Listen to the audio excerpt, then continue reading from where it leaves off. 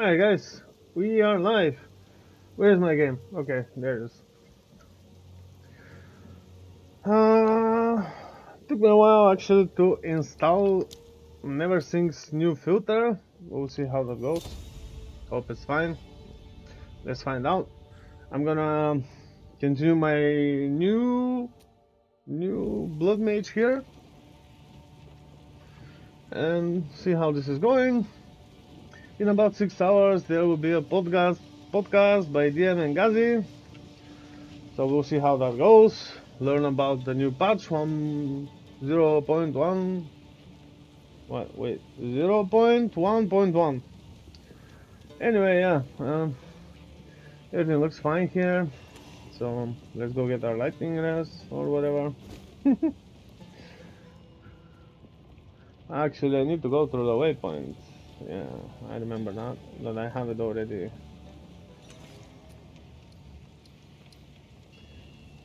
Lightning ray is terrible, but that will do. Okay, looks like I also have some crap here to use.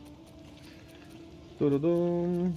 Okay, 440 armor. Oh, that could be like something good. But this thing, damage taken, recouped as mana, that's like very helpful in my case. Let's get rid of the crap.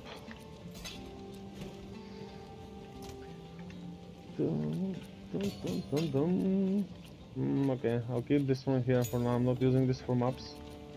And my other maps are in another tab anyway. Do we need this? This is actually good. This is going somewhere. I think it's a... Is it hybrid? Yeah, it's hybrid. Might actually be good. Ah, yeah, it starts well. Although, I have this burnout thing. Should be fine, but let's see. And no, it just bumped the ES. Yeah, okay, but it's not so well. 2-1, 2-1. Yeah, fuck. Good for outing, I guess. If there's like nothing else. Young one. Ah, young one. Hello. Okay. Let's get. Come on, Someone. flask. Do not wander.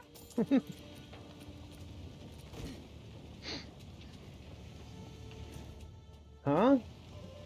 Trade console. Ah, okay, that's for the merchant. Anyway, we need to get these guys, right? Final letter. I already did that.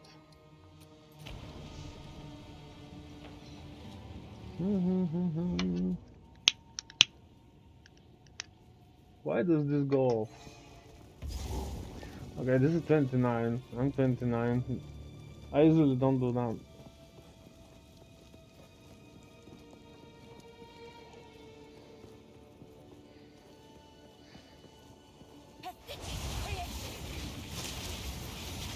Why is it aiming at this guy? What the fuck, bro? This guy.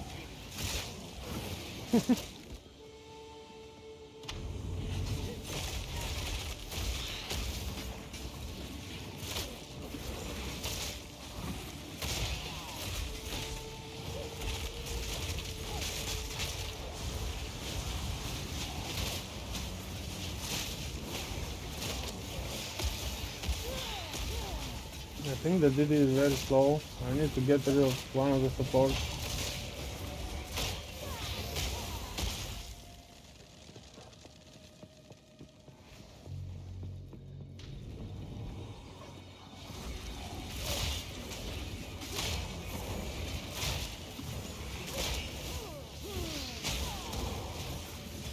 Yeah, it's a bit slow.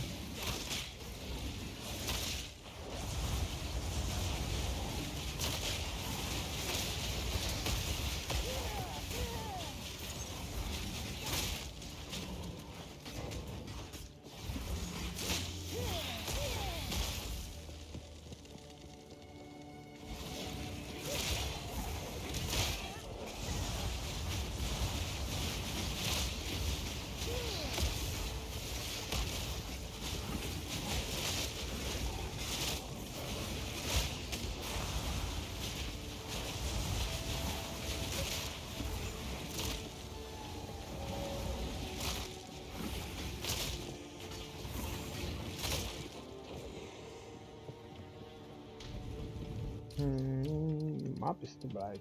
Where is it?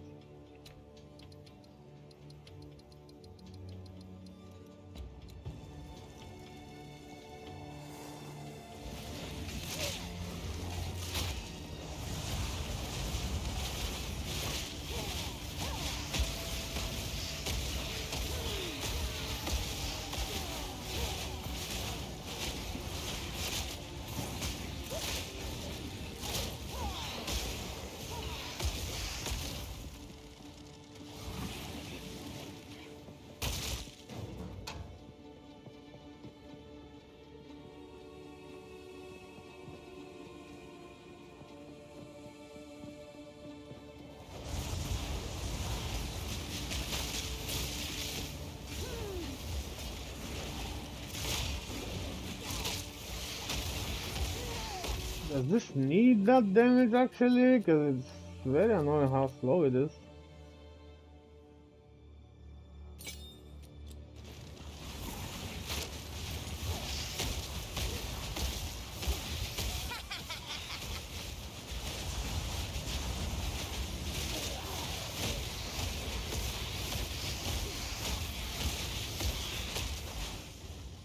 Oh, it looks like it doesn't. I'm gonna go get something else.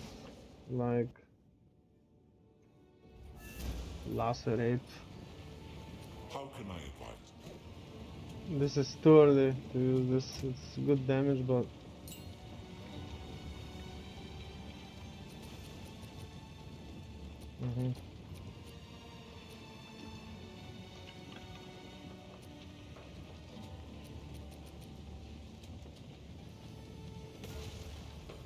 Hey, what? I don't have it.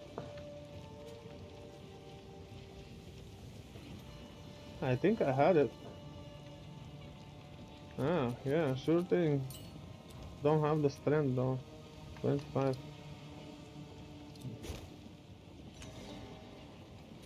Another strategy. Where do we have this? Somewhere, doesn't matter. Okay. I need one more point for more damage. That's why I'm not doing damage. I remember now.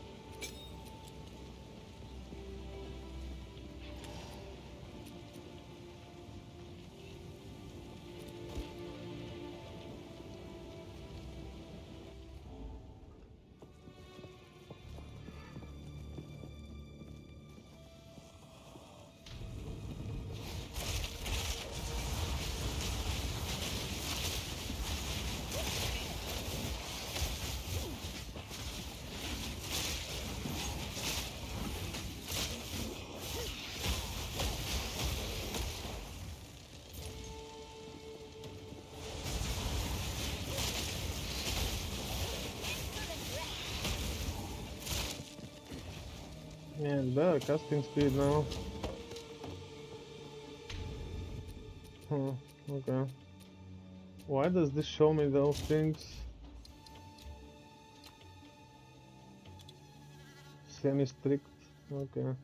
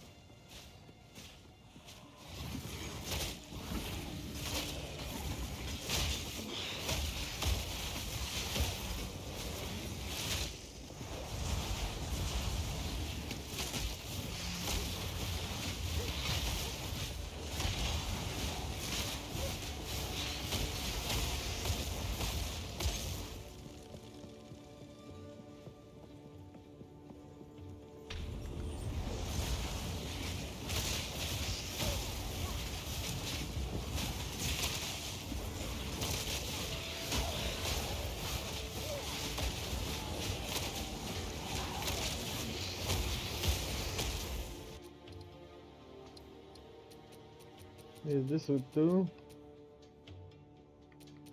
Okay, it is.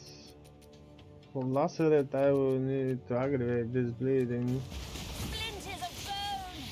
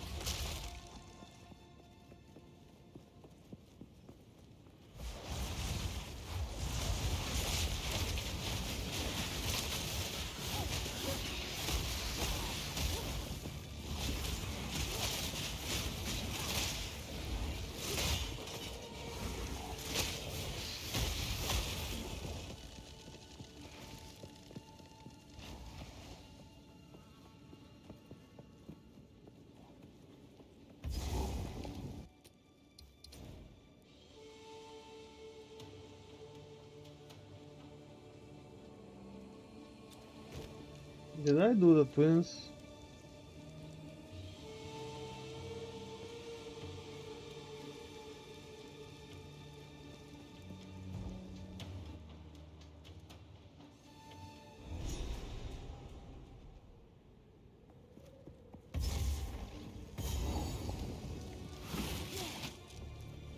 You're not going anywhere.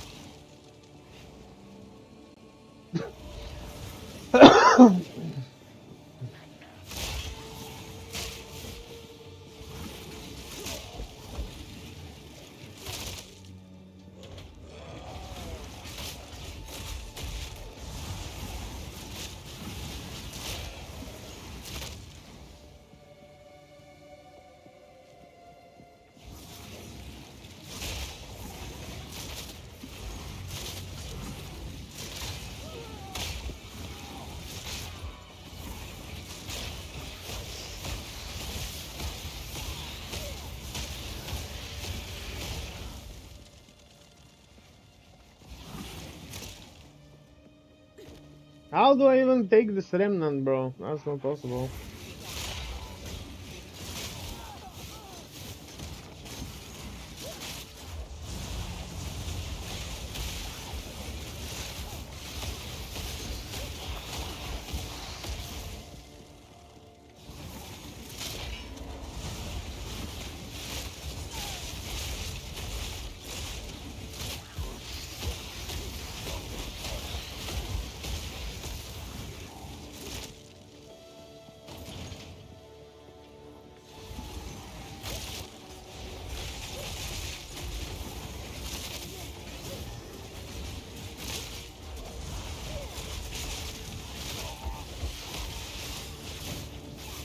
What?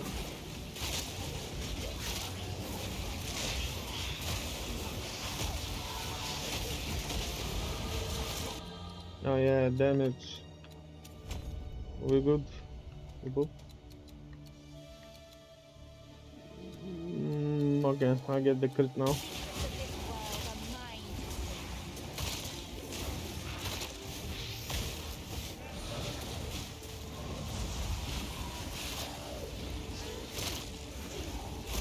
Ah, and I was like, why is this not dying? It's just the death animation is still.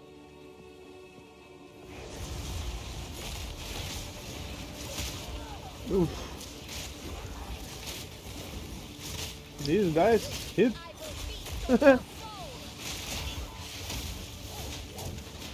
Wow, bro, what the fuck?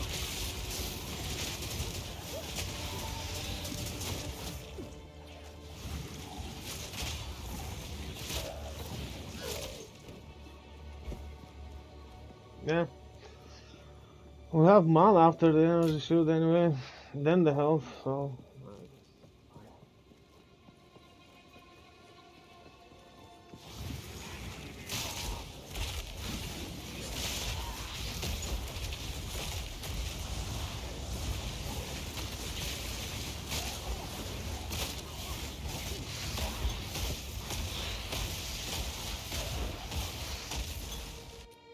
Oh yeah? Ah, that's altar. Okay, augment. Not transmute.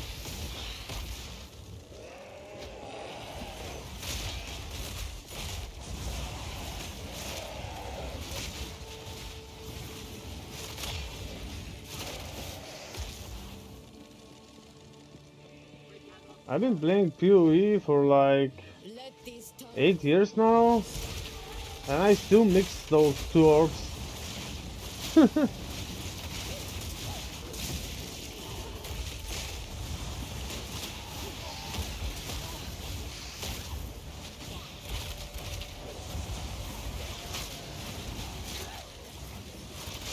Is it more mana though? Yeah, it's more mana, but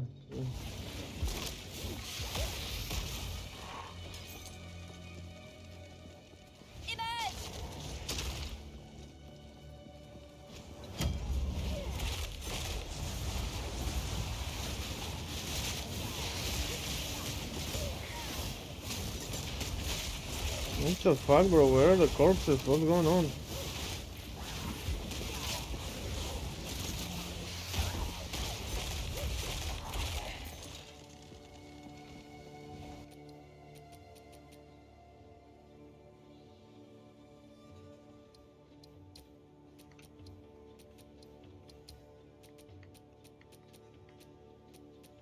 Something is terribly wrong here. I feel very weird.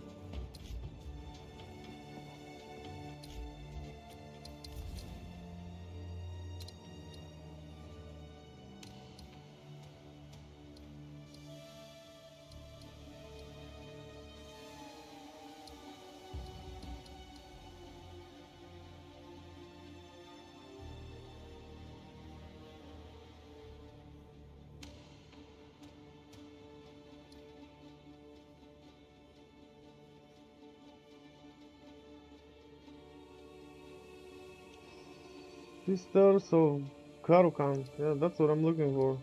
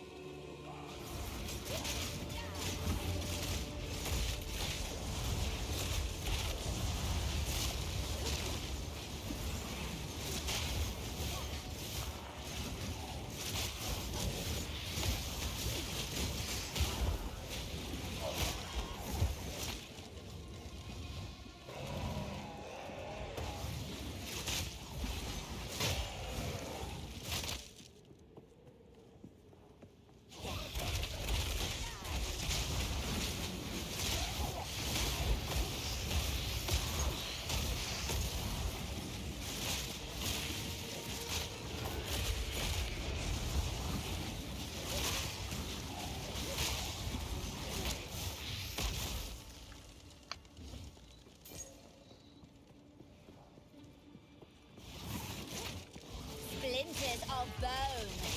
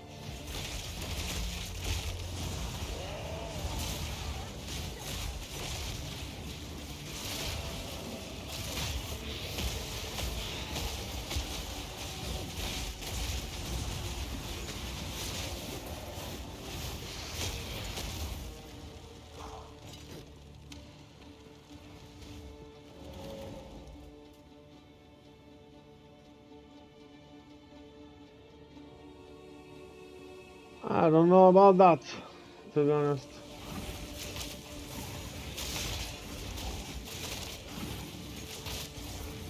I guess we're gonna find out. Maybe it's just pure luck, bro. I don't know.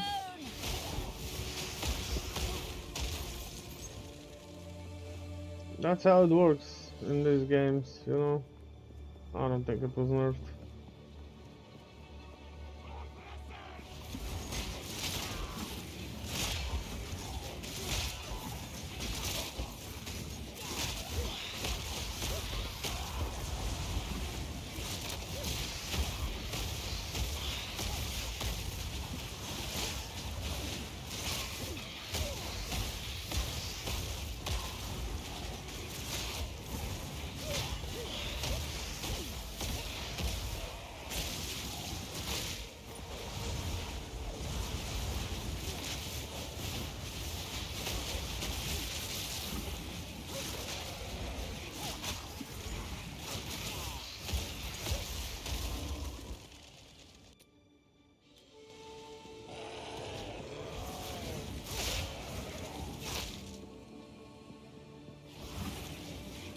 Now, where are those sisters?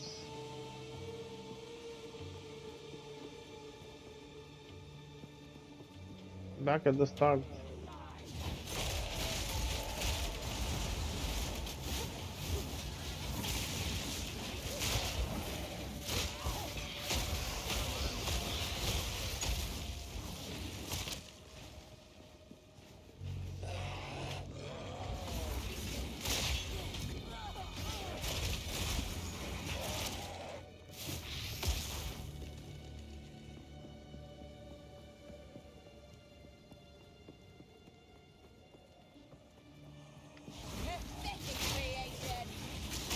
I guess with 20-30 rarity you'll be fine, but when you get to the maps you can get more from the Atlas and the maps themselves, so I don't know what's the big deal. We gotta farm for XP as well anyway, so just do more maps.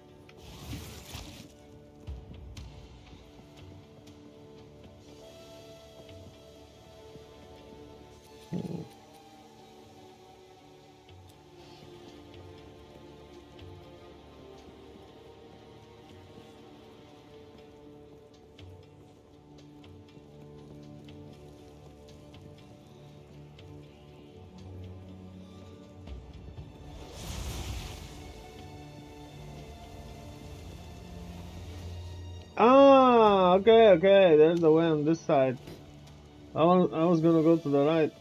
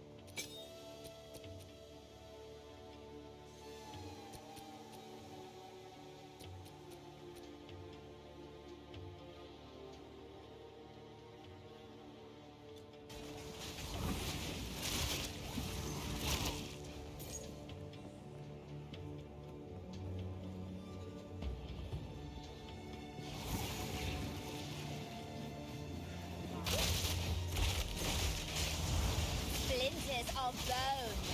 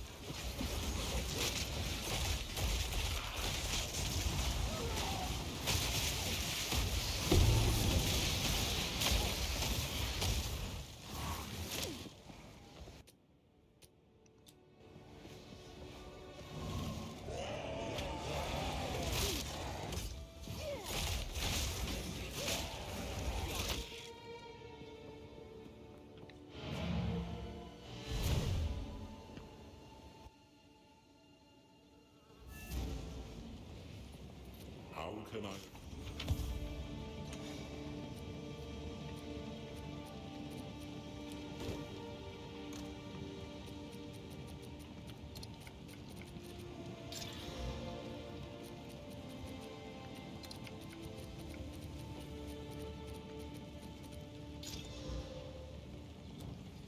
Speak up. Speak up.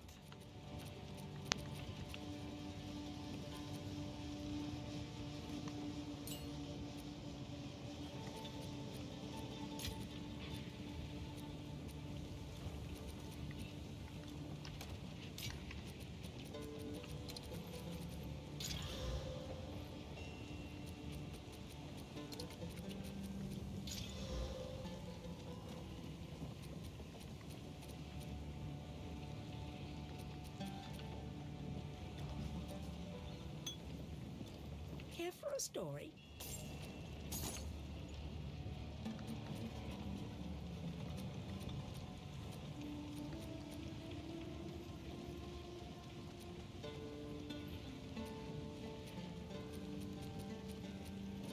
I will tell your tale.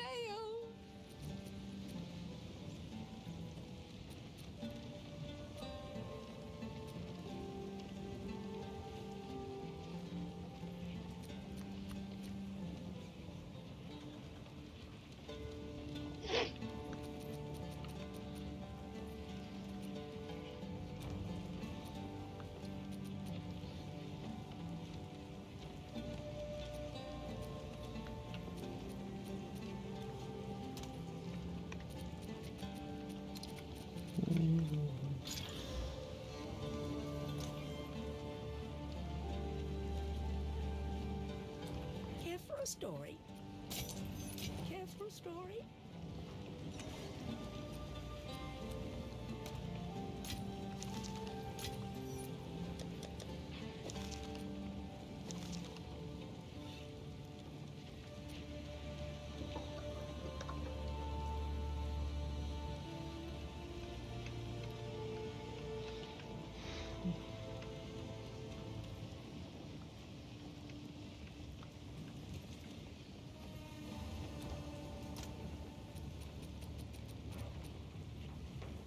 Oh, that's 14.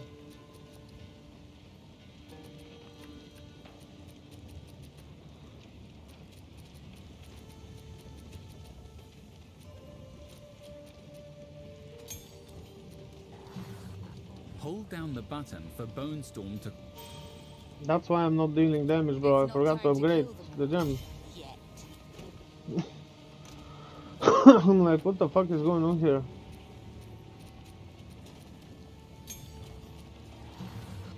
Hold down the button.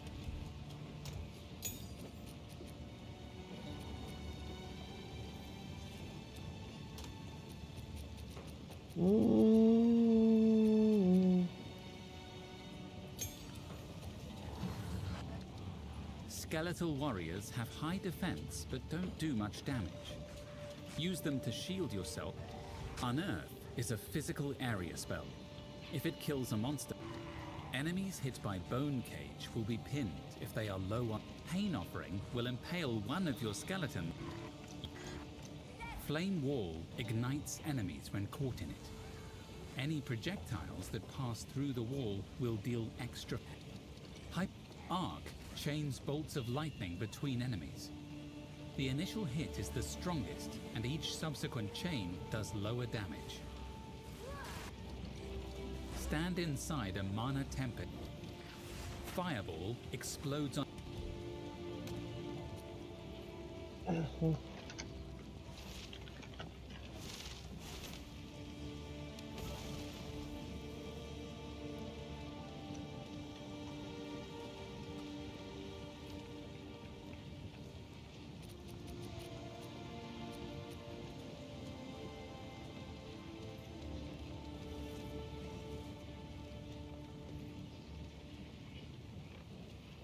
That's weird. I thought I have it. Okay, it doesn't matter.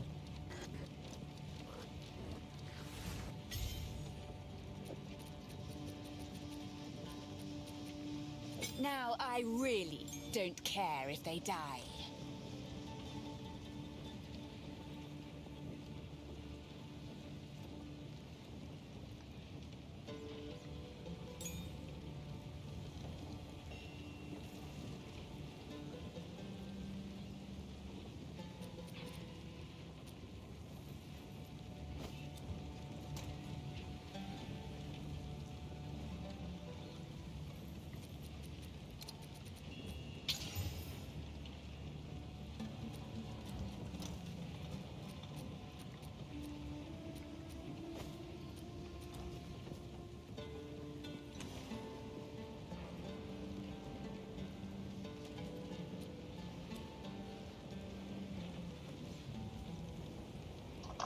Oh, want.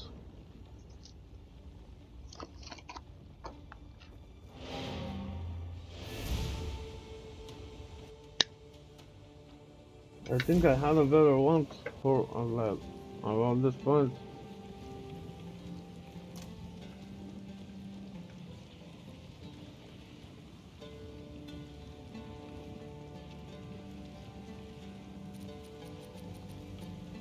Mm.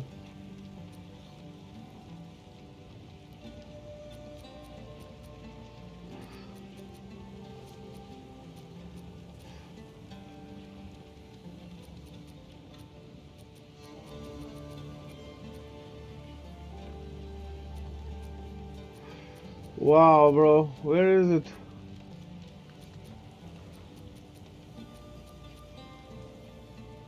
Level 36. Okay.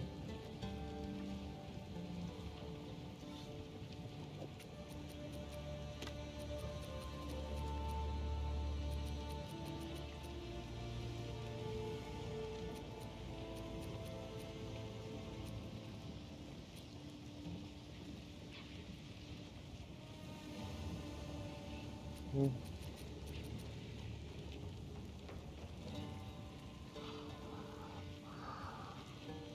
And then 41.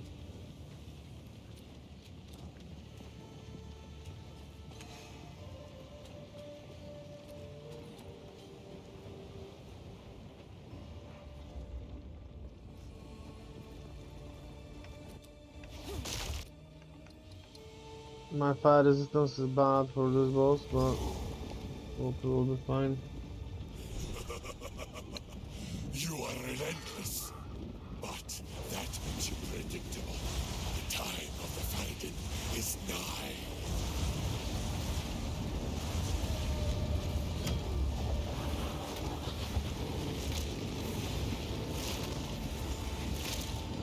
Get back in your hole. Wow, bro, what Of the fuck? bone.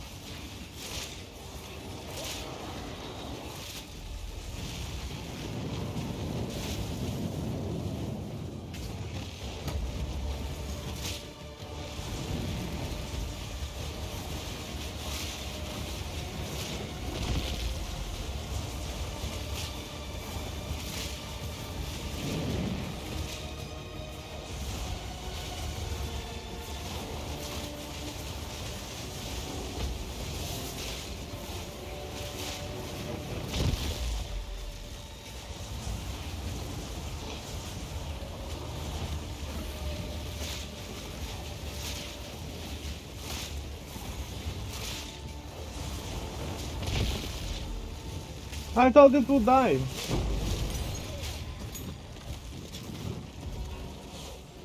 One day, I'll bring you back to serve me. Oh!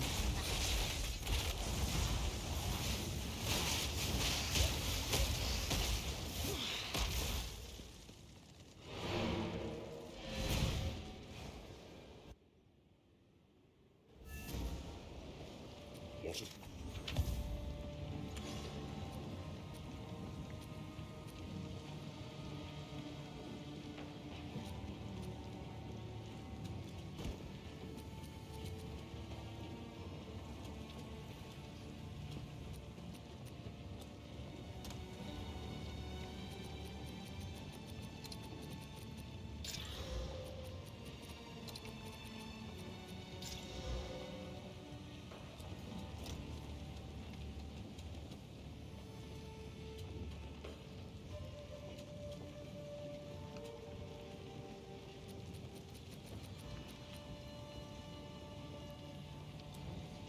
Here for a story?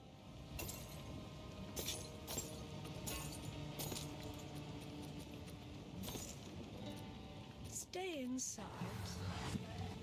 You flame wall ignites enemy.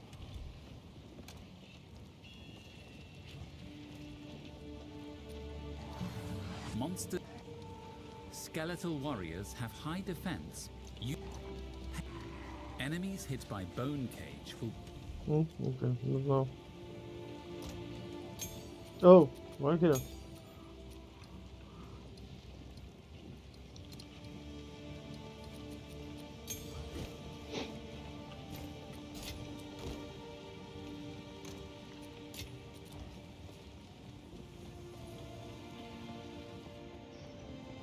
The third as we speak. Off we go. It's Huh? time We now have for glory. Oh, glory, yeah, okay.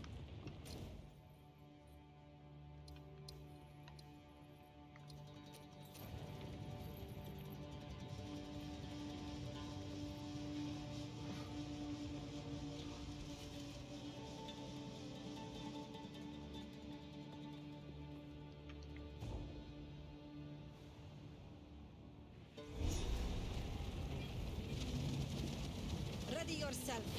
We must prevail, no matter what. Yes, Sekima. We all know you are very brave. Splinters of bone!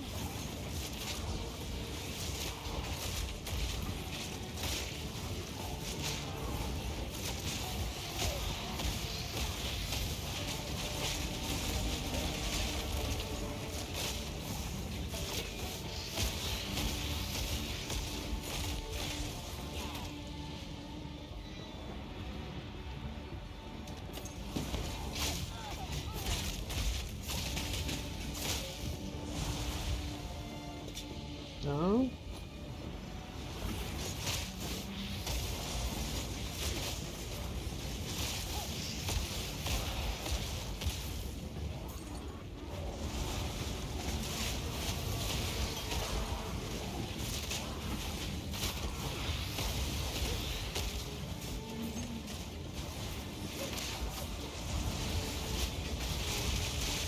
What the fuck, bro?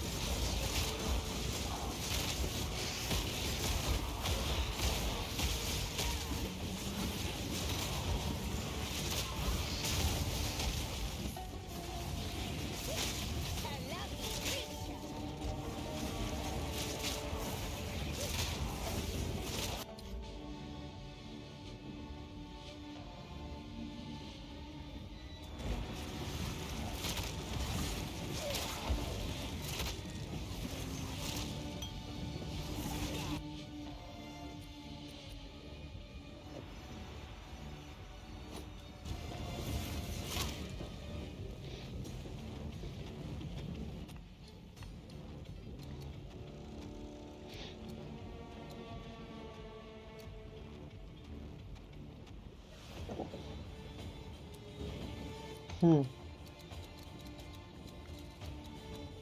Oh, yeah, okay. I'll get this one first.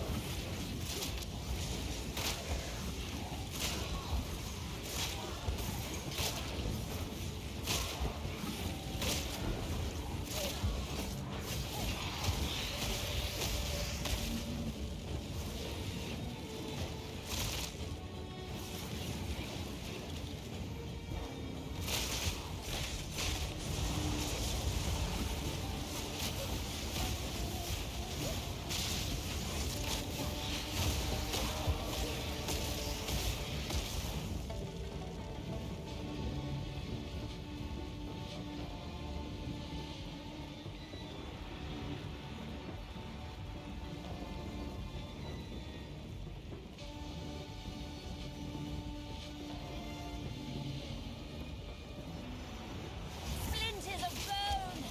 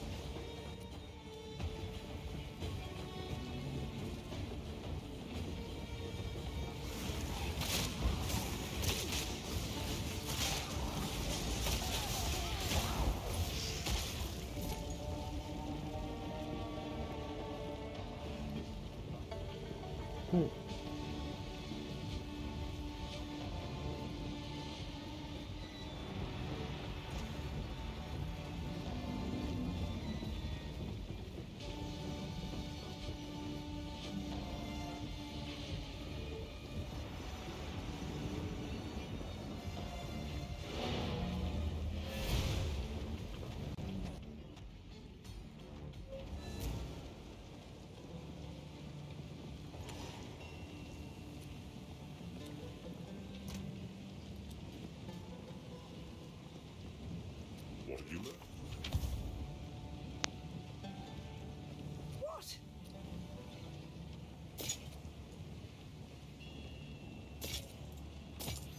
Young one. I your tail.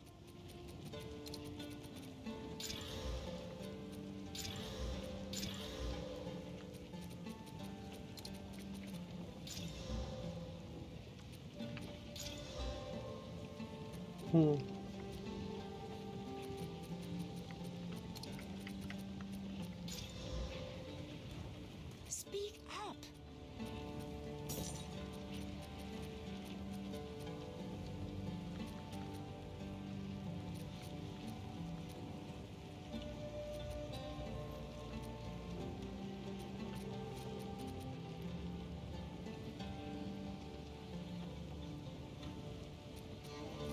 Stay in sight.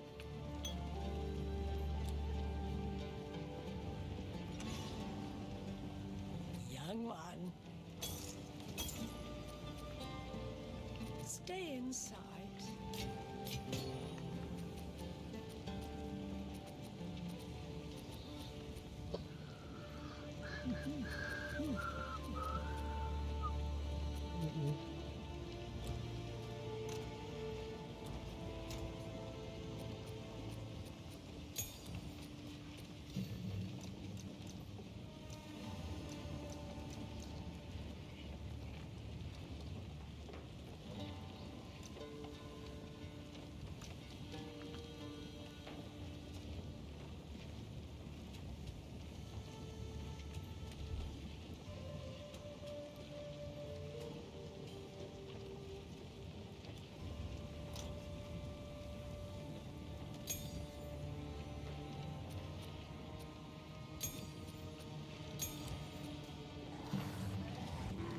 Enemies hit by Bone Cage will be pinned if they are low on life. Skeleton. Enemy. Unearth is a physical. Enemies hit. Unearth is a. Enemies hit by Bone Cage will be.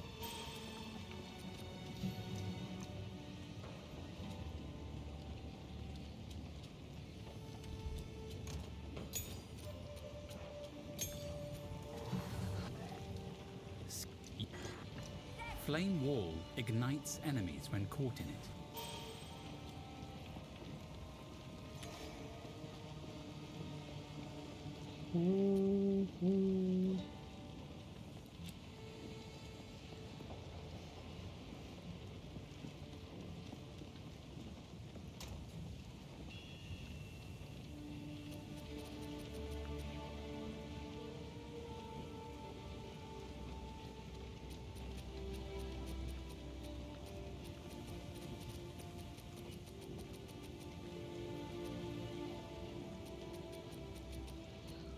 What a complete mess I did.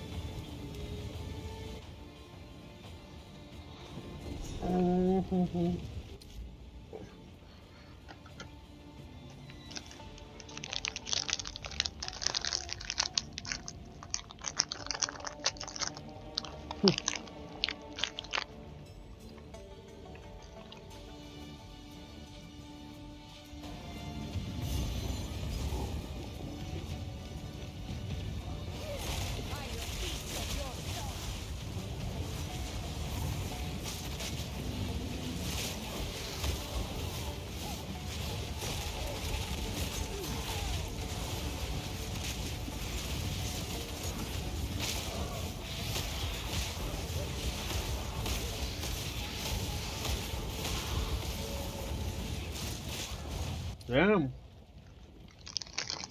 I forgot how crazy they are here.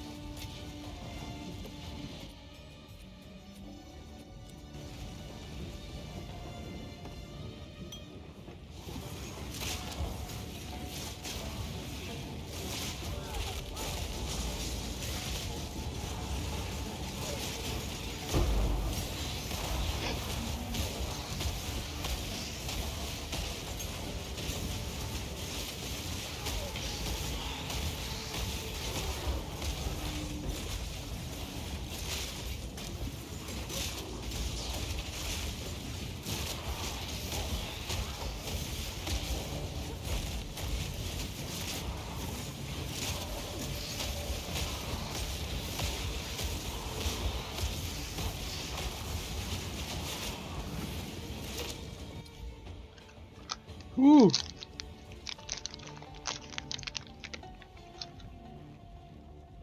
Amazing.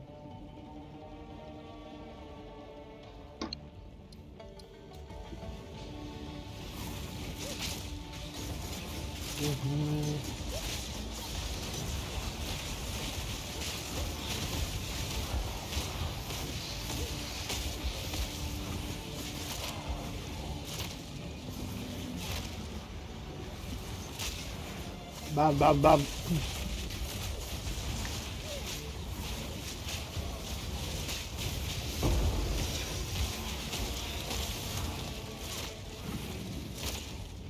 An eagle lord. Another one. It's about time. Well, yeah. Hold on. I wanna finish this bark.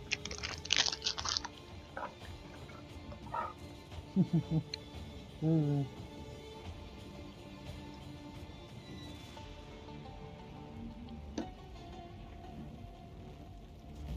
Mm-hmm.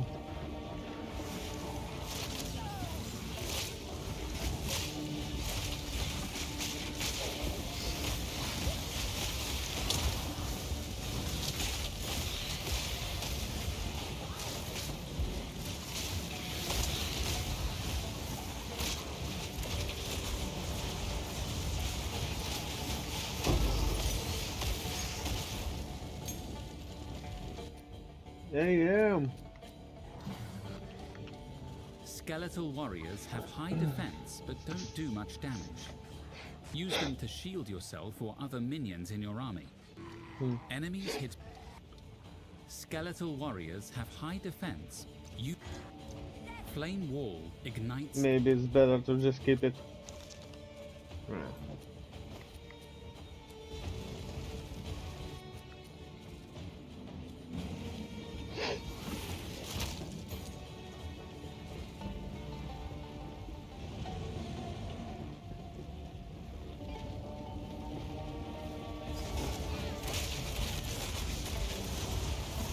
Splinters of bone. Bro, I don't have much shield. This is bad. I need to get more shield. I need to get more damage. I need to get more everything. This is bad.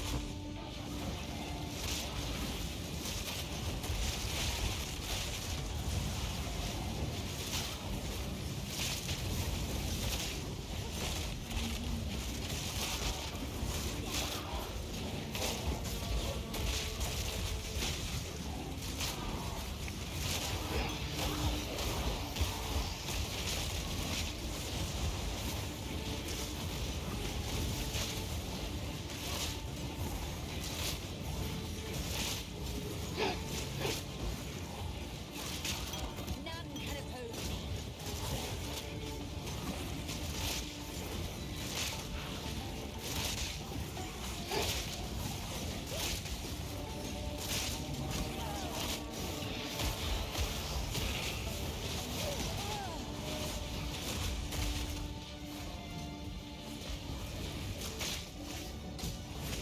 I will feast on your soul.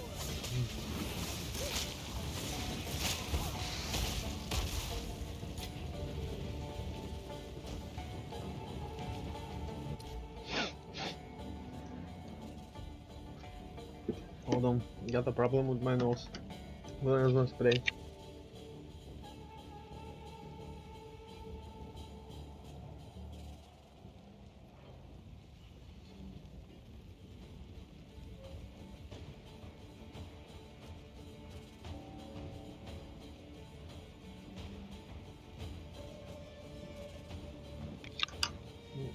This is much better now.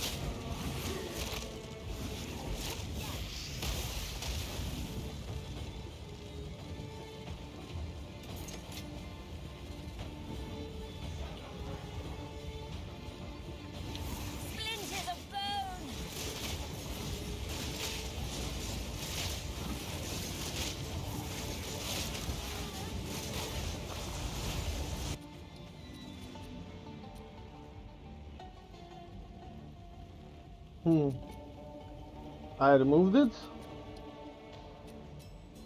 Oh yeah, okay. That's weird. I'll add it again. Yeah, because of the duration of the sigil, yeah, that's why, okay. Fuck.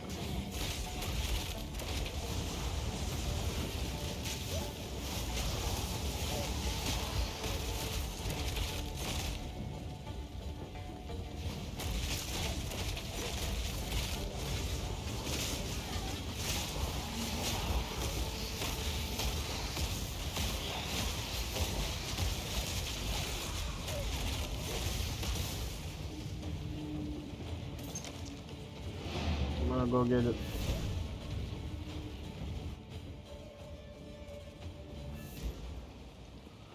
How can I? Yeah, this turned out to be crap. Hello. Hello. Do not wander.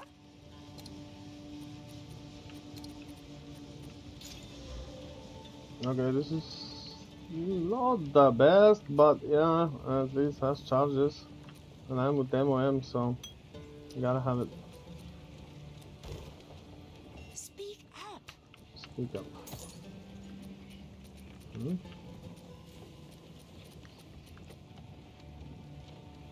No. What?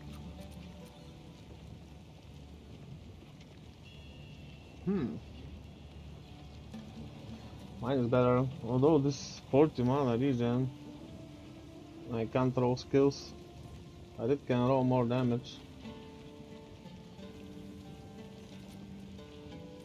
I wouldn't waste exalts on it.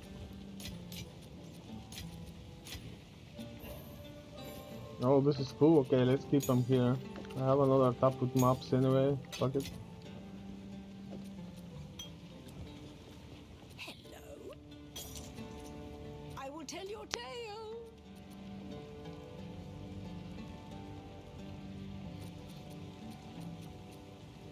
Yeah, that's why I came here anyway. What?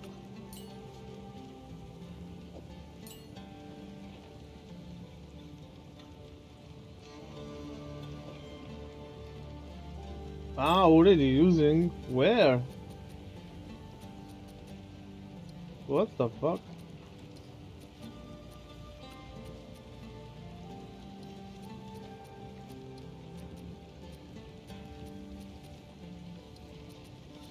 Ah, it is here. Okay, that's weird.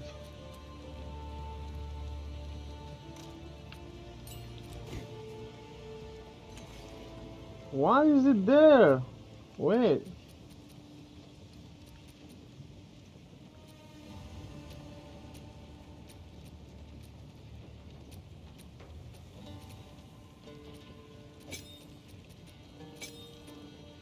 What does it do there? That's weird.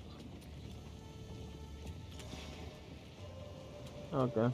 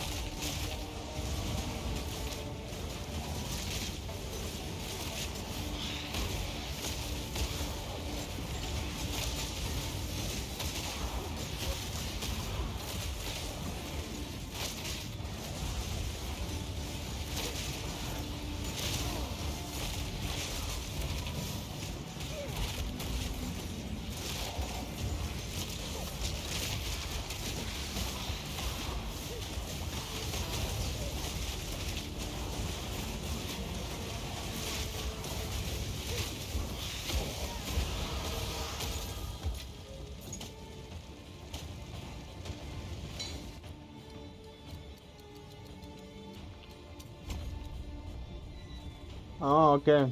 I need to get this. I'll get rid of this. More damage.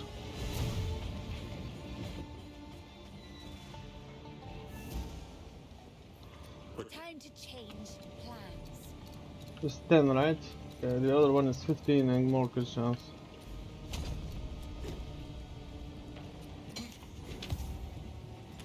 Need something? Yeah, too bad it's armor base. Goodbye. Goodbye. What? Alright, so good. 33. Alright, we're good. 36. We'll change things a bit.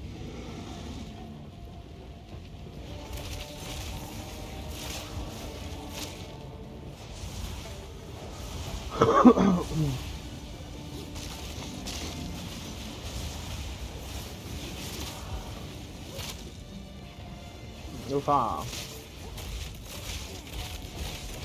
I'm so glad they nerfed those. They were too crazy. Like impossible to kill.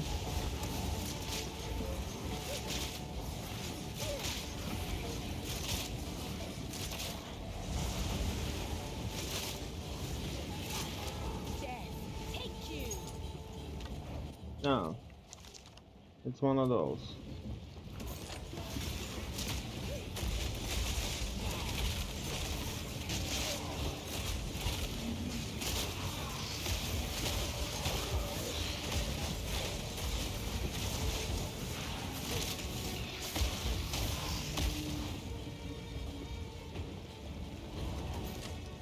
Do we have more damage? Do we have enough damage?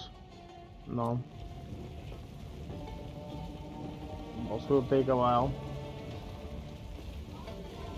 You're not going anywhere.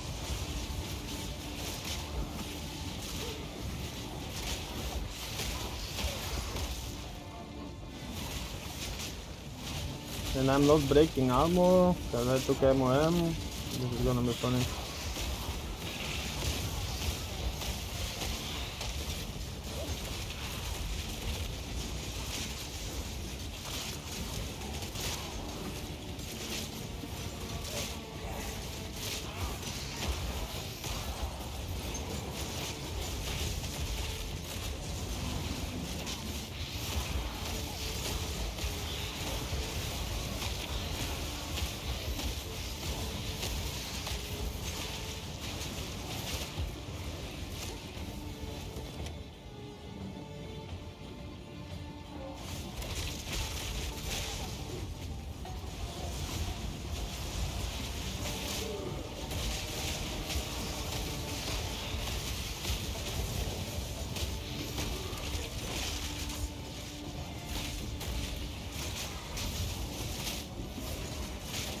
Shield is not good enough.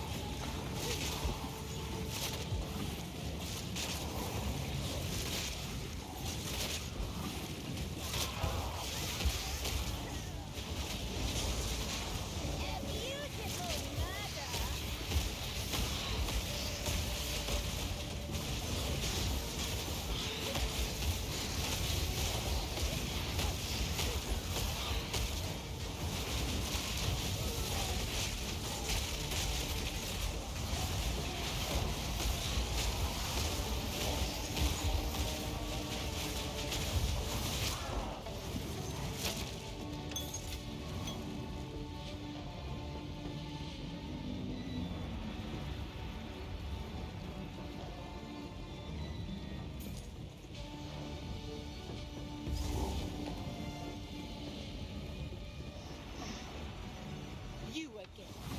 The fool under the hooded one's sway. Do you even know what he is? No matter. You'll find my king far more capable than Count Geonor. My king, take the power you were promised. Put an end to this nuisance. The Sekmagya.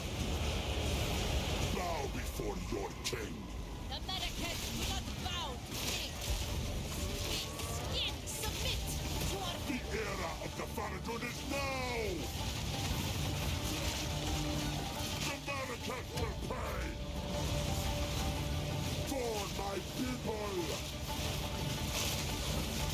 Oh!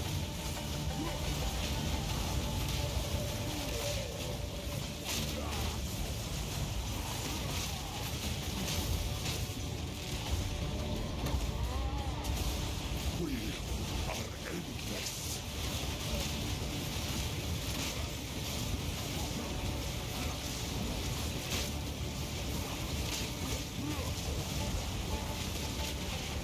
Winds, aid us. Where is she? Oh, okay.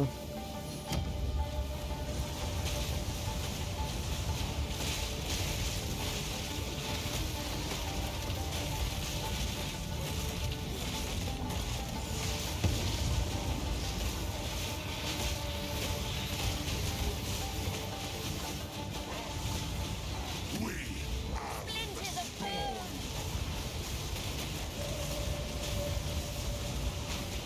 We're running out of time. End this. What are you doing? I will hold this oppressor at bay.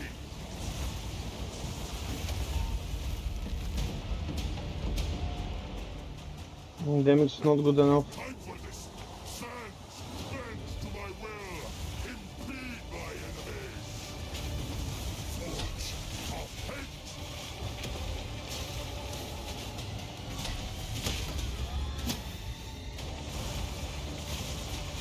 The Marrakech will pay.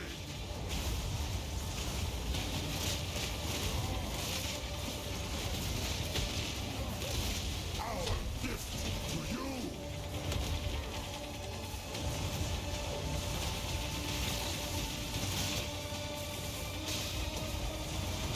The era of the Falcon is now!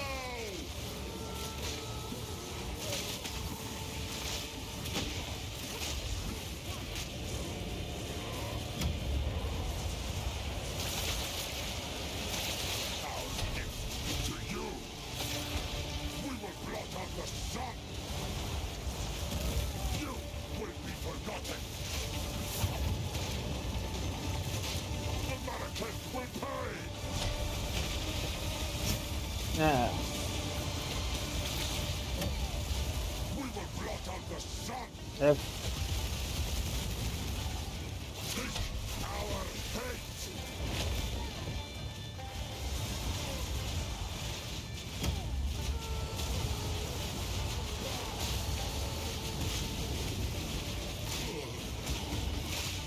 I will not fall! Oh no. Of hate!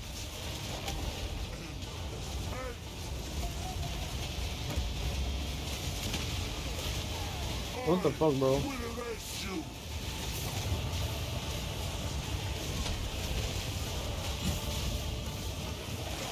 Don't erase me now. To you!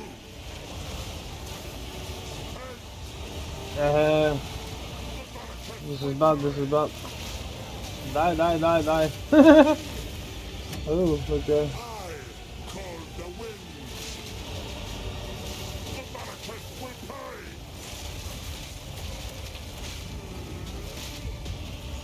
Die! Urusakama! Okay. This is not over. Not yet. I return you to the The abyss of death.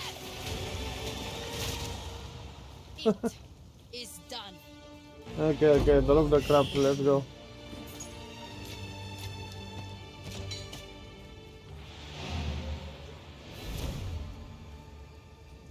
Ah, my damage is very low. But at least I got the ammo and so should be fine. Yeah, of course, things I can't use. Why not?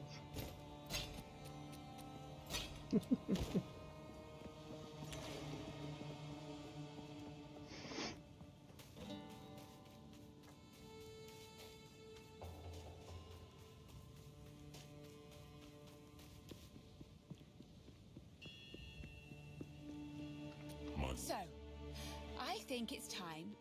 You can... You're right.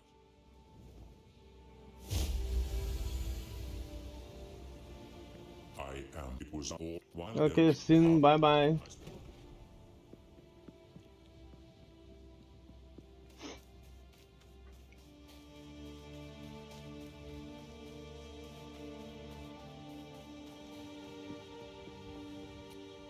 I didn't ask him to ID.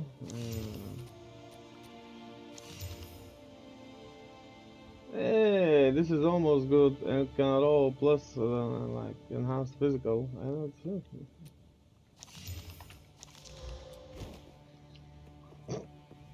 Hello.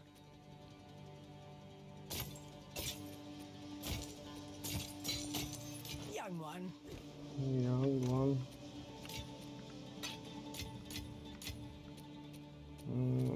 Win this? Oh yeah, okay. That's not the one I'm looking for.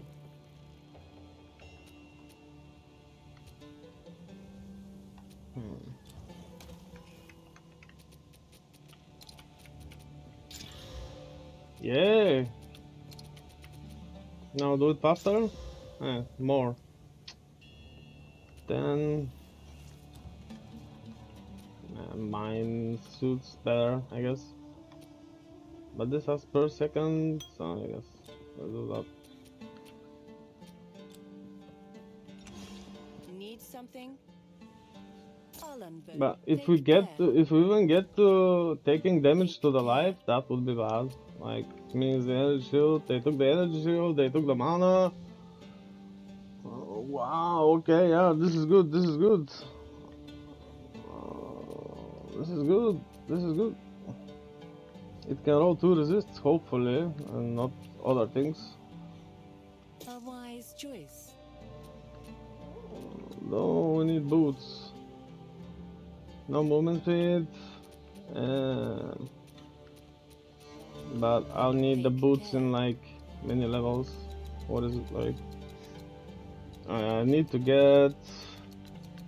Yeah, I can do it in 3 levels. Right? 1, 2, 3. Right? Change these boots. But I need damage. And this one, it's better than this one, but it's a bit far. Like 1, 2, 3, 4. And this just starts here. Okay. Let's see what jewels I can use. This helmet. Oh, okay. Fire resistance. Light radius and accuracy rating, bro. How dumb is that? But it's more. It's 90 gold. I'll keep it here in the garbage.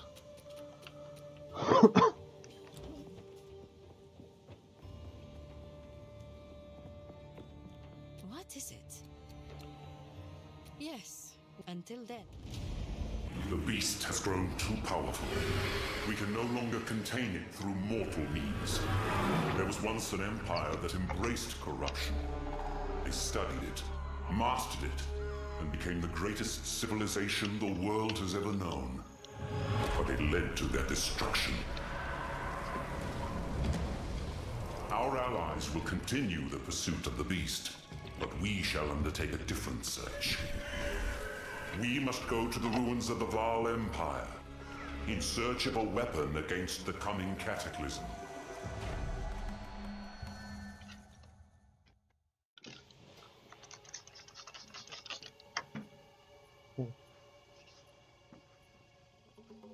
Okay, next 3. This is gonna take a while.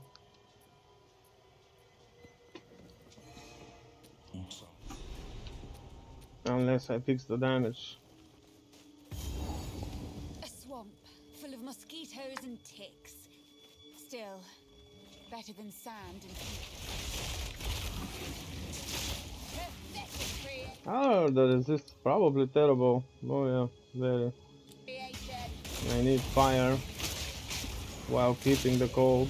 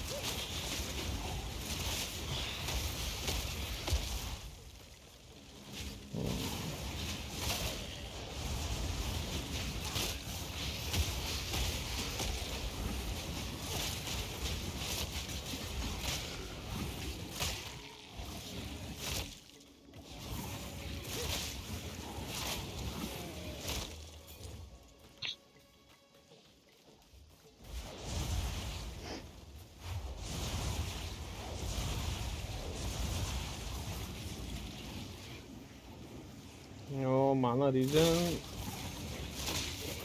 is being demolished by the MOM now. Used to be better. Higher level skills though.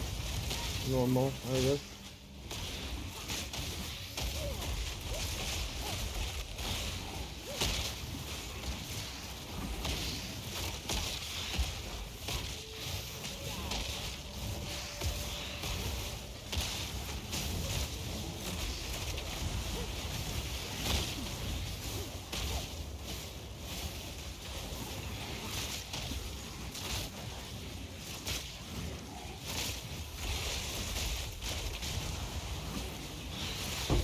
Death is my power to wield.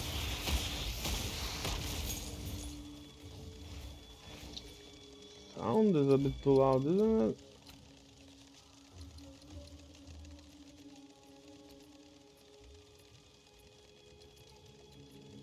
Yeah, how is it now?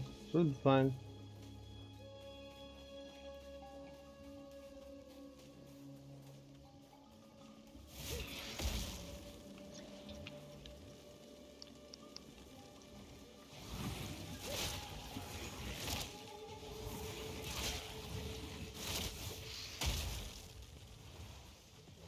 Maybe that's too much. Splinters of bone.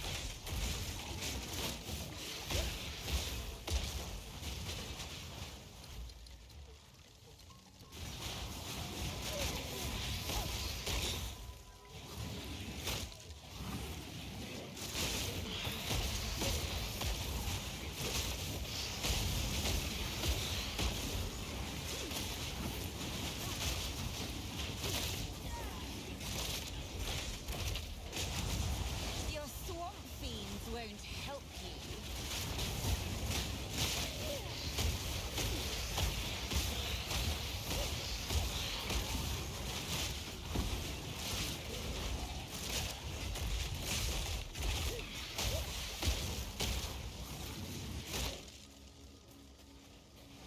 Oh.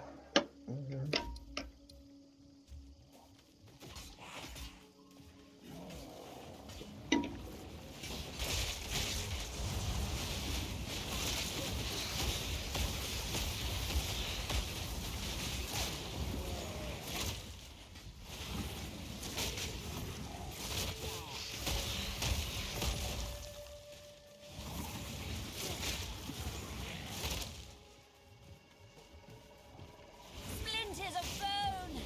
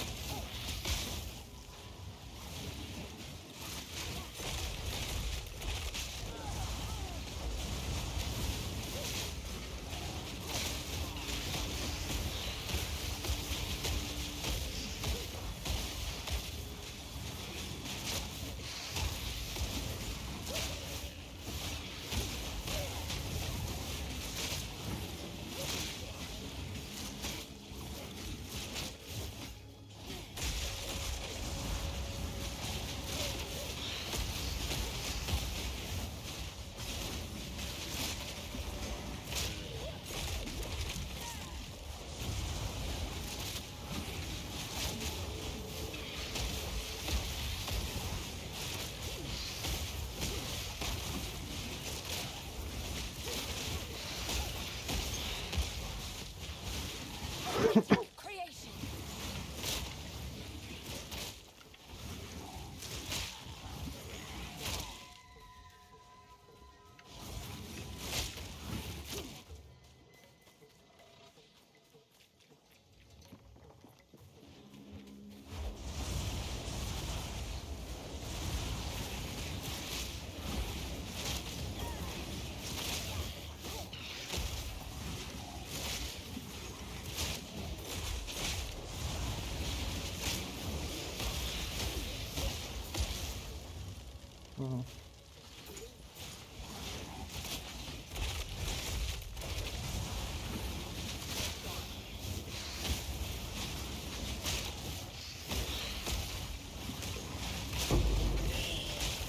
Yeah. Not that it's any useful without Thomas, maybe for maps.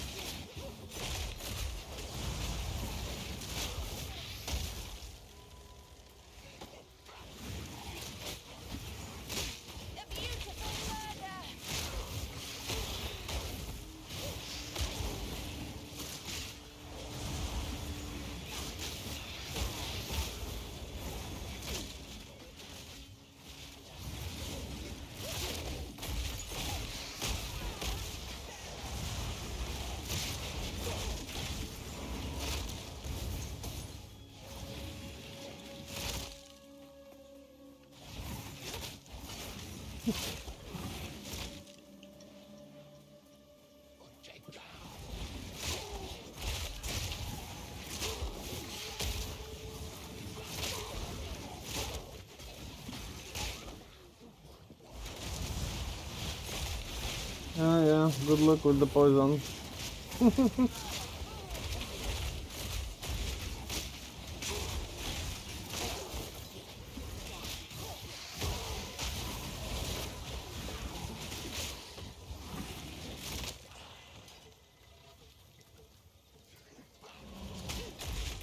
Did you just call me a psychopath? Fuck you, bro. I'm worse. You're insulting me.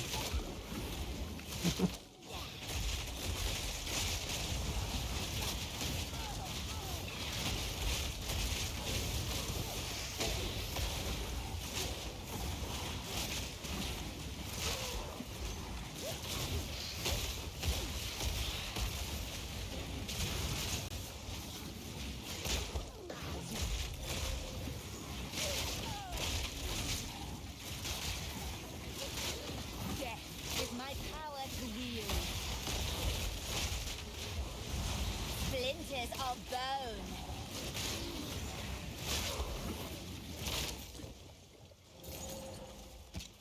I gotta get that upgrade. This bleeding though. Why did I forget?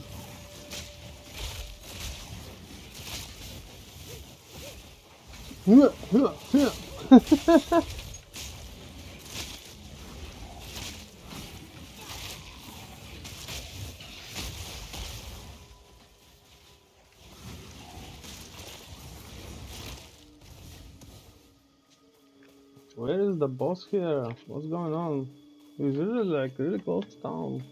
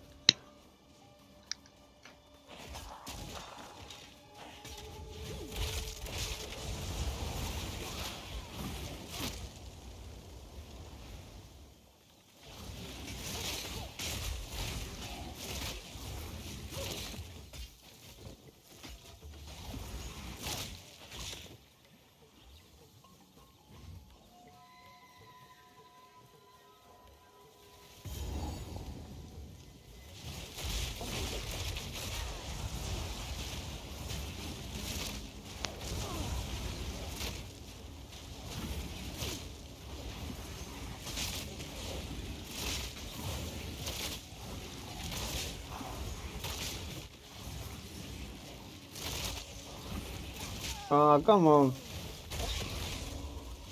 Oh, they are too. Okay.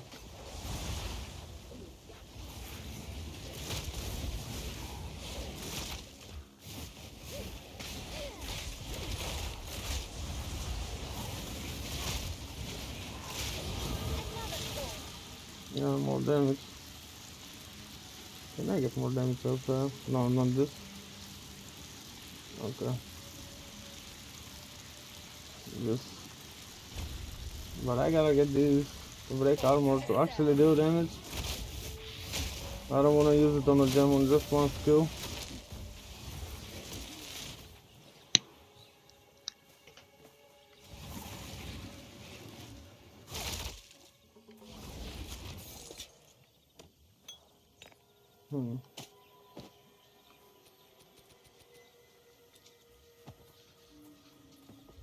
A shaman and her maul.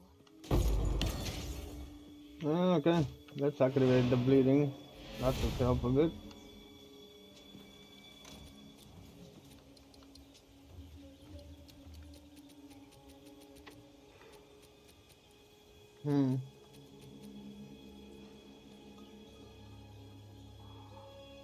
Or do more fireballs. Wait, I can actually do both. I think I have one more. Yeah, I do have one more. What have you learned? Time. I will tell your tale. Ah, there's no Princess smasher of here. Bone.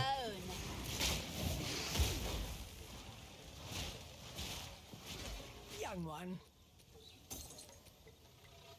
Nice, yeah. I guess I'll sell them. Пока мы have a look.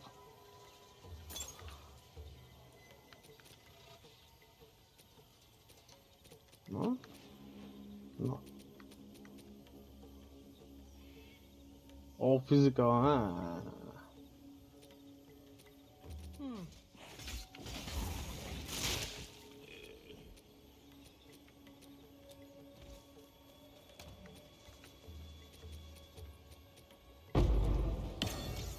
Oh, it's bugged. It drops on the ground.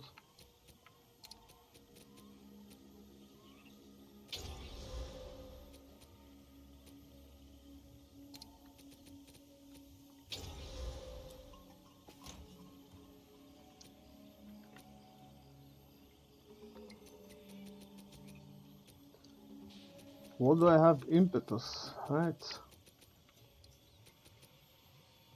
Okay, I need energy retention. I think I had it, so I don't have to waste gems.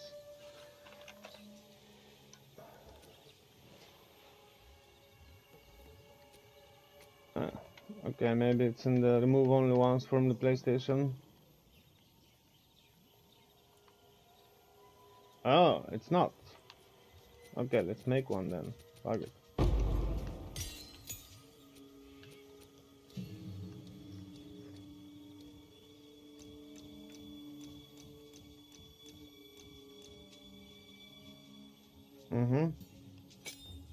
That's weird. I thought I had it.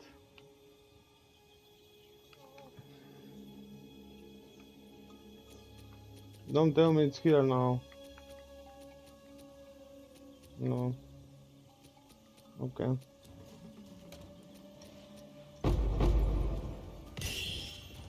Oh, if they drop on the ground, bro, I have to do it manually. Oof, shit.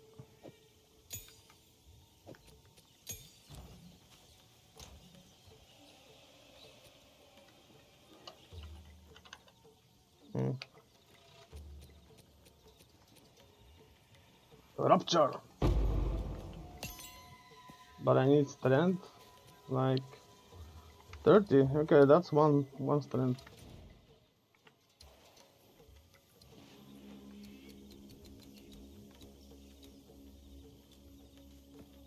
How?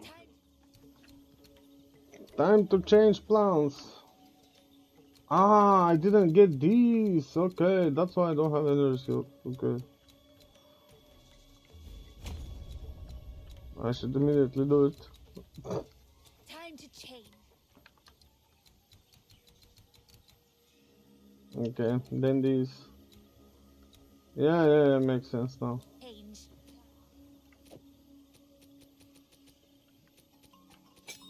Okay, so SRS will blind, burn, Plan. aggravate bleeding. Awesome.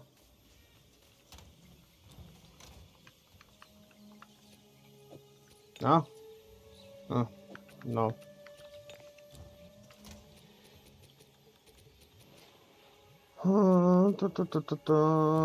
What? Good roll. Okay, let's get back.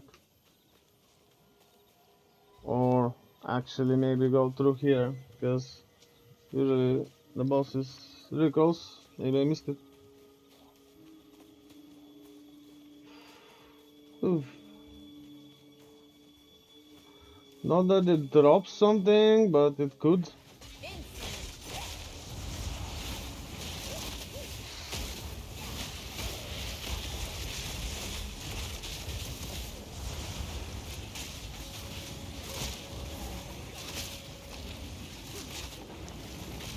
Yeah.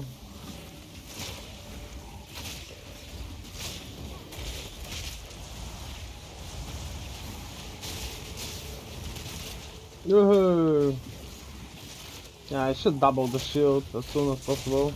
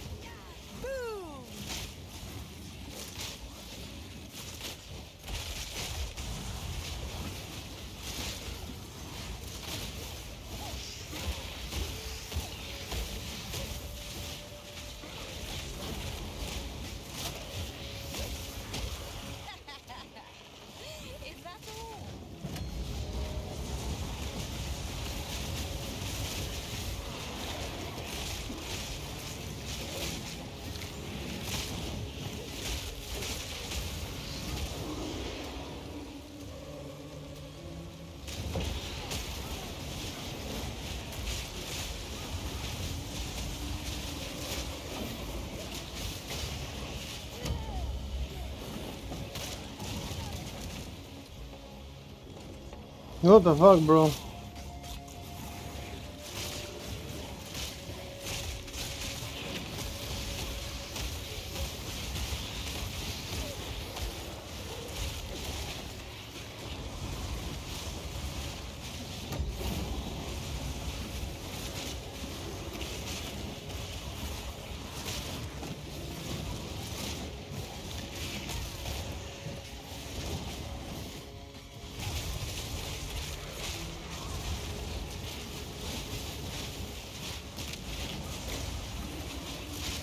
Splinters of bone!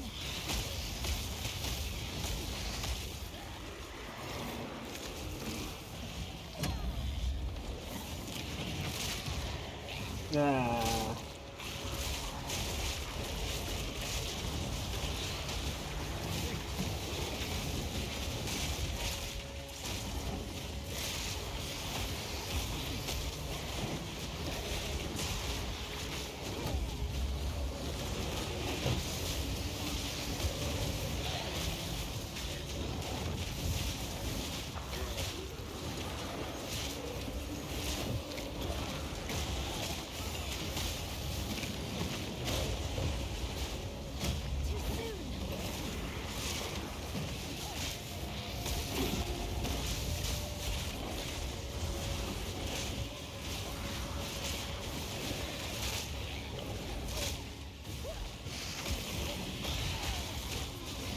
Fucking good sound. What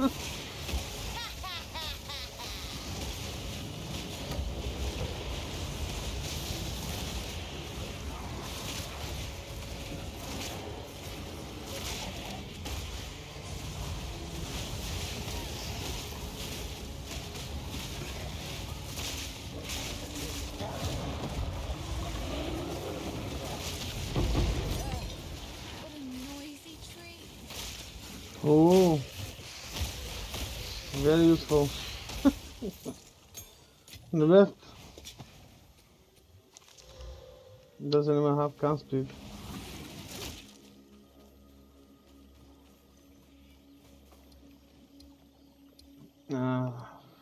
I didn't get the ring, so let's see what it is. Though I have like stashed other rings. Could be good amethyst.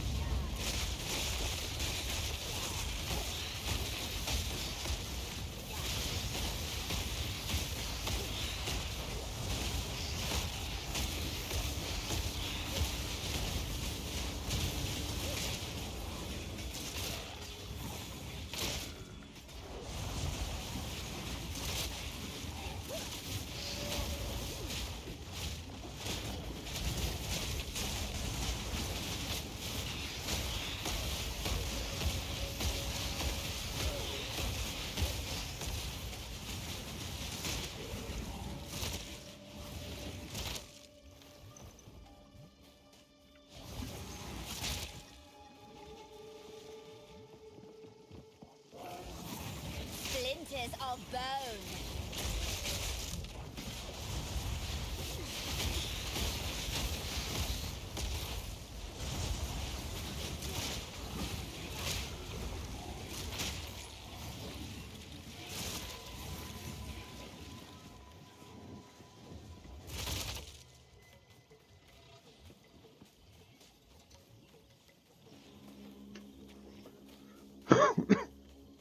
Maybe it's one of them upper corners.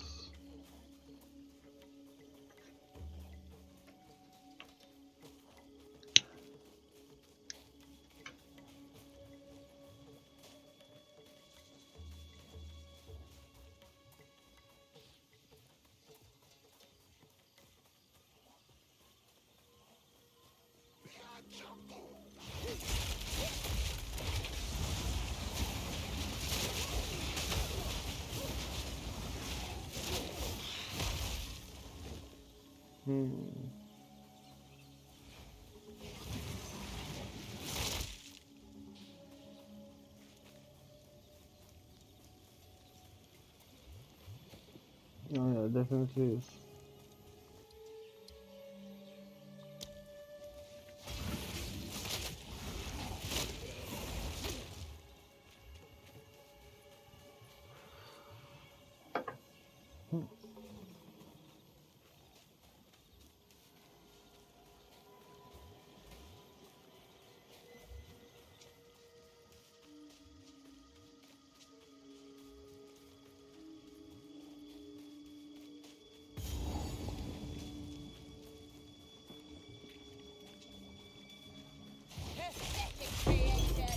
Ah, Sapphire. Bad one.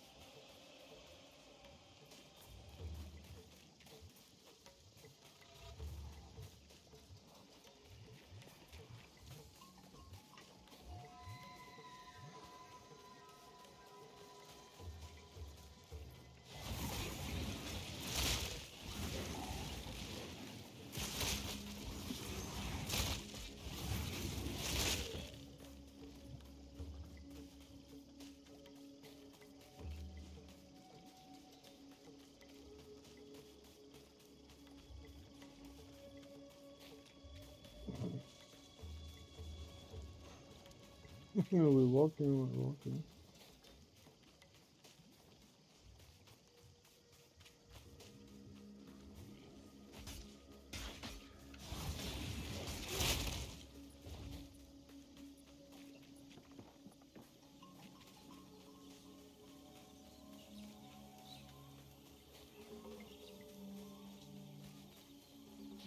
Oh, it's not here? Come on, where is it then?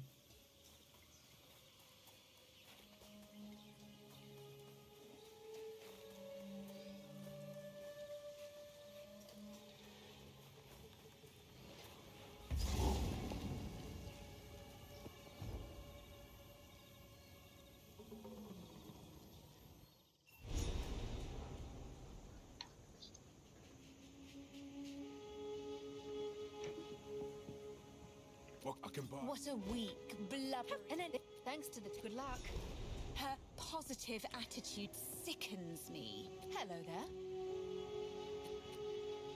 Ooh, I like this one. Hmm.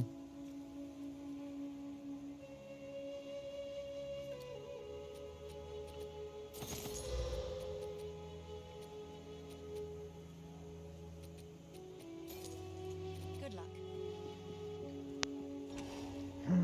Yeah, good luck. Time is short. Make haste. You're the one, not dodge. I'll take it.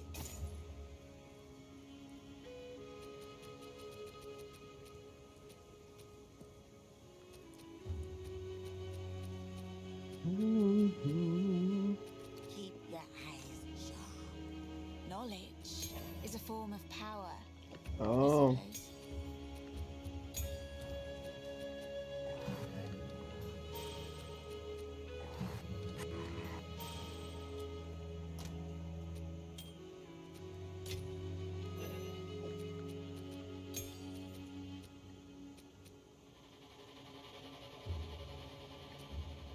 $118.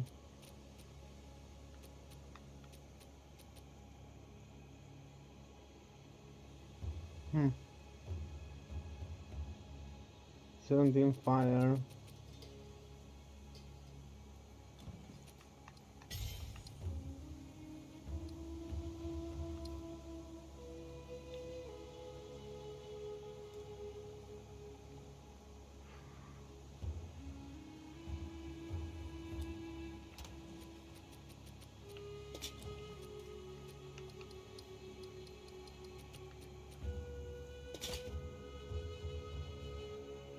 And I can have the gold.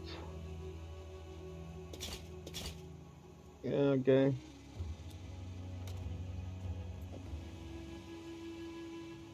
No room here. When this level 51, when this 40.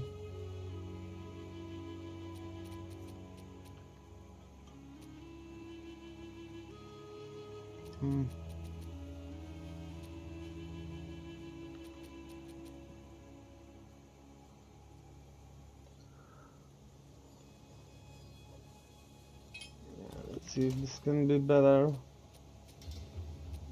When this 36, I think. Okay.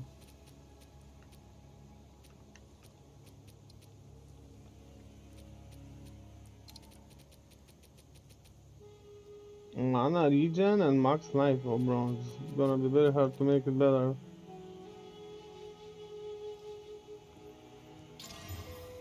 No, this will not work.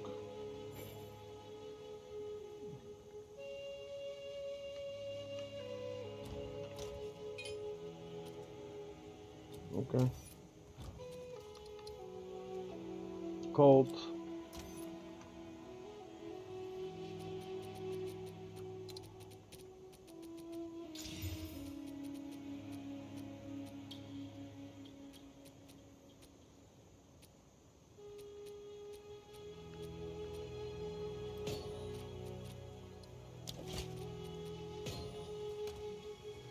Okay, looks like I have a lot of these, so yeah, why not give it quality? It's not the best, but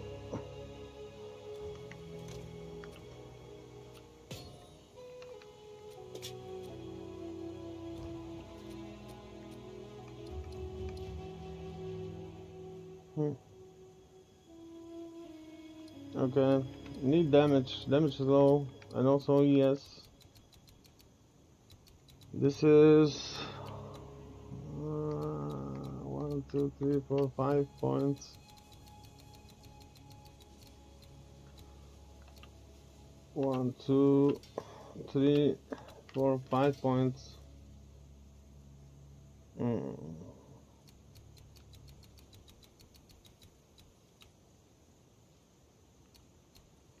Okay, 3 points.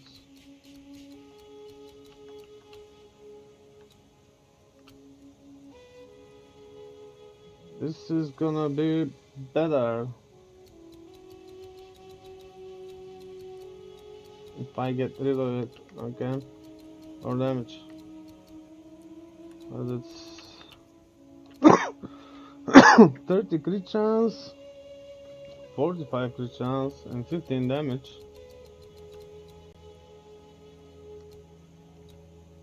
Okay, that's 20 crit chance and 25 damage.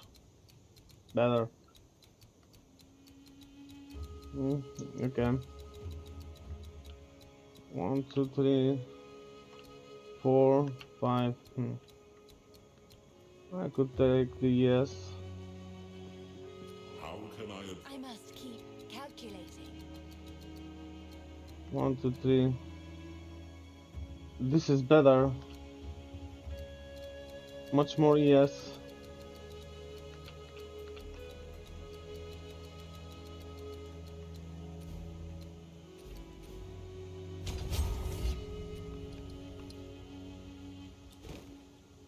Okay, that's more like it.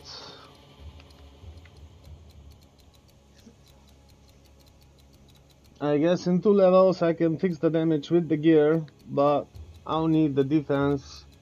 Can't just rely on MOM. That's not a good idea.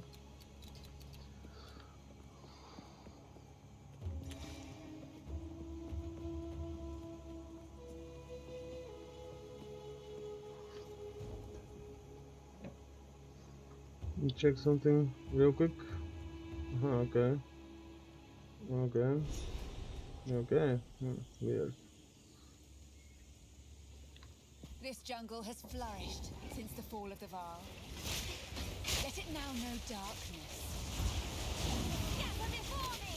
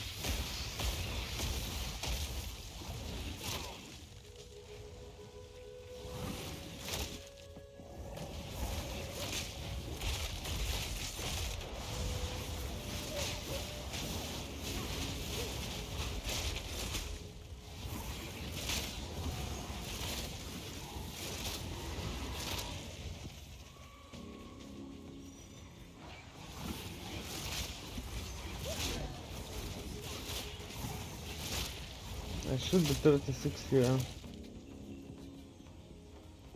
I'll get to 36 in this area, then fight the monkey.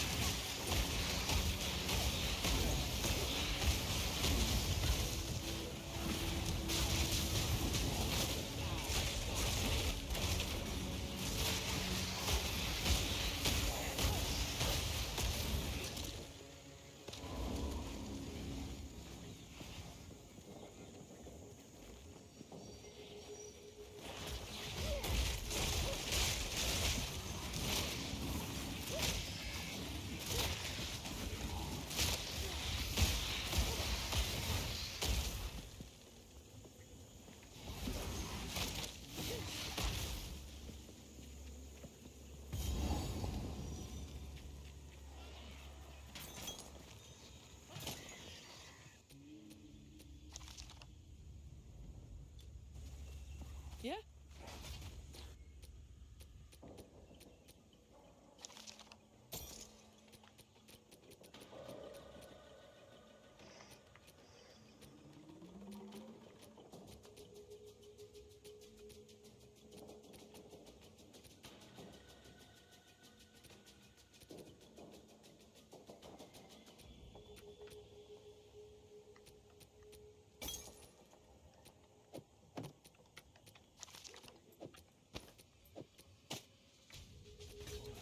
Watch Why for are you snakes. talking to me? I am the apex!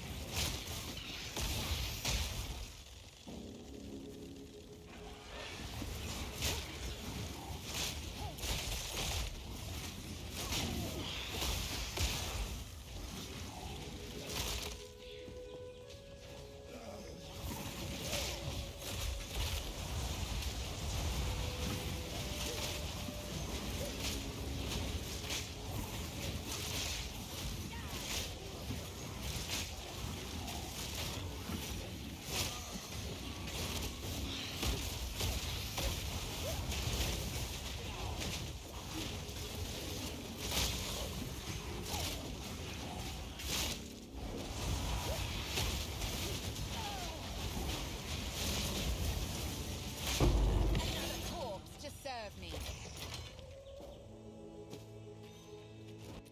Hey, Exalt!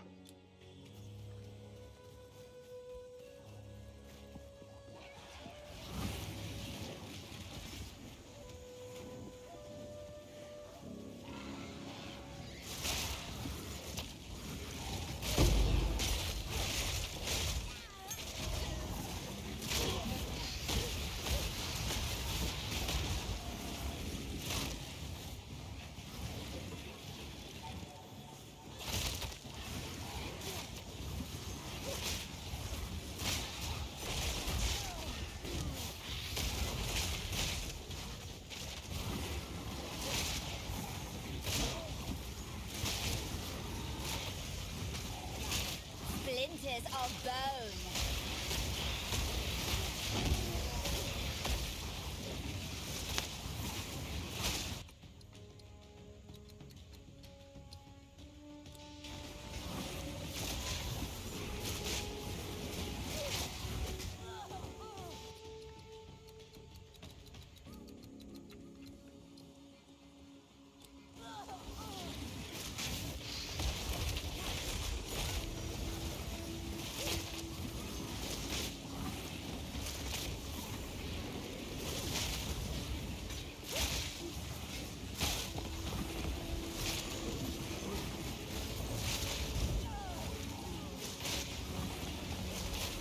Another corpse to serve you.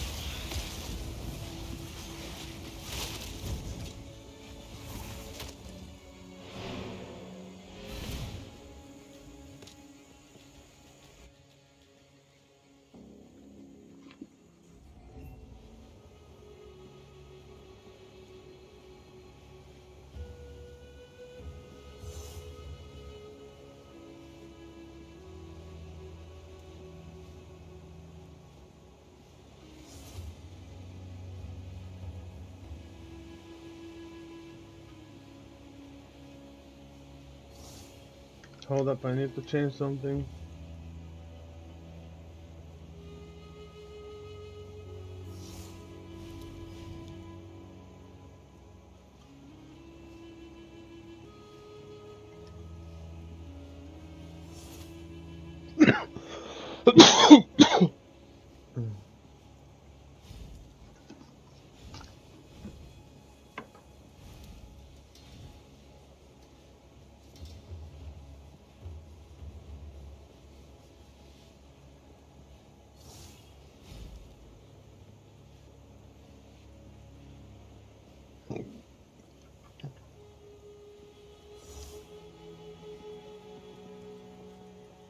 We've evil in it.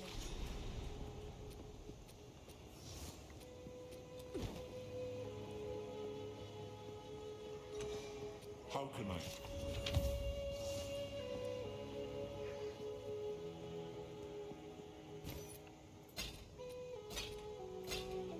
Yeah, so smash that one. Doesn't matter. Yeah?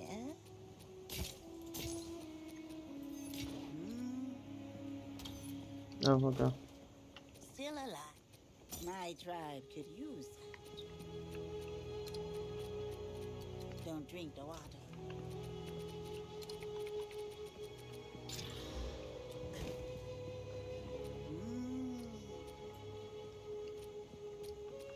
I'll take don't drink the water.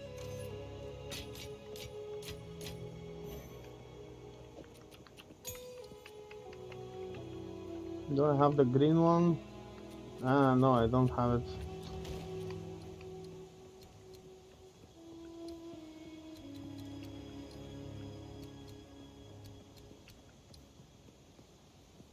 No.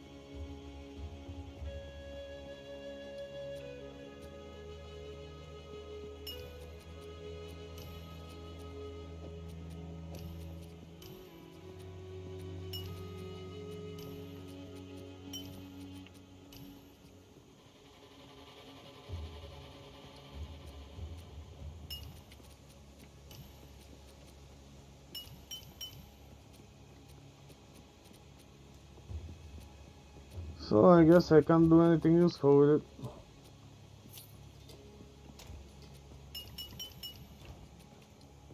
Oh, actually, I didn't check other combos, right?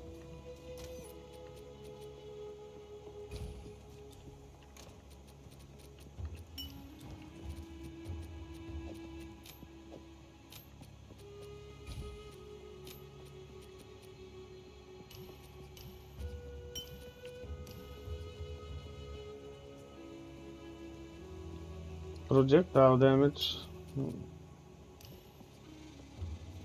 Mana regeneration rate. Okay. Purple, red. Charm slot.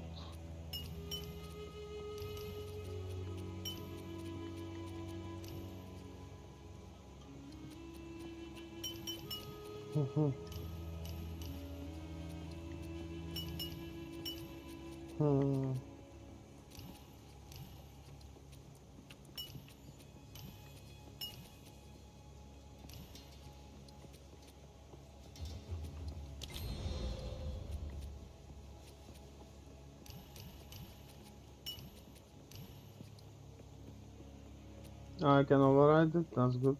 That's interesting.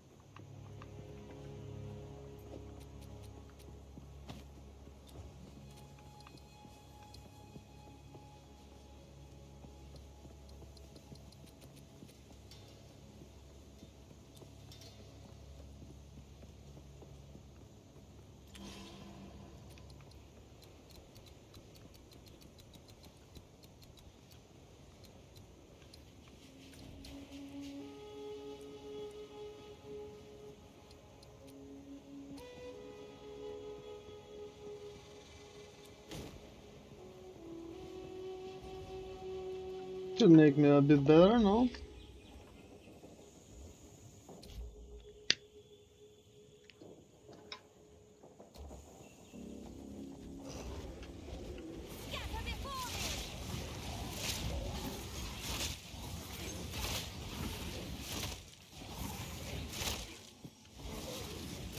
The Auroch are truly terrifying to behold. For all their brutality.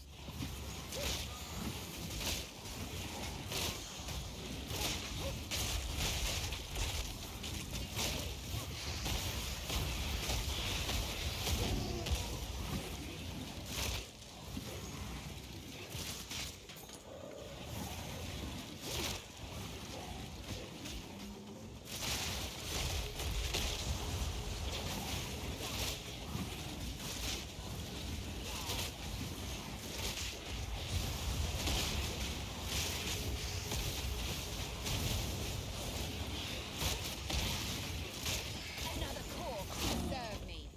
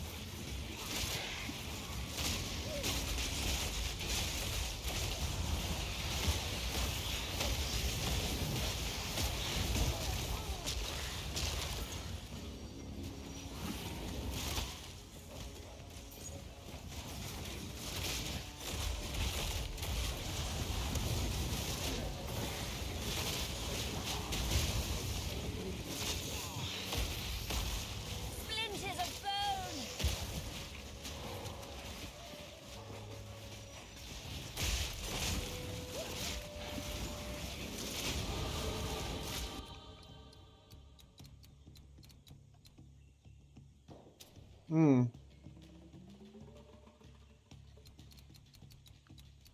Okay, that's weird. 15.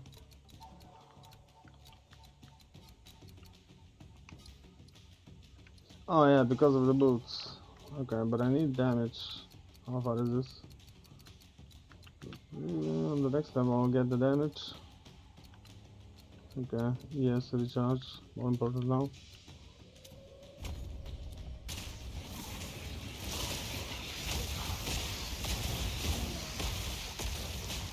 How much did it become? 32. Well, that's not much. Gotta get it down to like 2.6. 100.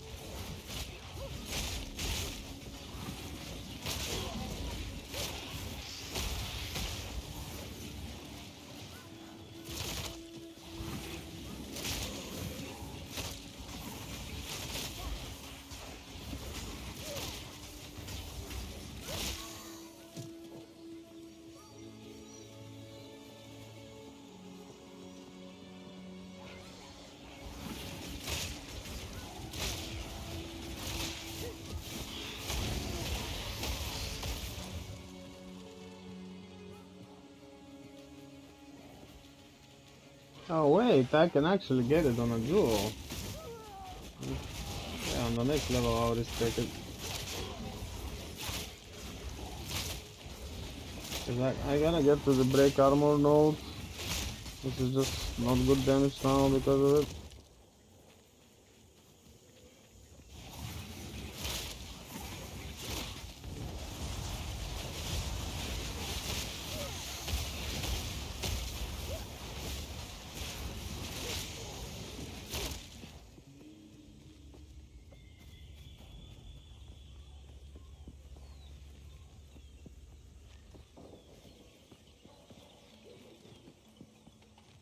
The Auroch there for all their...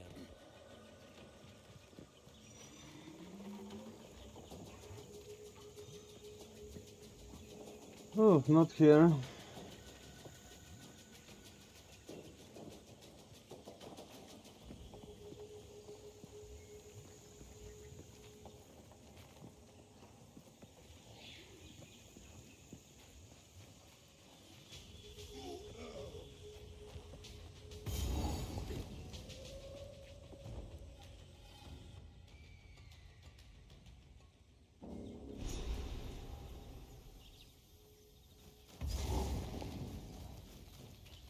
Bugs and insects. Delicious.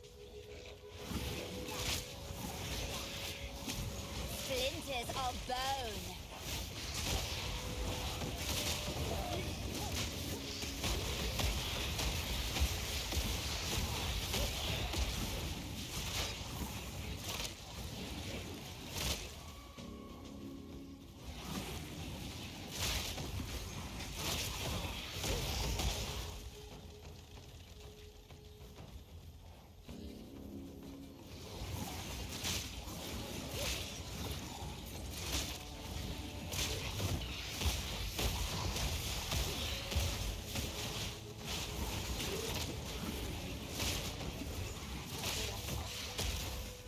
The waypoint here was kinda far.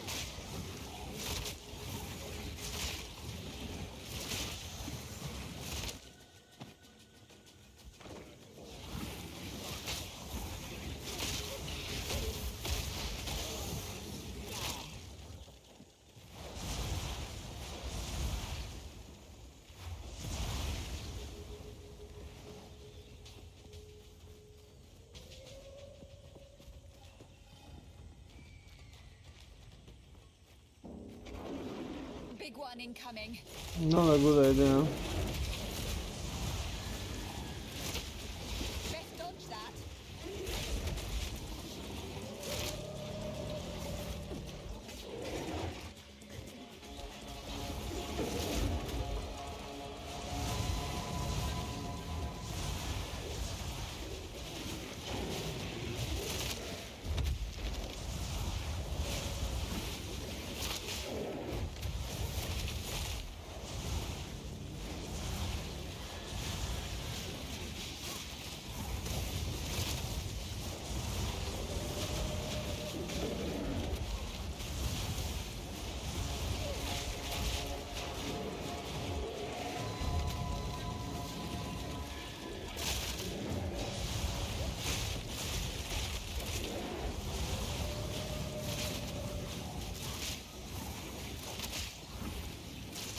Splinters of bone.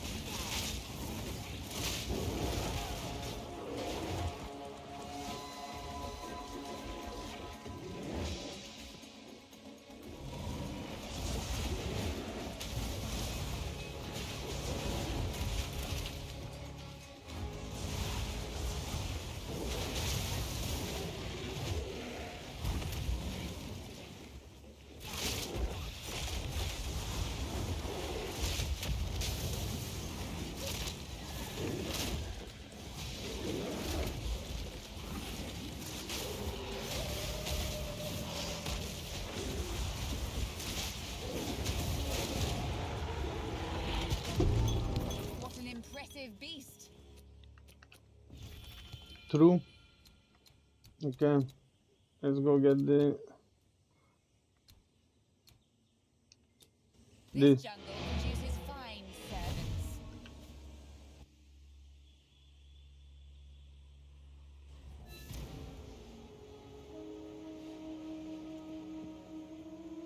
How?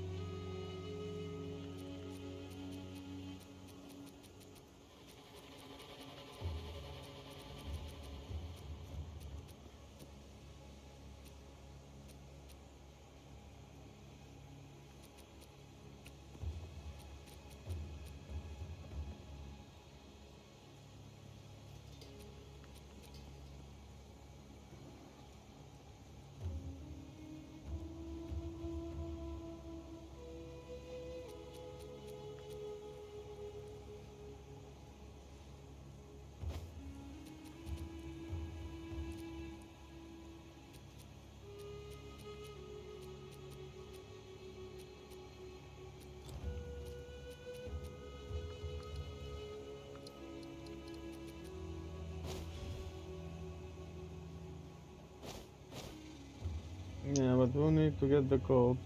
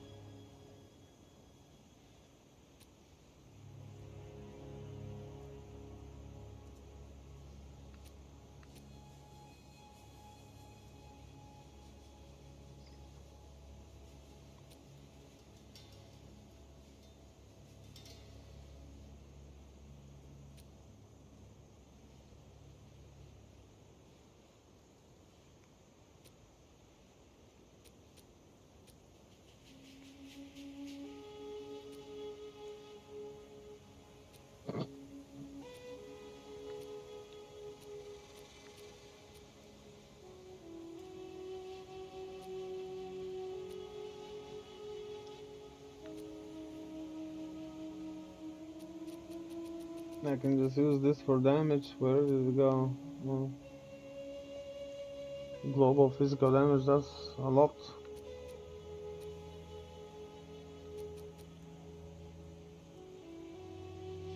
Or this faster start of energy shield recharge, but I need damage right now.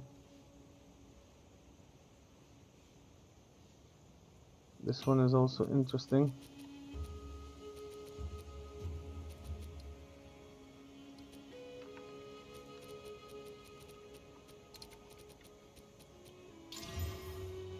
Chaos damage, fuck you game.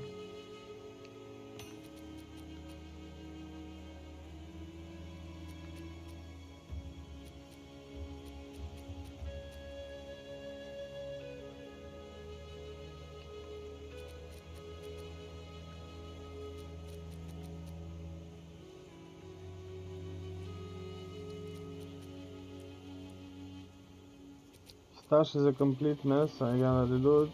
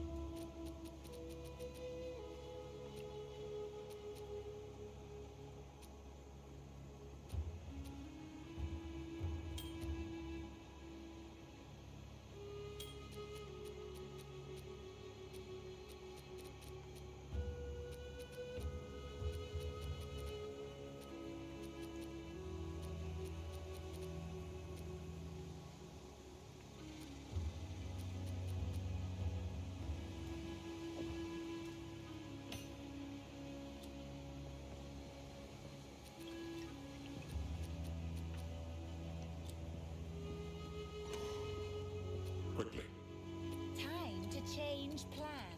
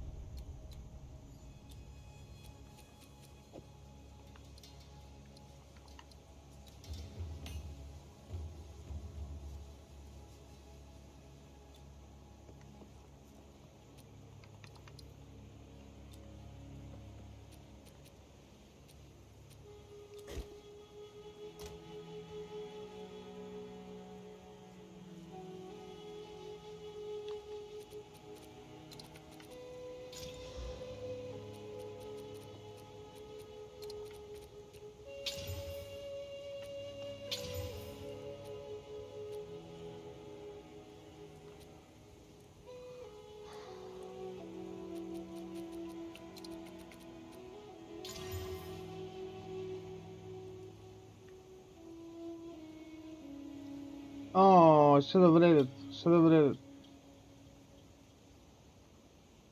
It's very broken.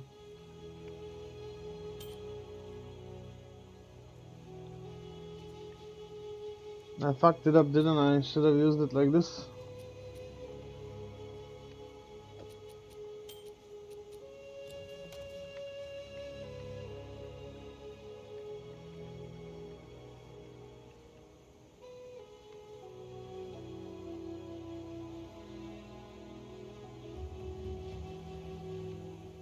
Where are my flasks?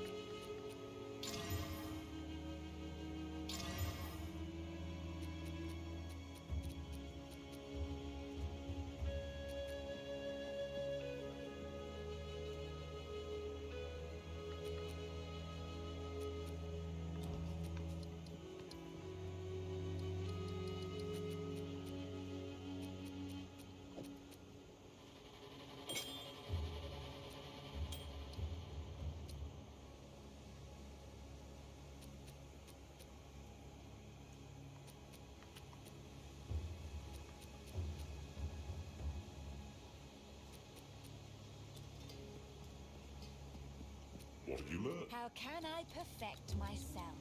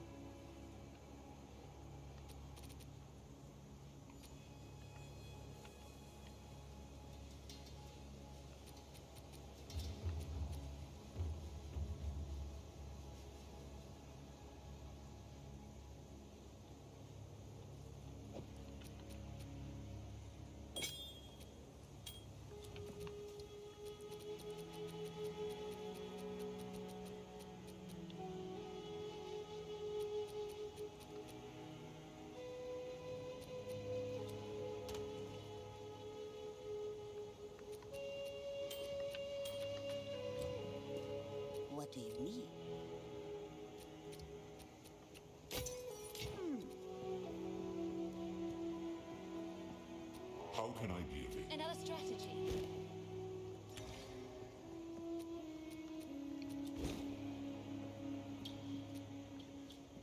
What do you?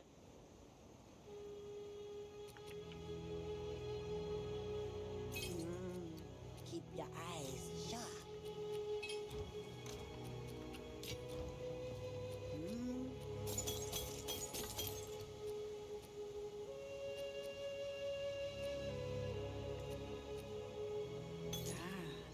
We don't eat anything colorful.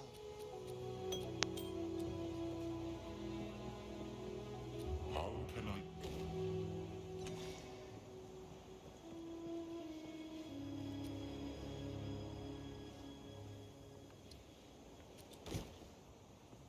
Greetings. Another strategy.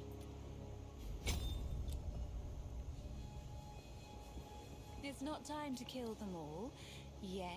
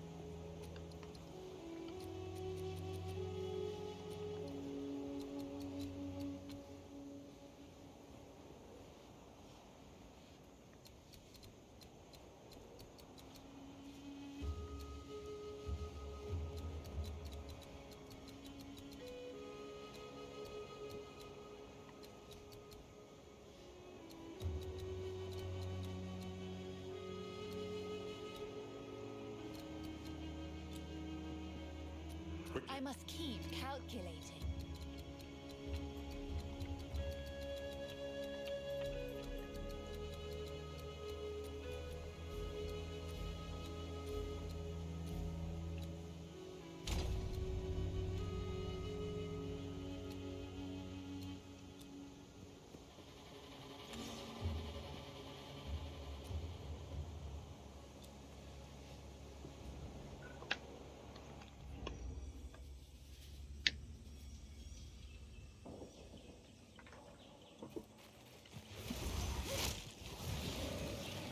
Splinters of bone!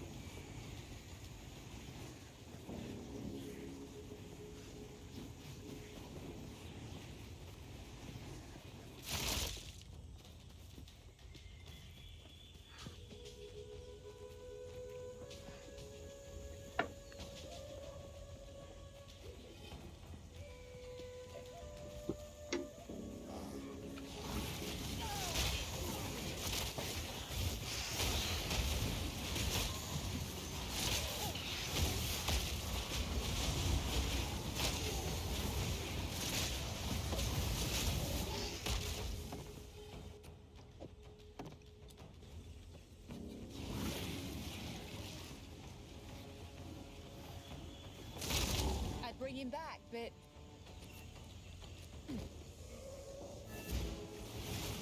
splinters of bone.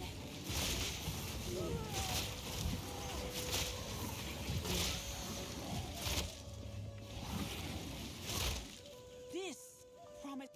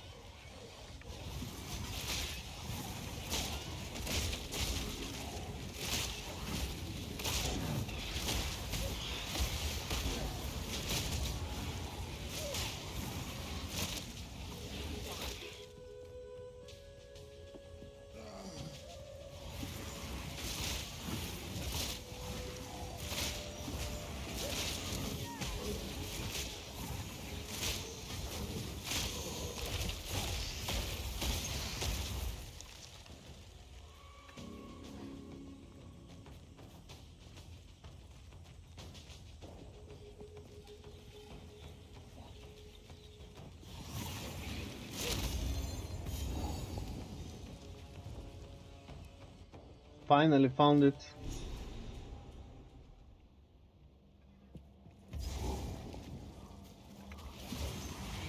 Poison tongues slither through ancient grave. Oof, I love my work.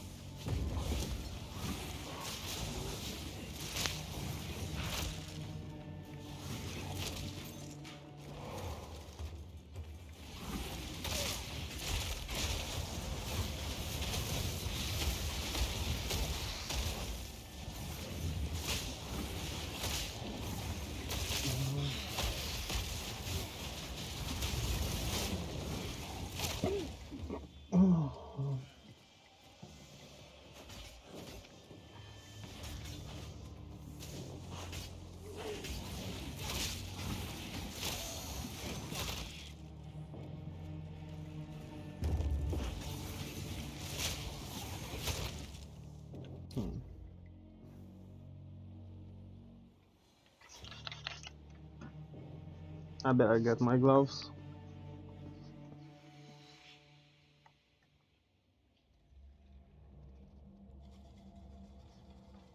I'm missing the controller.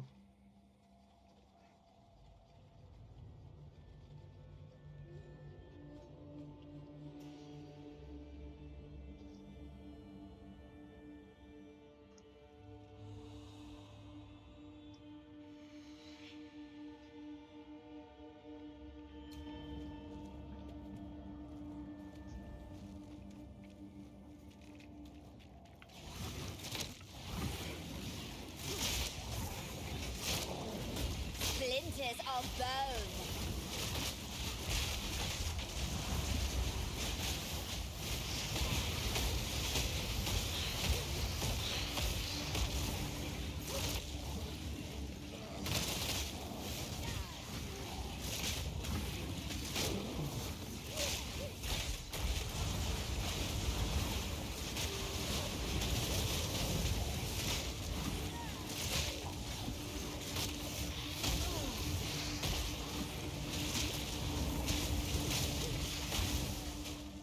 Wow, bro. What the fuck was that?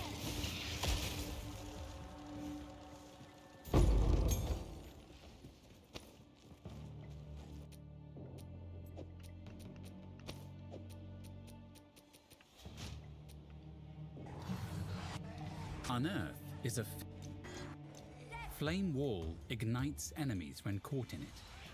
Any projectiles that pass through the wall will deal extra fire damage. Flame wall ignites enemies when caught in it. Any projectiles that pass cast firestorm to rain flaming bolts upon you. Level 41. Use lightning warp to teleport in arc.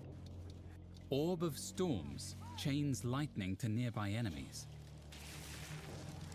Any lightning spell cast within the ring will cause additional arcs to shoot out.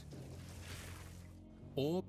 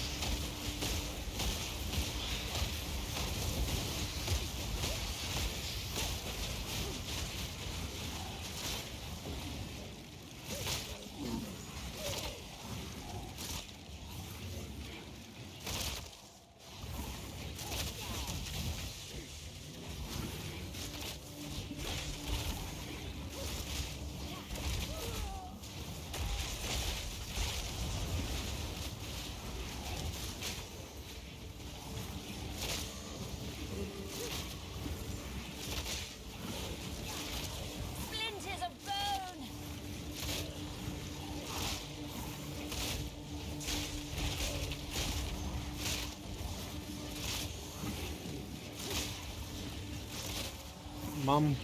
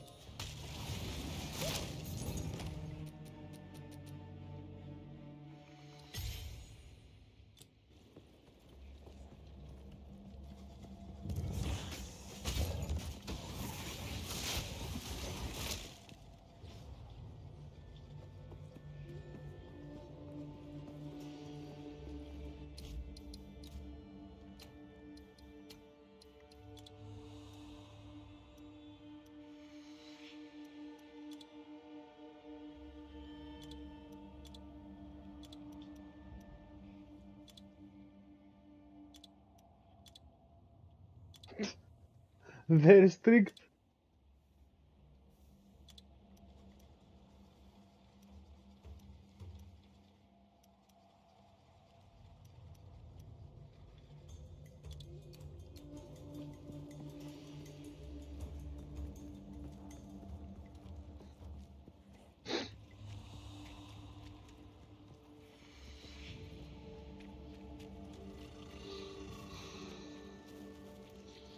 Splinters of bone.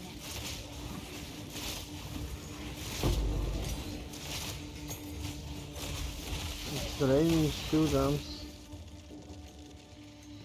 Very weird.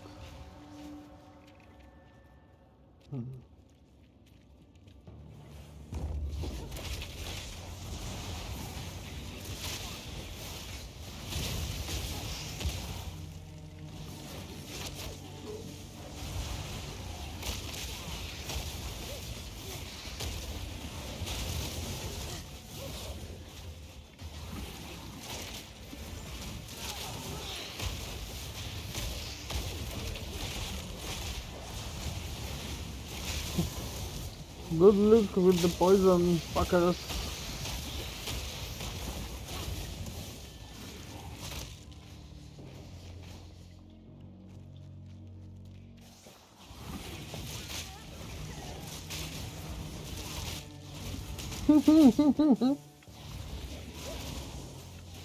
They do physical though. The projectiles. Oh.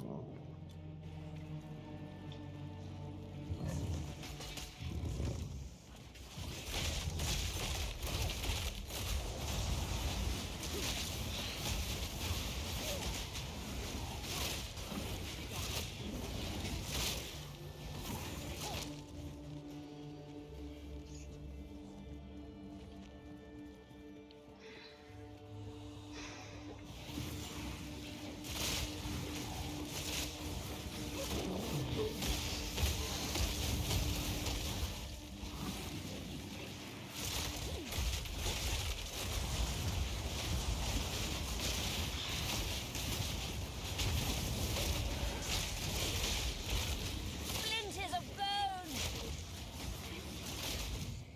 Ah.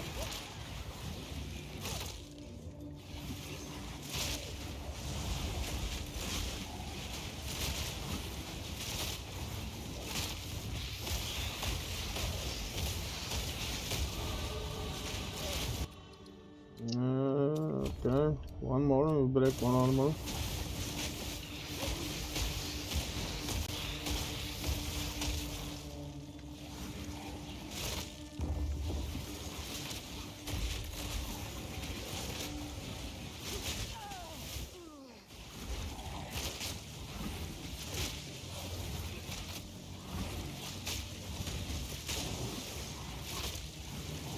Oh, come on, die.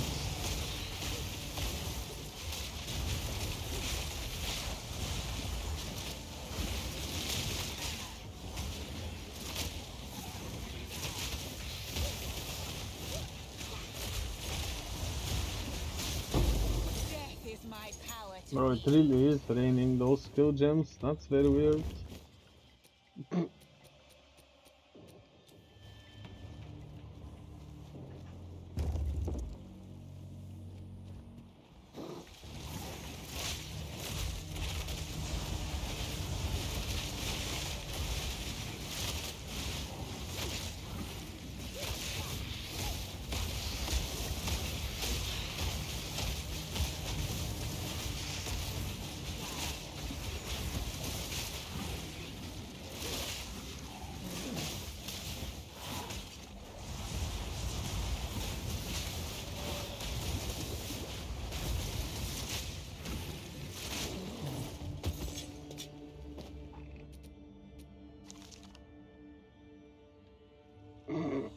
Ah, game. Fucking with me.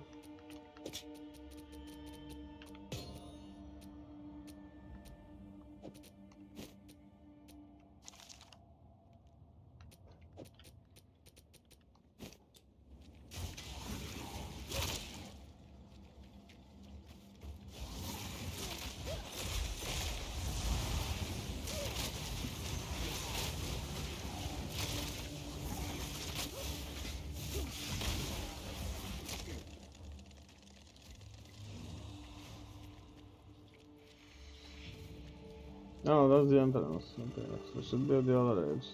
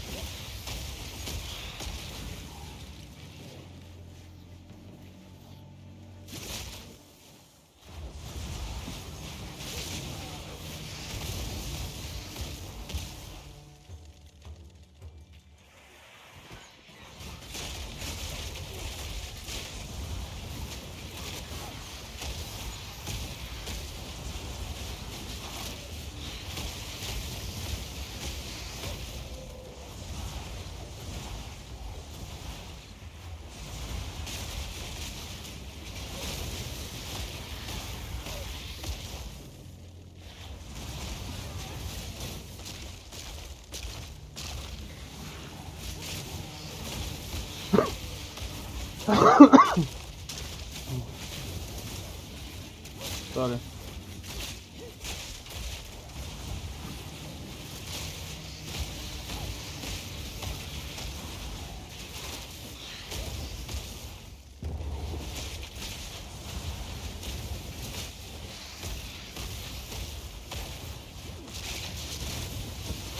Wow, I gotta get rid of the mana flare. I'm destroying my mana, that's not good. Where is it? Okay, I forgot. Actually, fuck the skill, you know?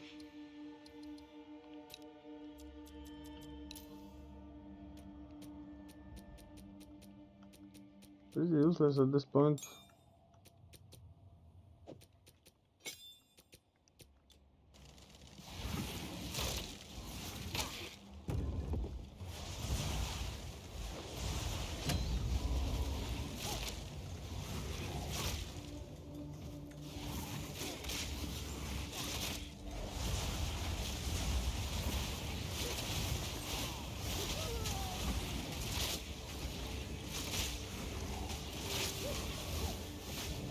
Wow, really?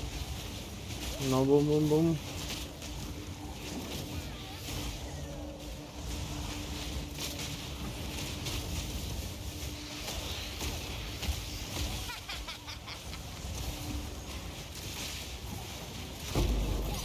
is my power to wield. Yeah, it is really raining them. I don't need. Monsters that die. Frost bomb pulses with ice, reducing enemies.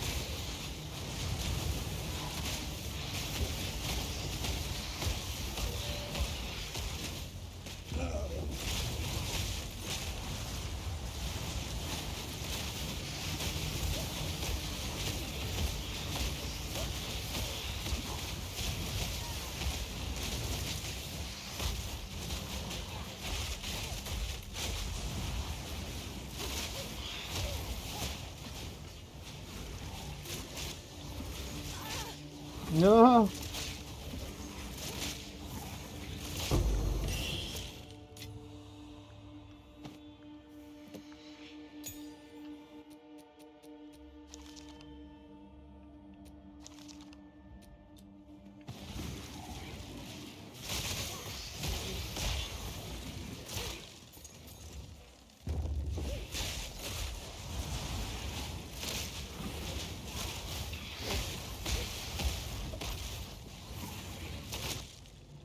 What was that?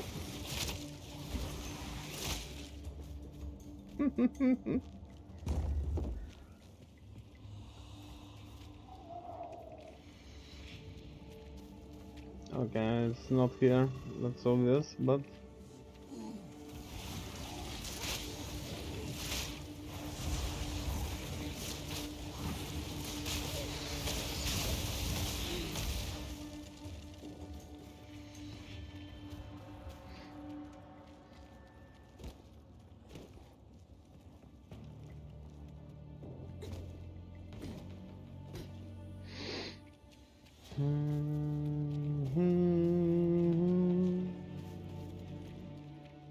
yeah. Okay, weird. Might be at the bottom.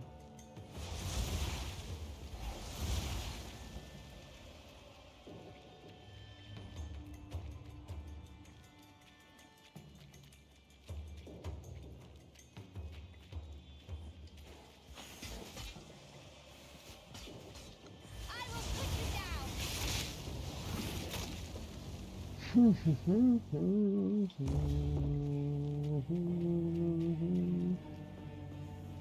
It's not.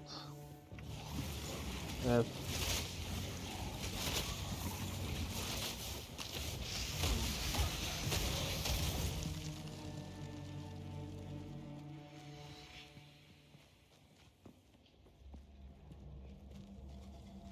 Very big place.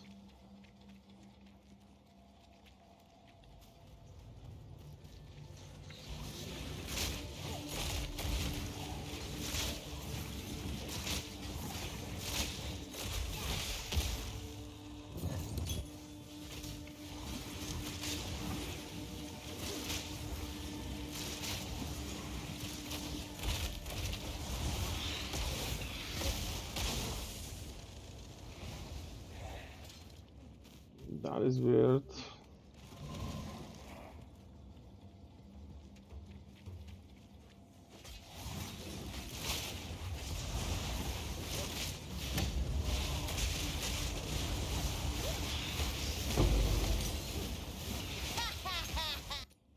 That I can use 7 to 9, 30 to 42, makes sense. This is also way more energy.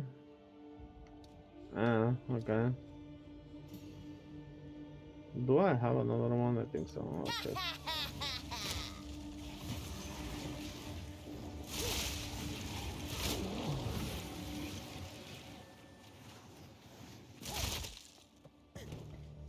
Damn, bro, this maybe is there that I said it couldn't be there.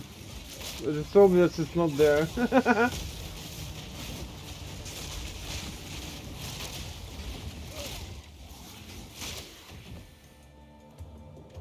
Okay, yeah, checkpoint, I see it.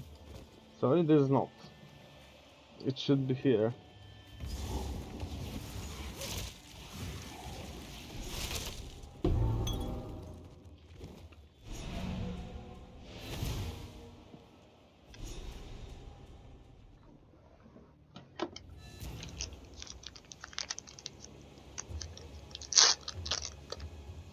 What?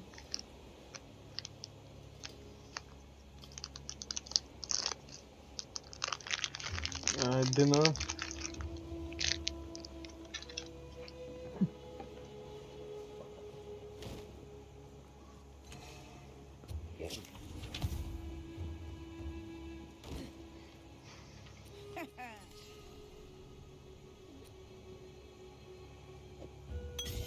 Don't drink the water. Yes? Don't eat anything colorful. Mm-hmm.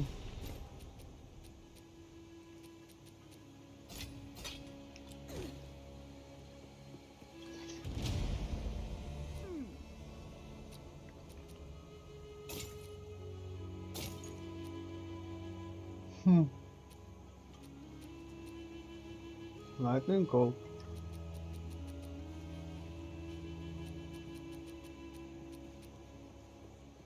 Seven mana, but I don't want to waste exalts on this. I like it. Be wary. I'm gonna fix the stash, but when I get to the maps, Still alive. because my stash is a mess from the PlayStation. Oh, most of my tabs are not usable, just remove only. Don't drink the water. It's not time. My tribe could keep your eye. Still alive.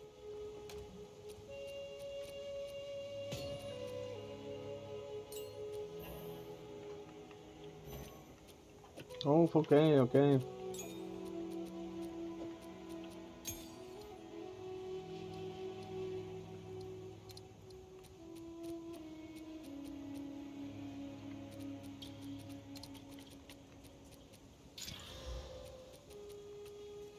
I don't even have exalts. How did that even happen?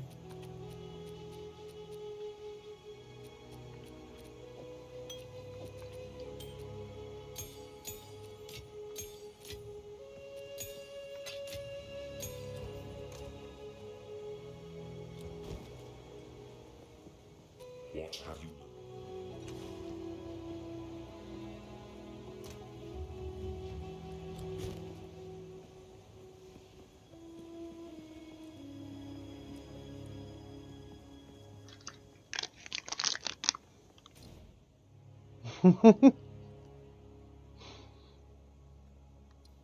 Oh, oh.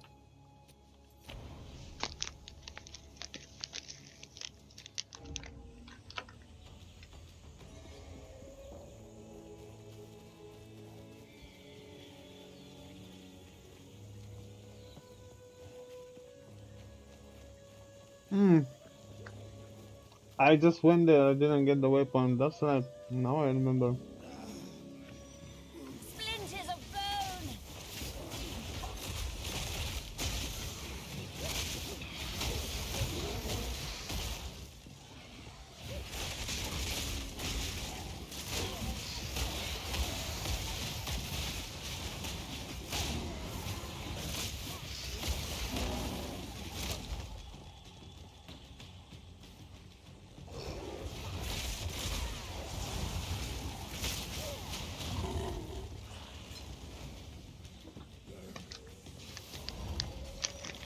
Wow, bro.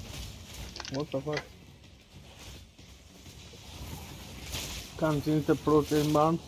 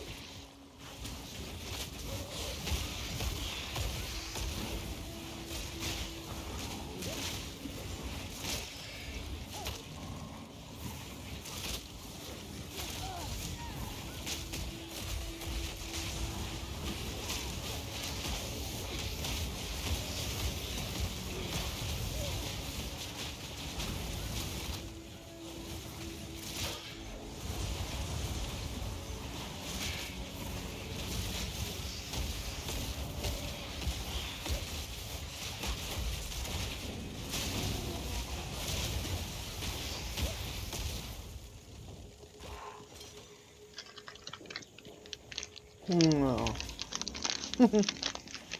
Okay. Walker.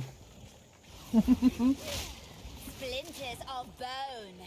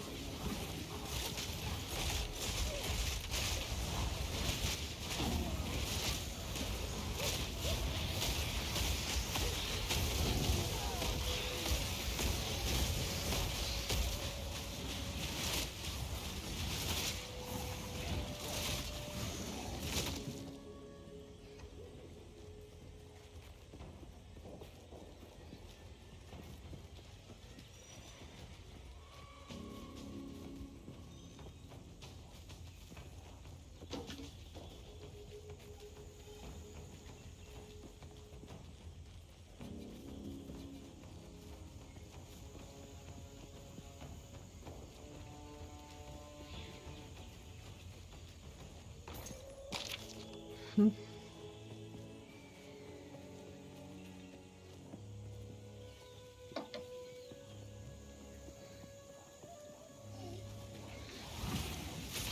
of bone!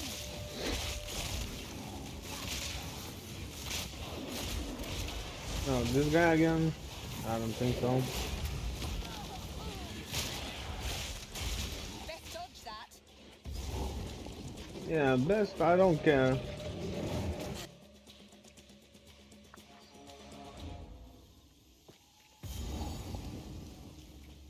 Already defeated that guy, got the skill points, fuck him, I don't wanna farm him.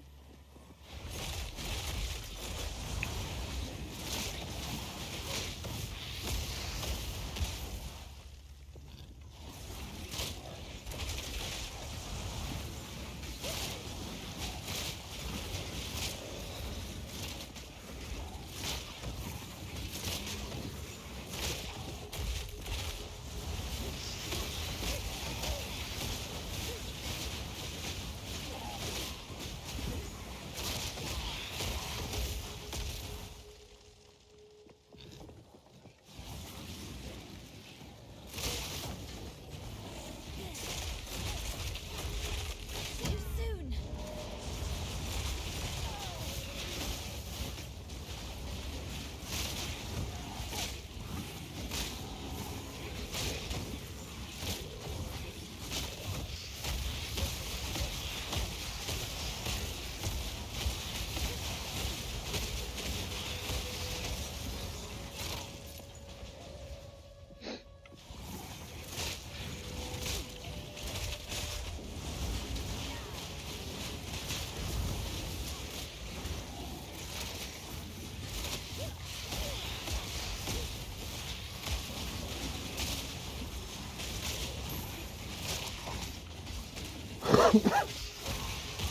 Oh, come on.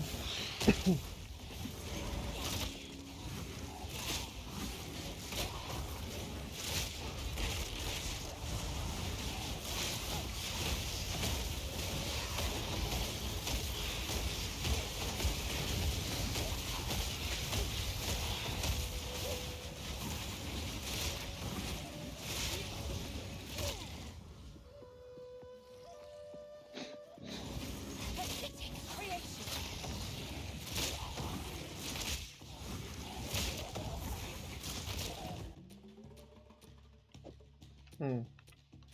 So, doesn't matter.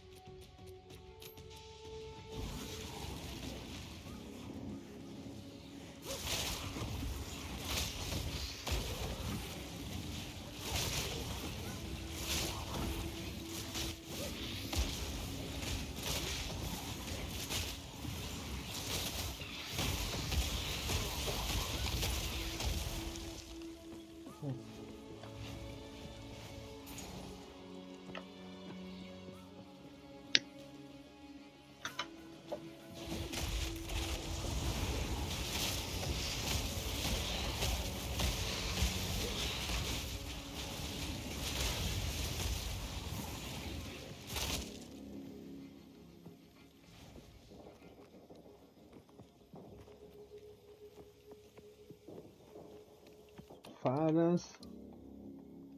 no good. I will be fine with the buff.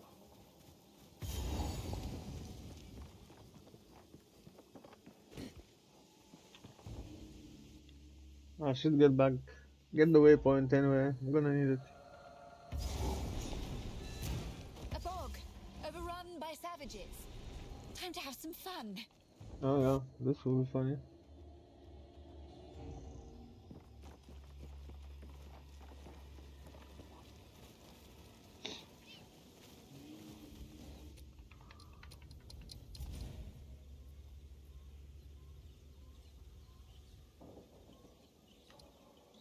Okay. I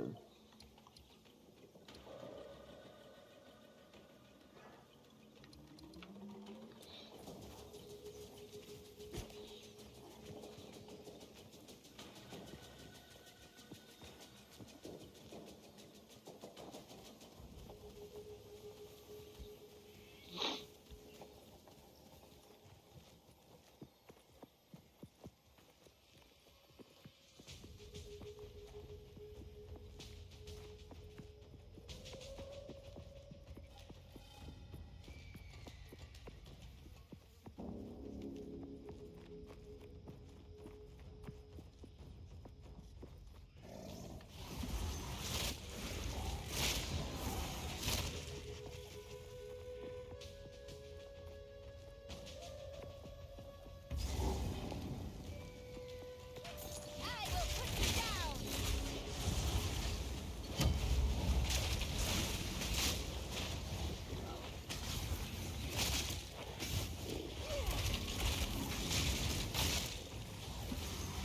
Fuck off.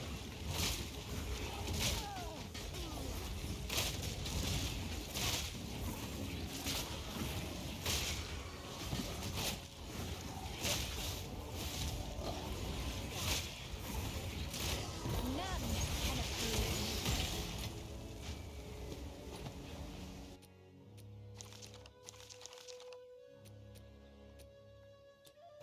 You're keeping.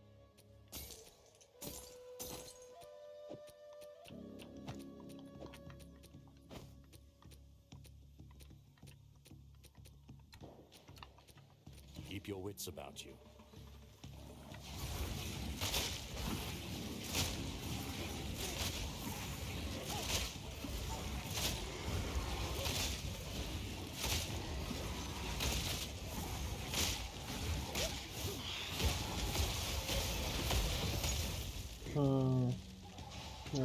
Why is this not working? That's really weird. Hold on. Should be quick.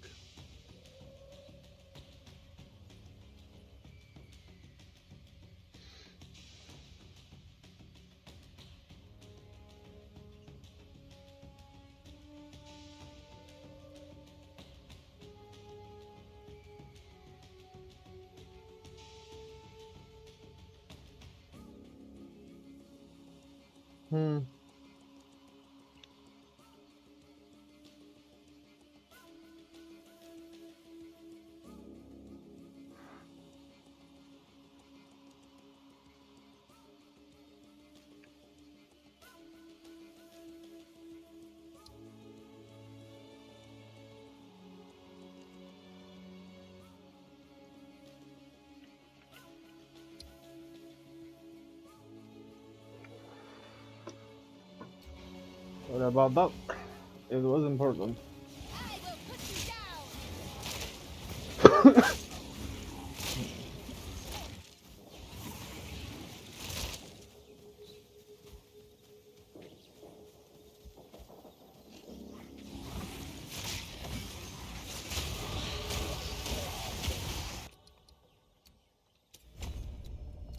down. Okay.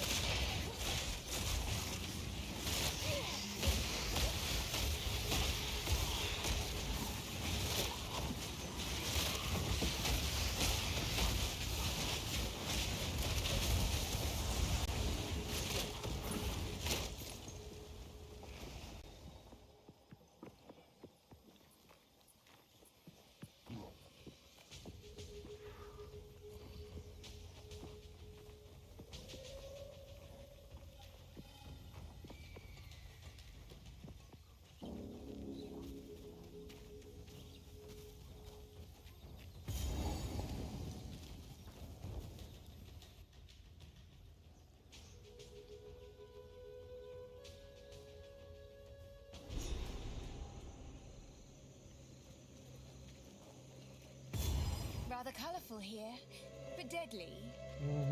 I suppose it.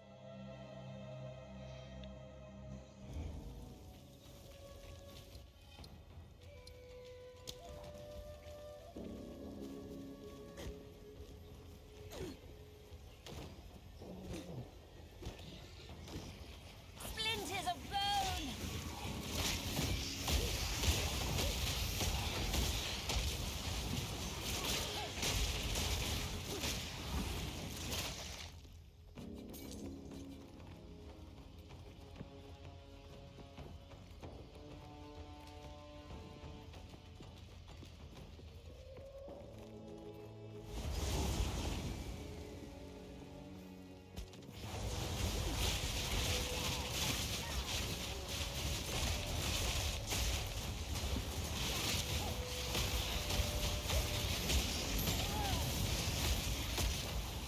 This doesn't look good.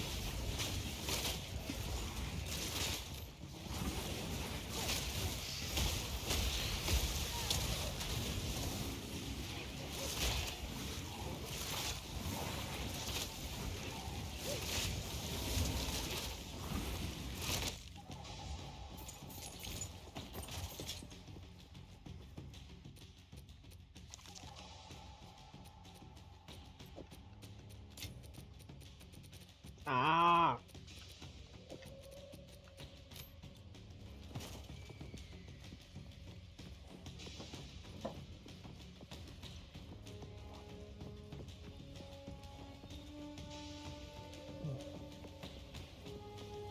Return to nothing.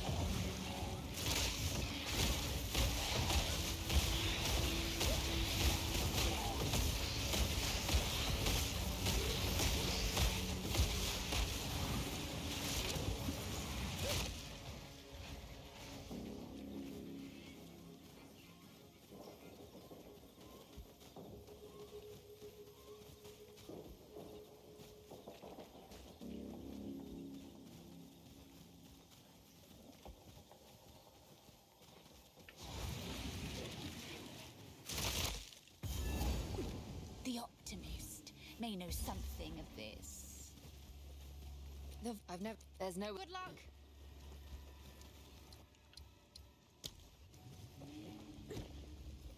Did I take the waypoint?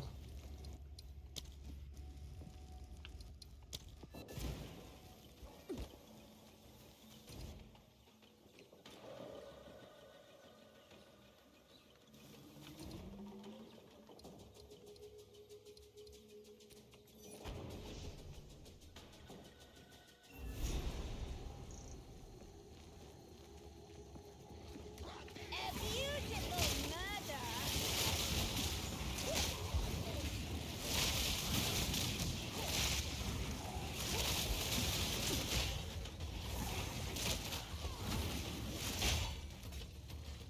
You are comfort the Azak, their queen. Fine Ignacto. Find Ignakduk. Sure thing.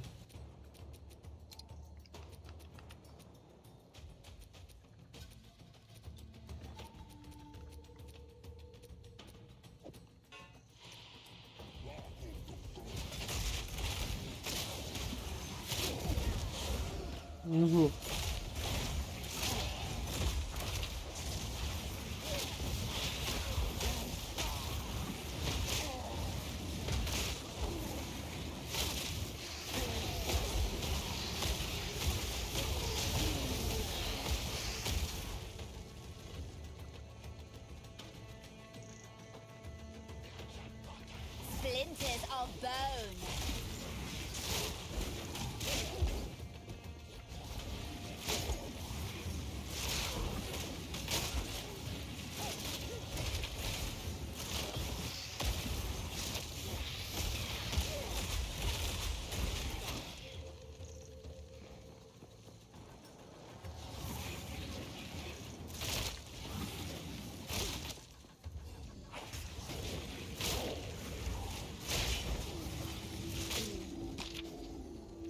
Gotta go take a leak. I'll be right back.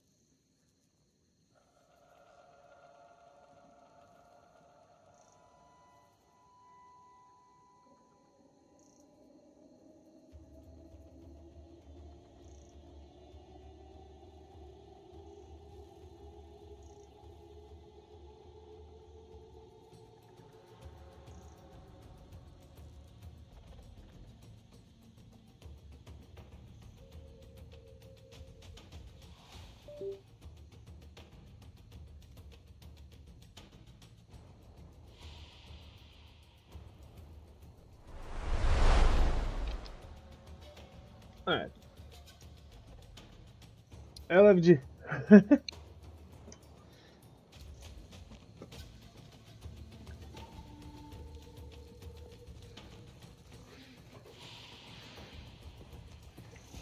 Splinters of bone!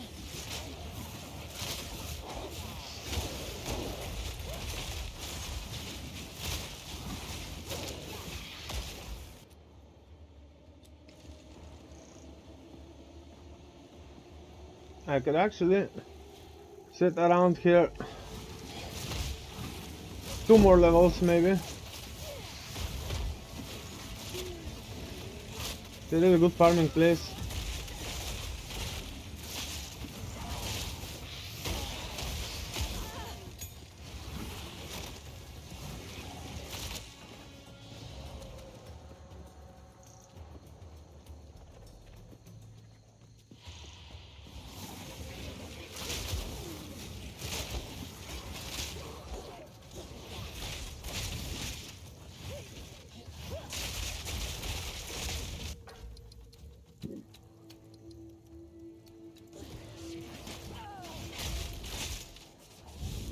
I will feast on your soul!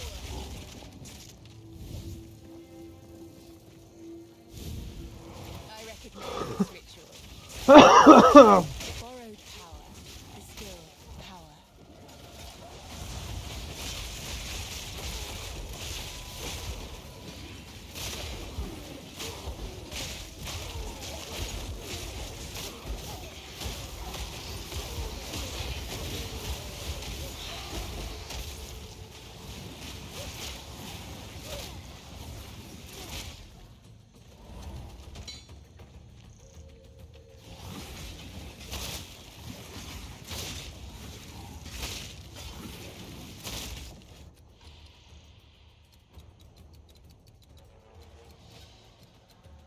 Hmm.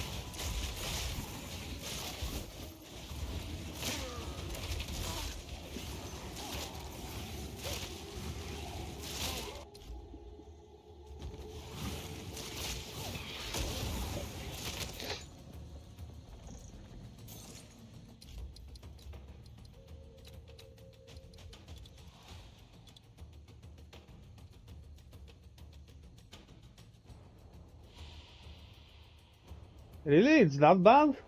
DLAA is that bad? Wow, bro.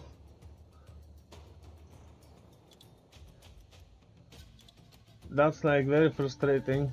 If DLAA is that bad, I don't know what to say. GGG needs to like work on this. Beautiful murder.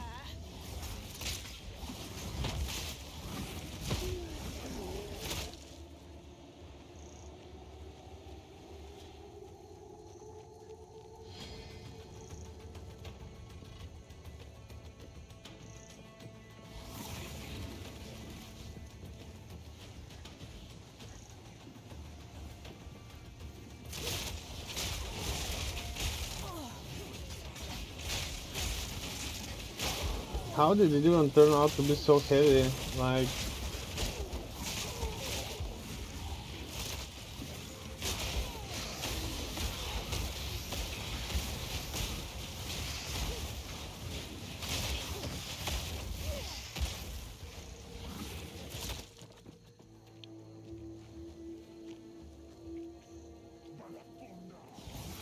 Balakunda.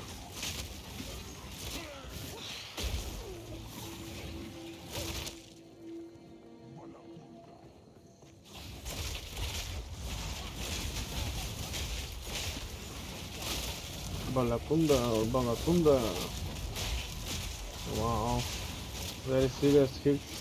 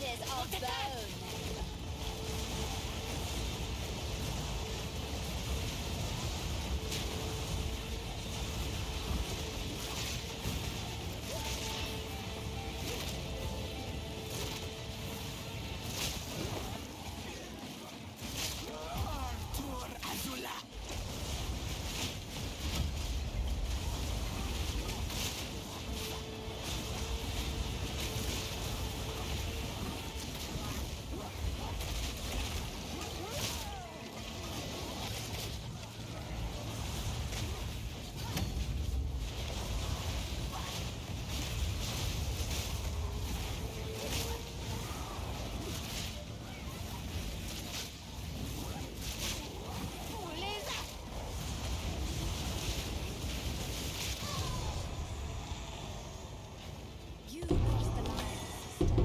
You should have known what the price would be.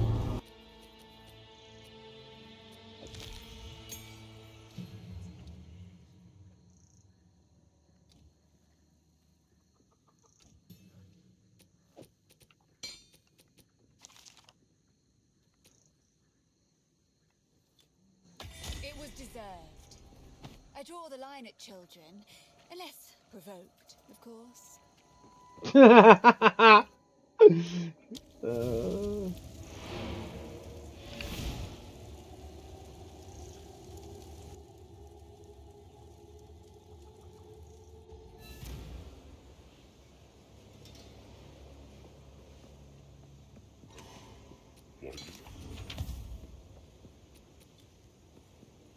You have my driver.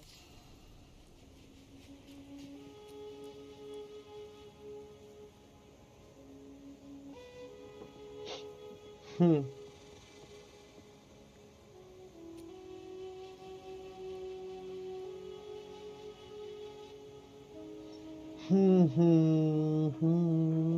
Which is like Farewell. Yes.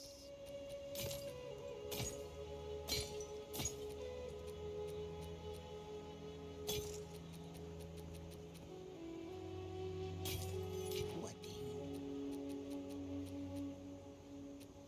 take care?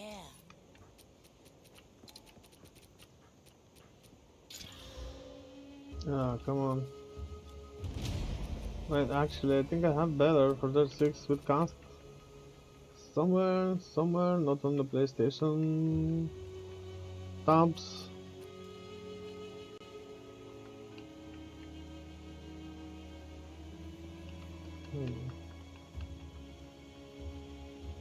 What the hell?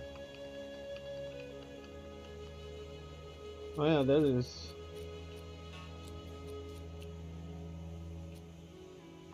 Yeah, much better. Like this one.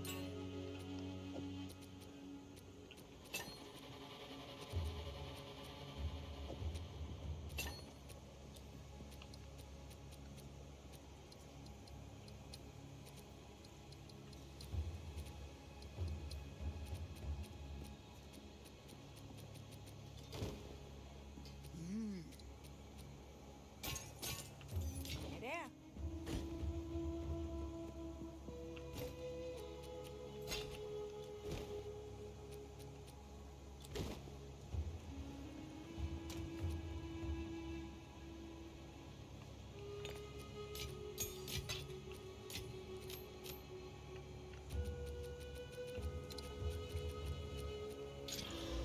Oh, What do you? I'll take it. 10. 10, okay.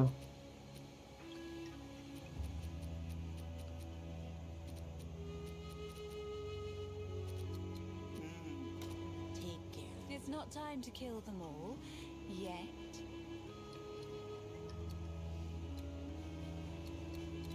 Alright. Uh-huh. Should be fine. Quickly.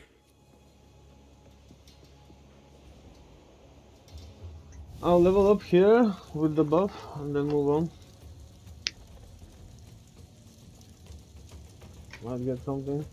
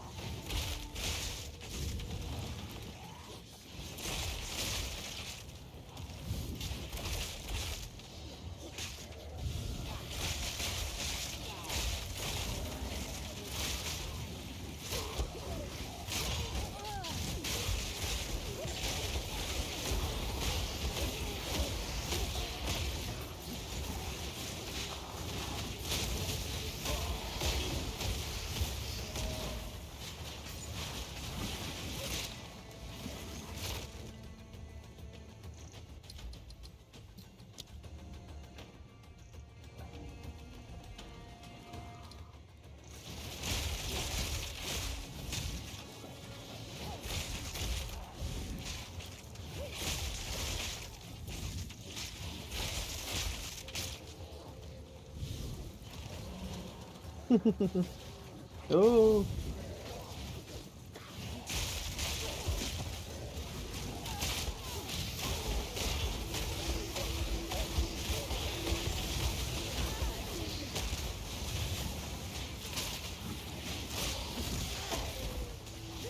Ah.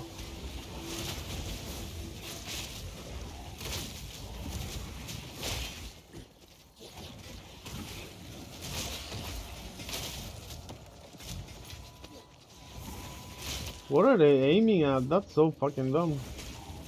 Aim at the enemy.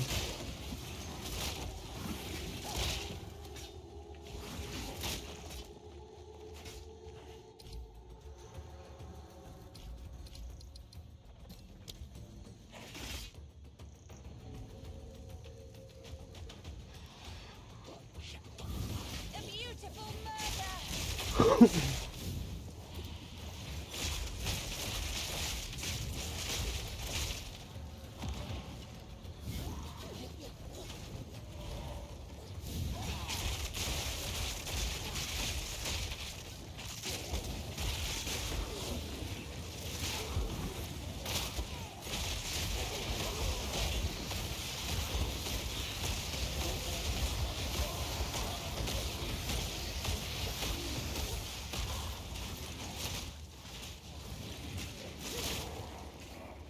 Okay, one more time.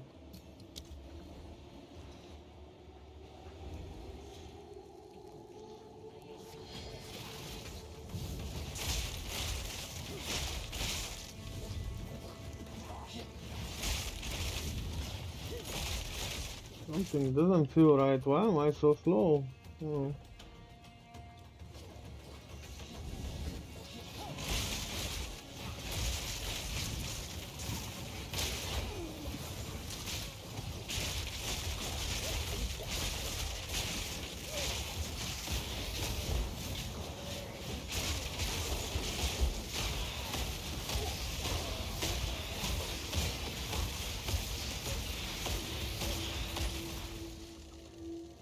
Well, looks like one more time. Why no essence here though? This time, that's weird. A beautiful murder! No elite, no essence. Ah, okay, there is one. Okay, we're good.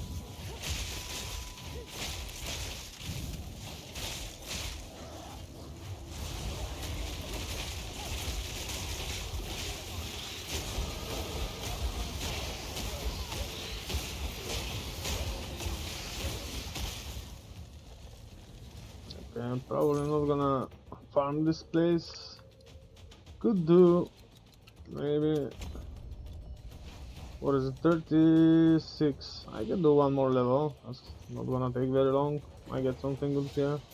Usually drops really good stuff.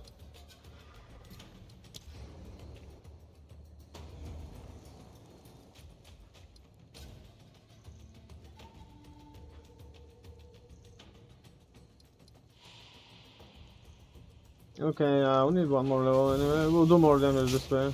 Oh. Actually, wait, it's not more damage, it's more crit. Could go to the Chimera. Then do the Chaos thing.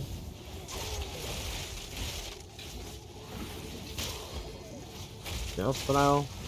The ultimatum.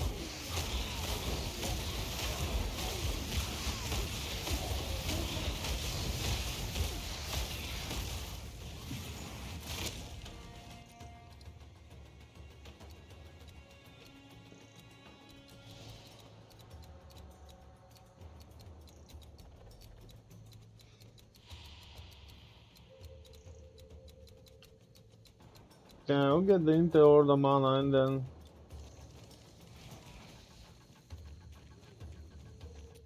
Wait, this was also mana regen? Yeah? Energy shoot and mana regen. Energy shoot, Okay, I need these. 1, 2, 3, 4. 1, 2, 3, 4, 5, 6.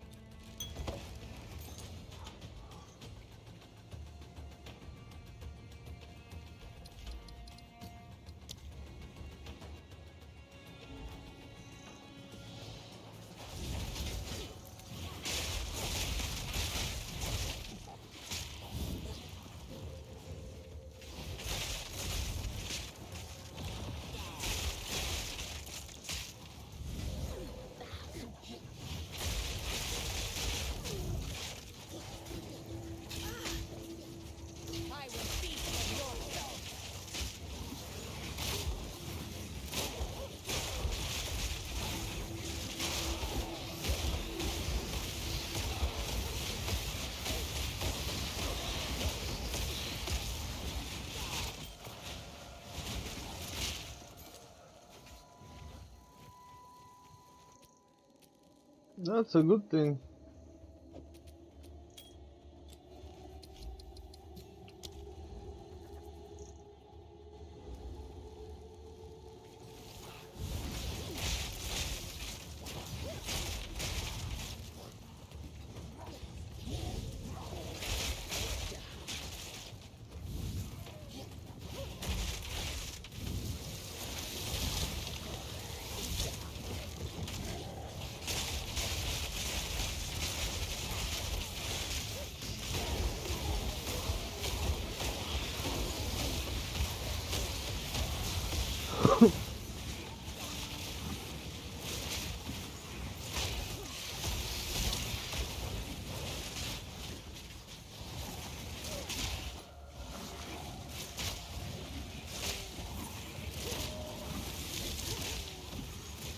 It was just 100.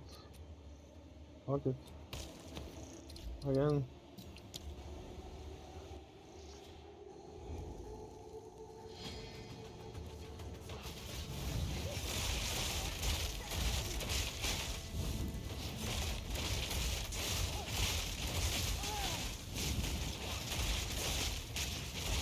Okay, since this is good.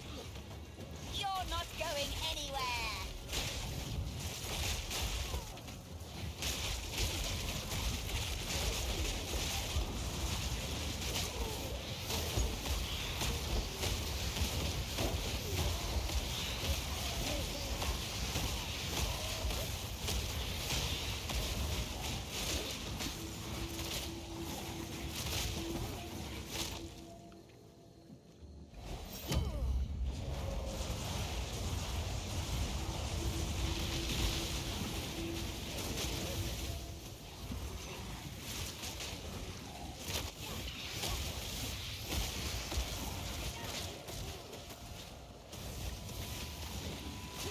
Got frozen like the noobs, bro.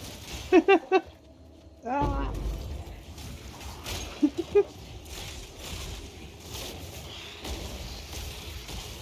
Ugh.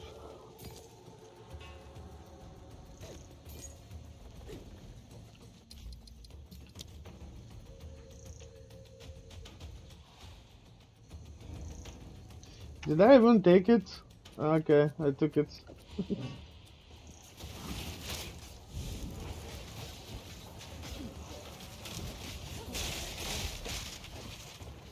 Oh shit.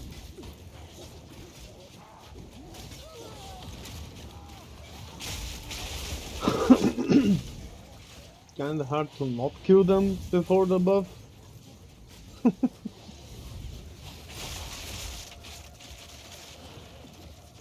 Ah, come on, fuckers.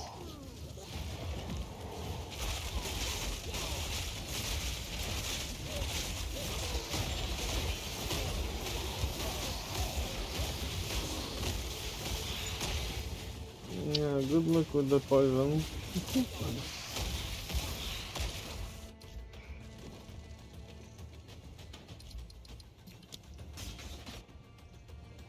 XP is really good here, and it drops things.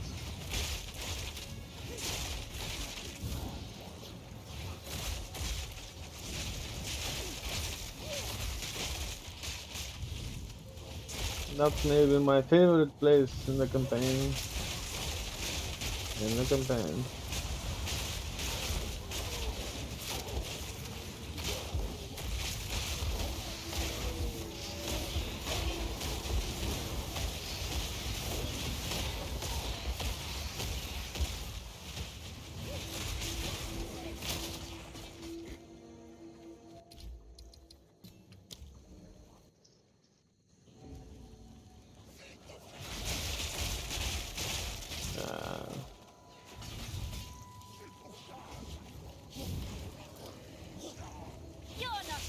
anywhere.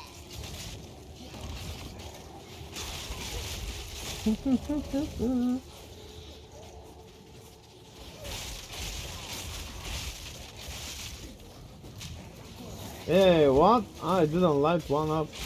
Why?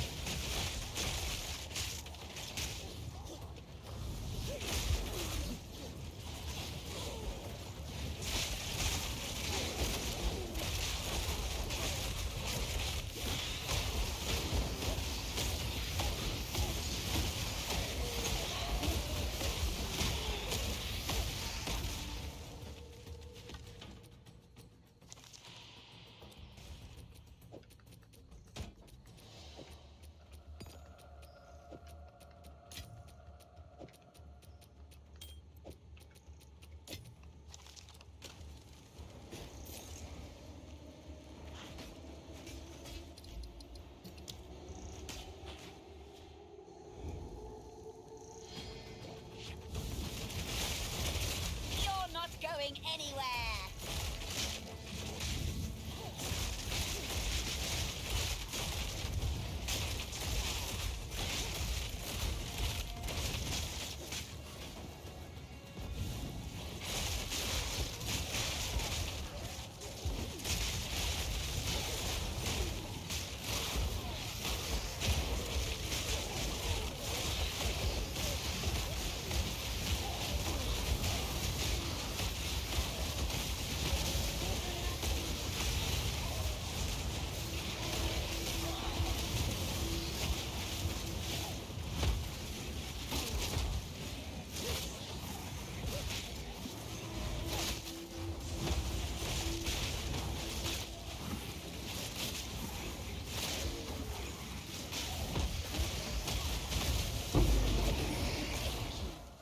Valor. Gloves.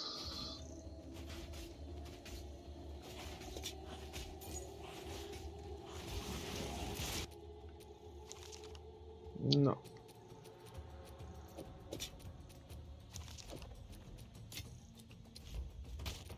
Actually, I don't need this.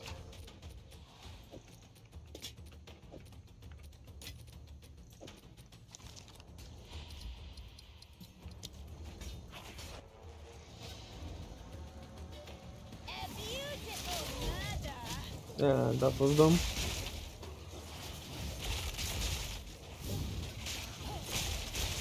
Nice magic monsters.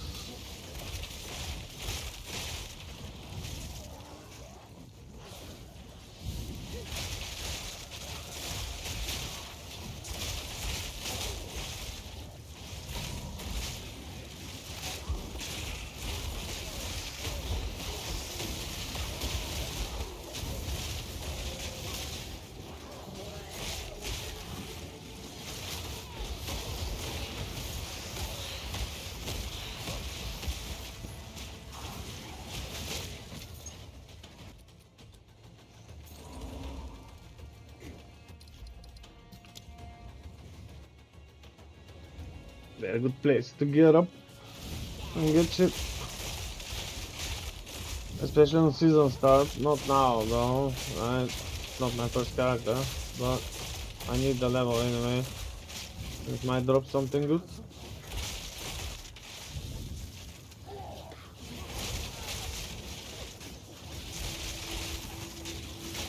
Deadly place also.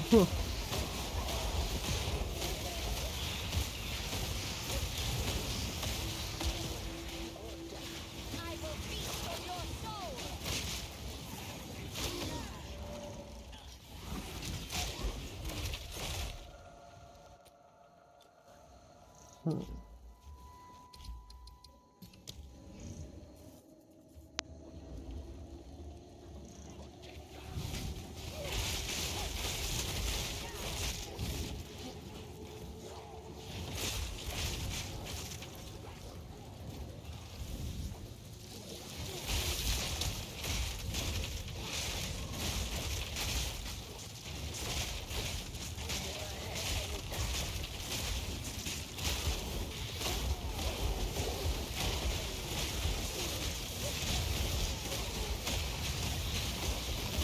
With my power to wield.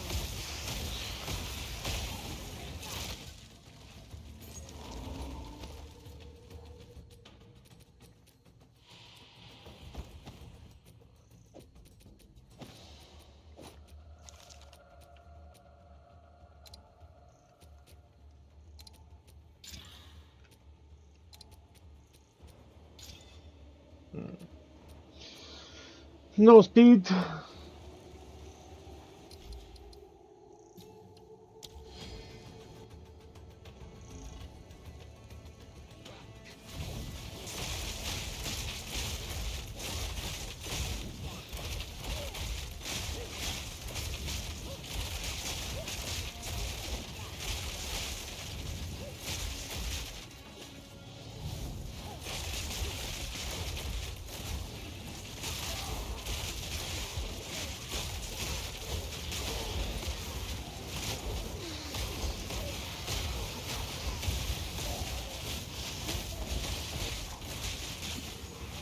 splinters of bone.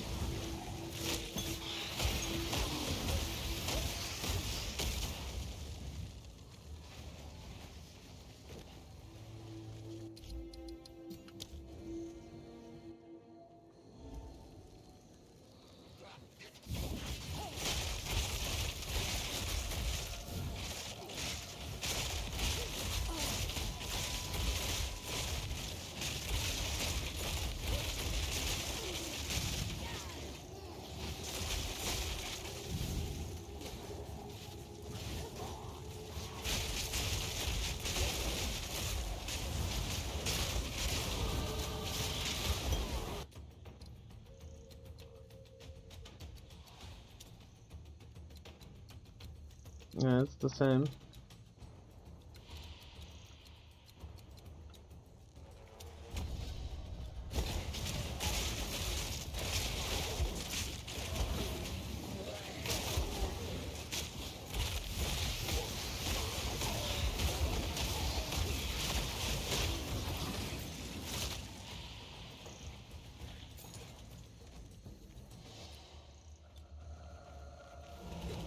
$39 is fine. That's good.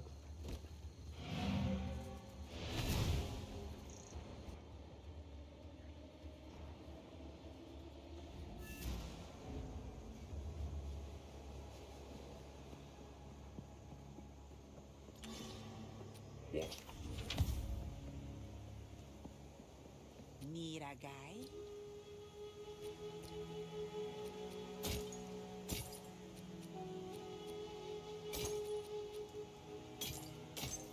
Well,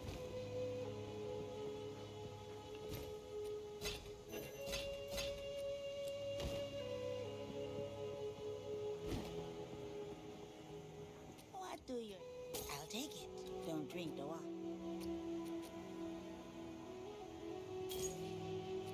Interesting.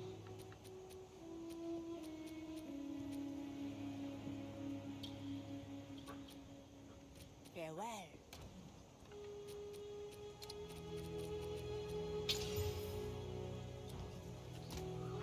Fuck you.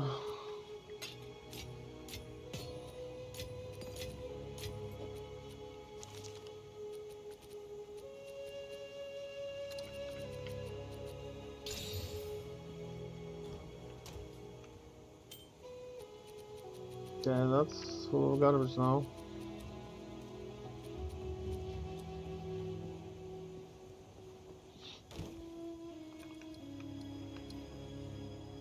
Yeah, we'll be fine. We'll be fine.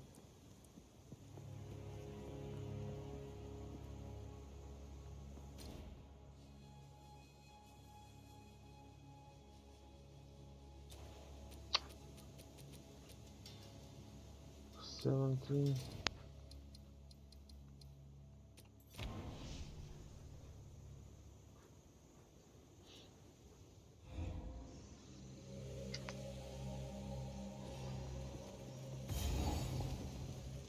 Why am I so slow though? This is 20, right? That is weird. Vile flower. Okay. Maybe.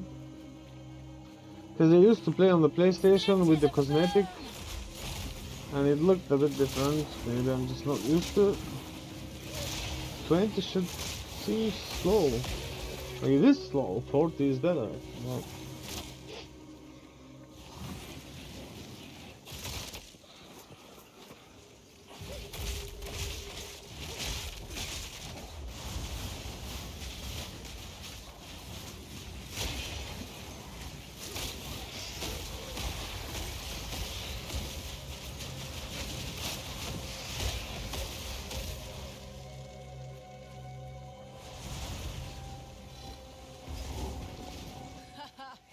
Oh my.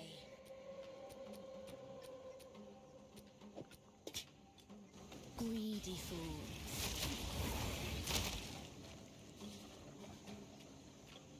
doo-doo-dum.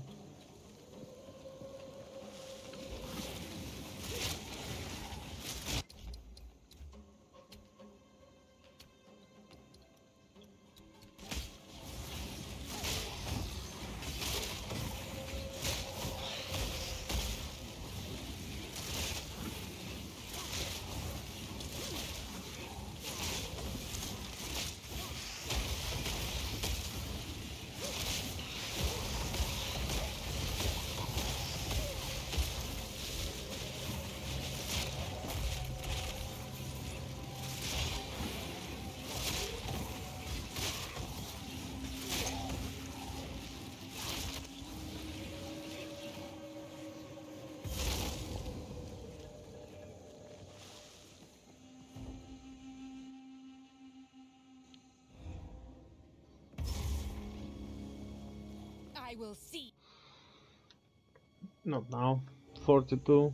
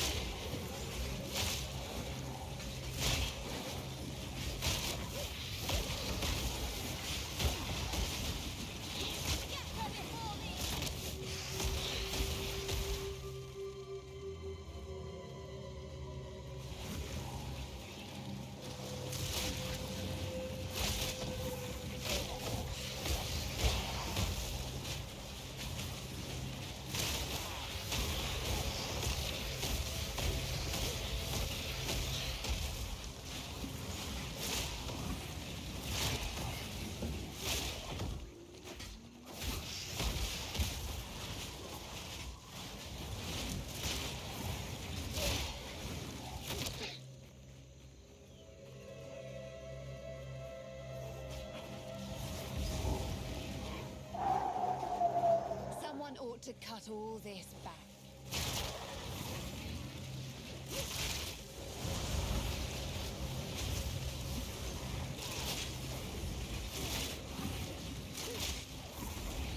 That beast was odd. I was fond of it.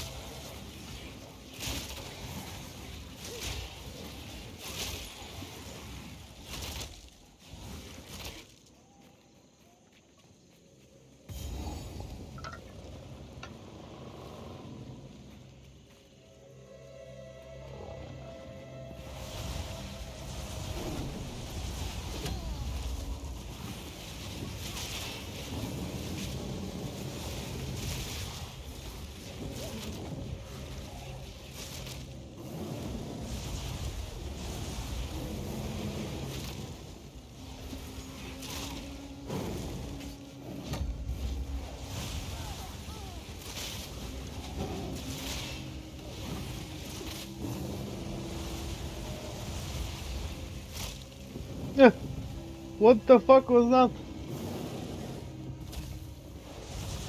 Splinters of bone.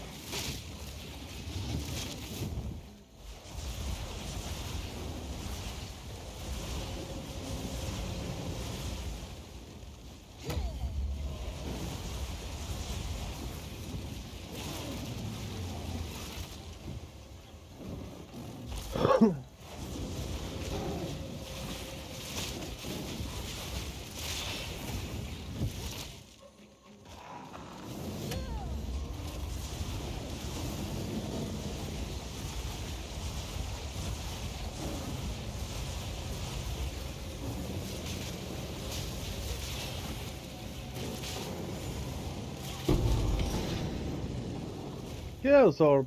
Hey. A relic of chaos, it seems.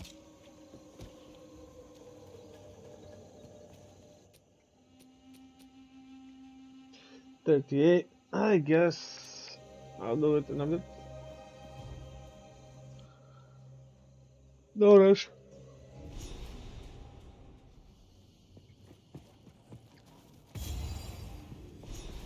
Constructs This once is a powered by dead souls. Small ruin that has Wondrous. been looted? No one from...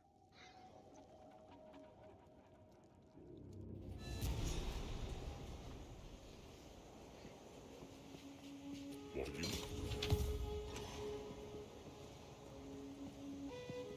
Yes?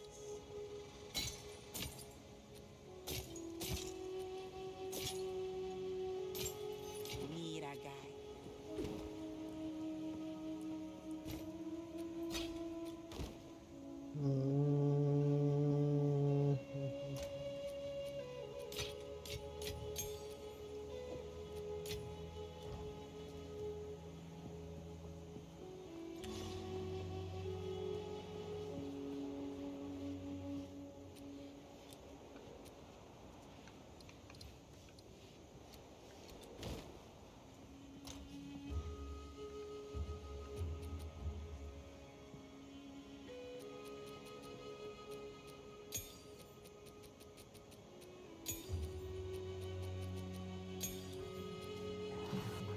Hold down.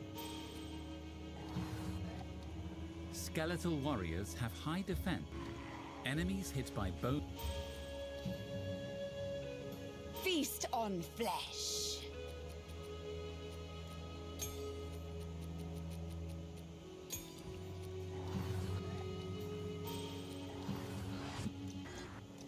Flame wall. Cast fire.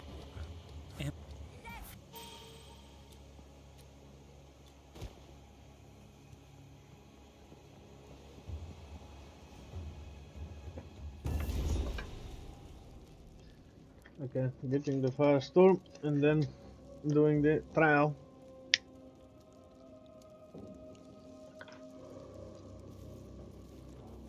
This mechanism.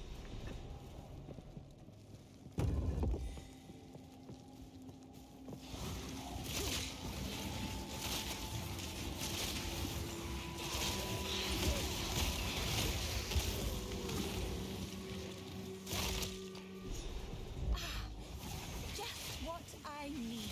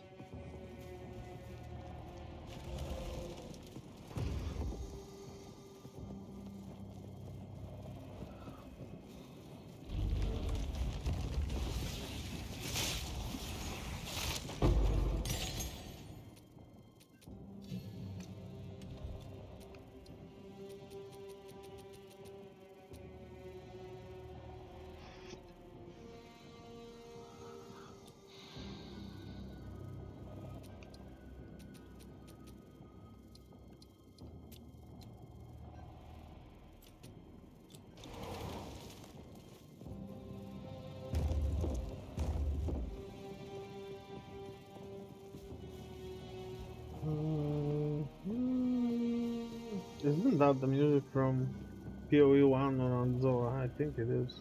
I gotta check. I'll log in to do one map, one at Zora, I guess. I'll just check on the video. What the fuck? We're gonna be faster.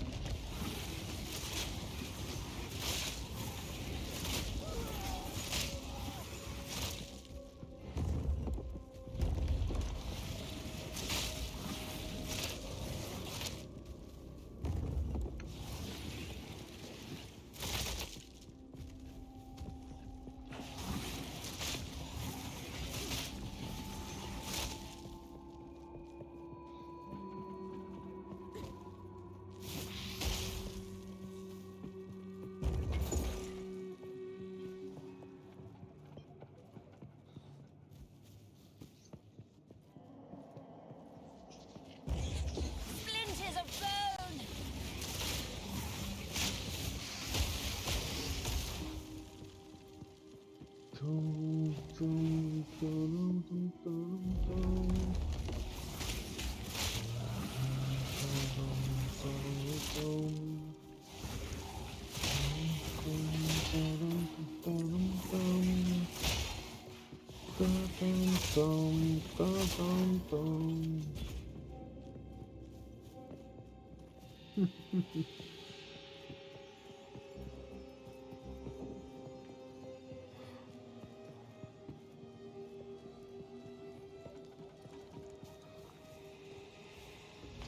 Oh, goodness! It awakes!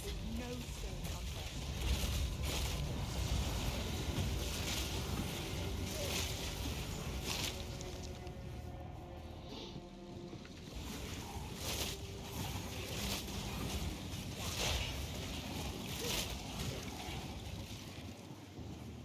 comfort.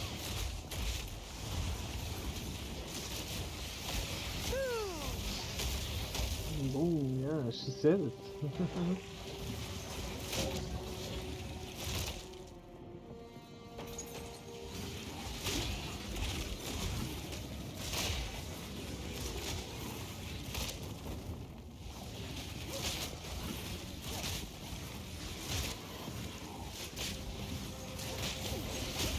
Dun, dun, dun, dun.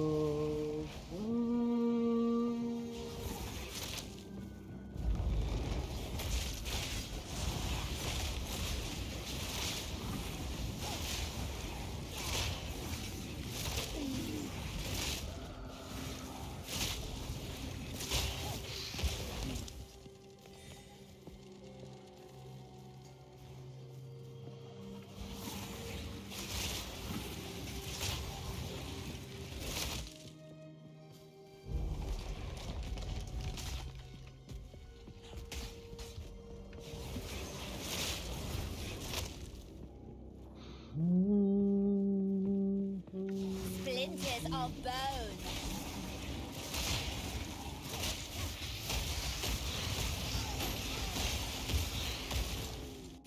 That's good. Almost max throw.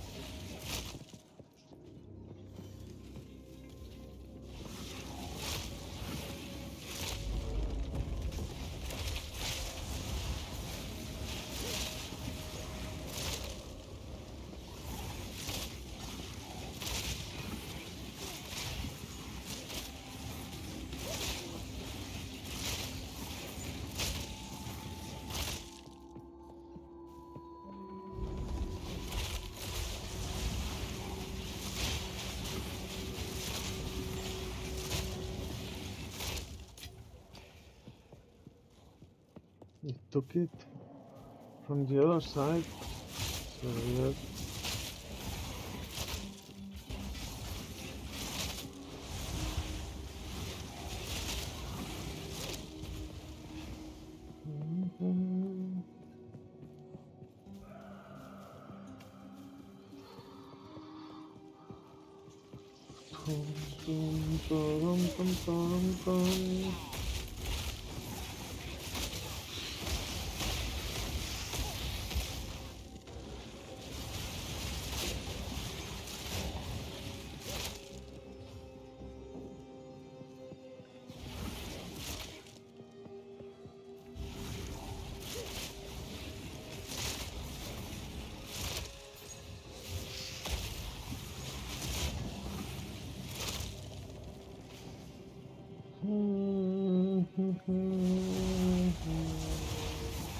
Splinters of bone!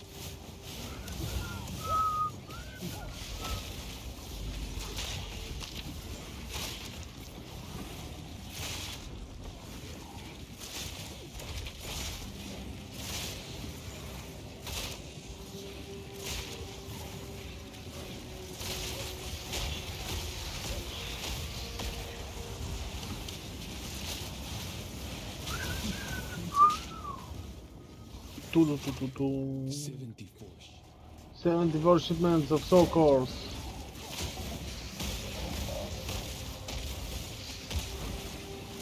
Dorian is mad. We gotta make this work. Poor Giuliani, right?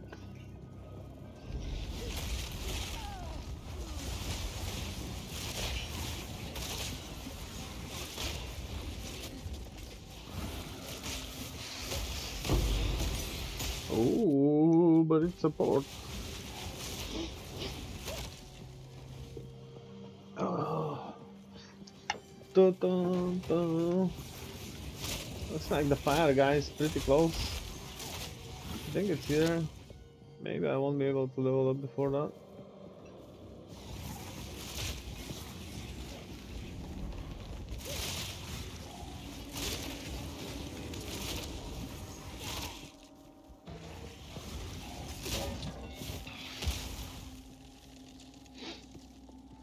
Should be fine.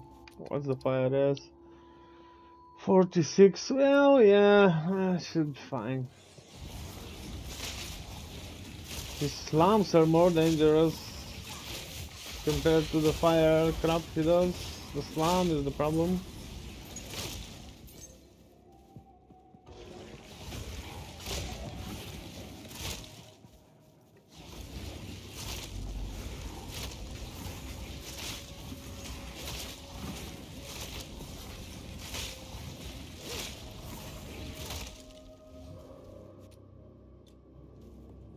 Yeah, it is here. Let's get the fire rest.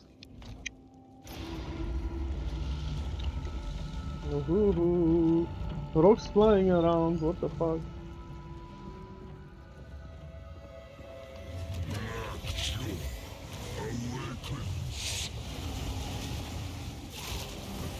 Splinters of bone!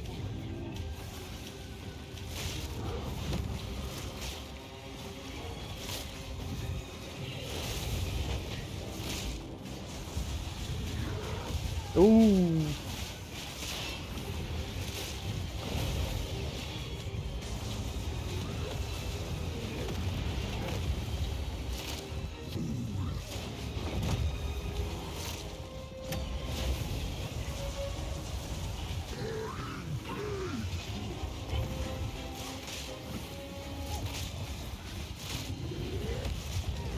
Damn, bro! Stop hitting like this.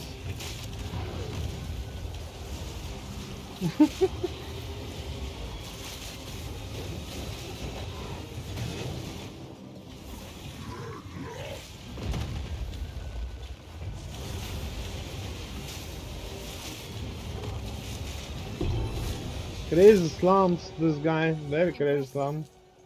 Perhaps I could learn Oh. a thing or two from... What is this? Never seen it before. Wow, critical hits poison the enemy. The critical hit. Okay, that's interesting. But can I use this actually? It's evasion and energy shield. 58 evasion, that's nothing. Yeah, I'll have 1% evasion. That's probably a ranger thing.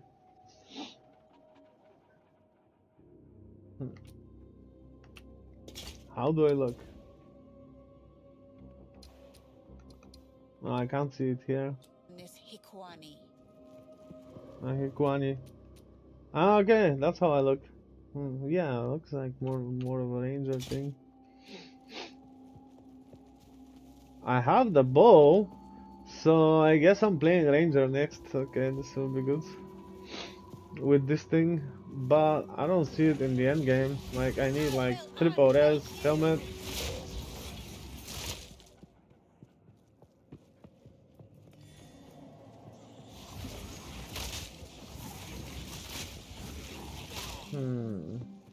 I don't know. We'll see. We'll see. Because with the bow, I will get double. I think my roll was like 190 something or 205 or whatever. I could divine it, but I'm not sure if it's worth it. It could get worse. I got only 2 divines left, so they wasted some on other characters.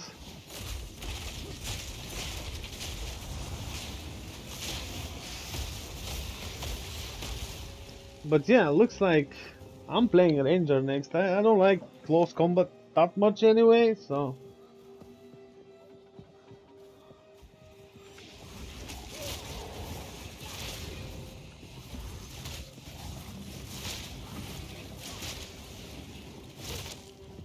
Yeah, try play a bit with this, see how bad it is.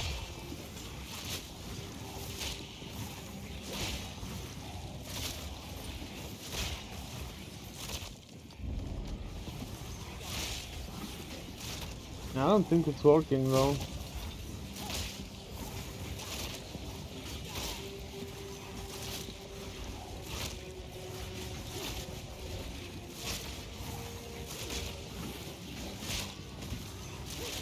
Yeah.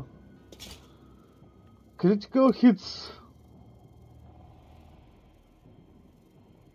But maybe it's only with attacks, not with spells. Yeah, that sucks.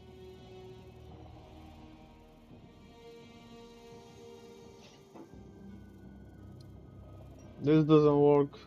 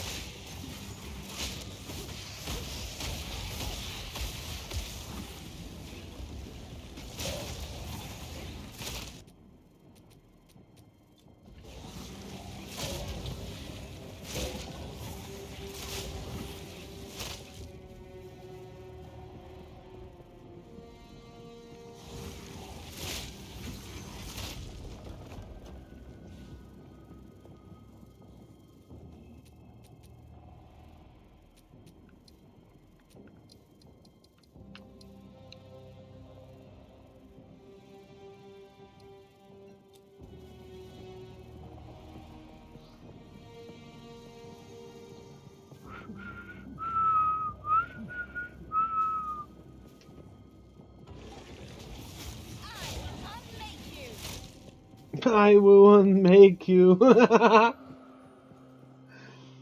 Oh, maybe I missed the room. Why do I have to? I probably missed the chest room.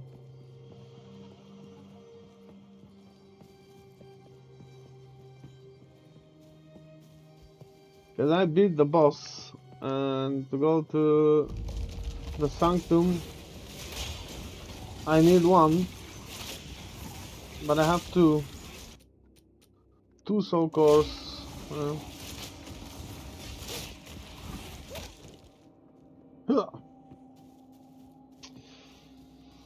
Maybe it's here. It don't look like it.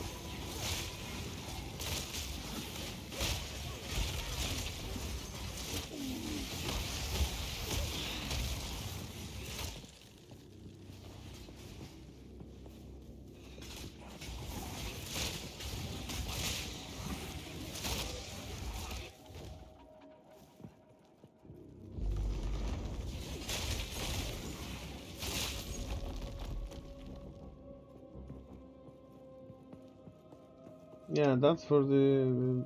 I can get the waypoint.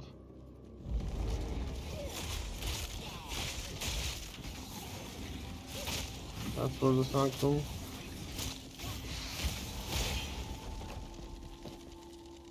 Checkpoint, sanctum, okay.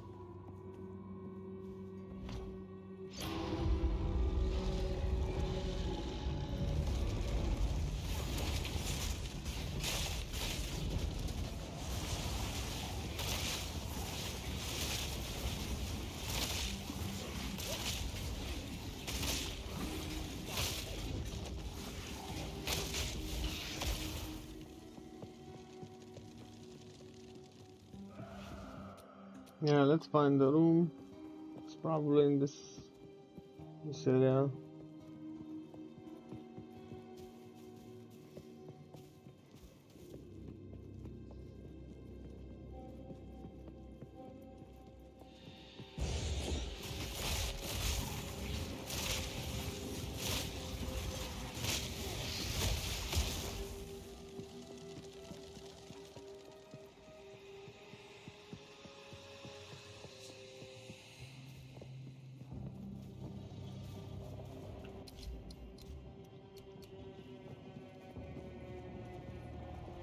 Yeah, there it is. Well, that's fortuitous.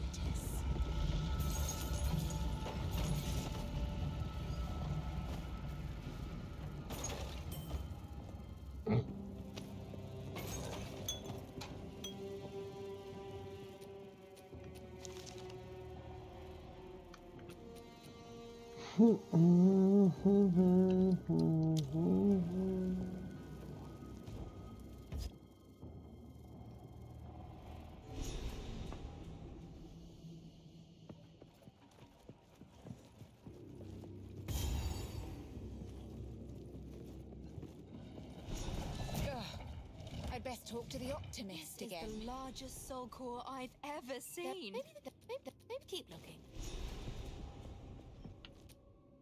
Oh, okay.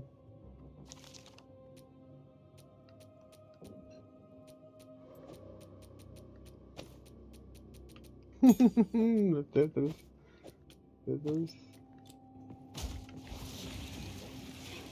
Splinters of bone.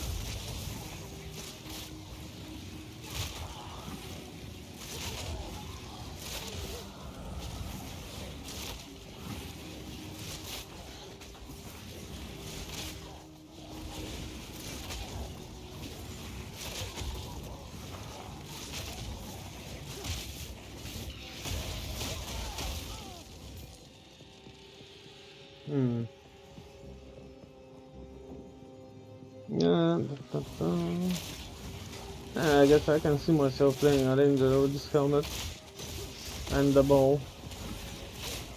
The crazy stupid bow.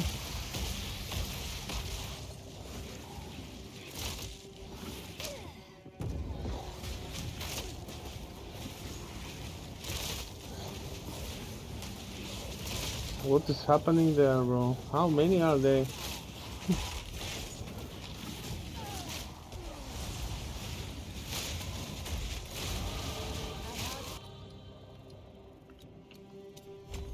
Okay, but now respec it to get these instead. 1, 2, 3, 4, 5. So in 3 levels. Okay.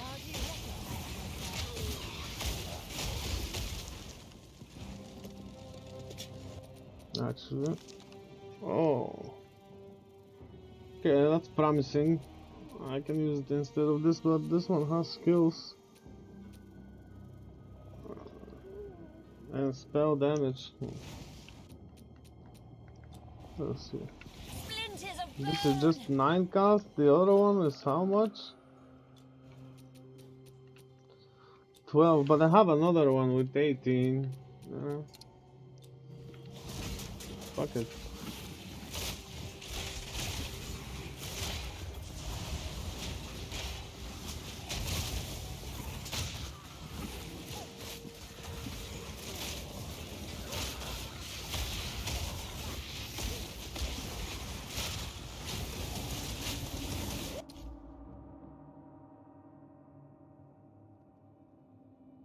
Sorry, something as if got into my eye.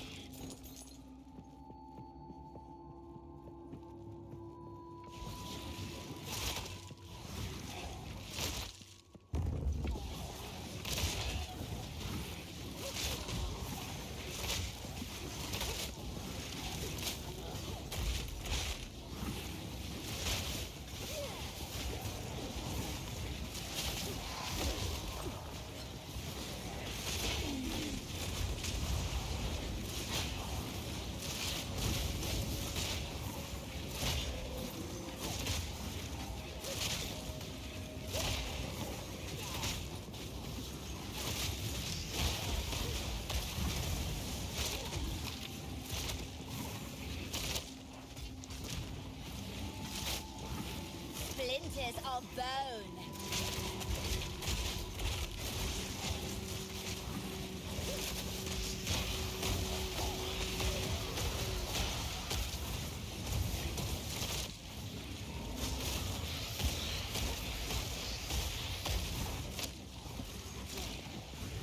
Not the ground, bro, the enemy. The ground.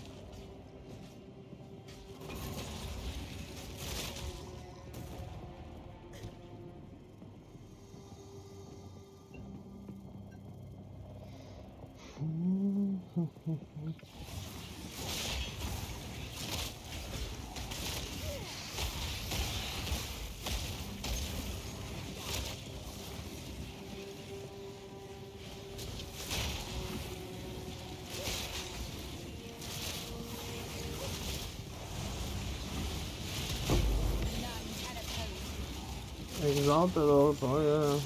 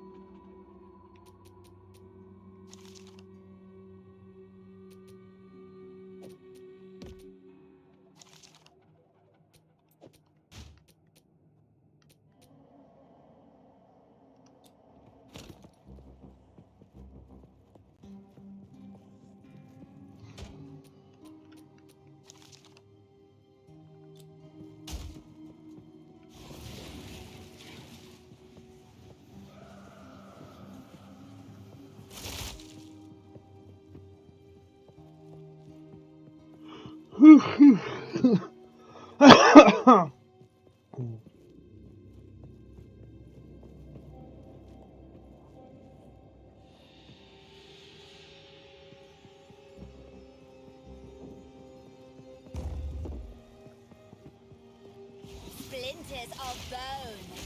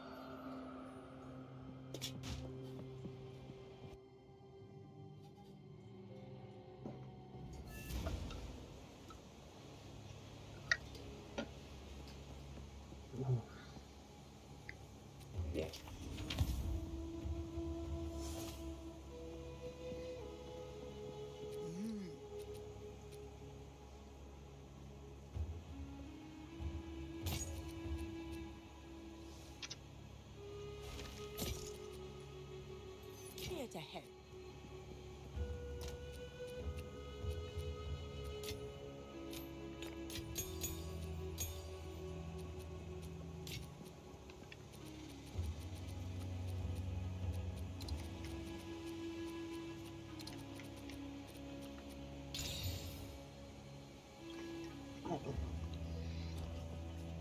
Need a guide?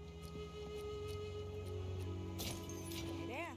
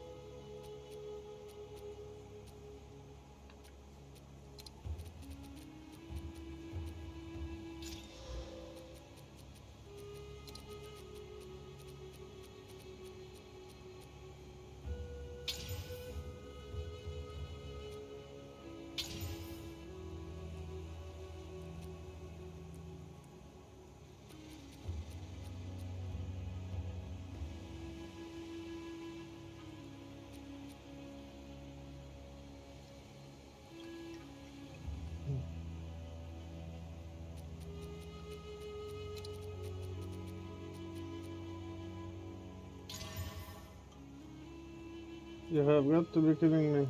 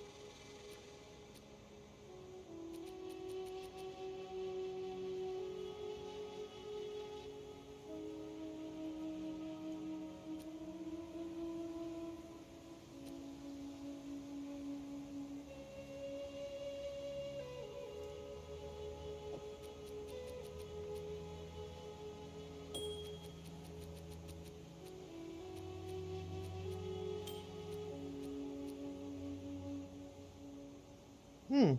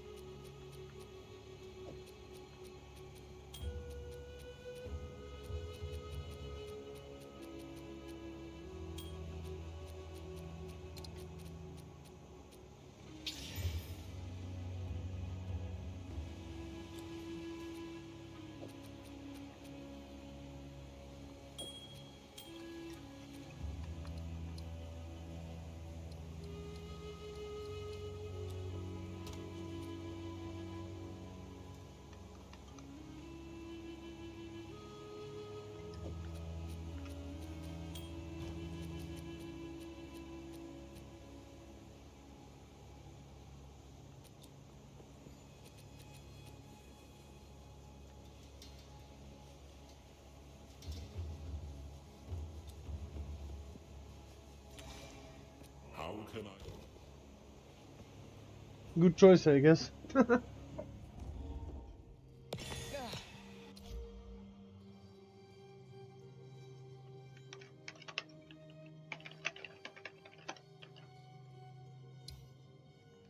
I'd best talk to the optimist again.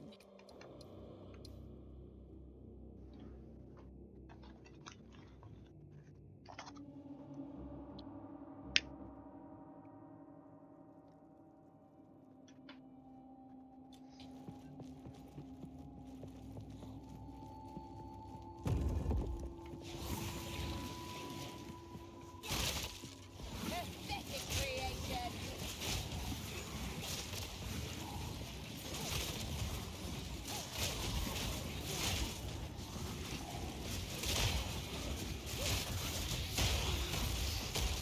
Actually, almost good because I have more mana.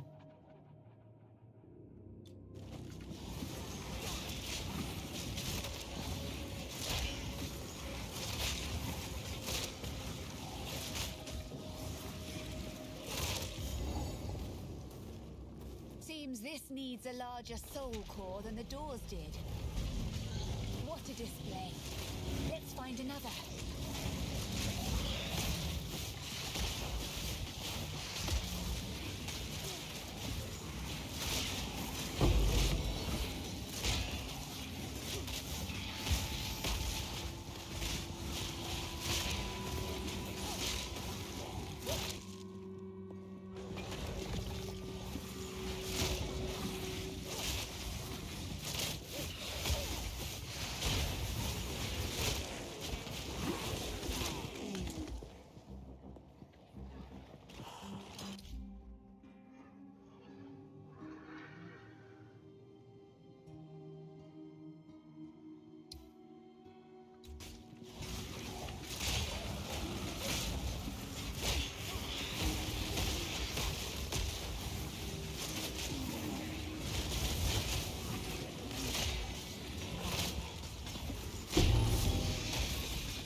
This again. Looks like the game wants me to play Monk after all.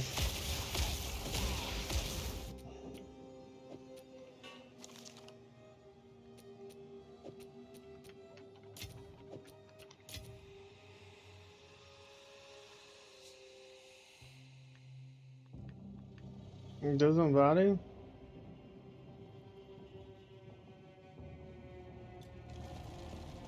Okay.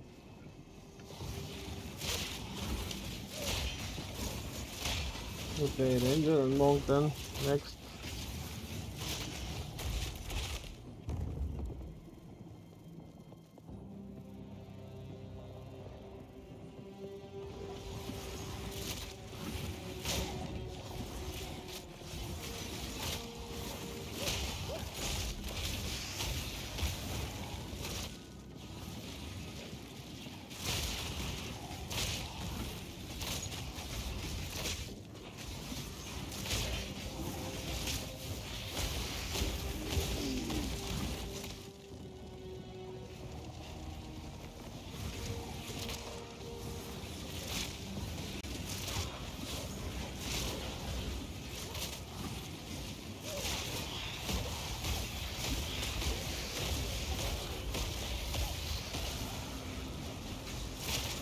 Splinters of bone.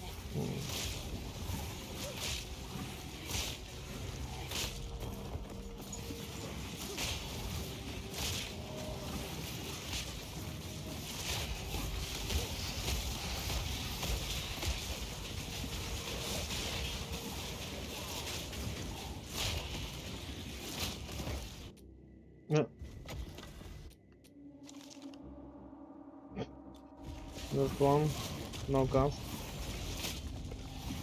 Absolute from there.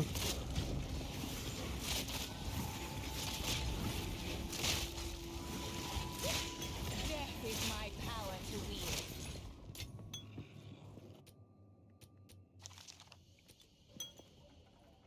Actually, this is good.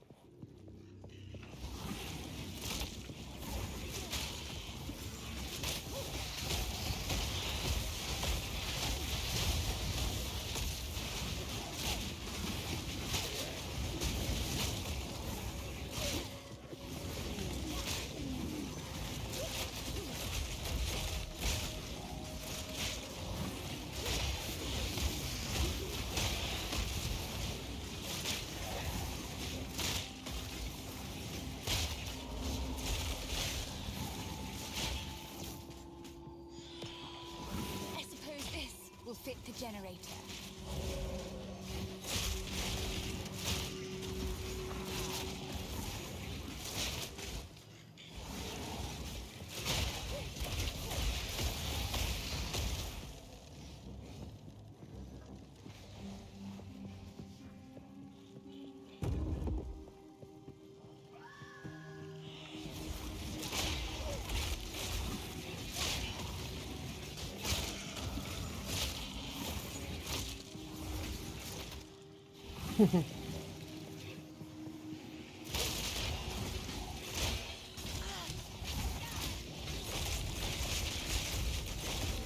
Splinters of bone!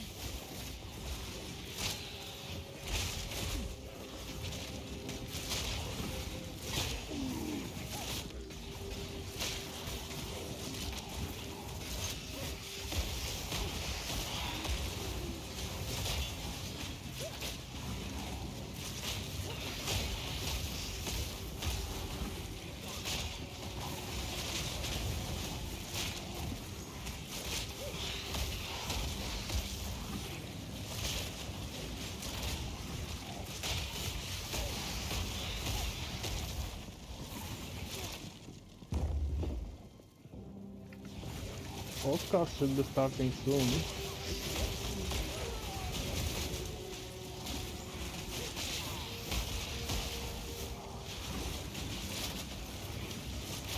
Another corpse to serve me.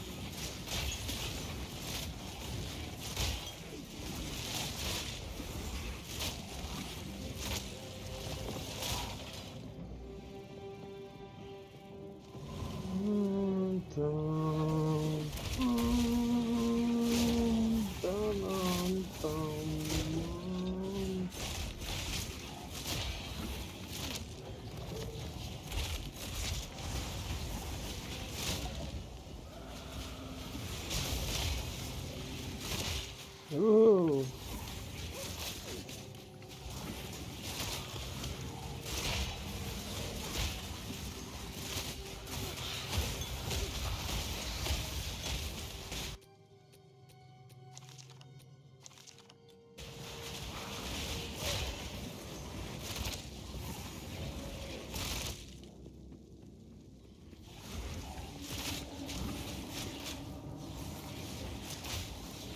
I hate those Bomberman.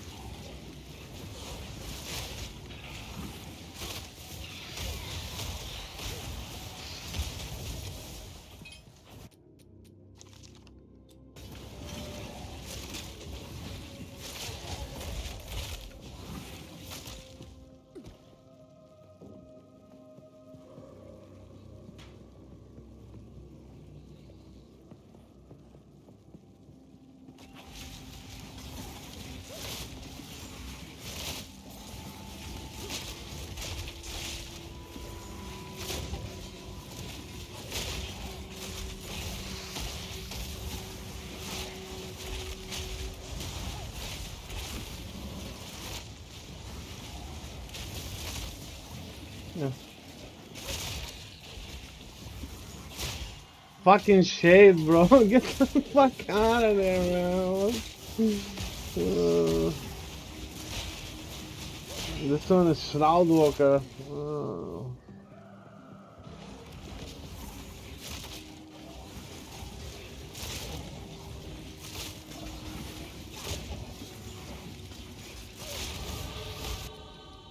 yeah. Let's go get powerful.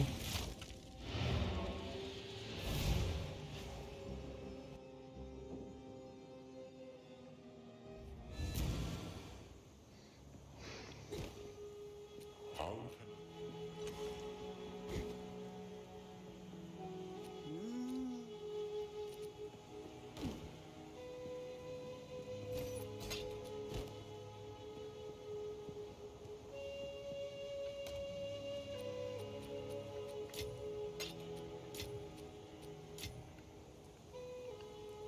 Oh no.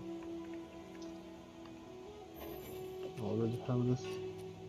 What a mess because of the PlayStation. The tops are like fucked up. I was getting this. Yeah. Okay. And Need a guy? My tribe could use it. Keep your eyes sharp. Firestorm. Is this better actually? I don't think so. No, it's not.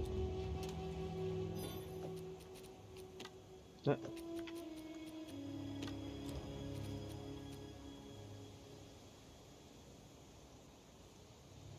Cold and lightning.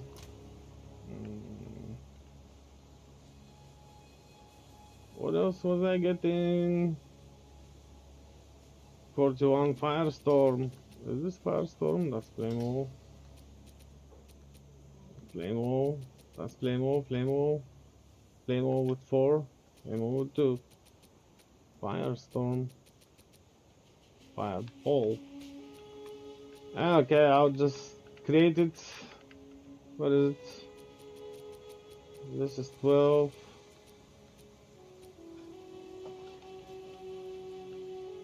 I don't think I can do 11 right now actually. Oh, I can. Yeah, that's the whole point. Firestorm. Cast Firestorm. What the fuck?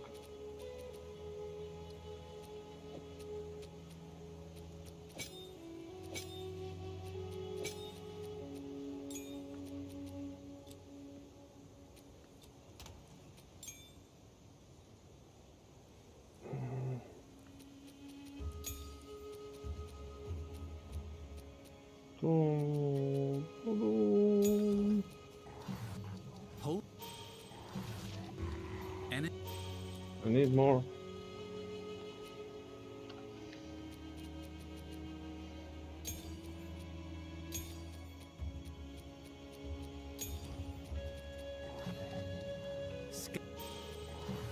Monsters that die while infected.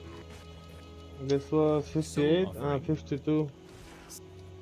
Skeletal Storm Mages. Despair. Despair is a curse that makes your enemies more vulnerable to chaos damage. Use escape. Hey, where is temporal chains? Okay, Temporal chains is a curse that slows armor. Flame wall ignites enemies when caught in it. Yeah, flame wall. 50 to 60, 27 to 30. Now I So I really need one more. don't care if they die.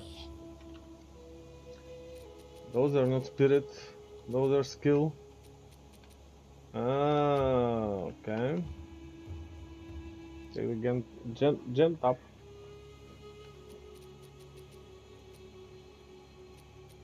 I don't have.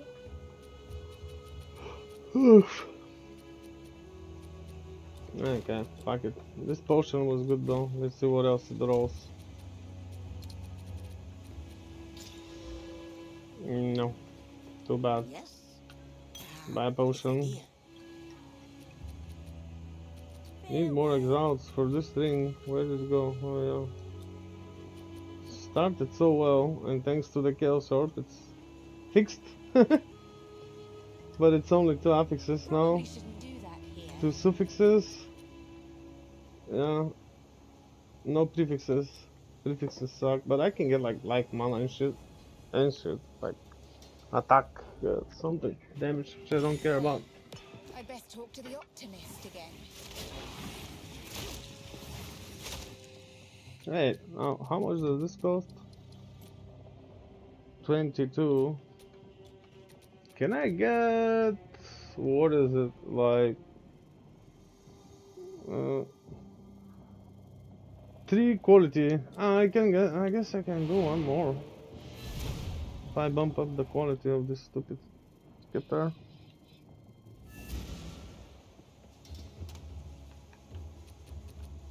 Or actually... I can get clarity, which would be the better thing, but didn't I get it? I think I did. Yeah. Okay. So one more skeleton.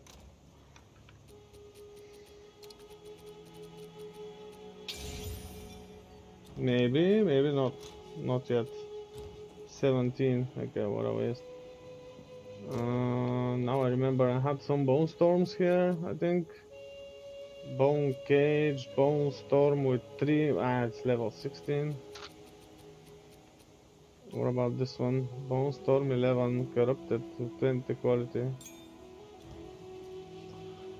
Okay, I will go corrupt this one because it's also 11. Yeah, and if it fails, I will just use this one. It's the same. Even has quality, so hopefully this one rolls to 4 sockets. Because I'm out of the jewel orbs. Just have this one. Damn, I don't have this one.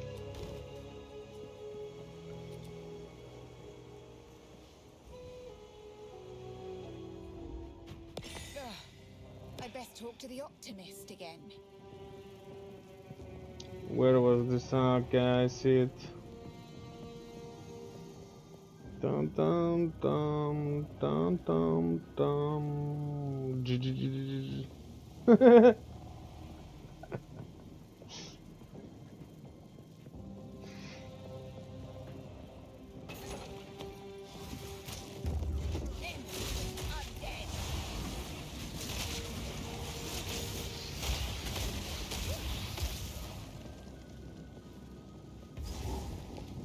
Alright, game. Do not fuck with me now.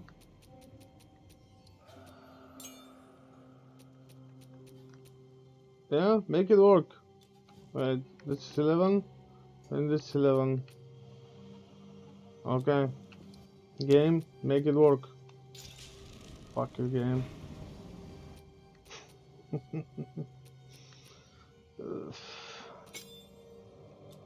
I mean, yeah, maybe on the 30th time it could work, but maybe, maybe not.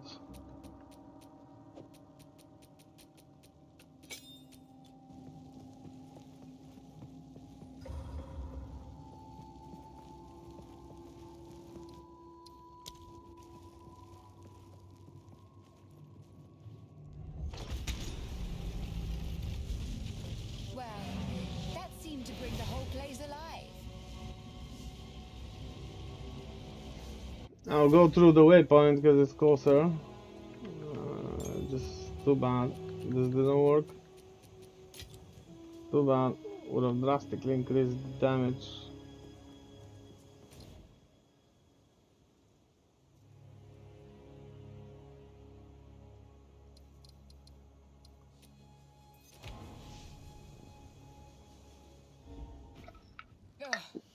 I'd best talk to the optimist again.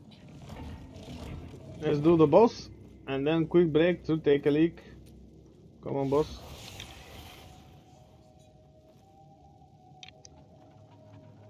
Maybe the con. Why it doesn't work? I activated both. That is weird. There is still latent energy residing here. From maybe the con. That is weird. Okay, very.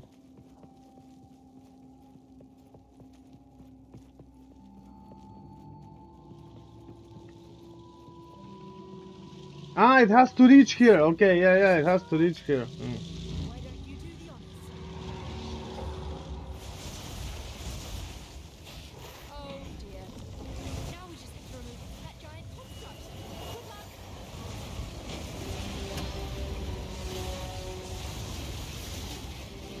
Splinters of bone!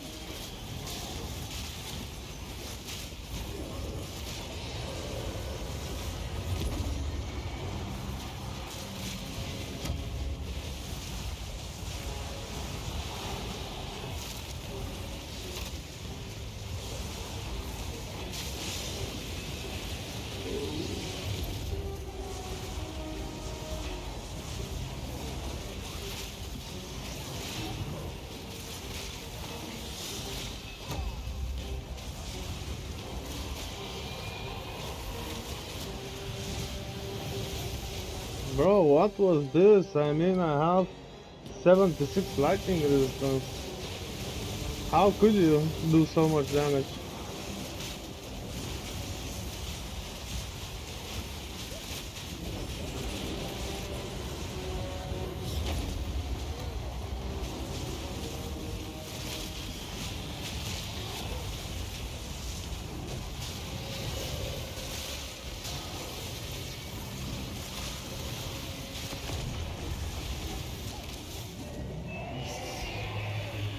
Genius construction, but too weak.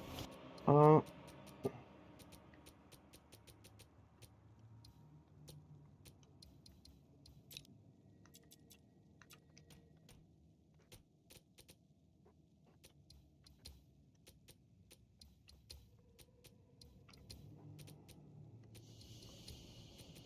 all good.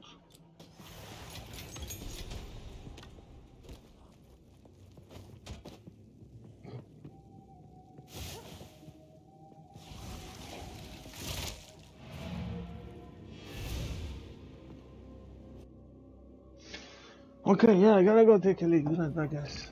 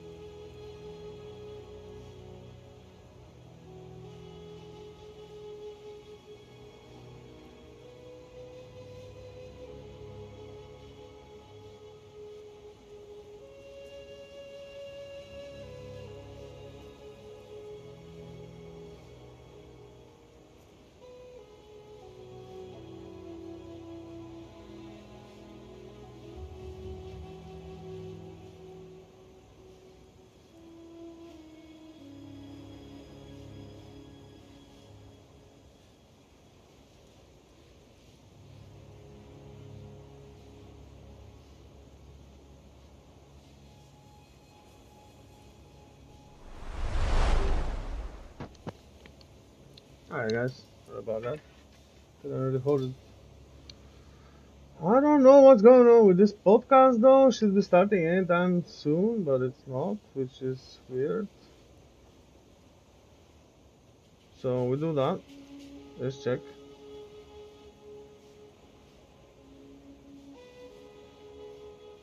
Okay, they are live now.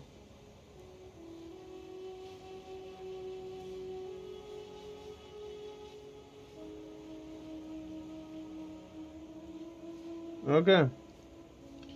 I'll just go put the soul core, I guess. And then we watch that. Usually they started like an hour in advance or half an hour with the timer and stuff, but this time they didn't. I know, that was weird. Greetings. Yes.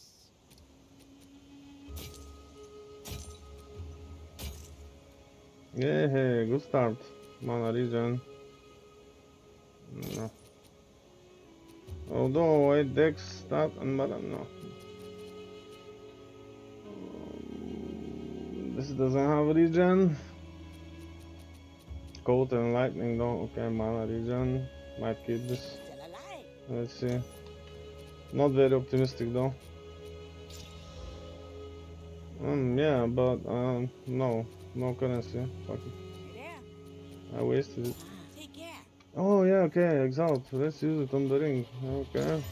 Okay, this is too much. Yeah, it starts soon. Yeah. Waiting exactly for that.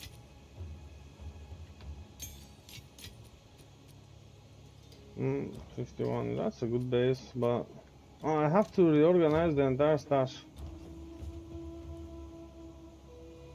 It's gonna be 2 hours, so I guess I'm just gonna have my dinner while watching it, and maybe I'll comment. That's what I'm gonna do.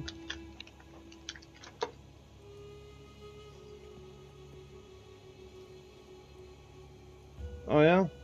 Maybe. You mean who? Gazi and DM?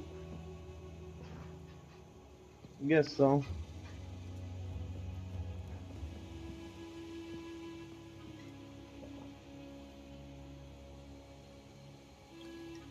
Yeah, okay. I don't like DM anyway. Fuck this guy.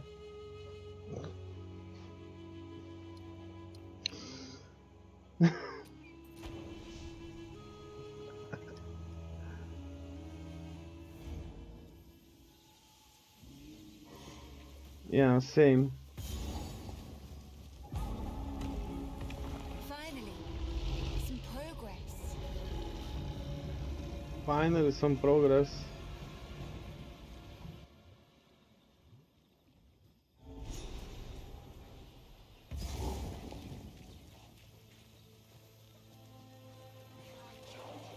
Splinters of bone! The Azak tribe, in the flesh.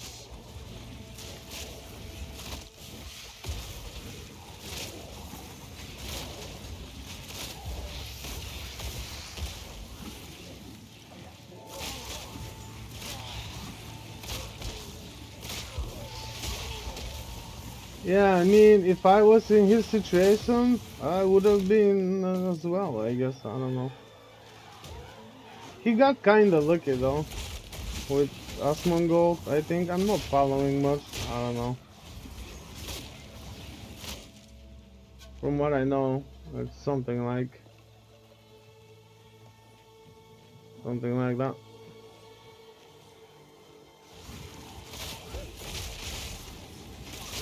I'm more interested in skillful players like Woody, for example. I'm not interested in drama and crap, and DM is that. It's like not my kind of thing, you know. I'm more interested in that. This better still work.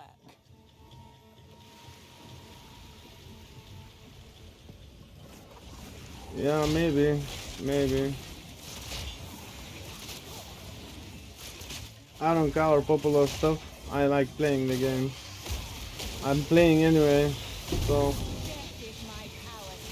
Fire Quiver. Okay.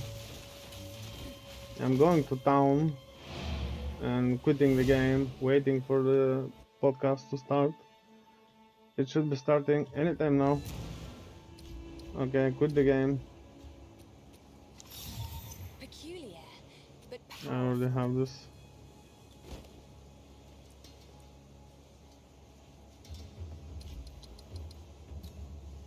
Okay, leave the game.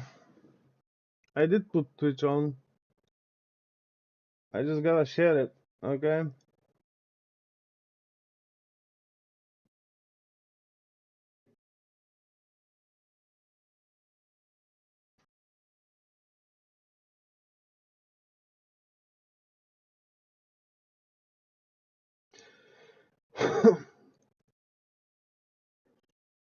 There it is. We're waiting. They are live, but there's nothing.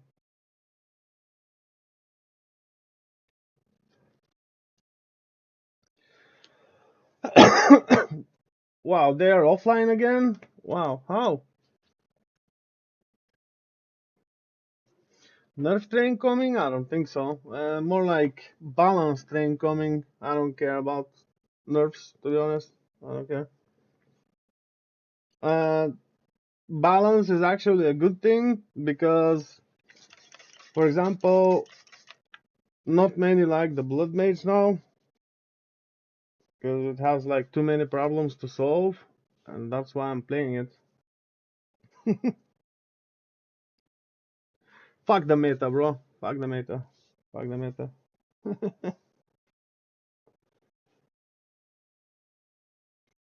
You know, that's my kind of thing. I don't care about what's best, what's good, what's popular, what everyone is doing. I don't give a damn what they're doing. But looks like I'm not doing what they're doing, then I'm doing just fine.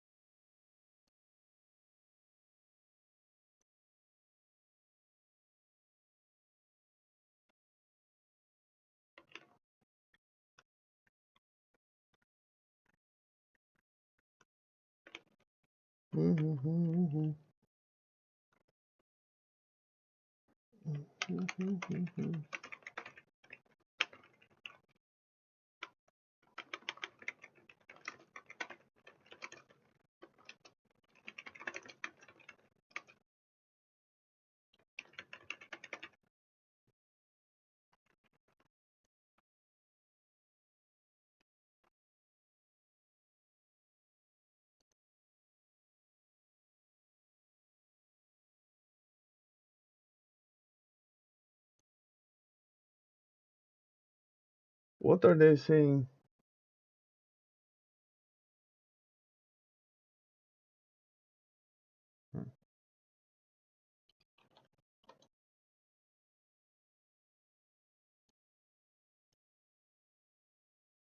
What the fuck was that?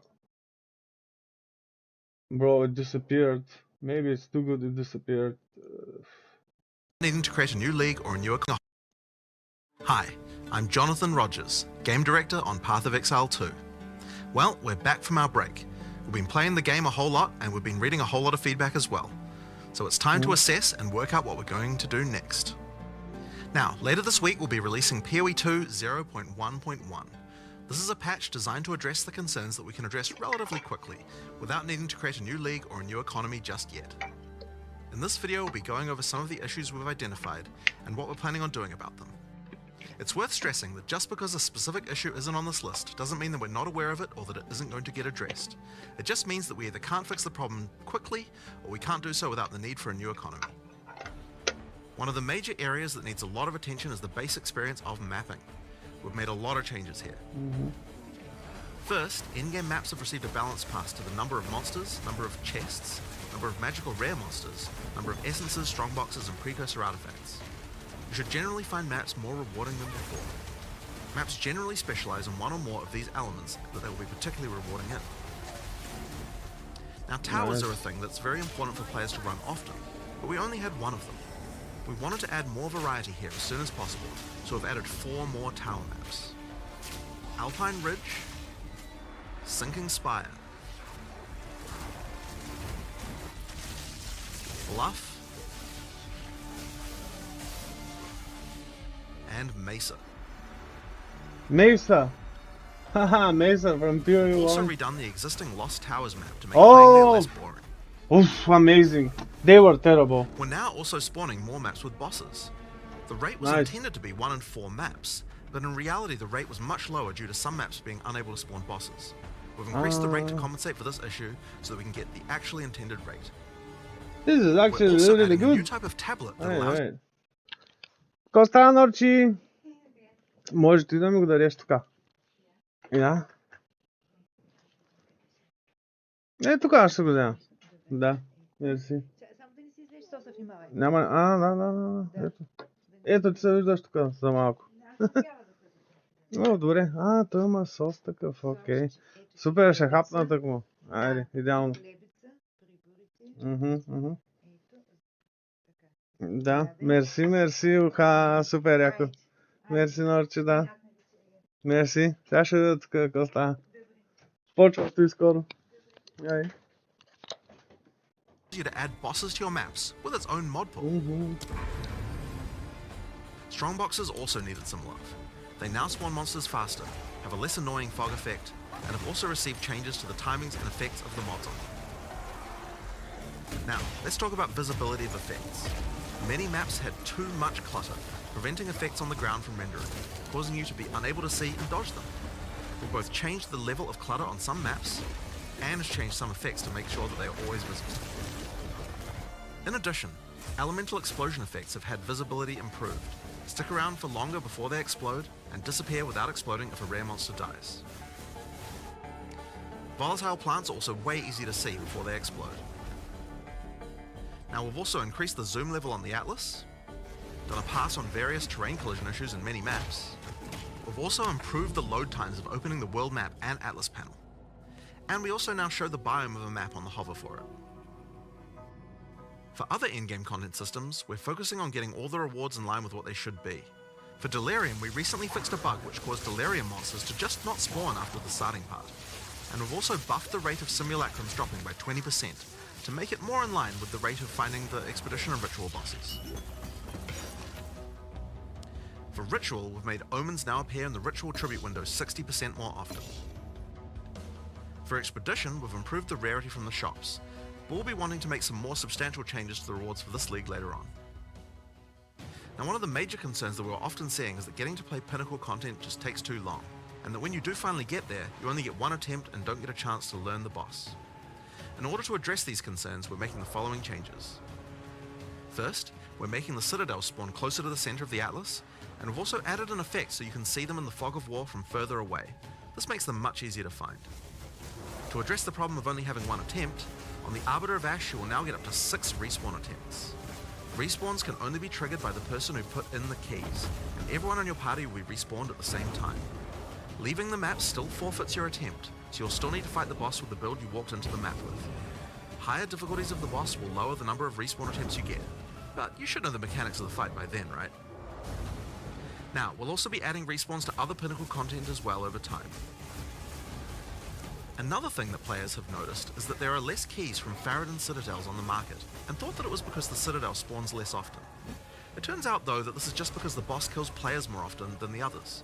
We've made a few changes to that boss to bring it in line with the other bosses. A lot of people have reported that many of our unique items are feeling underwhelming. Uniques are often designed to be build enabling at high levels, even if they're low level uniques. But we realise that we do need to make sure that more uniques feel powerful when you first get them at low levels too. In this patch we are buffing a lot of uniques. These changes should make finding uniques at lower levels a lot more fun, and make subsequent character playthroughs more fun too when you have some great uniques to use.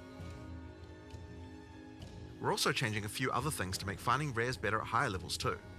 First, we're changing mod weightings a bit to make sure that there are less bad mods. Another fix is making high tier items no longer cull the highest tier modifier of a given mod type.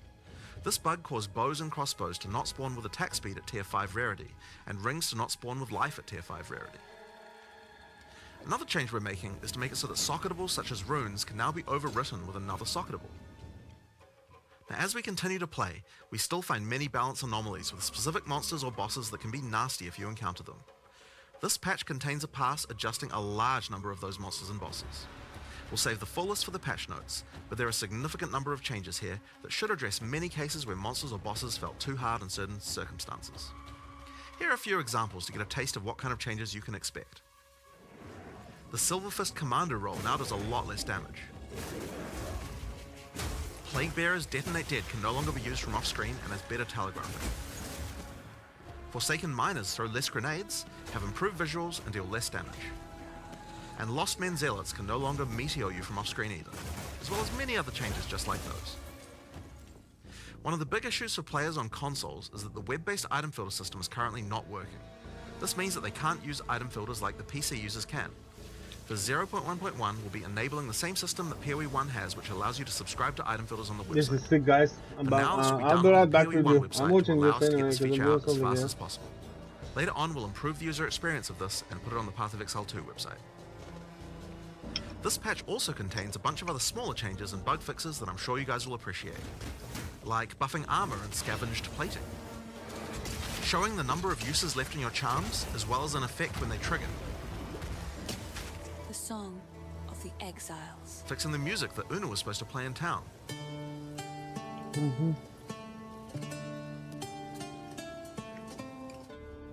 and plenty of other little fixes and improvements throughout the game. Now, we have a huge amount of much more meta-shifting changes that we know we want to make. And one of the best things about having the game in early access with the endgame is that we now have a much better idea of where we want character power to be and what the balance of bosses and monsters should be relative to that. But those types of changes are going to have to wait until we are ready to make a new league with a new economy for people to play in. That's still a little while away yet, but in the meantime we'll be continuing to identify things that are causing frustration and try and address them. I want to thank you guys for playing and hope to be doing more of these in the future. Later. Okay, that was sick indeed. I didn't want to watch it again. Really good changes. Hi, I'm Jonathan Rogers, Game Director on Path of Exile 2. Well, we're back.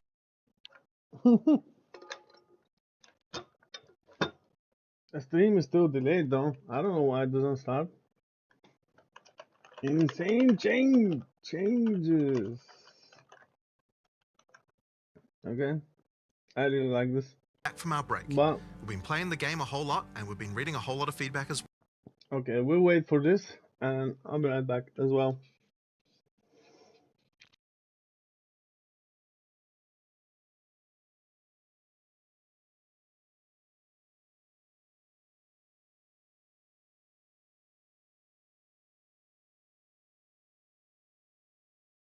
That is for the most part just stuff that we did, like, you know, last week and this week. The maps, some work that was done a little earlier, but for them because we knew we needed more towers and we just didn't get them in. But pretty much all that stuff is just stuff that we're just doing last week and this week. Like we try to move fairly quickly when we can. But the thing now is of course going to be like.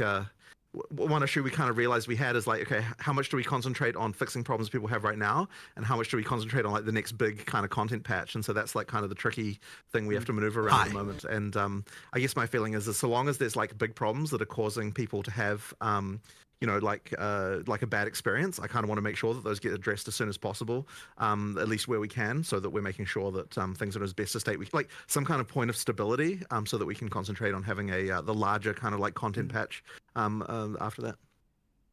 That's great to hear. So for this episode or this interview, we've or done whatever what we're going to we call can it to make sure that we let the community get their voices. That's what the hell we're asking. So that's going to take a without needing to create a new league or a new economy just yet. In this video, we'll be going over some of the issues we've identified and what we're planning on doing about them. Back. It's worth stressing that just because a specific issue isn't on this list doesn't mean that we're not aware of it or that it isn't going to get addressed. It just means that we either can't fix the problem quickly or we can't do so without the need for a new economy. One of the major areas that needs a lot of attention is the base experience of mapping. We've made a lot of changes here. First, in-game maps have received a balance pass to the number of monsters, number of chests, number of magical rare monsters, number of essences, strongboxes, and precursor artifacts. You should generally find maps more rewarding than before. Maps generally specialize in one or more of these elements that they will be particularly rewarding in. Now, towers are a thing that's very important for players to run often, but we only had one of them. We wanted to add more variety here as soon as possible, so we've added 4 more tower maps. Alpine Ridge, Sinking Spire, Bluff,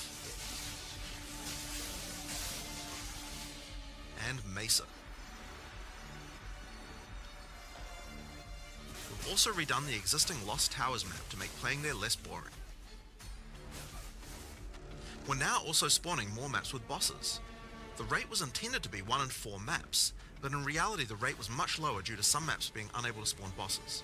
We've increased the rate to compensate for this issue so that we can get the actually intended rate. We're also adding a new type of tablet that allows you to add bosses to your maps with its own mod pool. Strongboxes also needed some love. They now spawn monsters faster, have a less annoying fog effect, and have also received changes to the timings and effects of the mods on them. Now, let's talk about visibility of effects. Many maps had too much clutter, preventing effects on the ground from rendering, causing you to be unable to see and dodge them. We've both changed the level of clutter on some maps, and changed some effects to make sure that they are always visible. In addition, elemental explosion effects have had visibility improved, stick around for longer before they explode, and disappear without exploding if a rare monster dies. Volatile plants are also way easier to see before they explode. Now, we've also increased the zoom level on the Atlas, done a pass on various terrain collision issues in many maps. We've also improved the load times of opening the world map and Atlas panel. And we also now show the biome of a map on the hover for it. For other in-game content systems, we're focusing on getting all the rewards in line with what they should be. For Delirium, we recently fixed a bug which caused Delirium monsters to just not spawn after the starting part. And we've also buffed the rate of simulacrums dropping by 20%, to make it more in line with the rate of finding the Expedition and Ritual bosses. For Ritual, we've made Omens now appear in the Ritual Tribute window 60% more often. For Expedition, we've improved the rarity from the shops, but we'll be wanting to make some more substantial changes to the rewards for this league later on. Now, one of the major concerns that we're often seeing is that getting to play pinnacle content just takes too long, and that when you do finally get there, you only get one attempt and don't get a chance to learn the boss. In order to address these concerns, we're making the following changes. First, we're making the Citadel spawn closer to the center of the Atlas, and we've also added an effect so you can see them in the fog of war from further away. This makes them much easier to find. To address the problem of only having one attempt, on the Arbiter of Ash you will now get up to 6 respawn attempts. Respawns can only be triggered by the person who put in the keys, and everyone on your party will be respawned at the same time. Leaving the map still forfeits your attempt, so you'll still need to fight the boss with the build you walked into the map with. Higher difficulties of the boss will lower the number of respawn attempts you get, but you should know the mechanics of the fight by then, right? Now, we'll also be adding respawns to other pinnacle content as well over time.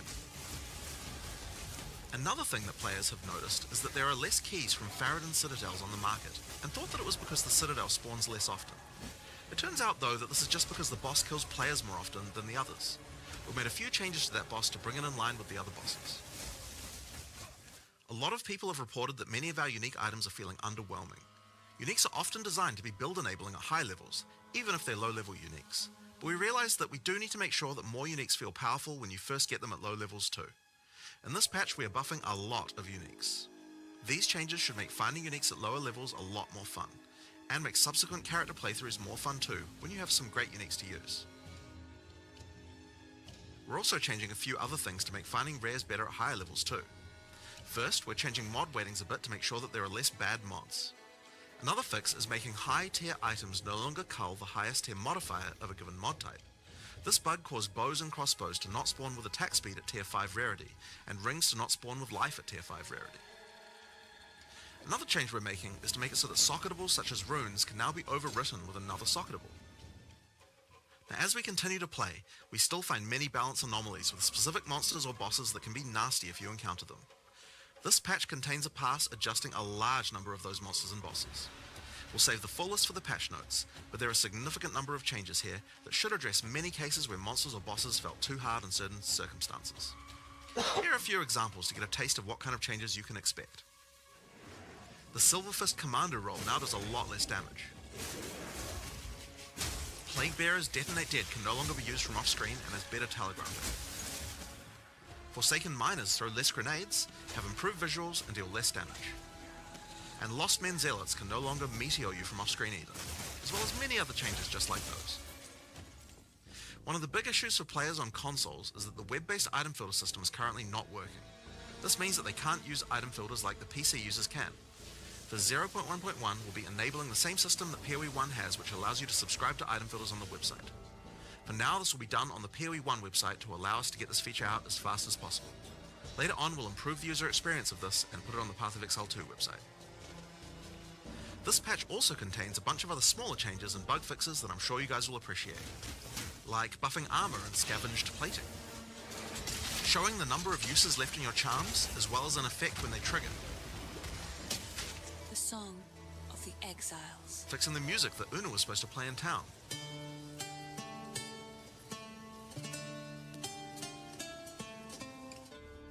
and plenty of other little fixes and improvements throughout the game. Now, we have a huge amount of much more meta-shifting changes that we know we want to make. And one of the best things about having the game in early access with the endgame is that we now have a much better idea of where we want character power to be and what the balance of bosses and monsters should be relative to that. But those types of changes are going to have to wait until we are ready to make a new league with a new economy for people to play in. That's still a little while away yet, but in the meantime we'll be continuing to identify things that are causing frustration and try and address them. I want to thank you guys for playing and hope to be doing more of these in the future. Later. All right, so there you have it. Pretty awesome. We are now going to call them, get them ready for the interview. So we're going to go to a screen here that is a be right back type of screen here. You will hear no audio, and it'll just be a blank screen for probably 5-10 minutes at the highest. And now we're going to do an interview about what we just saw. So give us one moment here. You're muting towards stream, right? Yeah, everything should be muted on.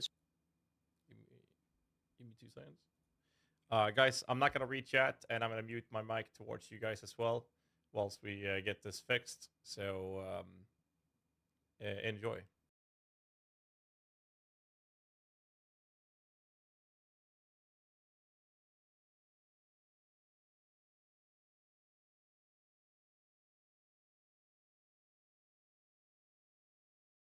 Thing he said. Let's say something real quick now that we have the now. Hello, everybody. So here we are. Let's just real quick now that we have the audience here. I'm going to have Jonathan one more time say something real quick just to make sure they can hear us well, and we'll get feedback from the chat.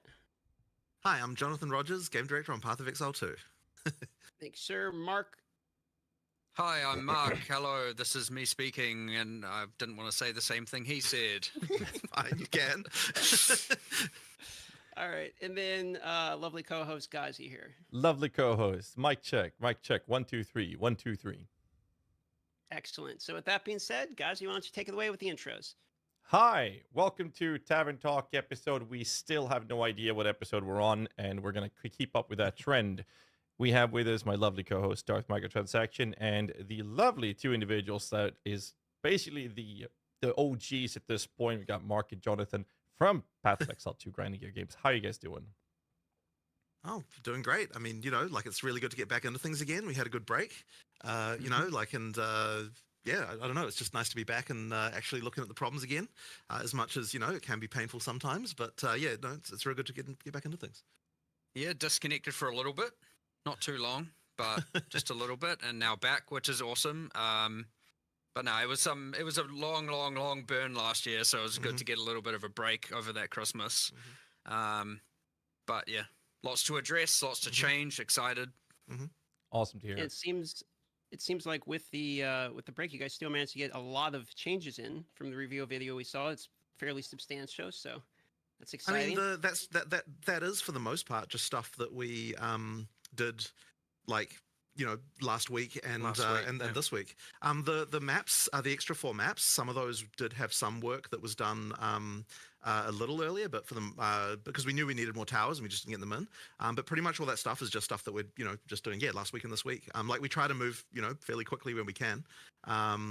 But the thing now is of course going to be like one issue we kind of realized we had is like, okay, how much do we concentrate on fixing problems people have right now, and how much do we concentrate on like the next big kind of content patch? And so that's like kind of the tricky thing we have to maneuver around at the moment. And I guess my feeling is so long as there's like big problems that are causing people to have like a bad experience, I kind of want to make sure that those get addressed as soon as possible, at least where we can, so that we're making sure that things are in as best a state we like some kind of point of stability, so that we can concentrate on having the larger kind of like content patch after that.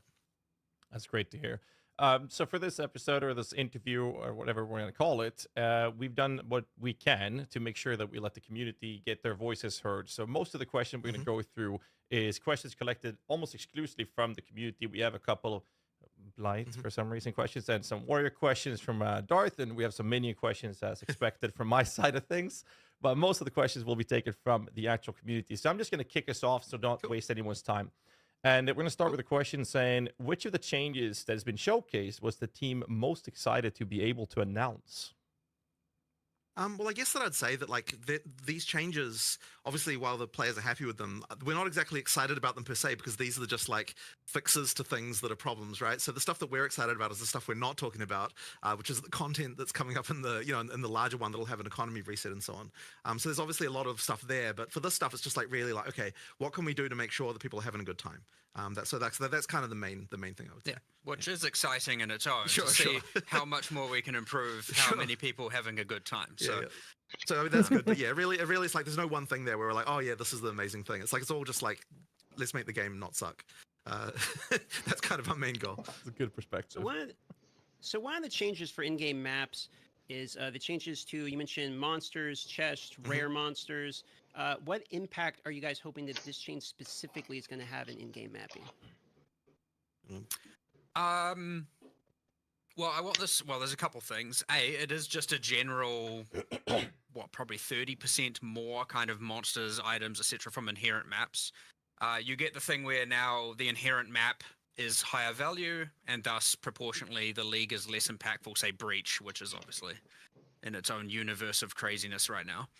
But the idea is the base map is more rewarding, and thus adding the extra content is less necessary for, say, map sustain.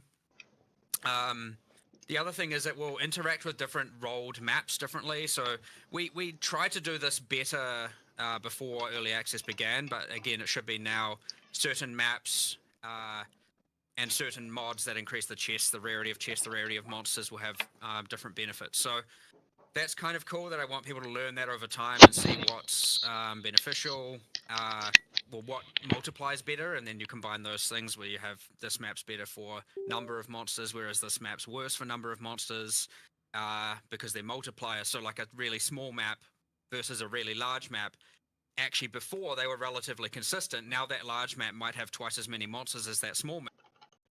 This map's better for what multiplies better, and then you combine those things where you have this map's better for number of monsters, whereas this map's worse for number of monsters because they're multipliers. So like a really small map versus a really large map, actually before they were relatively consistent. Now that large map might have twice as many monsters as that small map, but it has the same density of monsters. So you don't just have big open empty spaces of nothing. So obviously now the number of packs, if you multiply that up, it has a much grander effect on the big map than it does the small map.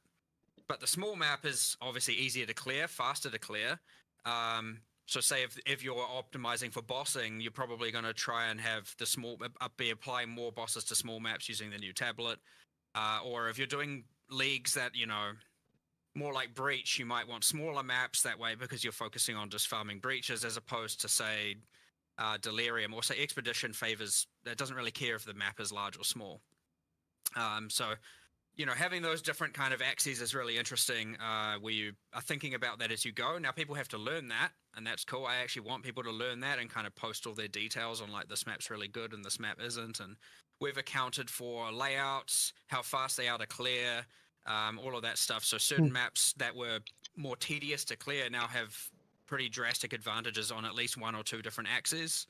So they might have a higher number of minimum monsters, rare monsters, higher spawn rate of rare monsters, magic monsters, rare chests, who knows. And there was a lot of that balance that you couldn't really do until you actually had experience playing them, right? Because it's hard to tell when you're just in development and you're not on a real character, like, is this map actually fun or not, right? And the end game is we've got the least amount of testing, so it really did require, like, okay, some actual proper play and be like, okay, is this map, to really answer the question of is this map good or not? So now when we see that, then we can be like, okay, we need to make this change or that change in order to sort it out. So there's just been a lot of just like sanding off all the rough edges that in-game had by virtue of the fact that it just really wasn't as tested as what the campaign was. Go on. That all being said, I'd say one thing it has introduced is it has added more bad luck or mistake protection to some degree, because if you would like fully juice a really small bad map, that minimum of bad is now much higher. And so like you all of a sudden now have invested all this wealth into this bad map, you've run it and you're like, I didn't get anything back from it. So the minimum is certainly now much better, which should hopefully protect a lot of people who are falling out of map sustain. Whereas like a lot of the good players who are a bit more observant, a bit more familiar with PoE 1 were just like happily sustaining maps. And so yeah, you had these two ends of spectrum, and hopefully we've raised the minimum now with these changes. Okay. So 2 follow-up questions. Since this was a question for later, but since we're talking about bad maps in particular, something you mentioned here, what is your guys' opinion on the current state of maps in the game? Not so much from a monster point of view, but of a layout of maps. So there are some maps people don't like as much. There are ones people really do like as much. Is your opinion that you need maps, for instance, like Mire, Augury, Vow Factory? These are some of the least favorable maps. Do you think you need maps like this in the game in order to more appreciate the more common ones people enjoy? Or what's your stance currently on the map amount of variety that are in the game, put it that way? I guess ideally, like if so, I mean, there have been a few adjustments to things like that. Probably not, like we're not necessarily going to take every map people find annoying and change it like so that people don't in that way. But certainly there should be balance changes to make it so that they feel at least worthwhile, even if they do have some more annoying layout or something like that. So I mean, I assume you feel the same way about that. There's some standout things. Like obviously you shouldn't have the levers that you just can't dodge roll out of and you just die, or the levers are just spawning burning ground on them, right? Obviously this stuff is just objectively wrong and objectively bad, and that will be fixed. But a lot of that contributes to like, this is the worst map because you'll go pull a lever and die while doing so. And then there's the ones that yes are just like, inherently worse layouts, especially for certain builds. But then again, now using this other thing where it's like, actually, well, those maps may now spawn the most amount of rare monsters or the most magic monsters or just the most amount of monsters. You're going to have to go figure some of that stuff out. And some people might like that. People with less, screen clearing AoE-centric builds probably don't mind some indoor, more mazy maps if they're going to get the benefit or feel like they're getting the benefit from,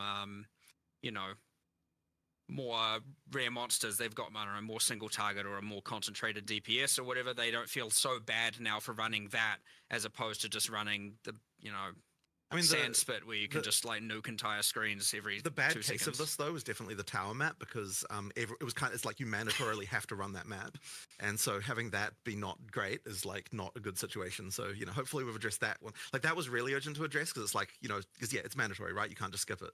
That one had to be. Yeah, and I didn't like it much. Yeah, turns out it's maybe not a Especially good those thing where you rooms have with to the code approach a mages, room that's full of monsters that you don't know terrible. what they are and they're super dangerous and you can't see them and it's a narrow bottleneck and you have to run in and just die. But even so, like obviously the variety helps with that, but also the new version of that map is now based on the top floor tile set, which has like got more variety and like it's easier to deal with. So that should improve a lot of that. Better visibility. Yeah, exactly. So it more helps a lot. open, Yeah. less tight bottlenecks. Still they're still relatively narrow here and there, but much better to clear. That's good. So one more follow-up here, and I'll pass it off to Ghazi. In the reveal, you mentioned that the boss maps, for instance, were supposed to be more common than they actually were. And so this comes to a very common question about Waystone's sustain. So what was your opinion on the state that previously was with Waystone's sustain, as well as do you believe this impact of additional bosses are obviously going to impact Waystone's sustain? So you think this is going to help alleviate some of the feedback we've seen related to there? That one's pretty interesting because, and this is probably going to be a controversial thing to say, but like we don't know that there necessarily is a problem with Waystone sustain as such. So that means we have to look into, if people say that there is, and that means we have to understand why that is, because I don't think that's the experience that like we're having as we're playing ourselves. And like, so there's always this thing where it's like we want to hear what the players say, but then we always want to confirm with our own experience that like when we do what they're doing, that we're getting the same experience before we can kind of make a good decision about what a change would be. So I don't know that we've identified why it is yet that players are having problems with Waystone Sustain, and so that's like, and this will change this obviously because there's more bosses and so on. Like that's the thing you can do, and killing bosses will give you upgrades and so on. Like that'll help with that. But I guess I sort of like I feel like we need to understand that problem more before we can really work out what exactly needs to happen with it.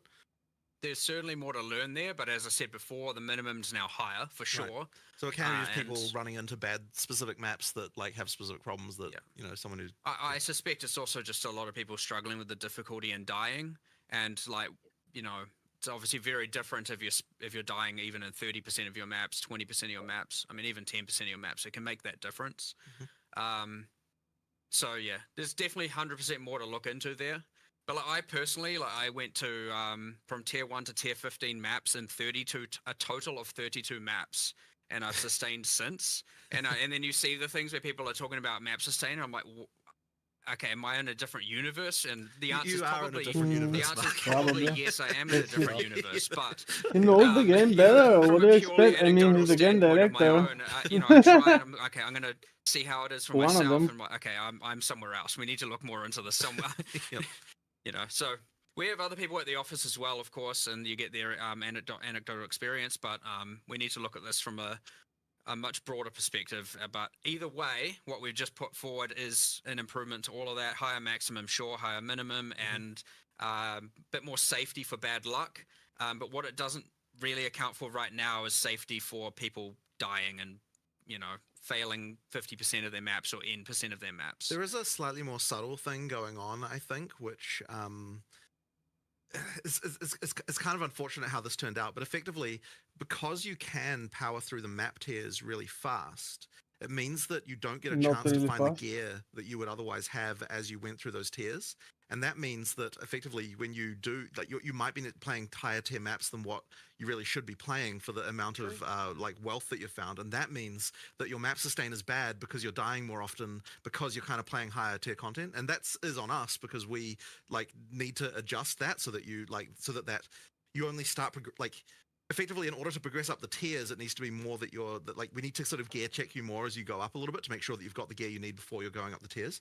But this is going to be a really subtle and tricky thing to get exactly right. Like there's quite a lot to that, and that's kind of more of a thing that we can sort of look at over a bit of a longer period of time. That is something I'm looking forward that's to. just sort of another one. But time. There's quite a lot of implications to all of that, and I don't know that we're quite ready to like understand exactly what would need to happen for that to happen. But that is kind of one of the issues that we're seeing. Yeah, I can tell you exactly what needs to happen. Just reduce the values of extra damage mods and monster crit mods, because those are like insane. Like what the fuck is 500% more monster critical strike chance?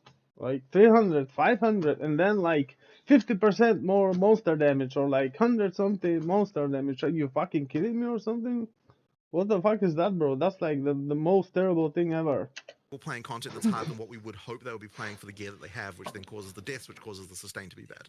So that's kind of that those are the things, the extra damage mods. Those are the things. For the next questioner. Yeah, next in line, we're actually going to circle back to what you mentioned, Mark, regarding Expedition, not caring about the layout and whatnot, but you also mentioned, I believe it was in the video, right? You mentioned more substantial changes to Expedition coming later. So the question is, do you have any particular examples of these things you're hoping to accomplish with this mechanic? Yeah, I can't really say what it is, but what I can say is it is intended that every league, sort of, I'd say without promising it, because we're allowed to make exceptions.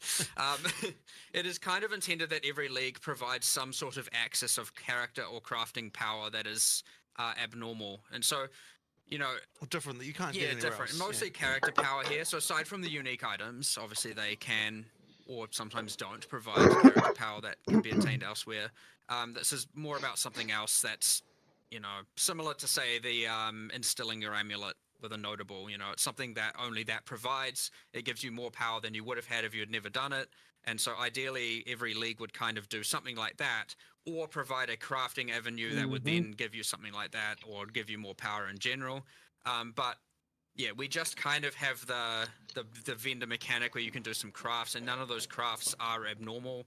They're not adding extra benefits or mods or anything outside of that. So yeah, we have intention to add something to that, and probably In to a lot more of Expedition? them over time. Oh, And as that you would get be new good. ones that each obviously have this thing in mind, where we're trying to say, how can we make characters feel a little bit more powerful by engaging in that content? But yeah, Expedition just didn't quite get it when we. No, I mean, the major problem here is not characters being able to be more powerful.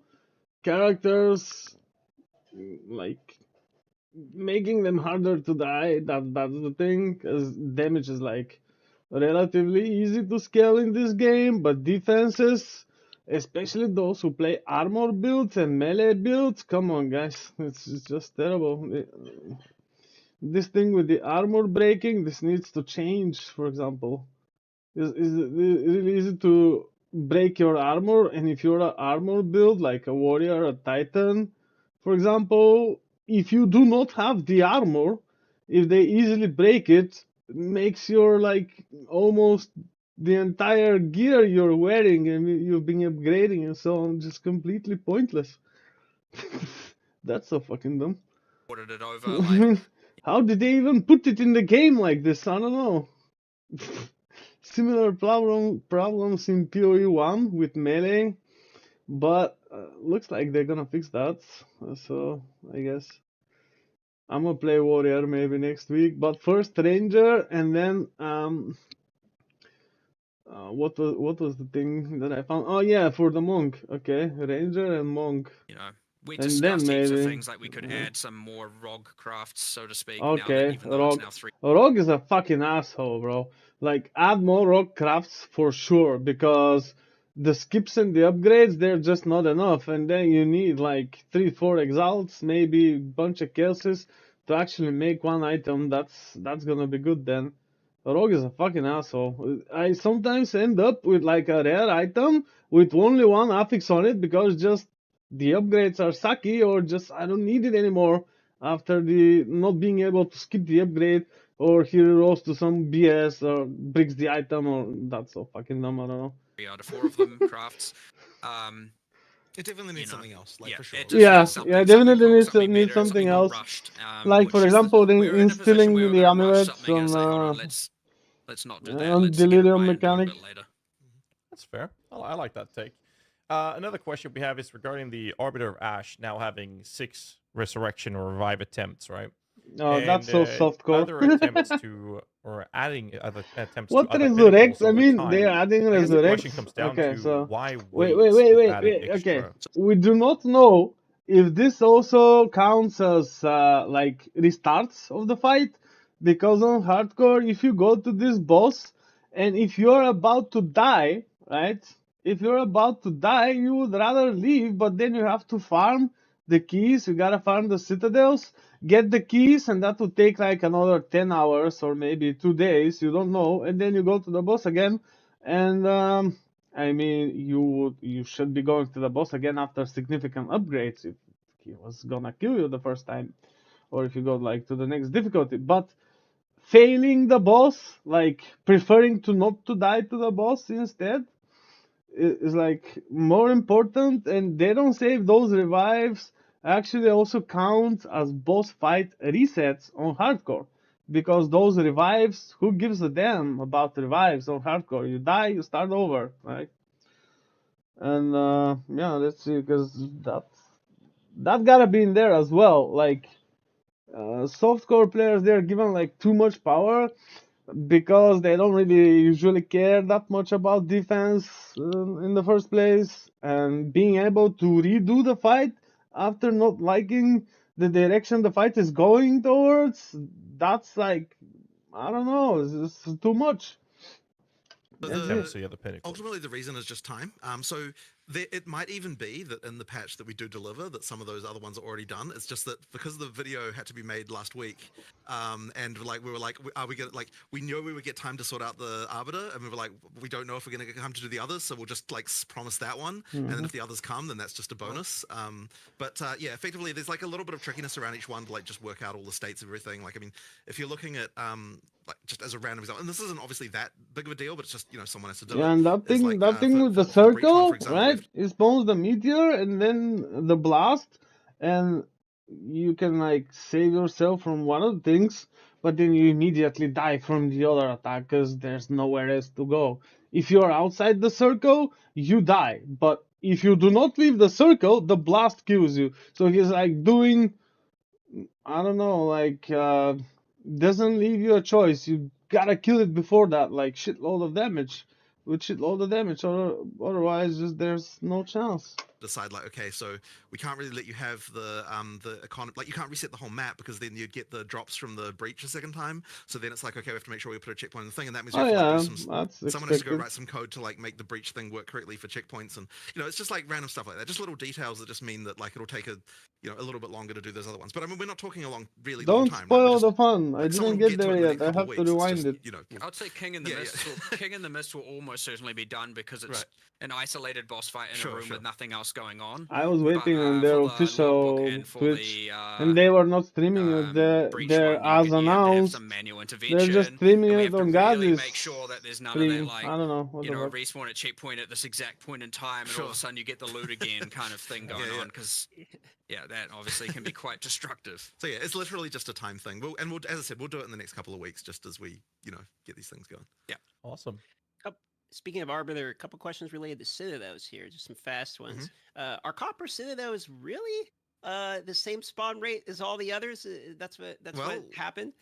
I mean, we generated a bunch of Atlas state and checked that they were equivalent. I mean, I don't know what to so we really were not intending to make a Monopoly game, McDonald's Monopoly game style thing here. It really was intended to be equal. So yeah, as far as we could tell, it was just the just that the boss had that exploding minion thing that like was the damage just busted on that? Nah, well. Maybe, but all of his little attached zombies, like during the phase 1 of the fight, they, when he summons the sandstorm and you get protected, and you have the zombies coming at you, they blow up after they die.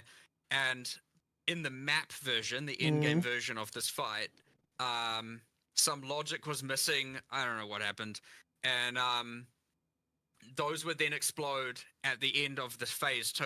So you're like, oh, I killed him. You run in to get your loot, and 8 zombies just explode and insta-kill you. And so what you found is a whole bunch of people were just straight up like succeeding at the fight and then just dying straight afterwards. So that accounted for some portion of it. And then he was just harder. Like certainly the death rate, even excluding the one-shotting zombies, was just much, much higher than the other two. But yeah, we have now a cheat that generates or simulates generating like, I think it's 1 billion different blocks and calculates how many of every map spawned and everything like that, just to test this specific Citadel case. And yeah, everything we could find generates exactly the correct amount of the 3 things. So, the 3 Citadels.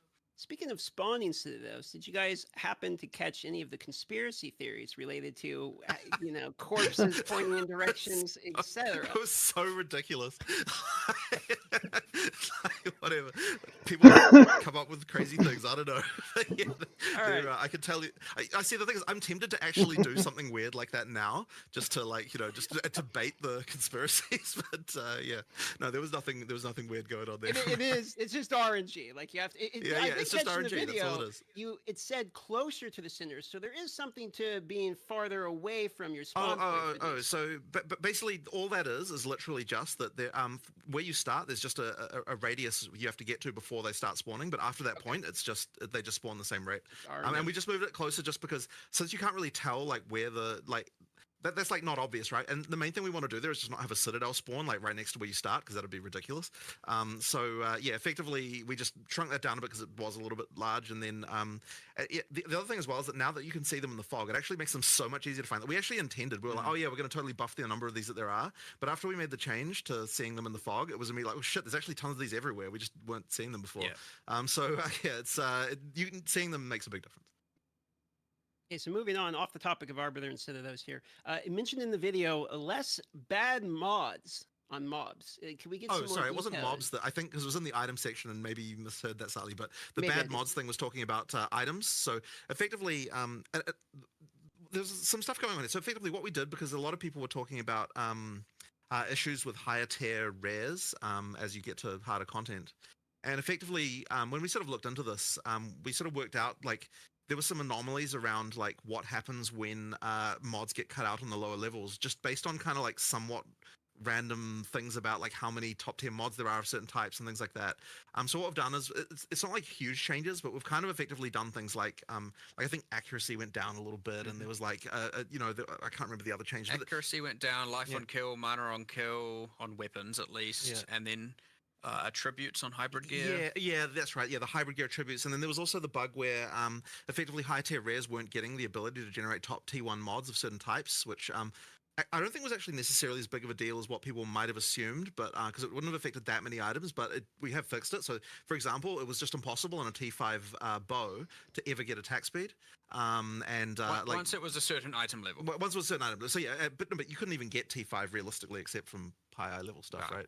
You still could occasionally, but whatever. The point is like there was a few things like that were going on, and we effectively just adjusted that stuff, and it should result in generally better rares when you're talking about like high end, like high tier stuff. No wonder I couldn't craft anything good on those. The adjustments are not like mega, but they are there, and they should sort of improve things, I think, a little bit. And just for clarity's sake, when crafting bench, top tier like tier 1, you actually mean like tier 12 or whatever the top tier is, right? Because tier 1 technically is the worst. Sorry, it's so annoying that we have like tiers going in reverse direction in different contexts. Like, but yes, what I mean is whatever the top tier of that mod is, in some cases it was getting cut out. In fact, I worry that even in the article that we're going to say that's actually incorrect. So I just need to fix that, because I think in the article that we posted, it says T1 item affixes, which is actually backwards, so I need to go and fix that after we've done this. We also need to make this consistent everywhere and sort this tiered situation out. I do have a follow-up on that. It is sometimes very frustrating dropping something that has a high tier, but I don't know if that is the highest tier. Would it be possible? Like, is there something you guys are considered to adding some sort of way for us to see? We are adding a thing that displays on the mod if it is the best tier relatively soon. But again, we need to also just figure out a little bit more around this, because we've got this whole T1 versus T random the reason why there is resistance to having T1 mean the top one is because then if we add another one later, it changes what all the tiers are, and there was sort of some discomfort around that, but then maybe it's still better to just do that anyway. I don't know, that was the original thinking behind that, but whatever. It might be less confusing if T1 meant no, because the thing is, the other thing as well is that map tiers are like the T1 is the bottom one again, and you certainly wouldn't want to reverse that. That would be weird. So yeah, I don't know. Like, probably fair enough. Yeah, whatever. This is just a random small topic, but just one of those things. Understand. Speaking of items and quality, one of the most requested additions, item filters, coming to console. So I'm sure many people are very excited about that. Speaking of the topic of consoles, can we expect more quality of life things coming to console? For instance, I very commonly see asked for things like text UI size, etc. Do you have any plans related to quality of life improvement for console? Yeah, I mean, we certainly need to do more there. I mean, I don't have any specific things to announce there, but effectively we need to make sure that that experience is good. And one thing that I know, this isn't actually technically a console thing, but another thing that we will be doing for people who use controller soon is like the ability to fast swap between controller and the PC UI just by like immediately in game, because that's something I believe there was even an implementation of that. It was just a little bit too dodgy to release on early access start. So we just need to get that sorted and then test and so that'll be another one. But in terms of just general console stuff, I mean, look, there's just more we can do, right? And sure thing. We've got our guys on console, they'll be looking into these things and just making changes. The text size one, I do think needs some addressing. It's a little bit tricky because there's kind of a lot of things all through the game that need like futzing around with. So that I definitely appreciate that. And like part of that is literally because when we're this is kind of bad, but it's like in the studio, we literally have like a big screen and the couch that's near it is like relatively close. It's like an actual real world scenario. People often sit a bit further away, and we probably should have been thinking about that. So things like that just need some addressing for sure. All right. Putting aside bugs and tuning that is expected for early access state, there was a question that I was asking about what are the players' feedback that surprised you guys the most?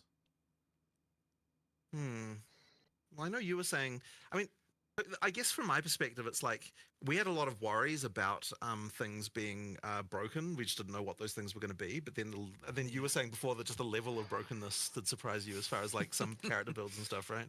Yeah, like I had my whole like, okay, obviously people are going to find broken builds, but like we escaped millions into tens of millions, and then we escaped tens of millions into hundreds of millions in measuring in DPS, and then we escaped DPS into comets per second. And then like you got to this point where it's like, okay, we're just off the reservation here in terms of just, you know, when you 1 week in and someone's like, here's my 450 million DPS build that hits the pinnacle boss for 141 million damage and one shots in the 3-player party, and I'm like, well, where are we? Like, what happened? The thing that I found a little bit sad, and I guess we should have just expected this, is that like I sort of expected that the first few times people were playing the pinnacle boss, that would kind of be a normal fight. But in reality, the first few times people played the pinnacle boss was just completely like a disaster because like they just had some build that was because to get to the pinnacle boss the fastest, you also had to have like a ridiculously broken thing going on, and so you just ended up with just like like you don't even get to see the mechanics, and it was just like that was a bit sad to me. Well, hopefully with more lives, people will actually be giving it a shot instead of just selling it off to those people who do one-shot it. But we'll see how that goes. But I mean, the tricky thing about this has just been that, like, okay, so we do generally want to not do mid-league nerfs, and there was a period there before Christmas where we were making some changes, but we weren't even considering those to be mid-league nerfs because they still left things in a state that was still like very, very good. Like from our perspective, and like maybe the players would disagree with this, it was kind of like when we nerfed something there, we were still leaving it in a state where it's still some of the best shit ever. And so from our perspective, we were like, well, there'd be no reason to have to re-roll your character after this change because like it's still crazy. So we didn't even really consider those to be mid-league nerfs in the same way. But then obviously there's going to have to be some changes because like, you know, there are just certain things that are just completely ridiculous. But one thing we've got now, and I kind of mentioned it in the video, is that like we actually have an understanding now of like what a character should look like. And so ideally when we do our first like true balance patch, we should be at the point where we can be like, okay, here's like these like 10 things that need to come down, but then there's also like these other 50 things that need to come up to get to that point, right? So like ideally it there should be a little bit of leveling there that occurs, but we really don't want to do that kind of patch without doing an economy reset because we actually need like to see what really happens when you get a new economy and all that sort of stuff. So, and when I say an economy reset, of course, what I mean is a new league. Like you'll still have the old characters if you want to play them, but all the stuff we're going to be looking at will be on the new economy that you know, in terms of like how it evolves that way. So yeah, that's going to be a tricky one. It'll take us a little bit longer. But that is also what we're working on in the background as well, is just like getting all of this stuff to where it needs to be. Comment per second, that's so softcore thing. There's no nerfs coming in this patch then? Is that sort of what I'm taking from it? I mean, there might be a few that relate to things that are just completely screwed, but it is not our intention to do a big nerf patch here. Like, that is not our goal. Our goal with this is, like, fix things that are annoying people and, like, make the game more playable. Whereas the goal of, like, the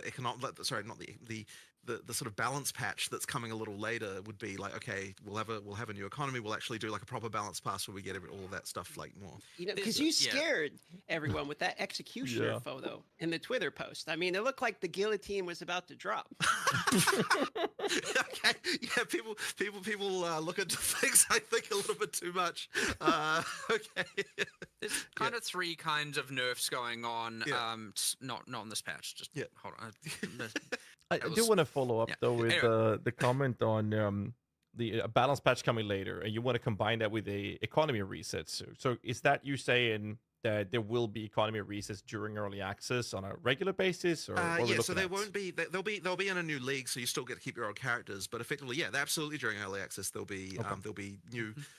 Leagues. What I don't want to say is like whether or not the league so when I use the word league, people sort of assume that means there's like a league mechanic that comes along with it, and we might do that or we might not. We kind of need to work out what's going on there, but it'll be a new league in the sense that it's a new economy that people can play through, and we'll be introducing significant stuff that would want people to make people replay as well as doing all the balance stuff and all that sort of stuff. But effectively, we need to do that because if you can't really just make changes to balance like significant ones without screwing people's characters over, obviously. So you need to have some kind of thing like that in order to be able to do that. Just going back quickly, we have a kind of few classifications of things we do address when it does impact balance, and we are trying to be ultra conservative. But if it is bricking instances, as in it is just absolutely tanking instances, affecting the performance and thus affecting the performance for other users, we almost always have to address it. You can't just let that be. Now we obviously try and reduce the impact on the server, generally because of some sort of infinite loop or anything of the sort like that, or you know, something happening per frame that shouldn't happen, and all of a sudden now, you know, like if you're getting the server frame rate to be like 1 FPS, then that is not alright, right? Yeah. Like we have to actually sort that. So that is something that we will do a mid-league nerf to address, but ideally in such a way where it still leaves the build perfectly viable. Yeah. It's just that it's no longer completely destroying what's going on. The other things where it does nerf and has an impact is, of course, when there is simply something clearly not working intended. So, like an example of that, which I won't try and pronounce, but the shield that increases effect of your socketed runes and soul cores, and that was just obviously applying to all of them, not the one socketed in itself. That is obviously a nerf. It was never meant to work that way. I don't think that really surprises anyone when that gets changed. It's very clearly not working as intended. So those two we're generally just going to pull the trigger on almost always. Right. We're still thinking like, okay, especially in the performance case, that's like blatantly, you know, our fault, and there is economy there, and then obviously there are people who are going to lose their character builds because of it. Maybe, hopefully not. We try and obviously bring down the frequency or the infinite loop element or the per frame while also buffing the damage. And then we make a note of it to like reassess this later when there's a new economy, and we'll come back and reassess that. But, you know, often protecting the instances, protecting the server performance for other users, and obviously fixing bugs are, you know, something we're going to do. And so that can have an impact. But just like at this point, preferably for all the other main nerfs where you're just blatantly nerfing someone's build or nerfing a build, we're trying to currently push that towards the, you know, economy / league reset kind of point. Yeah. All right. It's a very extensive answer. I appreciate that. That's one of the things that makes this very fun for us to do. We ask a question, then we just lean back and let you guys do your thing. I love it. We are going to circle back to what you mentioned as well earlier, Mark. You said coming back to reassess a decision that's been made. And the topic we're going to open up is the two-step verification, security for accounts with certain things that's happened recently. So the real question that we come down to with everything that's going down is, I guess the first one is, was there a data breach at GGG? And following that up with, are you going to reassess the decision of two-step verification? All right. So this is unfortunately really sucks, and I was really hoping we'd get a post about this before we did this interview, but unfortunately we haven't quite finished assessing yet. So there has been a situation where someone got access to an admin account on our website, and we now understand how that happened. And we also understand, we don't fully understand the scope of everything that occurred here, but we're sort of in the process of like looking at logs and so on. And there was a few really shitty things that occurred here that I'm very unhappy about. So the first one, just to say this, is that the thing that happened here was actually kind of the same thing that happened a while ago when through a Steam, effectively a Steam account was compromised through Steam support. So effectively what happened is one of our administrator accounts had a Steam account associated with it, and this was a Steam account that the person who had it attached didn't really kind of know. I mean, obviously they could have checked, but like they didn't really consider the fact that this was like this old Steam account they don't even use anymore was attached to their admin account. And so effectively what happened was that got compromised through Steam support. So I don't know like all the details exactly what happens there, but effectively what happens is that like they are able to somehow provide like details that they managed to find on someone, like the last 4 digits of their credit card information or whatever, through that they get through some other kind of means, and then they provide enough information to Steam support where they're able to get Steam to change the credentials on the account, which happened without us noticing, because once again this was an account that this person doesn't log into, so there was no like they didn't realize that this has occurred. And then another thing. This was compounded by the fact, and this one was really, really crap, that So one of the like okay, whenever a customer support person makes a change to an account, they there's like an audit log, right, of like all the actions, like the events that they've done. And this effectively means that like when we investigate like, hey, what's happening with this account that got compromised, like we obviously look at the events and see like, hey, was there anything, like what happened here, right? Did someone change a password? Was something going on with that? And there was actually a bug where the event for setting a new password on an account was incorrectly in the back end labeled as a note rather than like an audit event. And what that meant was is that so notes are things that like customer service can add to people's accounts and they can edit them and delete them. And so the password change thing being a note could be deleted by a customer service person accidentally rather than being rather than being permanently there in a way that no one could change. And so that effectively meant that what was happening is the person who managed to get an account, they were compromising the accounts by setting a random password, then deleting the note afterwards to say that had happened. And so when we would look at accounts, we just wouldn't see this. And so it was like really not obvious to us that what was going on there. So I don't have like full information yet about exactly the extent of everything that happened, but what I can tell you is that 66 notes were deleted. So that would imply that 66 accounts were compromised. Now, it does extend slightly back further than what our log history is. So I think there's like, so we only keep logs for 30 days. And that's like a whole, privacy rules around that stuff means that that's your log retention. Now, there were 5 days before that where the account was compromised, but this is all pre-launch of PoE 2. So effectively, there were the 5 days back in November when we don't have logs for, and then after that point, there were 66 accounts that were that had notes deleted. Now, the reason why I am using that phraseology here is because the things were deleted from the frickin' event stream, like we literally don't know what happened here. Like the only thing I've got to go by is the web server logs, which don't actually record like, all the data that's sent in a web request. It's just like the address of the page they went to, right?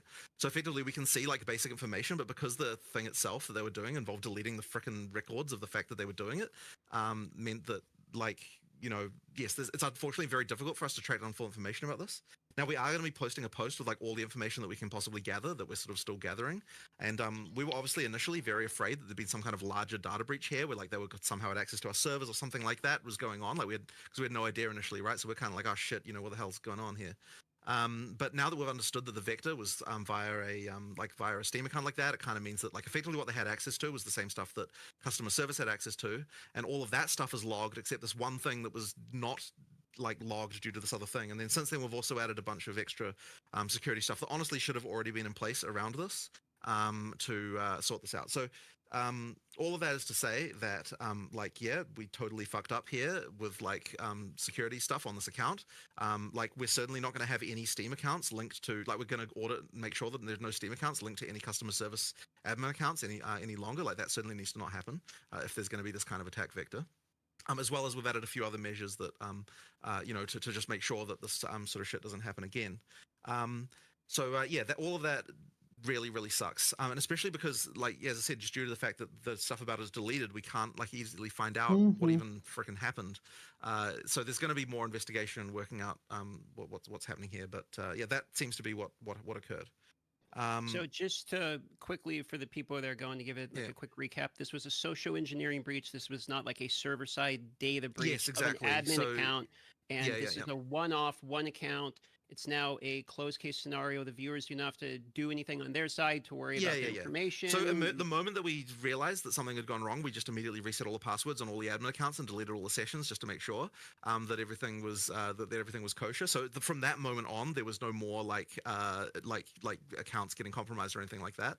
And then now it's just been a matter of us like doing a bunch of log analysis. And it's actually quite like, because the only way we've got it is the web logs, and it's taking a while just to process all the stuff, and there's obviously a lot of human investigation. Like we just haven't yet been able to prepare a full report about it, but we are going to be posting one hopefully in the next day or two that has all of the stuff about that. But that was just really, really crappy. So then going back to the actual question about two-factor authentication, I mean, in this particular case, it wouldn't have actually helped because it was compromised through our frickin' support interface, right? Except for that, probably it would have helped in the sense that if we had added if there was two-factor auth, presumably bug about where it didn't get logged when someone changed it wouldn't have applied to that because, you know, it's a new thing that they wouldn't have had the same bug for. So I suppose it would have helped in that sense. But yeah, like that's the thing with that. So then talking about two-factor auth. So first of all, I'm like completely not against two-factor auth in any regard. The only issue with it is that it's easy to implement two-factor auth. What is hard to implement is all the policy around how to recover when people inevitably lose their second factor. And so that's the kind of tricky part to actually deal with. And so like, it's kind of one of those things where like, yeah, we will do it, but like we're just not quite prepared yet to be able to do it with all the customer support stuff we would have to do. And like, and it's kind of one of those annoyingly deep holes of like, okay, so like, someone loses their password, what do you do to verify it? Like, you know, the two-factor auth thing, what do you do to verify this? And it's like, okay, so now you start to have to worry about like what personal information can they give you? And then now it's like storing personal information. And then like, what's the GDPR implications of that? And like, there's just like, it's just like a whole rabbit hole of just like random policy stuff that all kind of like comes around to that stuff. So yeah, effectively, what I will tell you is that we're immediately going to add two-factor auth to all of our support accounts. You can bet on that. And that is not a problem. That is not a problem for us to do there because the policy around that is like, well, you just like walk in person to the frickin' you know, guy. If you lose it, then you can physically deal with that, right? So that one is how we sort it out. But as I said, we will get to it, and it is a serious thing. We definitely want to have this. It's just a question of just getting it done, really, like all the policy stuff around it and all of the like. Yeah, just as I said, it's all support nightmare around how to deal with it. Well, I appreciate the extremely vocal transparency about what's going on. I'm sure lots of people here watching appreciate that as well, and we won't grill you about it or anything. So appreciate that information. We'll move on here to a little bit more fun topic, which is upcoming content for the game. So we've been asked, one of the most common questions we've had here is things like roadmap for cadence of releases. You know, you guys originally stated 6 to 12 months for full release, which begs, you know, the question, how many leagues between? There's 6 classes. So if it's 6 months, it's 1 class a month. You know where I'm going with this. So, can we expect any information in terms of the cadence of releases, upcoming things like weapons, classes, skill gems, etc.? Right. So the cadence we want to hit is sort of something similar to the kind of league cadence that we've done before for PoE 1. So like that's like I think that it works. Things work the best when you've kind of got like you know, like releases that are fairly large that like have a significant amount of stuff in them to actually bring people back and play and so on. So you can kind of expect a similar thing like that. For the actual like what is going to be in each release, obviously I'm not going to talk about that because, you know, we'll save that for the live stream and all that sort of stuff. But effectively, yeah, I mean, like that's kind of what you can expect. That being said, there's also a thing where like so we want to be able to do the balance patch addressing the balance issues that we've talked about as soon as we can. But in order to do a patch like that, you need to have enough content in it to be able to make sure that you know, people actually come back and play it and like that sort of thing as well. Like you need to be able to make enough changes and like add enough content that it's actually exciting. So we're going to work towards getting a like a PoE 2 sort of new league with new content in it basically as soon as we possibly can. Like so we're like I can't exactly say a date or anything, but like we're gonna rush for it, right? Like we're gonna really try and do it because we want to get to that point of stability of the balance that we're sort of happier with as soon as we can as well. So yeah, as I said, not going to say a date, but basically just look, we work reasonably fast. We're going to try and get it out as quick as we can. Hopefully we get that relatively soon for you guys. All right. So I'm just going to go ahead and assume that the new acts is going to be involved in this. But I guess a little extra question to that when we talk about Act 4, 5, 6. Is the plans to add like one act, or are you guys actually aiming to pop all 3? This is honestly one of the freaking hardest questions ever, right? Like this is actually something that we've discussed back and forth so many times because like if you're talking about it from a pure storyline perspective and like kind of what makes sense, like so there would be so imagine we release one act, right?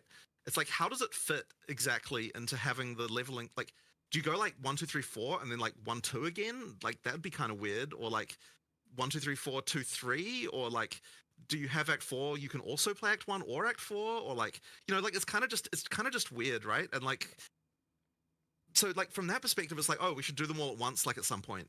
But then on the other hand, we're like, okay, if we don't release the acts one at a time, then that kind of means like all the content from that we're sort of busy having to work on, like we still have to have good releases, right? And so that means we have to have like more stuff in what we do release if it doesn't contain an act. So there's kind of this like complicated like puzzle around this, and it's like, and what we kind of thought like there are issues around this, but effectively we're like, okay, well, we're going to have to make Act 4. We have to be making Act 4 in the background right now anyway, right? So we don't technically have to decide what we're doing about this, like, right now. So, like, that's sort of happening anyway. So I guess that is to say that, like, there's still a lot of argument about this fact. And yeah, it's honestly such a hard one because I don't think there's a really great answer. Like, releasing the acts one at a time would make making content so much easier because we get to immediately utilize all the stuff from that act to, like, make other content. Like, it'll be so much, and, like, also it just immediately makes a release feel really big, right? So, like, that would be something that we could do. But, and it also would be good for our studio because, like, there's this phenomenon that always happens where, like you say, okay, this is when we're making this thing, but if people are not actually going to play it, then like, people have a different definition of finished from, like, oh, people are actually going to play this versus, like, it just has to be ready internally, you know. So, like, from just a production perspective, like, I feel like the game will get made faster if we do release the acts, just because it forces us to actually release them and, like, forces everyone to get it into a really playable state. But yeah, on the other hand, as I said, there's, like, all these kind of, like, practical issues with it. So damned if you do, damned if you don't, huh? Yeah, I know, it's a bit of a tough one. So yeah, I mean, I guess the answer to that is still to come, and we just need to work out what we feel about this one way or the other. So yeah, I guess you'll see when we do our next announcement what we've kind of come up with. But yeah, as I said, in the meantime, it's not like we don't have to just make Act 4 anyway right now in the background. So that's, yeah, they're continuing to do that as well as all the people on the more sort of balancey side of things working on balance, which will get shipped much earlier. All right. Let's just move on to the next topic to make sure we actually cover these questions. We have a long list. Yeah. Sure. We're going to talk about a can of worms called State of Magic Find. Now, the perception has been one thing. And I mean, shout out to Slippery Jim for the absolute insanity that he goes through, which is kind of showing that it's fine. So what do you guys think about Magic Find in its current state? This is a very tricky question. Now, what I will say to start with is that, like, the way the Magic Find formula works in PoE 2 is literally identical to how it was in PoE 1 as far as diminishing returns and everything is concerned. The difference is just down to what Rarity is giving you as opposed to what it was giving you in PoE 1. Our argument for why Magic Find should be fine in PoE 2 is effectively, like, we're not doing what happened in PoE 1 where you got, like, all these quantity mods and all that sort of stuff like that. Like, it's effectively the Magic Find in PoE 2 is what PoE 1 had back when PoE 1 was first released, right? Where it was kind of like, and it kind of was fine then, so the argument was, well, why shouldn't it not be fine now? I guess there's another, like, compounding with this, there's another contingent of people who would say that, like, anything at all that affects item drops should just not be a thing at all, and which is, like, a position you can take, and I don't know that I necessarily agree with that position, but like, you know, it's another position you can take. So I guess all of that really is to say that, like, I don't think there's anything about it that's not working as it's intended to work, and ultimately the purpose of something like Magic Find is to kind of give you another axis of build design beyond just, like, doing the most DPS, which, you know, like, that's kind of its ultimate goal. So yeah, but I mean, that's kind of where it's at, really.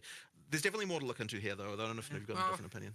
Not really. I was just thinking the main difference between, say, PoE 1 was you fully saturate into every single item being a unique item. That's the difference. Whereas in PoE 2, you saturate into higher tier rares. You actually cannot fully saturate into unique items. It is impossible. So yeah, it certainly holds different value. I don't know how, but then again, I suspect a lot of the audience who are finding Magic Find to be a problem would find it a problem in both games, which again, completely fair perspective to take. I don't know. There's a little bit more to look into here for sure.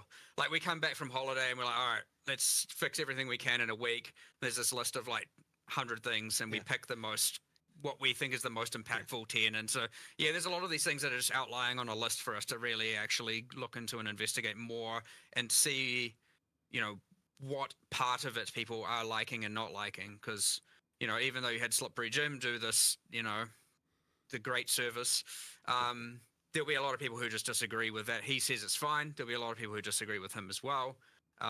So yeah, we just need to look into this a bit more, honestly, to get a better conclusion. But personally speaking, I don't think it's a problem currently.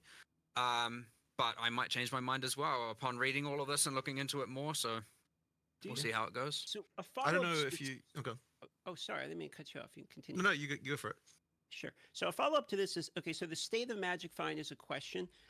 Specifically, do you have a belief on how you believe it's influenced the economy? I'm seeing a lot of comments sometimes when I'm live where people are like Magic Find's the reason, inflation's the thing, etc. So what is your guys' belief in terms of how much Magic Find is actually making an impact in the current economy?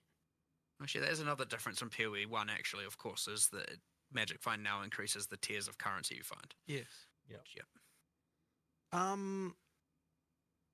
I don't honestly think that we have an informed enough opinion on this topic, actually, to be fair.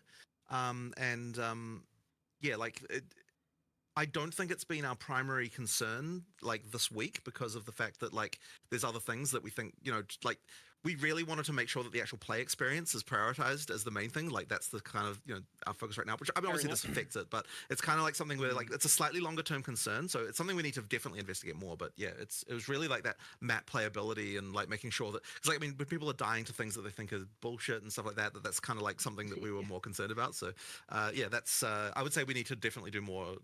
We need to form an opinion about this before we can say more about it, I think. How about I phrase a question like this then? In PoE 1, item quantity was removed, which affected currency. In PoE 2, you now bake that into rarity. Yeah, I see what you mean. Yeah, so what is the reasoning for reintroducing quantity that you made a decision to remove in PoE 1? I don't think that we looked at that as reintroducing quantity, but you are correct that it does increase the quantity. Well, okay, it's not that it increases the quantity of currency; it increases the type, the tier of the currency you get, which you would look at that as quantity because like you don't care about like whatever transmutes are dropping. Exactly. You only care about the higher ones, and so as far as you're concerned, that is quantity. So I would say we just didn't really look at that as quantity, but you know, you're not wrong about that, right? That is true. Well, yeah, it's certainly going to be a problem if it is perceived as that having enough rarity is the only way to thus have enough currency to say roll your maps effectively and also have enough to spend on gear and whatnot. Like that's certainly a problem. In which case some adjustments probably likely do need to be made. But again, we're just speculating now. We need to look into this a heck of a lot more in order to get an actual informed decision there. That's fair. I do have one last follow-up on it, and it's a discussion we had 4 or 5 years ago with Chris Wilson, and the topic was actually about currency drop as well. And the comment was that the numbers were fine on GGG's side. The numbers looked fine. It is accurate. You are dropping more currency than ever. But the numbers didn't matter when the perception in the community is the direct opposite. So how do you think about tackling that specific conversation when the perception is completely opposite to what's seemingly the reality of things, right?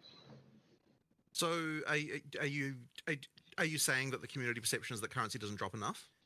It's the perception is that rarity is a mandatory stat because of the pseudo quantity. Yeah, well, absolutely, right? Like, look, if the community feels that way, we should absolutely look into it and do more about it, right? Like, but bear in mind that, yeah, I sort of often say, you know, like when the community has a problem, this is an invitation for us to understand the problem and then for us to address it in the way we want to address it. And that way isn't necessarily exactly what the community is saying, but it's just effectively like, I do want to keep doing things until the community is no longer unhappy about it. But that may not necessarily look exactly like in the form that they're expecting, if you know what I mean. So yeah, we have to look more into this. That's absolutely the case, right? And we can tell that because of the fact that people are unhappy. So yeah, we will look into more into it. So speaking of unhappy, we're going to get into state of melee / maces is the next portion of the questions here. So let's talk about warrior and maces. What are your guys' feelings currently on the state of maces? How do you want mace skills in particular to function in Path of Exile 2? Obviously, they're very long cast times. Movement of mobs can be very quick. You can get stunned, interrupted. On the tree as well, there's many nodes that literally reduce like attack speed in order to gain other things. So more or less, warriors in a position where a lot of the people feel like it's clunky, too slow for the current in-game play loop, or warrior feels like maybe the first class designed when the vision of PoE 2 was fairly slow. So what is your guys' response as to the state of mace skills, and where would you like to take it? Well, our first question I would have for you is, do you think it's a problem during campaign or only in endgame? I would say it is more specifically a problem in an exponential ramping as you continue the game until you hit a point where there's pinnacle bosses, and then you can kind of one-shot pinnacle bosses with some of the setups currently. So there's a mid portion of the middle to later in-game in which it feels like a problem, specifically because you have things like volatiles that actually track you, and if you stay in position, you're heavily punished. So it seems counterintuitive to the design of some of the mobs. I do think that there is a problem in game here. I'm not exactly sure what we need to do about it yet, though. I'm glad to hear you say that it's an in-game issue and not a campaign issue, because I have to say that my experience playing Warrior through campaign is actually that it's fine. But I did hear a bunch of people talking about that as if that was not fine, and I think that it is. Like, I think, or at least I can't reproduce the issue during campaign if that's the case. So really, it is more of an in-game issue, and I don't know that I've got a solution for you right now.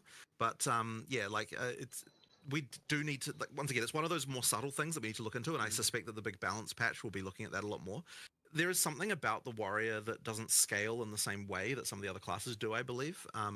But that we sort of need to understand what the other classes end up looking like as well a little bit to understand that as well.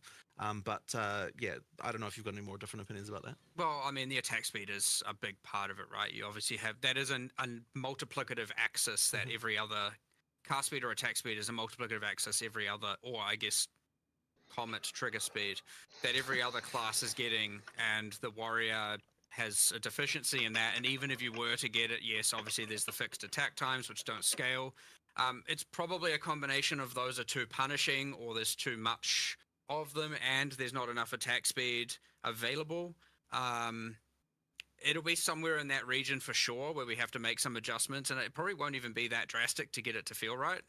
And of course, like, it is easy to compare it to, especially, I know you said more like late mid to mid end game thing, but like when you look at the like top end, it's very easy to compare it to the absolute insanity that is, like, you know, Pillar of the Cage God with Hoa and all of that, which is just ridiculous right now. It's very easy to compare it to that and be like, well, Warrior will never be viable. But there are also a lot of quite good end game warriors that are certainly being played, and you know, I don't want to certainly make it seem like it's completely useless. And I mean mace, people using maces, not just people who are doing it for the ascendancies. Karn's a notable example. He's like level 99 in SSF, but he's having to use the Herald of Ice tech, which is very highly speculative to be nerfed, right, in order to make it feel good. So while I would agree there's people that are doing it, I would also argue there are people that are doing it as a masochist in order to be like, I'm a warrior guy, I'm going to do it regardless. But there are also others, maybe not that advanced and not that far up in terms of her level. But yeah, sure, understood. Like, it's certainly on the weaker end at the end game, like, without question. That being said, I don't think it will take too much to get it there. But yeah, again, it's part of this massive balance, you know, recalibration we didn't need to do now that we've seen the state of everything. Right. Warrior or mace skills are certainly on the ones where you're going to do a lot more bringing up than you're going to do bringing down, you know, aside from things like, you know, the Hammer of the Gods, just one shot with bleed and then the boss is dead and you don't do anything, right? You get those anomalies out there where it's like, yeah, they're going to die in one shot no matter what. You know, things like that aren't going to be buffed necessarily, but fair enough. There is more to buff in the mace spectrum than there is in most of the other things, I'd say, yes. So that answers the offensive spectrum for the warrior. Now let's talk about the defensive. And one of the things in the reveal video was armor, for instance, is getting fixed and or buffed, I should say, and we'll talk about that in a moment. One of the reasons we didn't dwell on that too much is because I wouldn't want people to think that that's more of a change than it is. Like, we are doing a bit of a buff to armor, but it's not like the hugest deal. I think there is more we have to do. Like, there's more complicated stuff we have to do with armor, I think, to make it more interesting. But there's a lot of arguments about this. One, because it is like, yeah, I'll just say that. There's a lot of arguments about like how exactly this should be addressed. One concern that we have, which is probably totally out of left field as far as what the players would say, is that we don't think that there's enough of a difference between the big hit and the small hit. There's a number in the formula that is different in PoE 1 than it is in PoE 2. That results in the armor being the difference between a small hit and a big hit in PoE 2 and PoE 1. It matters more in PoE 1. But in addition to that, so we actually think that PoE 2 might be wrong in this regard, and we need to change it. But in addition to that, there's also a thing that's happened where, like, white monsters can hit harder in PoE 1 and PoE 2 than they did in PoE 1, and that means that the thing that armor is supposed to like, because like part of the intention with armor is it's like, okay, like when you're talking about like big boss hits, like it has less of an effect than what it would have off like a bunch of small hits, but sometimes the small hits from a white mob are not even that different from what a boss hits you with, and so this is actually meaning that the sort of the idea of armor being based on the damage hit is kind of got like a few issues that we have to deal with. So I don't know if you've got any more thoughts on this particular topic, but it is like something that we have to sort of worry about a little bit. Yeah. It's again one of these things I do need. I mean, I hate coming in here so unequipped, but again, it's just the timing with the holiday and all that, with all these things where it's like have to look into. But that is the nature of it. I mean, especially once there's an actual released product, it's like a good, 50% of our time goes into having to investigate and look into live operations problems like this. So we are buffing a little bit of armor a little bit in this patch for like to because there are some issues there. But honestly, the full solution for armor is going to have to be more complicated, and we're going to have to sort of work out some stuff around it. There's definitely something that I think there was another thing as well, is that like the other defenses tend to have like extra mechanics that are easier to access than what armor has. Which is another sort of side thing, which is like not entirely obvious when you're designing it initially. So it might be that there's more like supplementary things that the armor, like strength characters effectively need to have around defense. And so like stuff like that can kind of matter a lot. So like Wind Dance is universally just better than Scavenge Plating as an example, if those are meant to be paired. One is just like you have it, and the other is I have to armor break, and then on bosses it's much harder to sustain. So we've made changes there, of course. We did buff the armor. I'd say it's obviously hard because of the big hit, small hit, but it's probably in the like 15% more effective kind of region. Our changes in 011. And then a lot of it is also like, okay, if you consider that evasion also applies to damage mitigation from Invoker. You got a lot of things going on with acrobatics, which turns evasion into arguably, I mean, sure, it penalizes your evasion, but like it then kind of gives you almost as much PDR against certain hits as a lot of armor, and then you have a lot of very, very strong defensive, with Grim Feast and Energy Shield, and so like. It's not only armor is weak, it's also that evasion and energy shield have some extreme strongs that are going on. Not to say, these are all going to be nerfed. I'm just saying there's some meeting in the middle that we need to do for sure. So to give you a feeling from, like I played Warrior 91st, that was the first thing I did, and I would enjoy Warrior as an archetype the most. Would you say it's a fair statement to say the Warrior and Mace skills and, sort of that side of the tree in particular is in a state where it has the worst of all of them? So it has the worst of the defenses and armor, it has the worst effective HP in terms of life, and it has basically the worst offensive capabilities as well. So you could see why I'm feedbacking so hard in relation to this archetype. Man, that's a brutal savaging, but I suppose I can't necessarily disagree with any of those with any of those assessments. Fair enough. We can move on to the next topic then, unless you have other statements on it. Oh, what do they have? They have shields. Yeah. You are right that it effectively falls in that way. Yeah, Let's just sure. Yep. Yeah. So moving forward here, we have charms. So I saw that there were some notable changes in relation to charms. I thought it was a great change to be able to see when they're actually being activated, as well as the charms that are that's good actually. Some clarity things in relation to charm. I don't know if I saw whether or not charms in particular are actually getting tweaked in terms of number side of things, or if it was just some transparency related to charms. But how do you guys feel about? We're not tweaking numbers in this patch. However, there's definitely something not right about charms as far as like the usefulness goes and all that sort of stuff. Like they could. Yeah, can they disappear? Like, I don't think we've decided what it is yet, but it's clear to us at this point. Like, so charms came in like super late, and I just don't think they're quite like working out as well as I'd hoped. Like they just need something else, but we don't quite know what that will be yet. But we did want to at least like one of the issues they did have is like you couldn't even tell when they helped you. So that certainly wasn't helping the case for them. So we can at least fix that.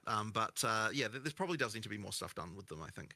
I think it comes down a little bit to like how much do ailments matter against the player.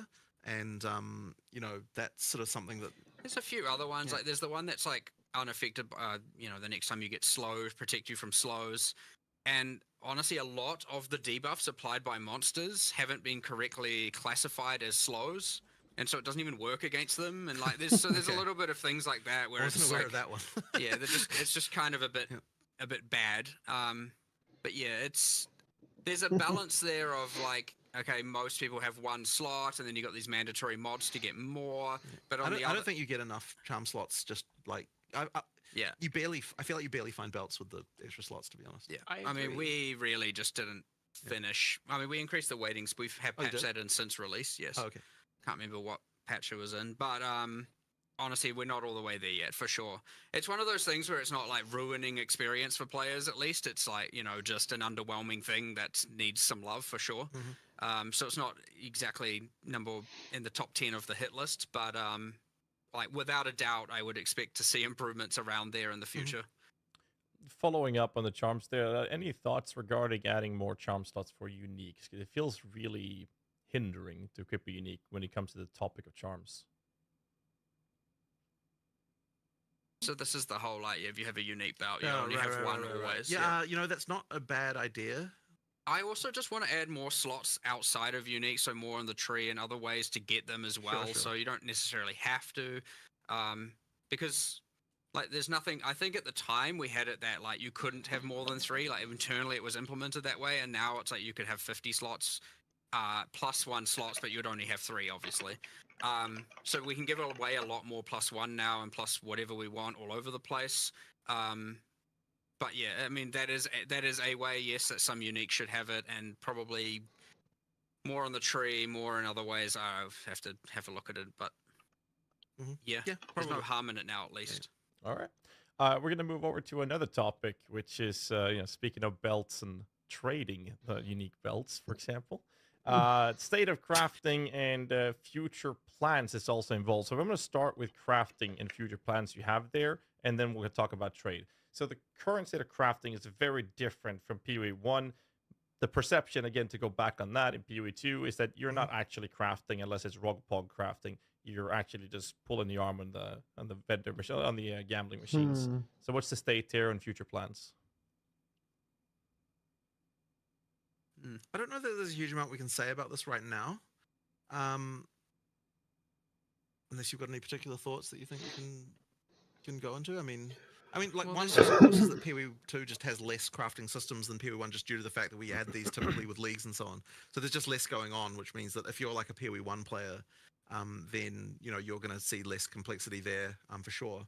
But I don't think that's exactly what you're getting at, right? Like I guess there's some theory. I mean, effectively what you're saying is people want more determinism, right? Which is like a continuous, endless thing that like people. There's a fine line there, yeah. And we're on the certainly more on the slot machine side of that line, like without a doubt, obviously, right? And there's more we need to do, I would say, to get towards that line. But that's our line that we determine. Not that I know how to describe that, because there's plenty of people who are just going to be like make everything fully deterministic all the way. I mean, before we released, we had for a while a system that involved like deconstructing mods and then putting specific mods on items and so on. And like we just kind of like no one like with a system like that, we were never able to get it to the point where both people who played the game were happy and like we could be happy as far as like what it would let you do. And that like there's still something along those lines we might be able to do one day to kind of work that out, but we just kind of haven't really hit it yet.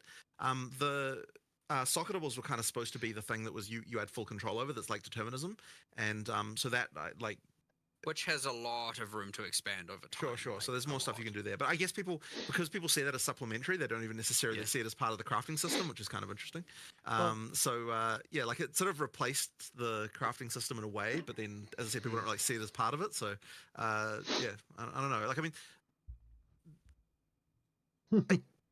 you I guess the thing is we just have to find a way to do more things that make people feel like they have more control without actually sacrificing the like without making it too easy to just get the best shit, which is obviously always the concern, like making sure that there's still enough room for there to be items that are significant, like that are better than other items.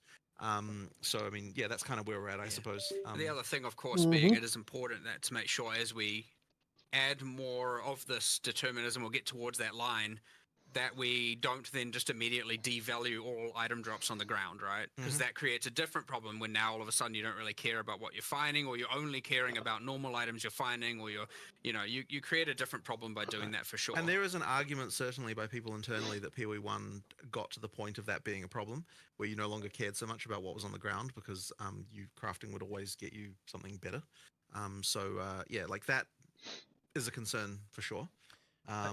But yeah, I guess that's kind of just our overall, just like nebulous cloud of thoughts on this matter, without really getting into too many specifics, I suppose.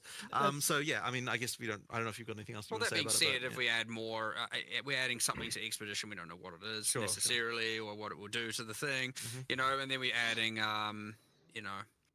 what I would say, greater essences are too rare right now. And what else is there in there? I guess like there's certainly room to expand on the Omen system to do more there. Of course, people would argue then they don't want that to be the core crafting system to be gated behind Ritual as opposed to core drop, which is then another consideration to make. And you get this cascading series of questions and stuff we need to answer, of which, need to think about it more and look more. But yeah, certainly there is the feedback of like, the crafting is too slot machiney. Yeah, that's something true. we're listening to and we have seen, and it is. I'd say that is more towards our top 10 list of things to discuss and solve sooner than later. Just add the I think crafting that bench. Deterministic crafting is always something that's very sought after and popular, but I feel like I might be out of terms here, but my own personal perspective, I'll say that, is not the lack of deterministic crafting per se. It's lack of options to craft with, because the slot machine crafting, we have that in PoE 1 as well. It's called Exalted, Divining, and whatever we're doing with the items. It's not deterministic crafting. Yeah, exactly. Harvest. It's not deterministic crafting that's lacking. It is options to do something with the actual items. Because right now you drop an item, and what you can do is annul it or exalt it, or you can pop some chaos orbs. And the meta crafts, which are behind the omens, that's a different topic, which we're going to tackle in a bit here. We talk about trading, but the crafting has less to do with deterministic approaches, but rather giving us options to work with on an item to make us actually craft it, even if that means RNG in the next slam or something. Right.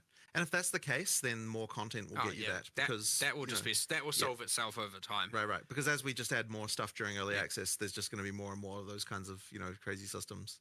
But we'll make sure that like. I say over time, it's not like there's something inevitable about it for sure, but because it is a bigger problem now, we would make sure that we try and ensure that as we're adding more content, it is leaning towards adding more options there and solving these problems that people have, as opposed to just like, I will do something cool and maybe it does and maybe it doesn't. So we'll have a lot more problem solving, designing, content created by more towards solving the problems, as opposed to, when you're at a point where you have so much content, a lot of the time you can be like, what are we going to do? Let's just make something cool and awesome. Whereas here it's going to be like, let's look at problems to solve and create content that comes from that. So there's like kind of two ways of coming up with the content. And certainly this is one that will be a problem that we're looking to try and solve by doing that for sure. That's fair. We're not going to go too deep into it, but following up to the state of trading, I mean, obviously we have trading being in its state that it is, but there's the volatility problem of the market's economy being player-based. For now, we have a golden standard of trading divine orbs, which quite literally holds close to zero value in terms of actual player usage outside of a handful of specific unique items, and is representative of trade power in the community. And since there is no natural divine orb sink, which exalted orbs have, for example, they just continue going up, and the inflation is just rampant at this point. So, I would have thought that if there was no divine orb sink, then the value of divines would go down rather than up. Like, presumably, if the value of divines is going up in other currency, then it's the other currency that there's too much of rather than the divines.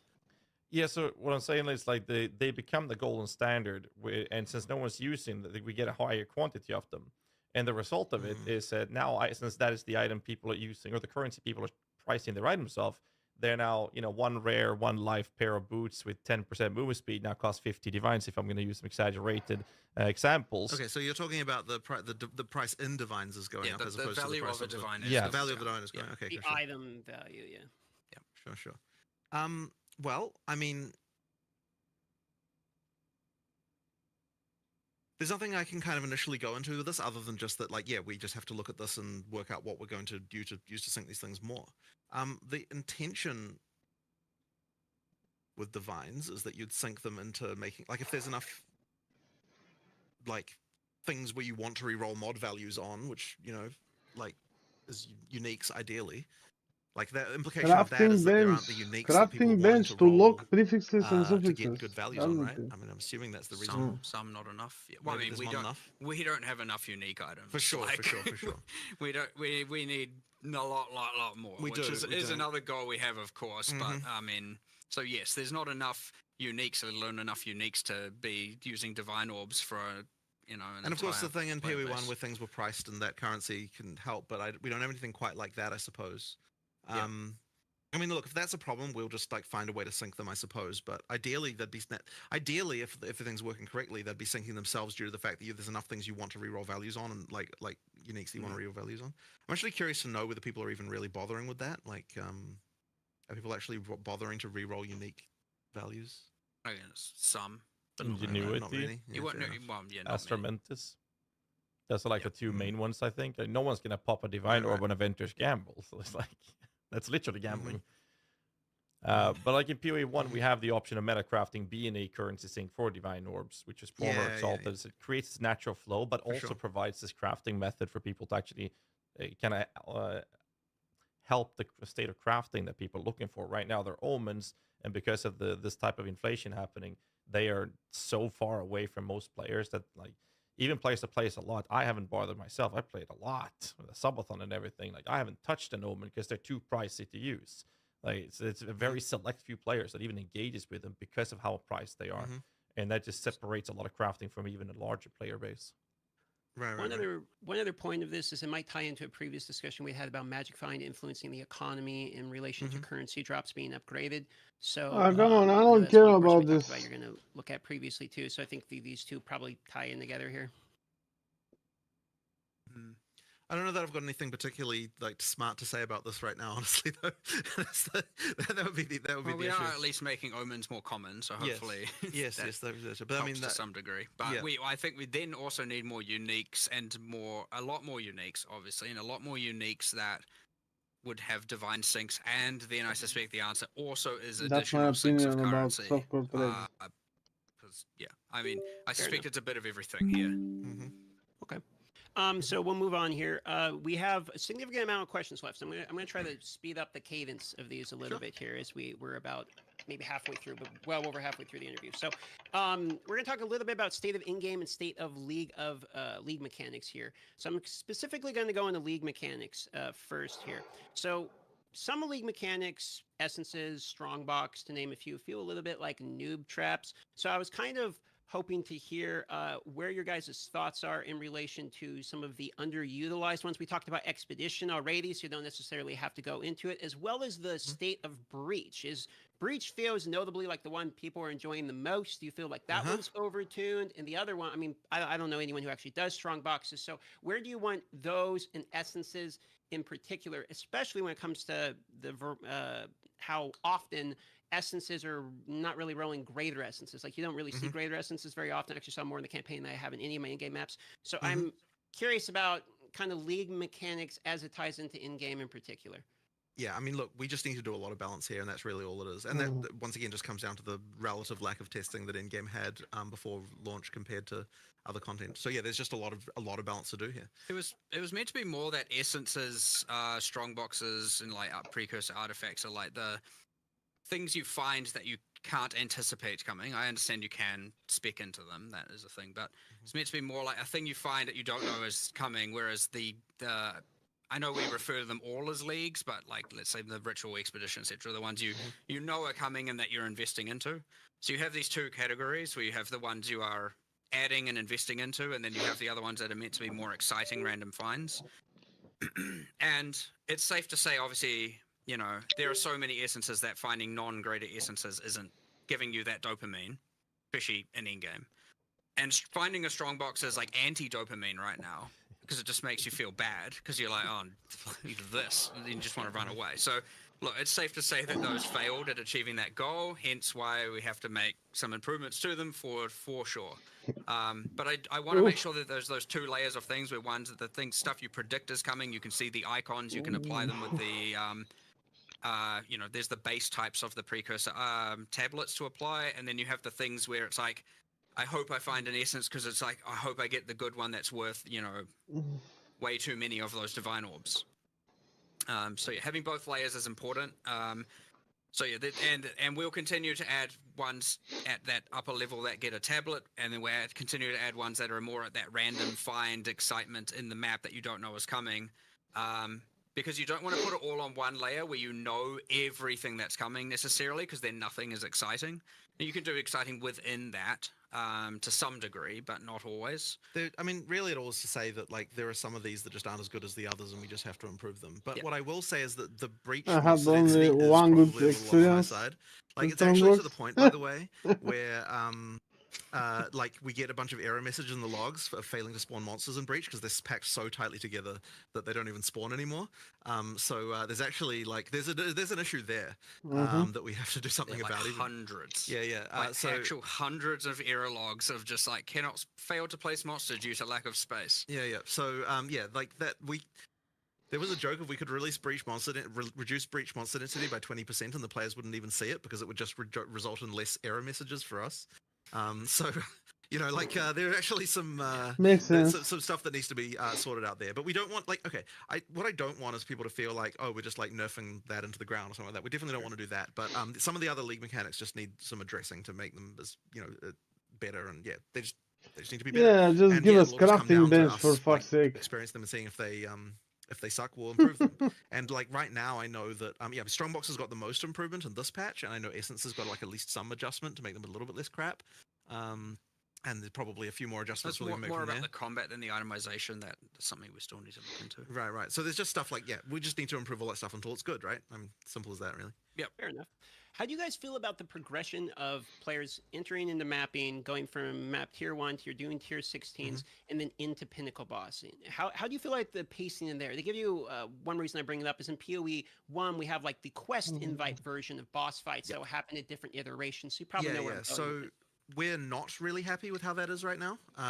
Like we're not happy with how the quest. I mean, the quests that effectively we give you are just like do X many of tier Y maps. And honestly, like we can do a lot better. That's kind of a larger. It's something that I would have loved to be able to just solve instantly, but like it does need some more work. And I think there's a few different areas of this. So one of them is that like just the way the progression feels just isn't as good as PoE 1 in some way. That's kind of slightly hard to define. Like in terms of just like the feeling of like the progress you're making just isn't quite right. So I think we need to do more. Like there might be some changes we have to make to how the Atlas works to make that better. Certainly want some bosses between those points. Yeah. Like it just needs more of a feeling. And I don't mean of random ones. I mean like actual ones. Still along a series of objective-driven kind of narrative-involved things where you're getting your. It's still an end game, not pinnacle boss at tier 6 and maybe at tier 11, and they're the quest versions, and you're doing those, and then maybe there's Uber versions, and I'm just rambling. There just needs to be more going on with regard to how that progression feels. So that's one element. So the next one is that the tutorialization of the end game is not really there.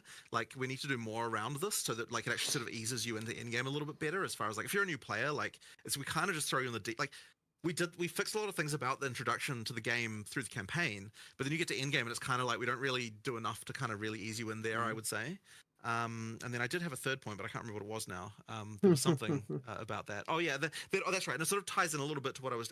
This kind of was covered a little bit with what Mark was saying just a second ago. But like the way that you progress through the tiers, like you can go through the tiers too quickly and then you kind of get left behind with like what rewards you should be getting, and like in order for us to fix that we kind of need to make each tier more meaningful with regard to what you have to do there and what's going on. So there'll probably just be more there in game just to kind of make it feel like more of a progression and more of a more like, and that can include more storyline elements and more things like that. There just needs to be more basically just there to make that progression feel better.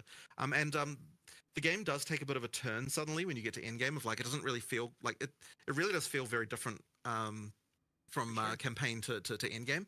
And yeah, as I said, it's just a matter of sort of easing that transition, making that a little bit better, and smoothing out that more for sure. I want to hone into 2 points here. Because you talk about it feels like a different game, sort of a different sense of progression, at least, after you go from campaign into action. This is a question we're going to ask later, but it seems a good time to ask it now. Is that intended, and do you like that as a design principle? Because I've seen people say that they really like the campaign, and me myself, I like the difference, but I've seen people state that they really enjoy the campaign pacing. Then they get to maps and they feel like it starts blasting. It's almost a different game at that point. So I think the audience would love to know how you feel about that difference. You do actually, I mean, you do need to get to the point at some point where you feel incredibly powerful. However, I would say that there is like a bit of a switch flip right now that's kind of not quite right. Like there's definitely something that ain't right going on there. Well, there's two. There is the character power side. I mean, a lot of people are getting to endgame. Excuse me. A lot of people are getting to endgame and they aren't just becoming gods all of a sudden, right? A lot of people are struggling and falling off and can't sustain maps and are dying and it's not like you get to endgame and all of a sudden you're ultra powerful. But a lot of people are getting to endgame and then are just lost as to what to do, right? Like a lot of players really like to be told exactly, here's what you do, here's what you do, here's what you do, here's your next objective, here's the thing to look forward to. And something just like complete 10 tier 1 maps is not a fun objective, right? That's just like, okay, sure, I'll do that. Where we could do that a lot better, right? Go to this place, travel here, do this exact thing, discover this, do a tower, run this breach, all these things we can have obviously way better objectives and ones that we could still design. And you're getting your passive points for each, and you're like, okay, the next thing it wants me to do is this exact thing, not just, I've completed my 10, now it just wants me to complete tier 2 maps. I see. I'll just keep going, sure.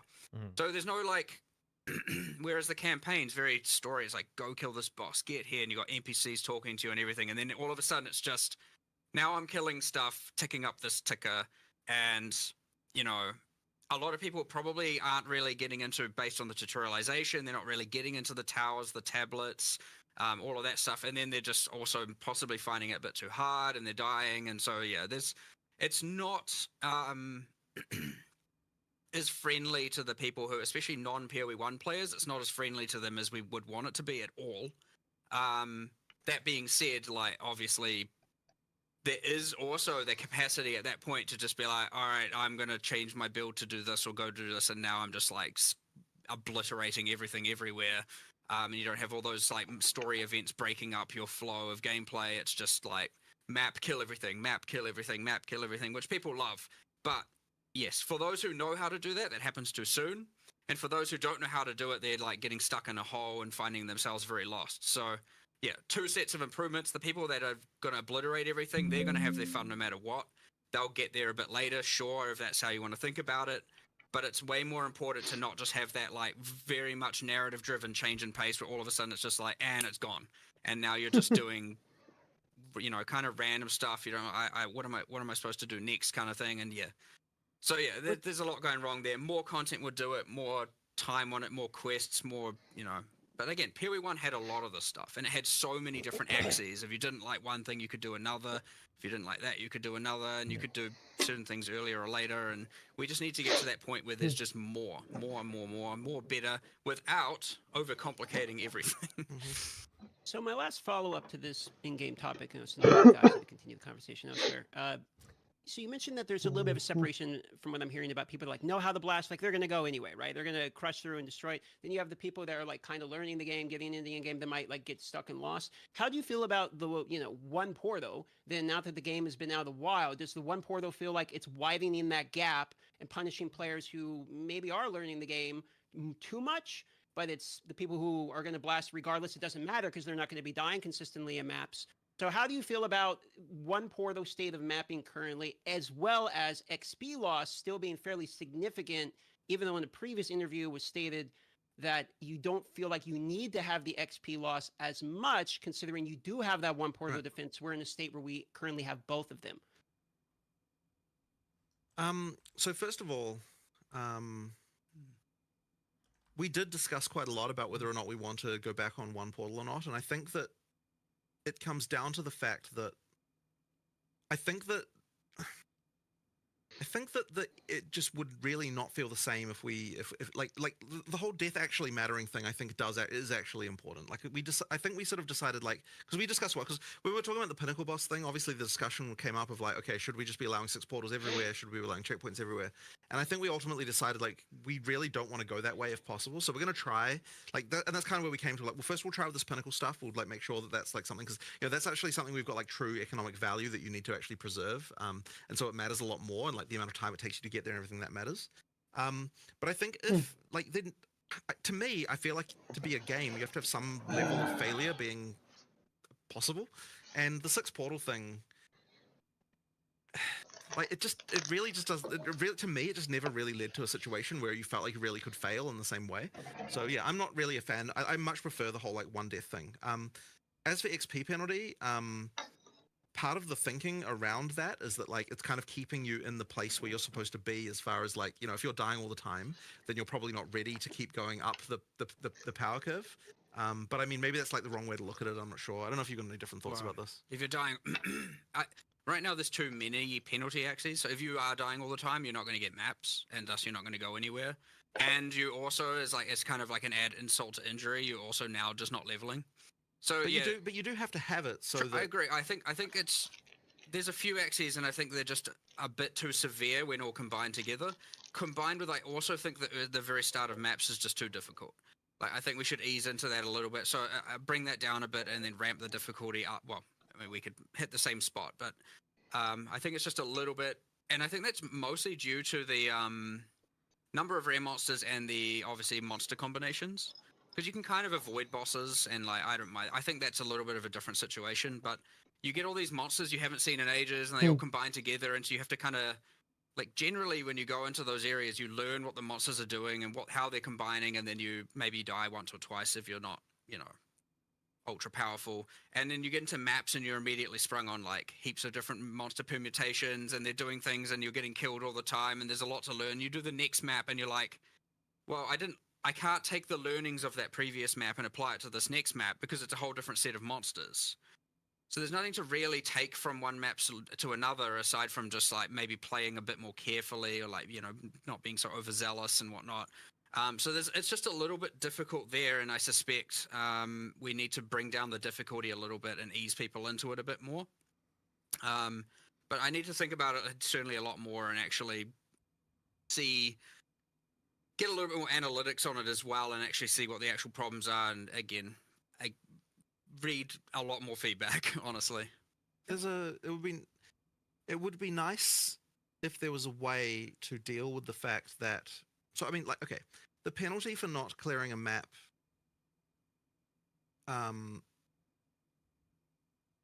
we remove the extra content from the map, and it would be nice if you could just spend another map and still be able to do that content. But unfortunately, that isn't possible. Like, so for example, if you failed on the boss, then you just spend another map, and then you can fight the boss again and do that whole thing, right? Like, that would be nice if that was the case. But unfortunately, we can't do that because it would open up too many economic abuse things where, like, you fail the map intentionally because you want to farm the items to the rest of the area. So it's very difficult for us to come up with a solution, like, because I really would prefer that, honestly. It'd be nice if we were able to come up with a solution that would allow you to redo content by spending an extra map without having to, like, have all the problems that being able to rerun a single map would actually cause. So yeah, like, I sort of wish I could come up with a thing for that. I personally want to keep the 1 portal and adjust the other axes and see how that plays out before compromising on the 1 portal. But yeah, it's a bit tricky. It certainly is the case. We have discussed this so many times. Like, it's come up, and before we released it, it's like people are going to definitely complain about this, and we're like, we know, and we haven't found the solution. It's a common question. Had to ask. Yeah. I understand. Fair enough. Yeah. So now there's a lot more people. Well, now there's a lot more feedback and a lot more people. It's much easier for us to get the specifics on how we could get it right, like, for sure. Not to say it's now trivial to do. It's still hard. But there's a lot more information there for us to be able to, take less of a shot in the dark, so to speak. So, all right, I would expect some changes. We'll have to wait and see. So we're cutting it a little bit tighter because we have a lot of questions. So I'm going to try to speed run as much as we can because there is a section that I care very much about. It's minions. So let's get there, okay? Let's just dive into it. We're going to talk about ailments, damage over time effects. We're talking about ignite. We're talking about dots like poison, for example. So the question is, what's your feelings around it on a hit, as it scales on hit, opposed to its dot scaling, which we have a bit different scaling in PoE 1, because now it's based off the actual hit you're doing, which was taken away from PoE 1. So what's the reasoning behind this, and what's your thoughts on it? Now that one. Well, I can't remember the history of PoE 1 too much, but I understand the difference. I mean, I personally prefer that the heavier the hit, the more the dot. The issue we run into is, of course, then you just get... It's either balanced around the extremely hard heavy hitters, and everything else can't really scale them currently. And then you get into the thing, or you go down the PoE 1 route where it's a bunch of skills have ailment penalties and a bunch of them don't, and that more normalizes it so you can play any skill to do the dots. I would say I prefer the asymmetry where it's like, here are the skills that are generally better. The problem is, I'd say that's, you know, again, I mentioned the bleed Hammer of the Gods thing earlier, where it's just now the bleed one-shots the monster, and, you know, you get into that kind of situation. So there's a whole bunch of balance here to get right, but I don't want it to just be like, well, implicitly, I don't want it to be like you can play any build and bleed. You should have to have some combinations, and there's more mechanics and more things we need to add, or more unique items and all of that stuff. Specifically, it's tricky because generally speaking, when we're doing first pass balance things, I really like to avoid... I like the bumpiness where we've got like different skills being better at different things. And I really don't like it when we end up in a situation like, for example, in you know, you've got the whole like damage effectiveness on spells in PoE 1, and it's like, this is a thing you do to solve a balance problem. Like, this is unrelated to ailments, but like I'm saying, it's just another example of one of those things where you like, oh, I've got this problem where these skills are sort of all out of line with each other, and so we have to do this like sledgehammer to it. We're like, okay, we're going to go and we're going to normalize everything. And I kind of hate that type of thing, and I really try to avoid it wherever we can. And it's kind of one of those annoying things where as games get, like, as you do more and more of this balance stuff, you kind of end up with more of these kind of normalization procedures that go on. And so it's nice if we can find ways to avoid it if we can. And that's kind of why I like to try and pitch everything. Like, we started with in PoE 2 with a lot of things having, like, going back on a lot of those sort of normalization procedures we did from PoE 1. And ideally, we would be able to find different solutions that don't involve having to do that. You know, yeah, it's one of those things that I worry we might still having to do some of that stuff in order to fix problems.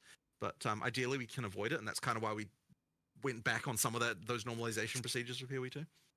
So one point, just real quick here about bleeding in particular, because you're talking about bleeding. Since you can't bleed on energy shield, bleeding style element builds are basically disabled against energy shield types of mobs. So feelings on that? Is that something that's just like, well, that's as intended? Can't bleed on energy shield. If you're running like unless you're breaking the energy shield, your hit's not going to apply bleed on energy shield, for instance. I thought that I don't think that's even true. I thought that the thing with bleed was it's supposed to bypass energy shield. It does, but you can only apply a bleed if the hit deals damage to the life pool. So if you're playing CI, you're essentially immune to poison and bleed. I will take your word for that, but if that is how that works, that is not how that is meant to work. Yeah. I only say this because yesterday I heard someone upstairs talking about this and going like, people are just wrong. You can apply bleed to energy shield. Look, and then I was like, okay, but I'll confirm that after this. And look, if that is how that works, that is like bleed was actually supposed to be like an anti-mage mechanic, not a like, you know, like as in like you could bleed someone past their energy shield. So like that was kind of the idea. If you are right and I'm wrong, then Quinn has thrown me under the bus because I asked that question from him. So. Well, again, we could easily be wrong. Like, it's amazing how... It also could be that it has been changed internally and not yet externally. That is another thing also. And, like, someone may have fixed this 2 weeks ago and we never got it live or something. Who knows? Like, I'll look into it. It's not meant to work that way. All right. Moving forward here, we are on elements. And now we are into ascendancy swapping is the next topic here. So these are kind of going back to conversations we've had previously in interviews where you guys were debating it and you wanted to see after the launch of the game, where do we stand? Personally, I still like not being able to swap. I know no one will like that hot take. And there are plenty of other developers here, and I remember even pitching it, and I was like, is this your hill to die on? Is this what you believe? But that being said, I still prefer that decision being ultra important, and I prefer that decision being locked in.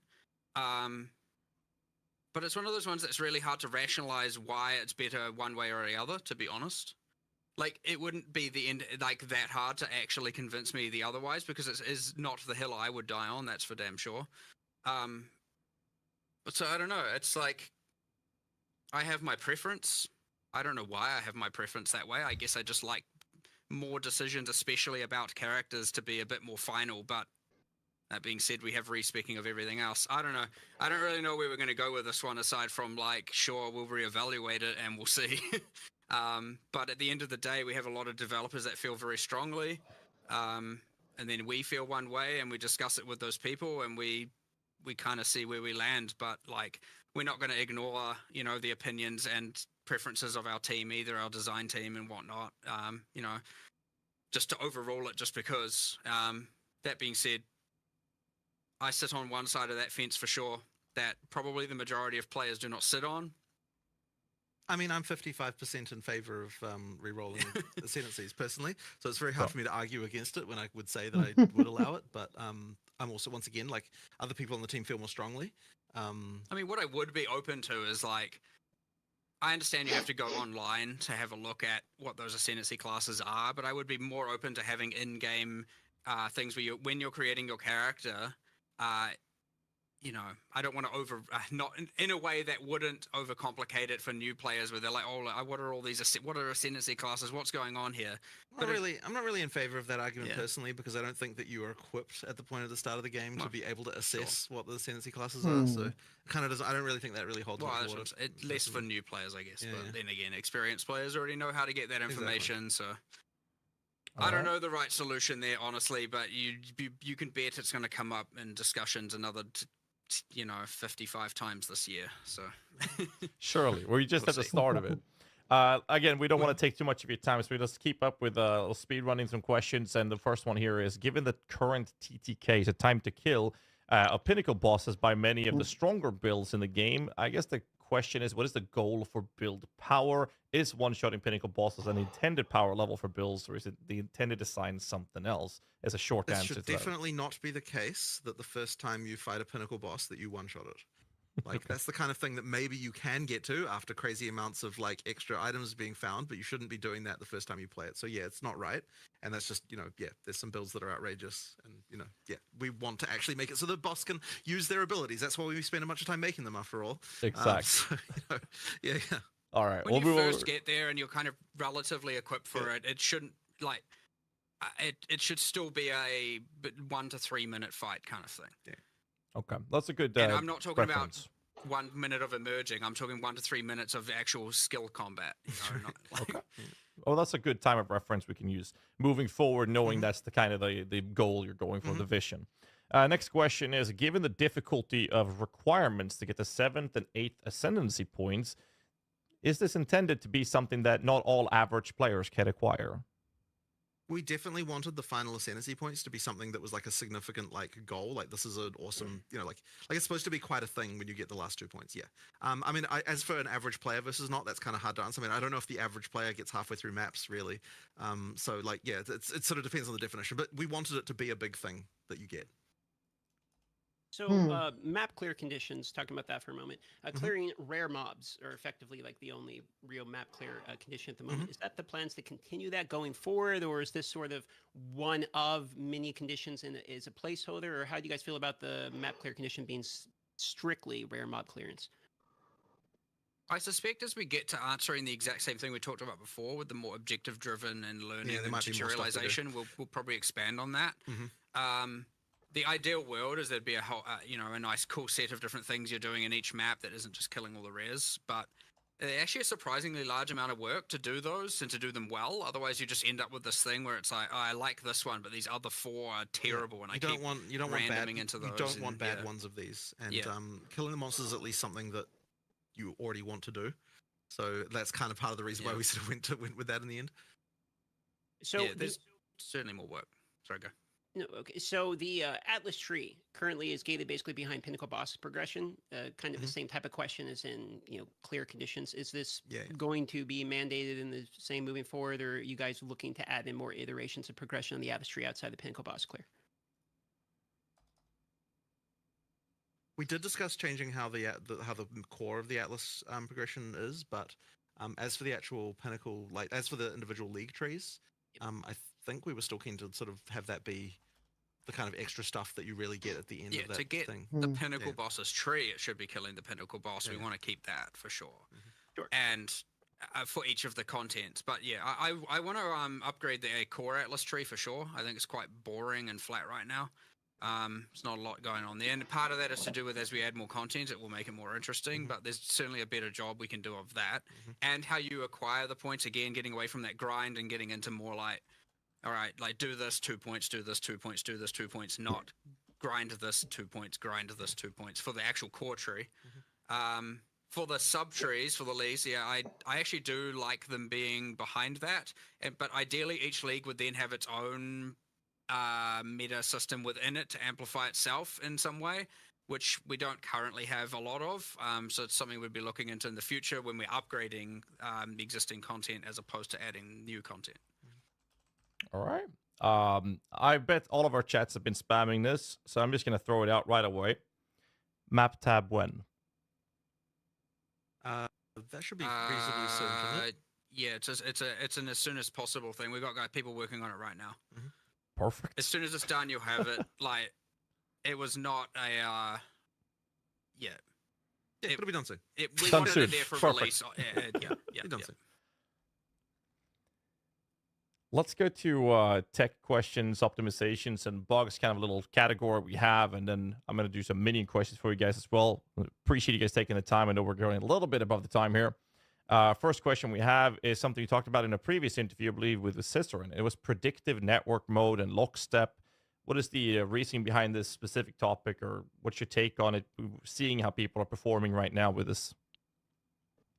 I actually haven't hugely I want to investigated this, to actually be play. honest. I don't know if you've got any more information about that. I do not. Yeah. I mean, we just have lockstep right now. Oh, the predictor's just not. Yeah, it's not we there. only Yeah, have yeah, lockstep okay, currently. right. Okay. Yeah. Okay. Well, yeah. We just need to fix that, right?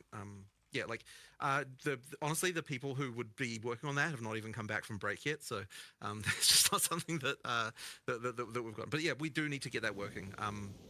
I think it was just disabled mostly out of caution, right? Because we just expected lots of shit would be broken. There was a few things. I can't remember exactly what they were. But yeah, we need to get it There were sorted. some things that didn't work in that mode, and we had to re-engineer them. And no time. Yeah, we'll get to it.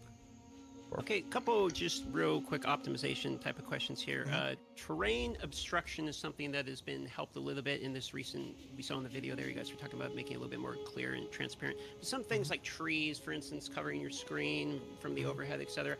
Do you have any feelings on how terrain obstruction is currently in the game? And is there any plans around making this a little bit? It's just a matter of individual work on each individual thing, just like looking at each doodad and being like, yeah, what the bounds need to be, that kind of thing. That some trees don't fade out until you're like intersecting with them, and it's annoying because you get more, and the faster you move, the more you will be obscured, and so there's some timing changes, there's some proximity changes, there's just a matter of individual bunch balance of things. Could be addressed. There's still some areas. Yeah. And then as far as optimization is concerned, I mean, we'll just keep working. In the background, the engine guys work on things. There is one very annoying crash that is very, very hard to debug that happens on, I believe it only happens on NVIDIA cards. Where like after sort of an hour or an hour and a half kind of thing, you'll get a crash to desktop, and it's been very, very difficult to track down. And we're adding more debug stuff. In fact, I think there'll be a patch. If we can't work it out internally, we'll actually probably eventually make a patch where we tell people to like turn on a command line flag that will enable extra debug information, because the thing that will allow us to debug this does reduce frame rates by like 5%. So we might actually ask people to like, hey, turn this on until we find the problem, and then it'll reduce your frame rates a little bit, but it'll help us track it down. And then once we've got that, then we should be able to work it out. Effectively, they're like concurrency bugs within the GPU. But annoyingly, we were also told that the next version, like NVIDIA told us that the next version of the NVIDIA driver does make the crash go away. but then they also said that they didn't know why that was the case. So like I don't know if we can 100% rely on that either. So yeah, there's something weird going on that's like quite hard to track down going on here. And hopefully we can work it out soon. But yeah, we just need we need more debugging information. It's very hard to track down, unfortunately.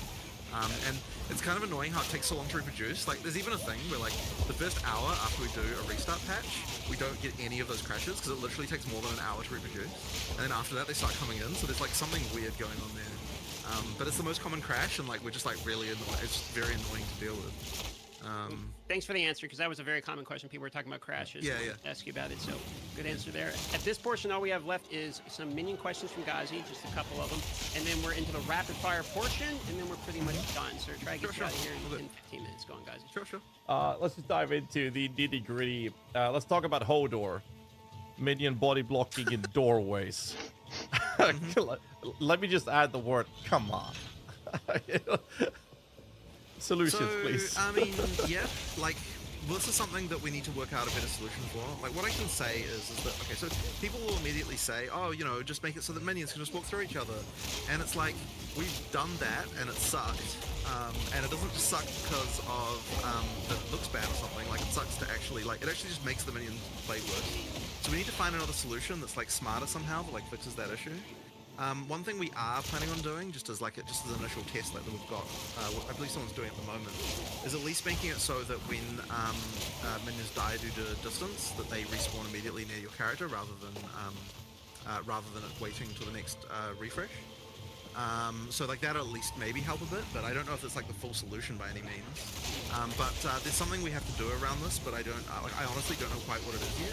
And as I said, like all of the obvious solutions, as you might say, we have tried and they weren't great.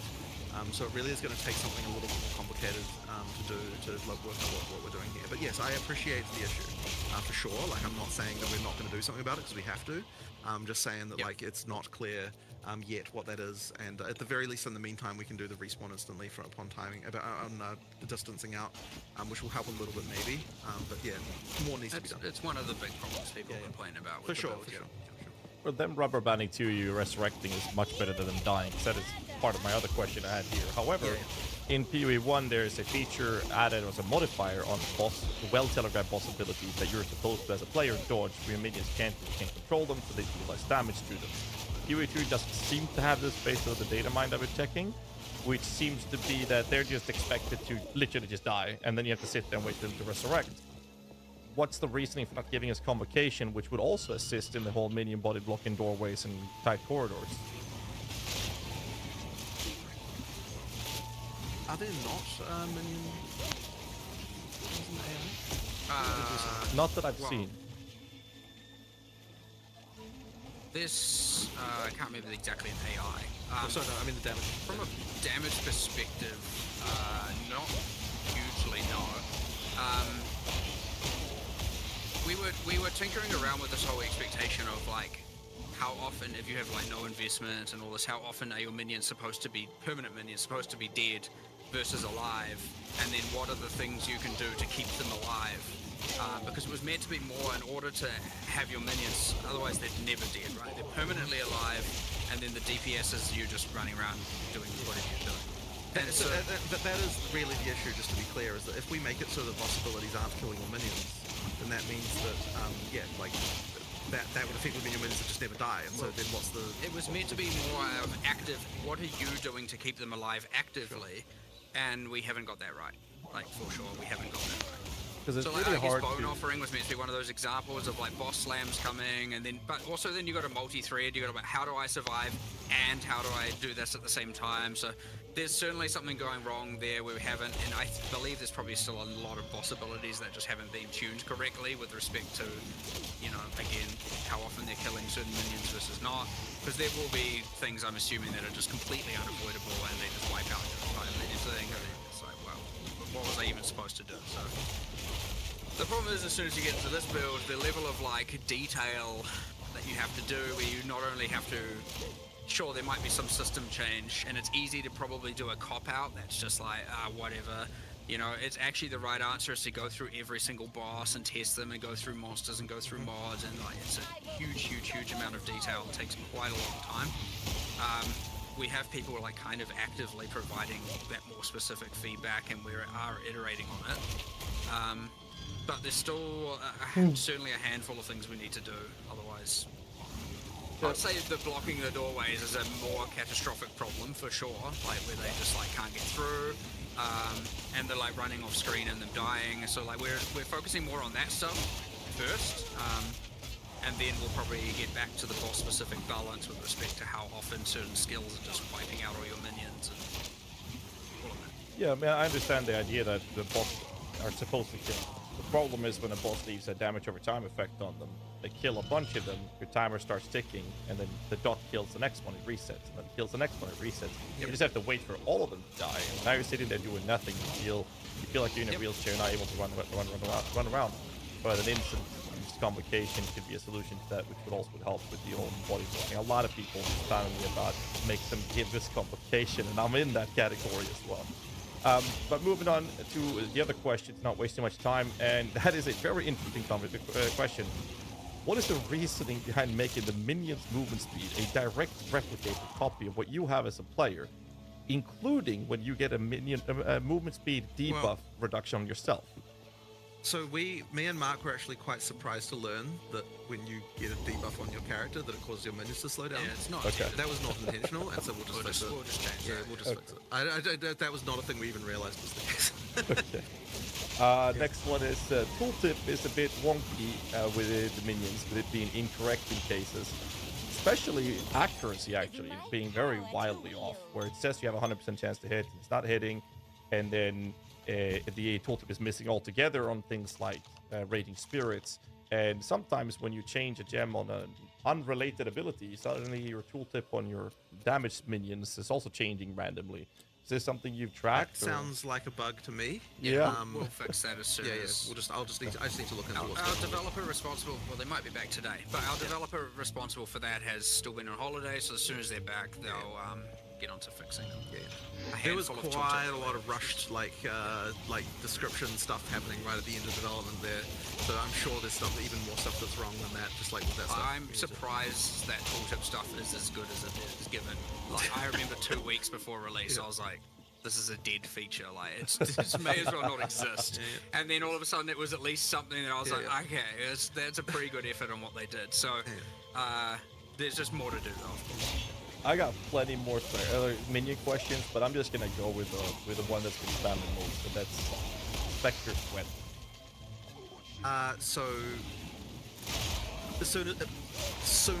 Fairly soon. It took more work than we expected, actually. Like there was just a lot of there was a lot of specific shit we have to do, but it's not too far away.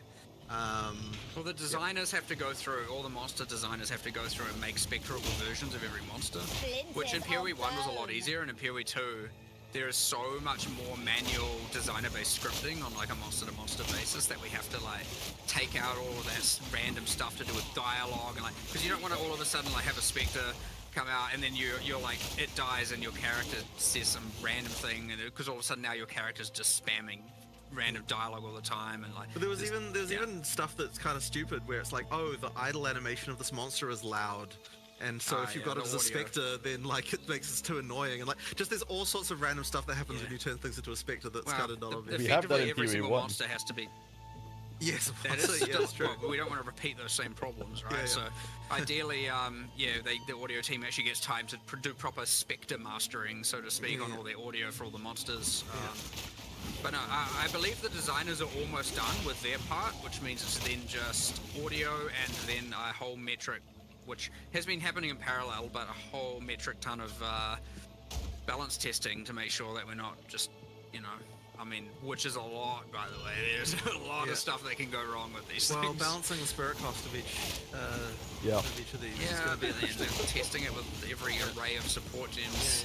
And, monsters can be set up kind of jank, where you're like, that's like, a projectile, but like it's using some other skill that's kind of actually like triggering projectiles, and so if you actually put, you know, multiple projectiles on it, might not affect it in the way you think. And like from a damage perception of like I take less damage from projectiles, that's fine. From an avoidance perspective, it's fine. But then there'll be some weird thing where, because, you know, with like player skills, we actually code every single skill, like, you know, exactly here's how it's meant to work. It's like quite intricate. With monsters, we're cowboys. We just go ballistic and just set them up to make sure that they're good. And then all of a sudden you're like, oh right, we had to make a spectre of this. Okay, well, and then you have to hack a bunch of stuff together. But you know, it's also what allows us to be able to make a ludicrous amount of monsters all the time. But yes, now you have to make specters of all of them, which is almost done. We've almost caught up to where we were, so I'd say, yeah, soon, whatever soon means. Not too. Okay. All right, so we are in the last portion. 5 minutes, some rapid fires. We'll fit whatever we can in within this 5 minutes, and we're done at this point. Thanks for going. 10 minutes over at this point. That's all right. So I'm just going to pick random ones here. Search feature on an atlas. So you can search. Yep, we definitely should have that. This was something we even said before we even released, but we just never got the time to do. But yeah, we'll do that at some point. Got it.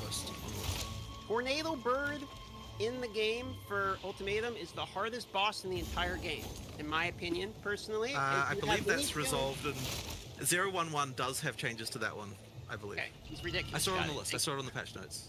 Yeah, I just can't remember what skills. Yeah, it sure. was the tornado. Like it was more avoidable. Yeah. There was some stuff. It is in the specific boss balance that got addressed in the. We'll see after the patch, and then we'll make more changes if needed. Yeah. Okay, so Auction House. We're getting spammed about this all the time. You've answered many questions. How are your guys' feelings about Auction House or in-game purchasing or buyout on the website or anything related to that? I mean, I've talked about what we could do before. I don't have anything to announce right now. Yeah, we'll discuss this more. I'm sure this will come up again. Sure. Accessibility question. Red-green color blindness is the most common in the world, to my understanding. Obviously, red on green is a very common thing within Path of Exile 2, specifically in Ultimatum, which is a mandated ascendancy trial. So, for any plans around accessibility features for this? Well, effectively, that's usually what we do for the stuff. Is rather than having a mode for it, we tend to just make sure that each thing, like we test it on people who are actually colorblind. So I just need to get probably Reese to just test all the stuff specifically, because I know he's red-green colorblind, and just make sure that they're actually distinguishable. I generally prefer rather than having modes for it to like have people with that color blindness highlighting the area. So Ultimatum, as you said, being bad gives us a target, and we'll start someone there. Sure. Speaking of visibility, rare and blue mobs. Can't really tell they're rare and blue mobs, or magic mobs, I should say. There's no highlight on them like in PoE 1. You know how there's like a little highlight around them. So the intention is that you can tell when a monster is based on the effect of the actual thing itself. There might be some cases where it's not being successful in that regard, and so we just need to improve it. We're going to do more there, and we are going to try some things that give them magic and rare identifiers that aren't. The glows just really took you out of the, like when you're in a dark dungeon and you're exploring it, like just, and honestly, what the heck is this glowing beacon of light over here? I just wish Fresnel glow was just banned in games generally. Like it's just everyone just relies on it. Like, oh, we need to make this more visible. Add a Fresnel glow to it. Like it's just a freaking it's a cancer in games generally. Sorry, this is just a random side rant from me, but I just hate the fact that everyone lazily goes to Fresnel glow on freaking everything. Fair enough. Last question related to visuals. So visual effects in co-op can be very difficult. You got lots of shit. So, any opinions on toggling other people's visual effects, etc.? I don't want to add an option like that, but there is probably more we can do automatically for that kind of stuff. There'll be some engine-based things. Yeah, there will be. There's probably more we can do, and just like the. But in my opinion, it should be automatic, and like you shouldn't even really be thinking about it. It should just happen. Like I'm not a fan of just like, oh, turn off all the effects. Like I'm just, Fair enough. Disenchanting flash for quality. You're one of the things you can't salvage in the game currently in order to get like the quality bobbles back that you need to go flat. Is this intended? Is there really any reason why they shouldn't do that? I know you were like, oh, it's because it doesn't thematically fit with the hammer on the bench. Just smash the glass. I mean, I think that's why it is, but like, I have nothing against adding it. Yeah. We can probably change that, right? Like that would be good, because what do we do with those crappy flasks, you know? In PoE 1 you sell them, you get glass blower's bubble. Right here you don't get it, and you just have to wait for it to drop. Like sell 40 quality, get 1 plus blow We've or almost blah got all blow. of them. That would Checkpoints be and maps in order pretty to good, I think. backtrack and maps. Fair How do you enough. feel about that? So not for resurrecting Yeah, purposes, just for fast just for travel fast travel. purposes. It's not a terrible idea. I'd have to think a little bit about how we would position those. I'm not against it necessarily. I guess the feeling is that there's not so many like objectives and maps in the same way. When you do those linear maps and you missed a rare monster, you want to go play something else for a while. You're right. But, so yeah, we should probably do something about this, but I don't have an exact understanding of what we'd need to do furtherly. Yeah. On the table. Okay. Being able to see gems without cutting. Currently, like you got to cut the gem to look at the list of skills. I mean, I don't really have anything against it, but where the hell does the option go? I'll think about that. I'm not really against that. Yeah. Maybe on the G button, top, click at all skills. Yeah, maybe. Yeah, maybe. Gambler in the hideout. We have all the other vendors, but we don't have like a gambler in the hideout. Yeah, that would be good. There was something very broken at the end, and we quickly turned it off. But I think we just need to fix one thing and then turn it back on. There was something very bad at exploitation tier, and so we were just like disable. It's like 10 minutes until deployment kind of thing.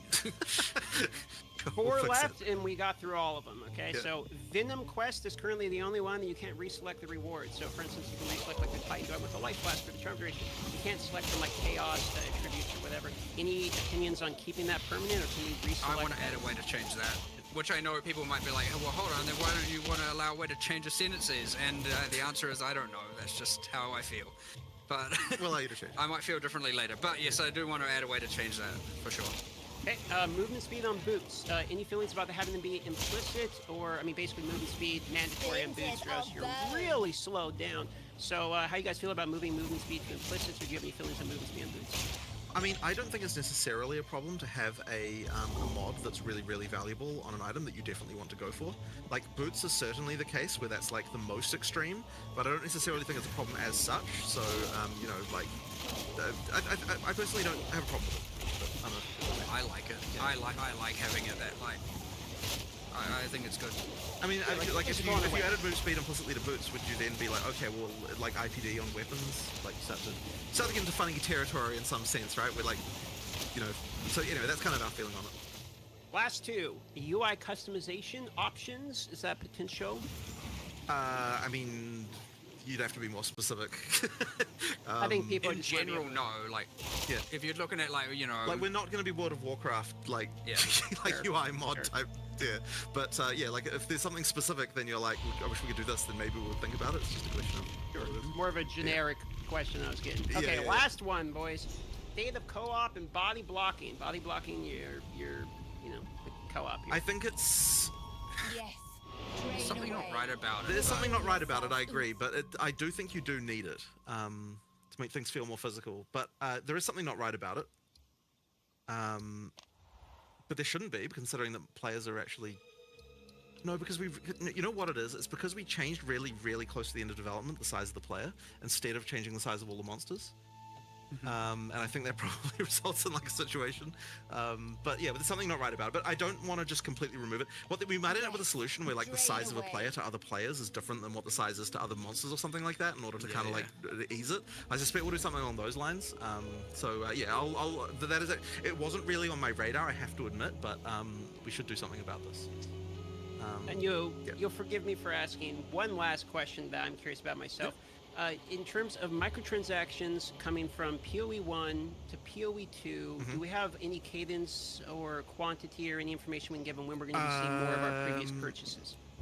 Well, the main thing is that by the time we go out of early access, we have to have all of them. As for the like rate at which they come through, I mean, look, we'll try and get as many as we can done in the near future. I honestly, like, this is, so the rigging team are like busy doing that, and I haven't paid enough attention to them. I need to go catch up with them and ask them, hey, how's that job going that I see you going on? It's probably, it turned into more work than we initially anticipated, for sure. There's like a whole bunch of effects that don't translate one-to-one, so there's a lot of departments that have to do a lot of work. They are tuning through it. That being said, like, you know, it was certainly more complicated before when we were in that last like several month or 3-4 month like kind of lead up to release, and it was kind of like, okay, we need to have all hands on deck getting certain game content done, and yeah, we generally prioritize gameplay over microtransactions when, especially in those kind of moments. And so now it's going to ease up a bit, and we can allocate some resources, a bit more resources there to get more of them ported across. But yeah, it did end up being a little bit more work than we actually anticipated. It's not just like a copy-paste job and it's done. Some things have to be like kind of re-authored to actually work in one over the other. Mostly due to like lighting, I suppose, really is what is the big difference. Yeah. So I don't have an immediate cadence for you, but yeah, we should start getting them coming out, like rolling out relatively soon. All right, and I think that pretty much wraps it. I mean, we're getting spammed about Path of Exile 1's 3.26, but unless you want to talk about, you know, Bit of a long topic to get into at this point. Yeah, I forgot to throw it out there, but all good. That's it, guys. You want to wrap it up? Let's just say thank you for coming. And, you know, it always happens. We say 1.5 hour. It always goes above. We very much appreciate you guys' time. And sorry for going so long. But pleasure having you guys on. Good. Hope you guys enjoyed it. And can't wait for the patch notes. And we'll see you guys very soon then. Awesome. Thank you very much. Thank you. See you later. Yeah, I want to say thank you also. Appreciate the opportunity. Thanks for coming on the podcast. Sorry it was 20 minutes extra, but no problem. We don't have a clock in here. You understand? You could have said it was the right amount of time, and we wouldn't know. Oh, man. Oh, we got Nick spamming How long it's been. All right, thanks so much. All right. Thank you.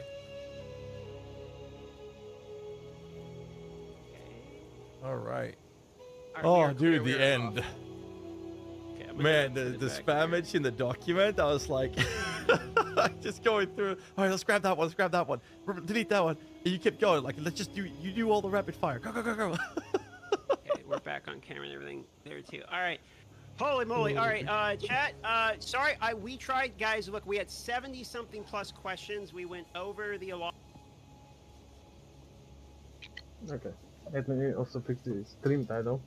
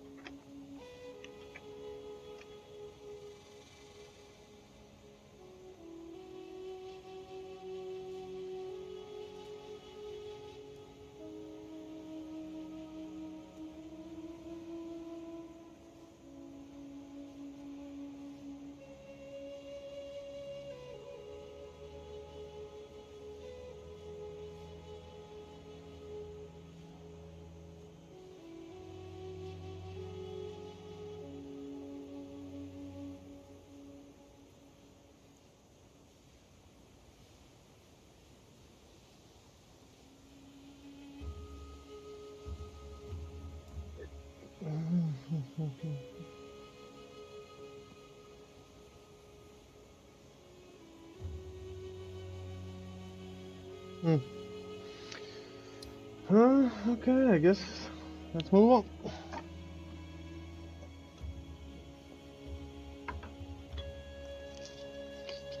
My gloves suck. Gotta get better ones very soon. Well.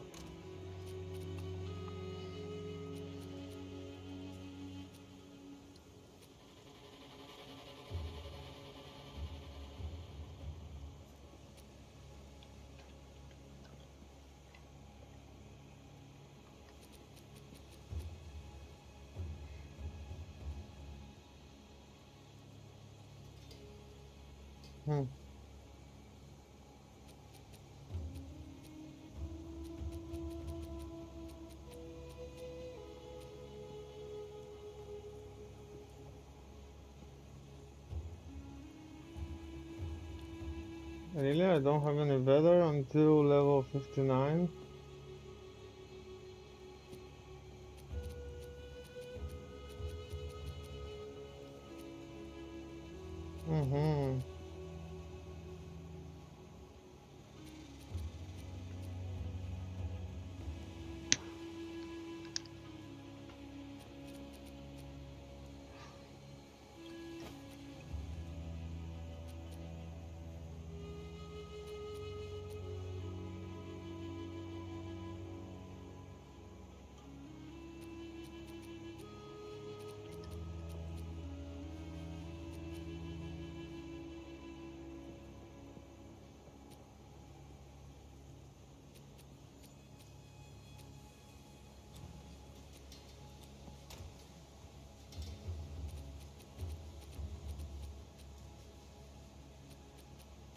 Hmm.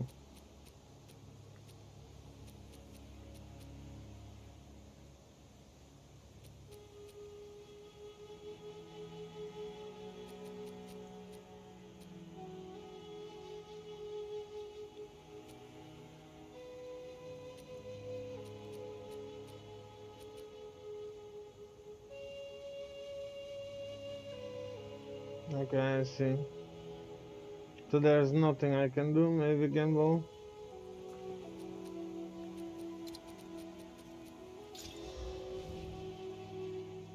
Really?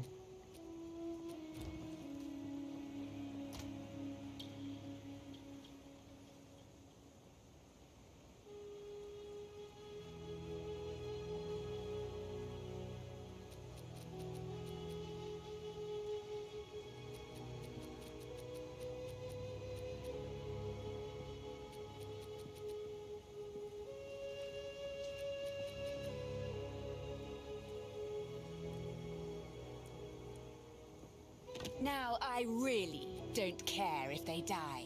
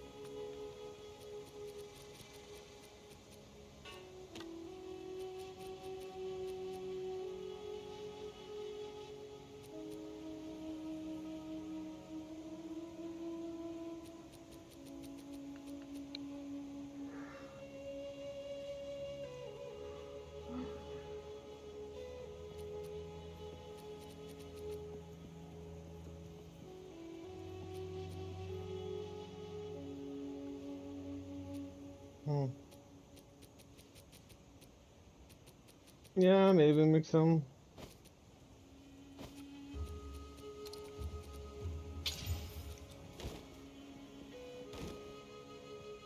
Can't do that here.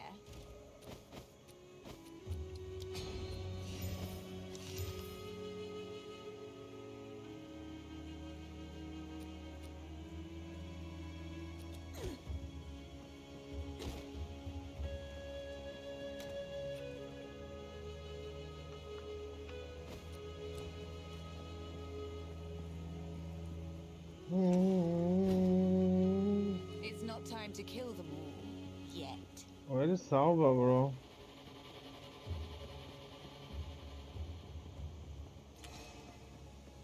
The drowned city awaits.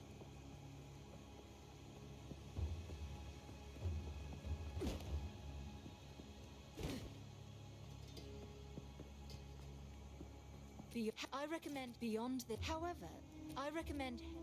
Good luck.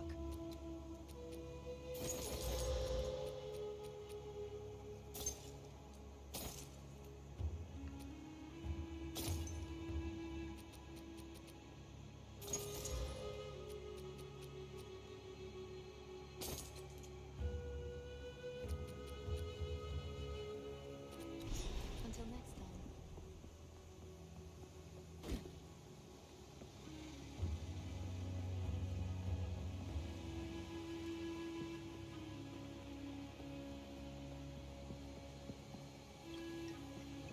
It's not time to kill them all yet.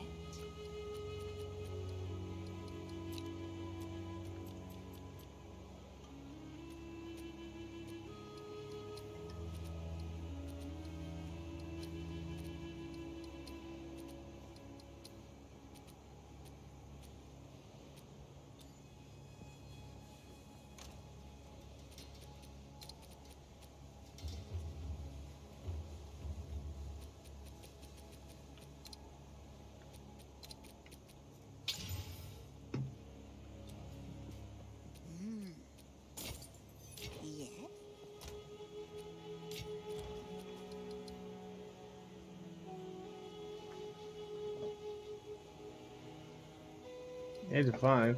Why is that?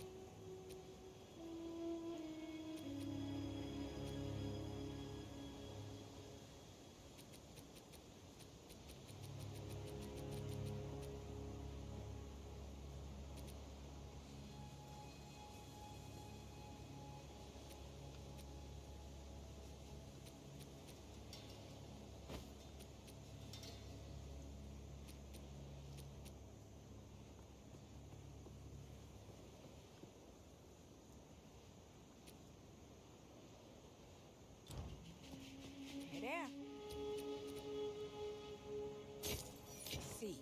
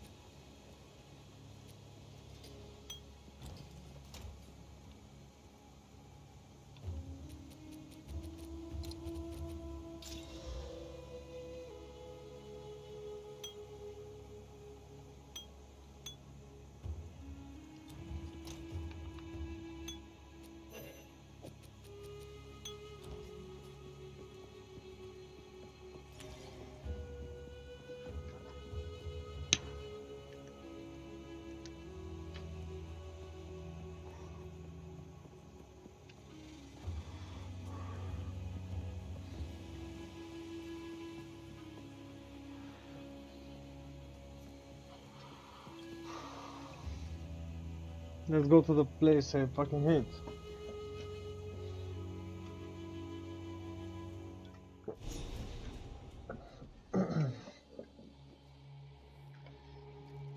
Utsal.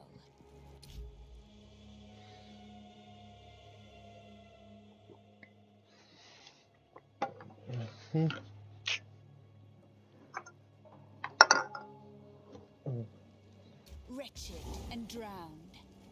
I'm sure I'd prefer you this way.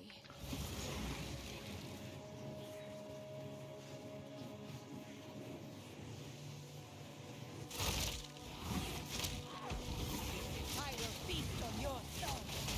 First encounter, rare bowler. Okay.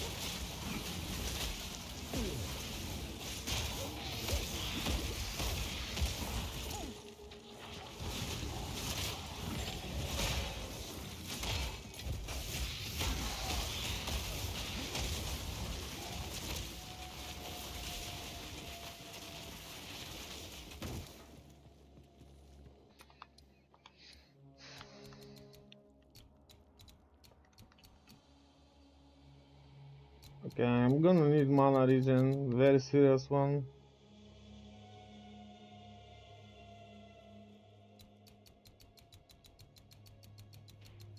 Very serious one.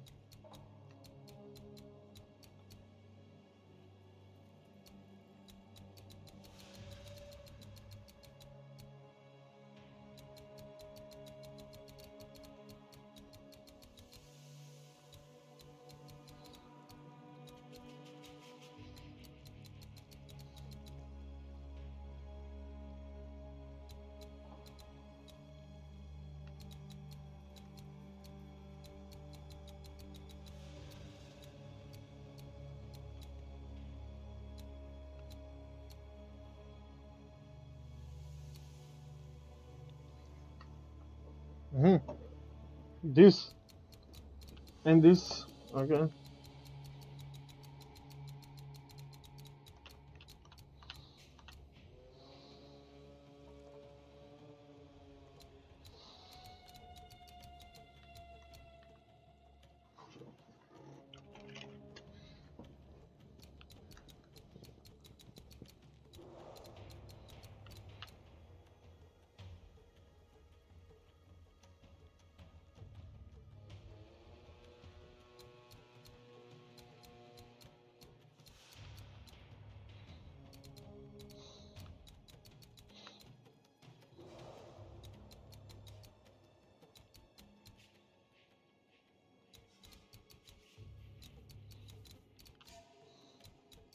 $25 intel. Splinters of bone.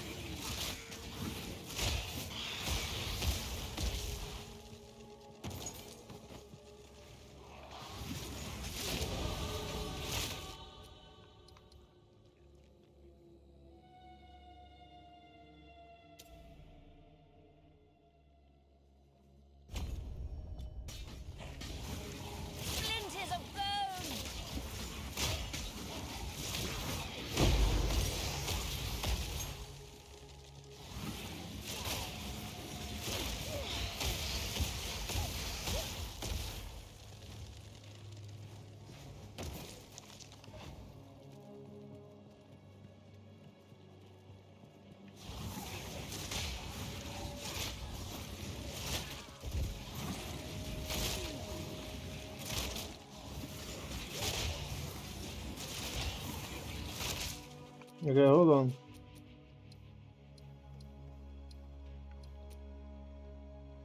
$32.9 per second. And my regen is mana recovery per second. Mana recovery per second from regeneration. 41.8. Then why is my mana dropping?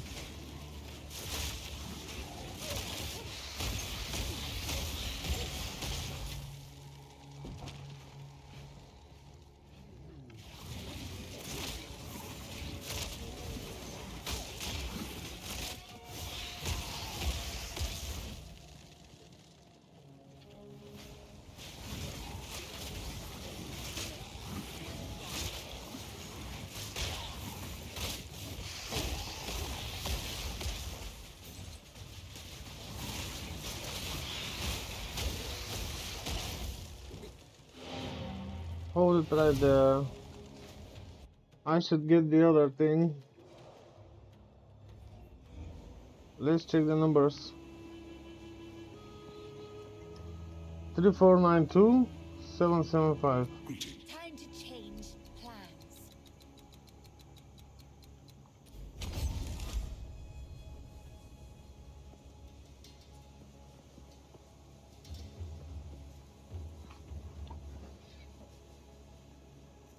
Oh, this is better. Okay, which gives me more mana, more intelligence.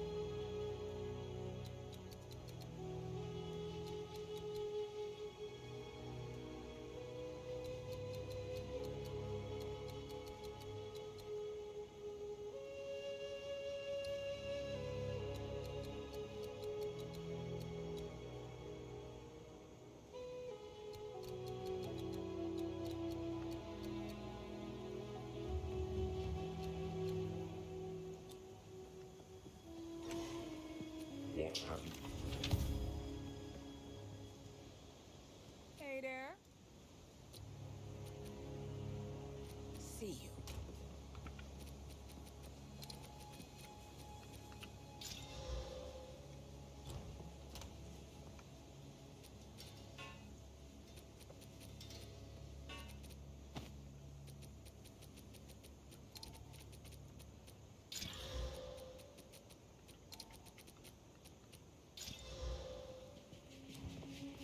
What do you... My tribe could use that.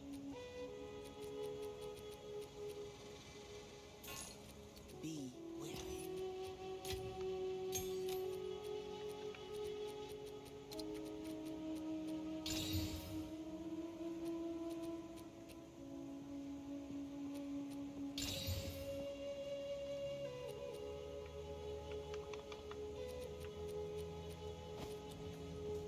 Here to help. Bye-bye.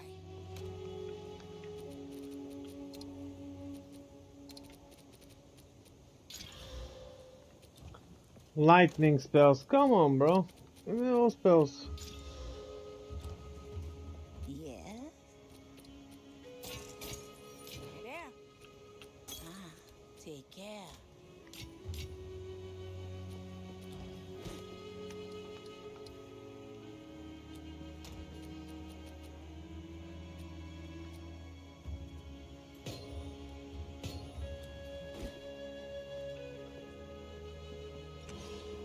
Greeting.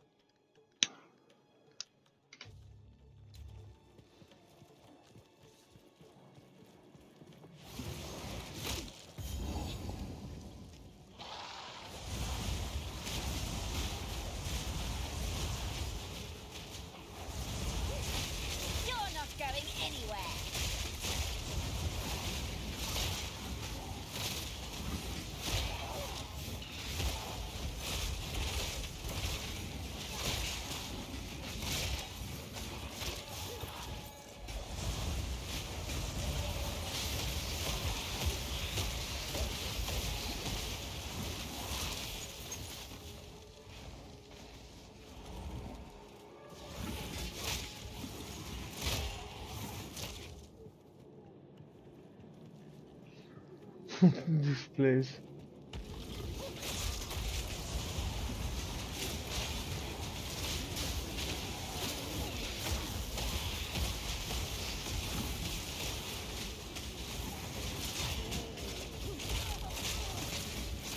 But there's this weird thing going on, right? You notice?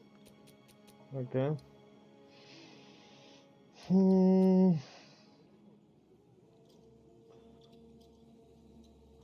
It doesn't say.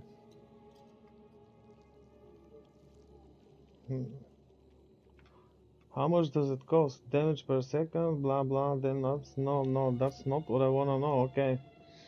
32.9 mana per second is the cost to channel it, but I'm regening 41.5. Then why am I losing mana? Maybe this is just the base value, and like these are... No, it doesn't say. Ah! Cost multiplier 120%, just this one. Then it's 20% out of 33.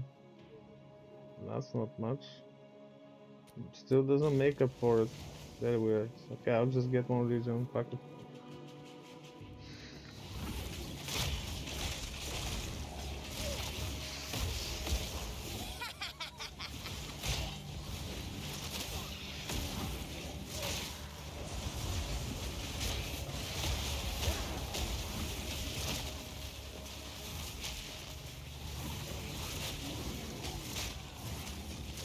There's no poison or bleeding on this area, so shouldn't care.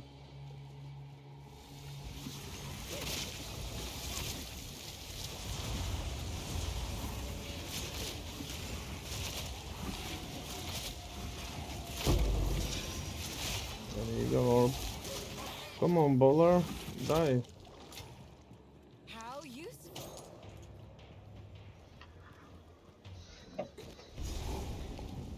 Okay, that's where we wanna go.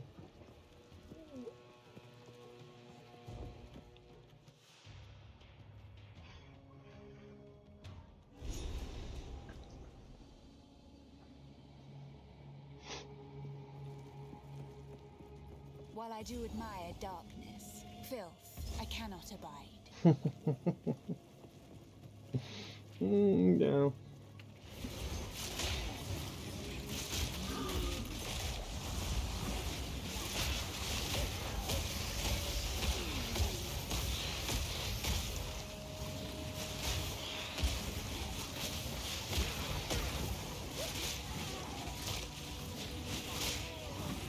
Oh yeah, definitely more mana and more mana regen, because it protects the health pool after the energy shield is gone, which is not much right now.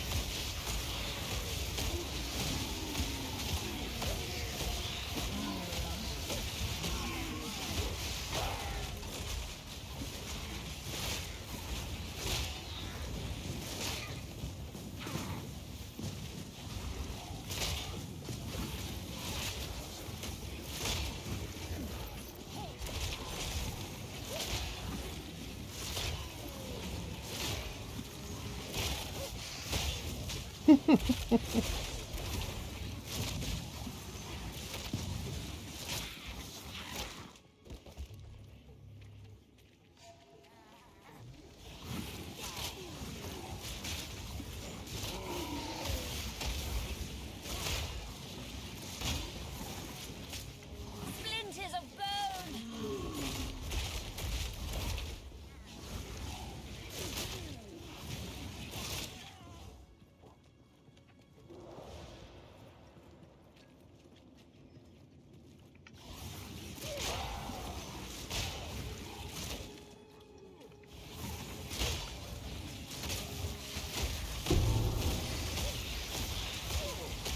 A ram. Okay, yeah, this is good. Oh, I forgot to do this. Okay, let's let's do this boss here, and then I'll do the ultimatum, the trial.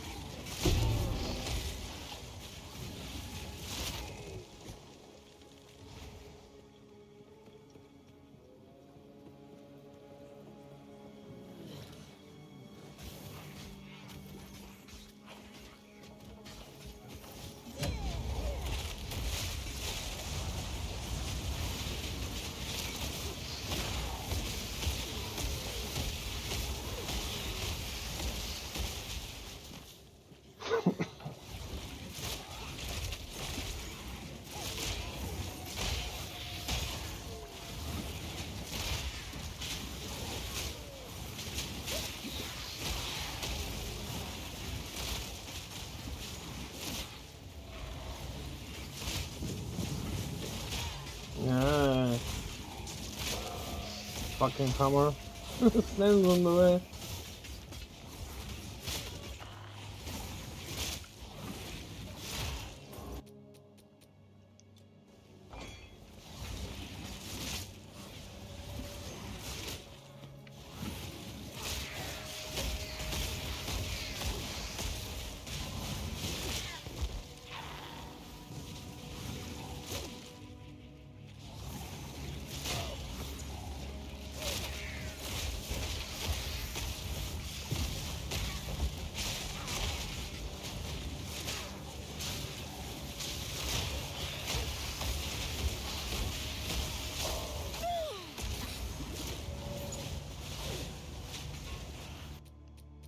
Yeah.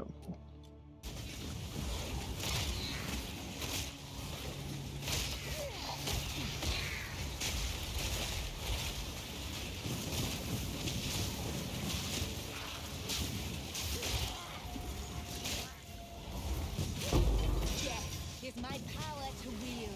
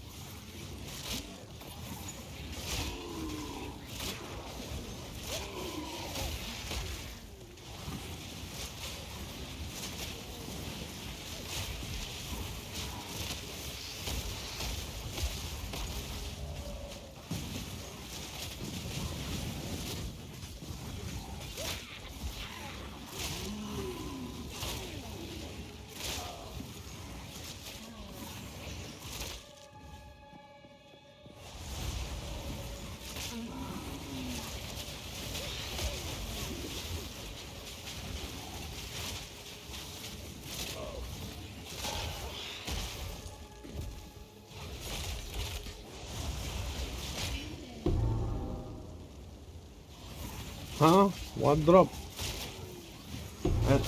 And most importantly, where?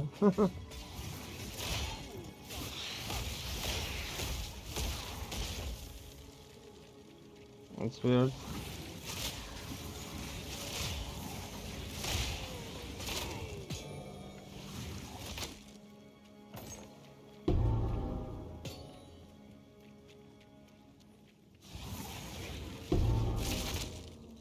Why is it making the sound? Something dropped.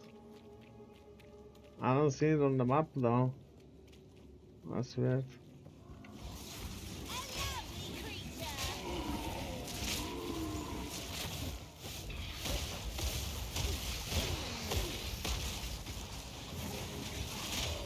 Let's see. It makes the sound around here. I'm on semi-strict. Okay, no. I don't see anything.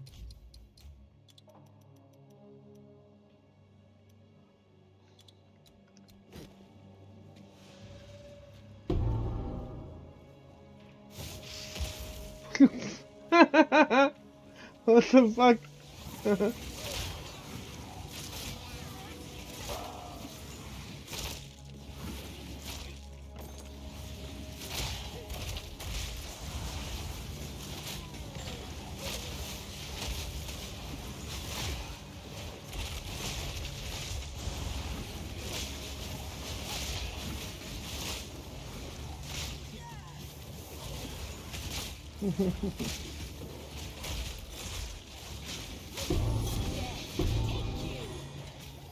Okay. Oh, I have this already. 3 times.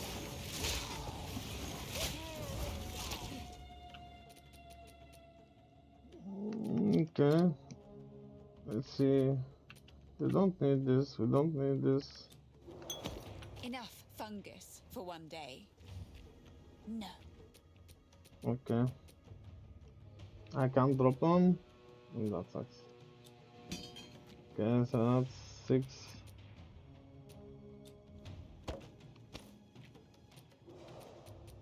And that's 6 more.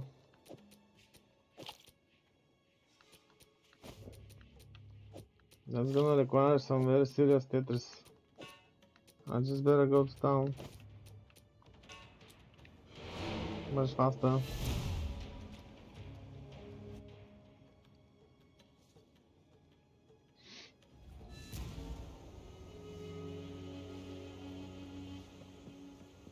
What have you?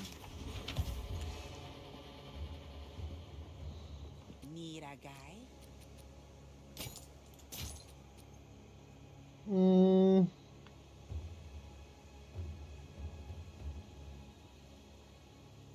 That's a bad roll. Fire, lighting, strength, armor, no. No.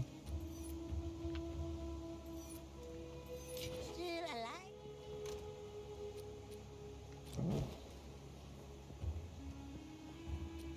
Stay wary. Probably not gonna do the vault. I don't think I need anything. Maybe the boss could drop something, maybe not. And I have to fix the mess from the console. Half my stuffs are missing. Yeah, remove only. Okay. Remove only. Where is this? Okay, that's weird.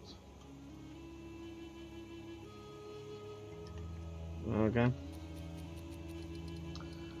This row is 96, so it's like much better. And the other one is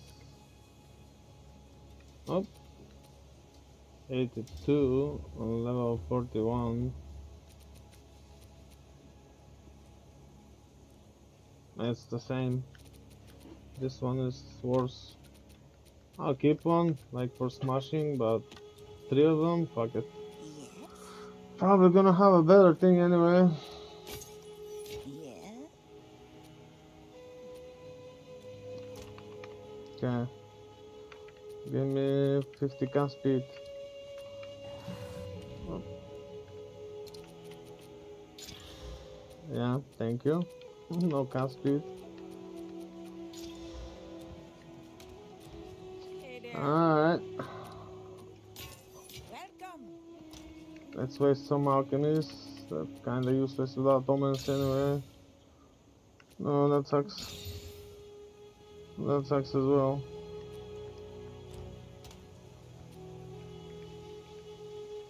Do I have another search base? Yeah, but not this.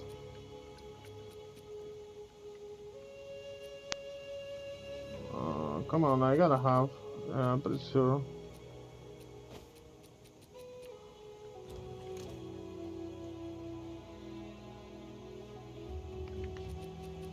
I wasted everything anyway, so... Let me guess now, this one is gonna be like even worse.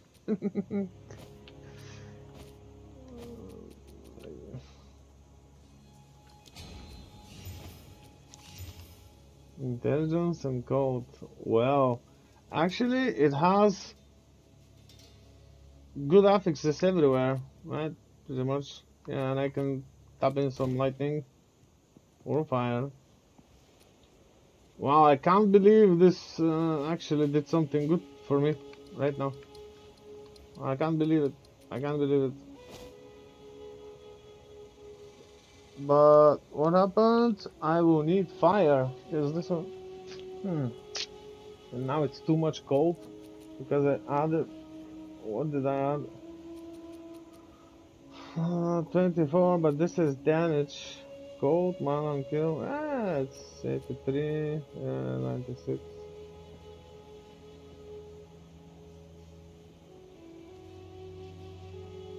This is just the lightning. 29, 51, 74 mana. Oh yeah, the mana thing is good, definitely. 12 life. Lightning. Fire is 37. Why? Okay. We just add fire there. And this has lightning. And this has lightning. I don't have an exalt to slam it, but I think it can't take anything more anyway. Yeah, 3 prefixes, 3 suffixes. None of them hybrid, so...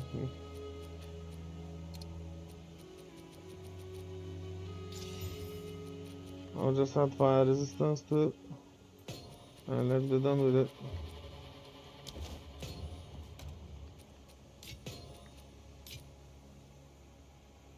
This is good to keep us garbage for leveling. Lightning, dexterity, attack speed, mana. Okay. It's not so bad. Not so bad, but I will need fire resist.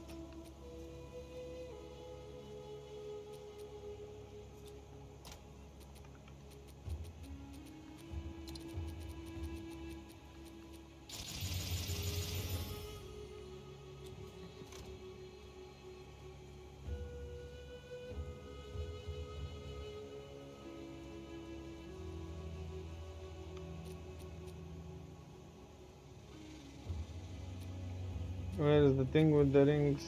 Okay, rings. Anything good here? Cold and lightning. Just on level 51.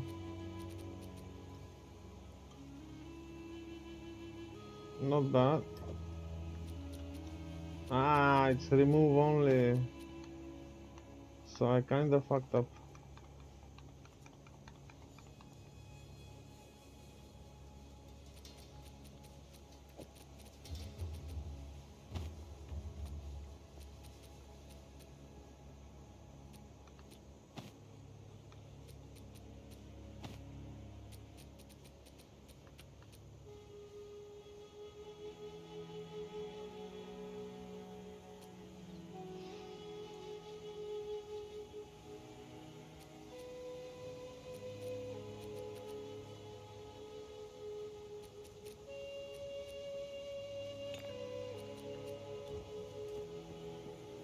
I was gonna do something, but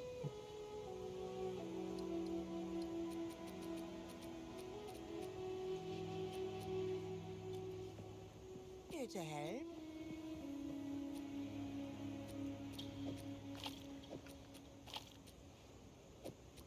what exactly, I'm not sure.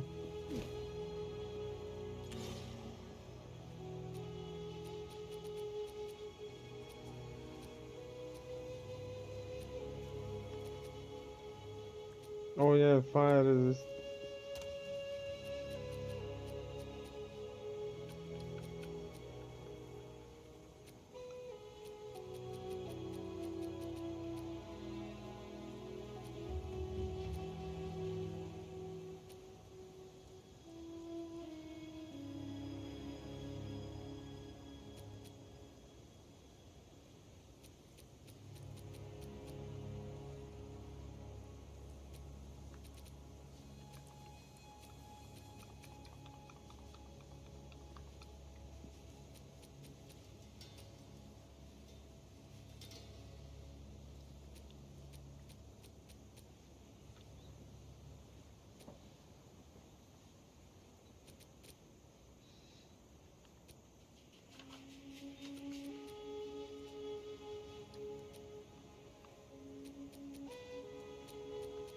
Really?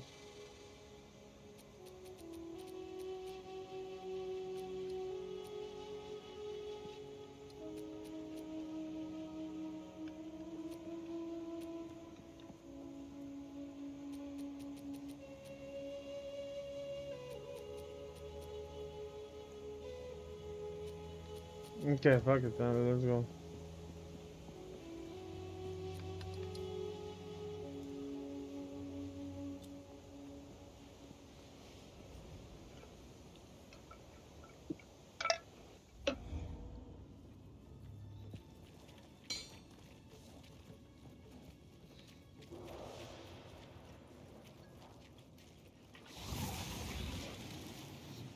Splinters of bone!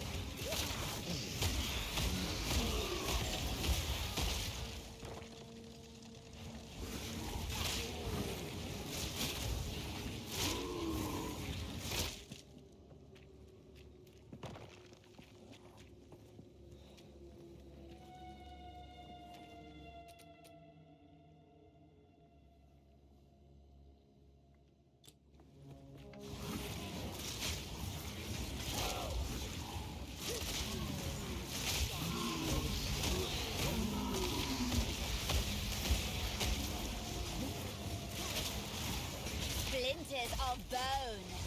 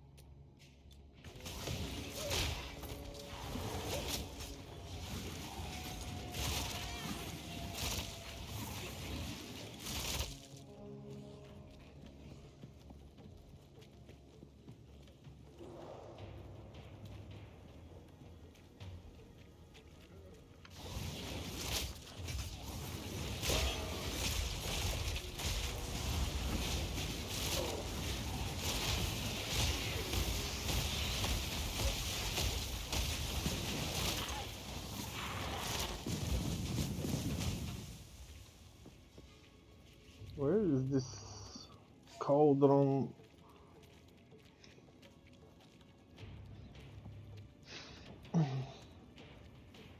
Probably the opposite area on the other box, maybe the opposite side.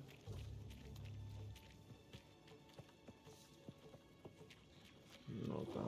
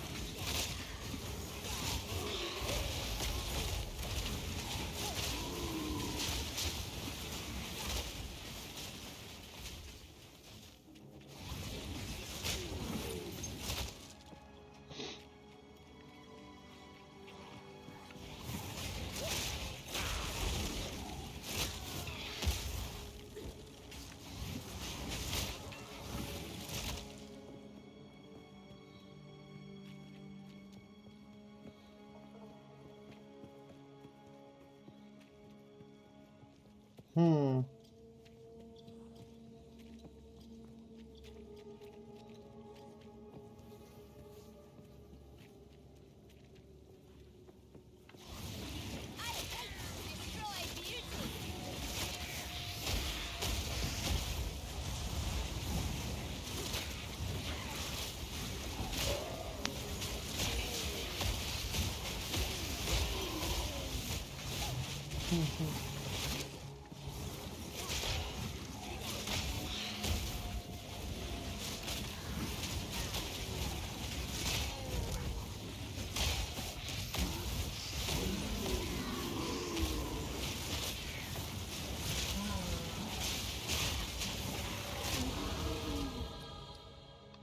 Yeah.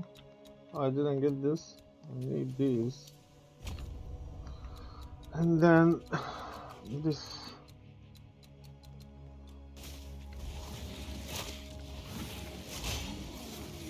Bleeding has to be better. But there's time though for it to be better.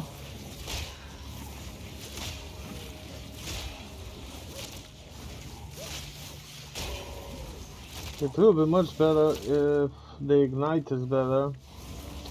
Then the bleeding will be nuts. But I gotta get the third ascent and then it actually is better.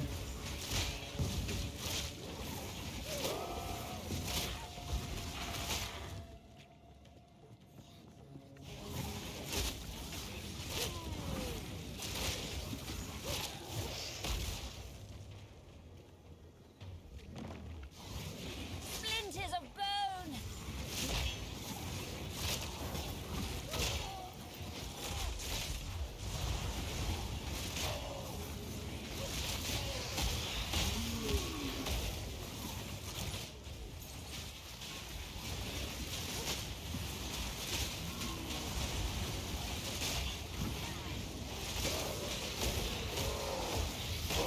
Death is my power to wield.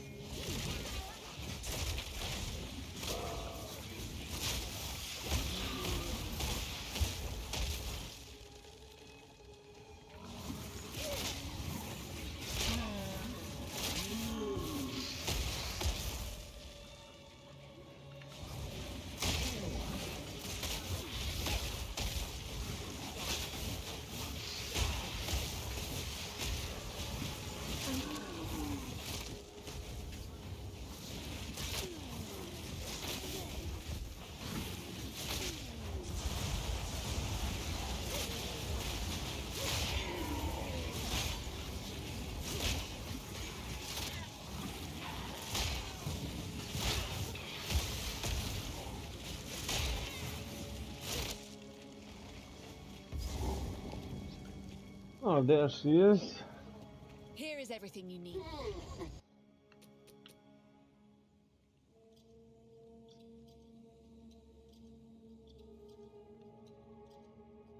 Are you kidding me? I mean, this can't roll resist though. Has to be chaos. This strength out.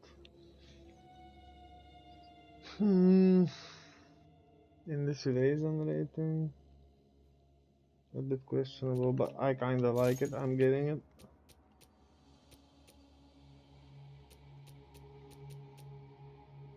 Chaos damage. I wanna play monk with chaos spells, but it's very weak until it gets the ascendancy to make the essence drain hit harder, so the dot is better as well. That's how it works here, unfortunately. To scale the dot, you gotta scale the hit, so it also has to crit, and it's a bit weird. Critical damage bonus. No, that sucks. Yeah, let's get. Thank you, sister. Yeah, hope it's good. Not really. Not really. Just quality. It's a lot of quality though, so hope we can also break the potions, get class blower bubbles. Where is this? They need to give us that. They owe us that PoE 100.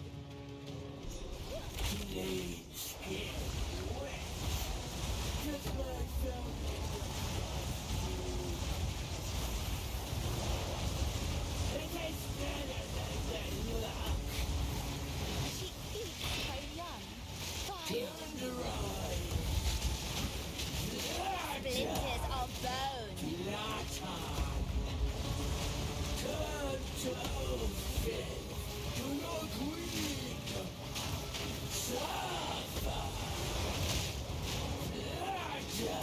Yeah, that's what I did.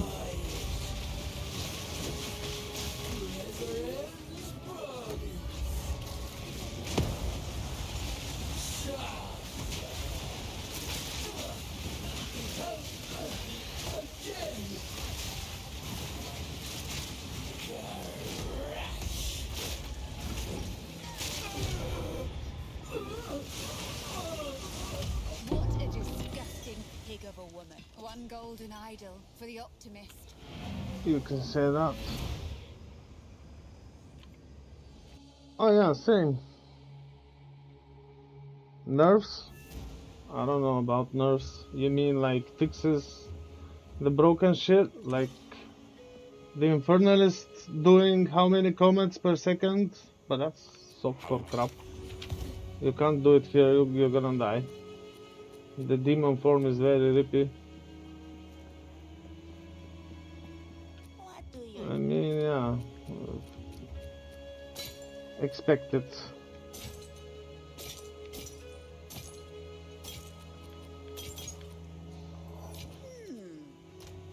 Ah, okay, let's just keep this here.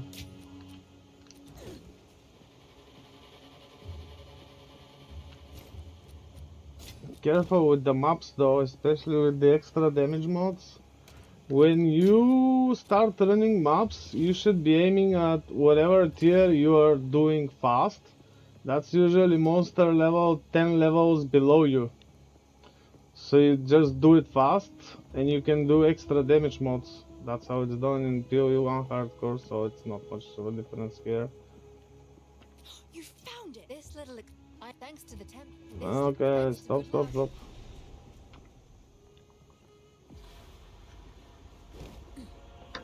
Something of immense power resides within.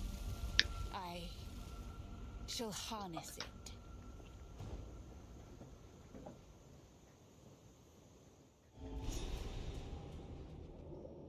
Blinding. Well, what do you expect? Of course it's gonna be nerfed. It's bugged. Of course it's gonna be nerfed. I would like to remind everyone to check the signs where my mana globe is. They're pretty cool.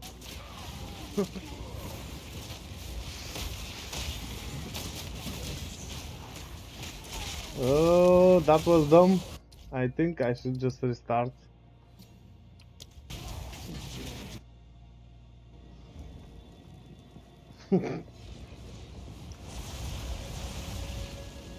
Yeah, I want to play the game, not just walk around, push a button and nuke screens, bro. It's quite normal that those things get fixed. It's out of the question, right?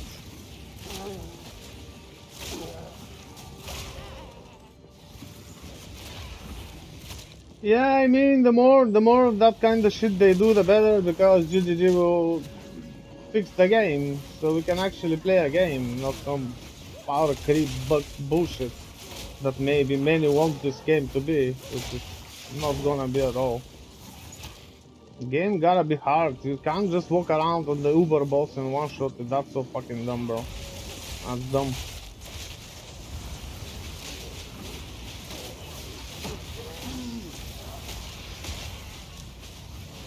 And like, Every time someone's gonna brag about shit like this, I'm gonna tell them the same thing.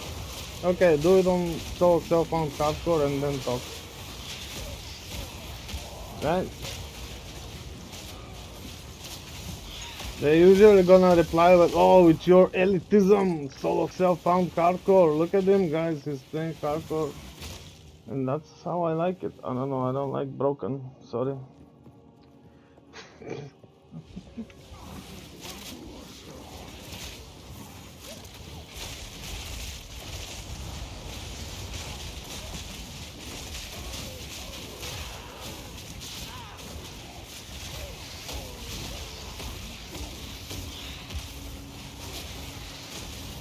Yeah, yeah. Those people on softcore trade with the crazy builds, they're probably not gonna be able to finish the campaign on solo hardcore. Because they will have to actually play the game and farm the gear and craft their own. I don't know.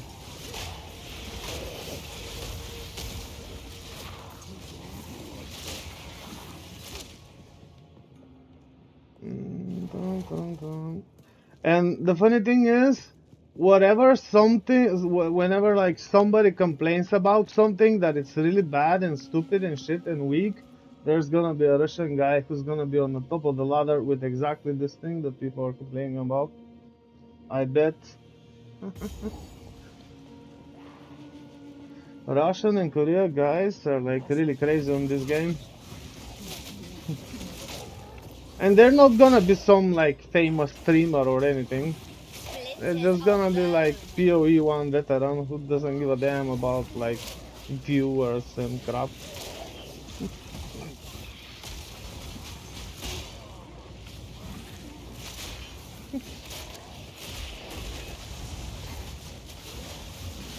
Or like being famous and all that. Like doing YouTube drama.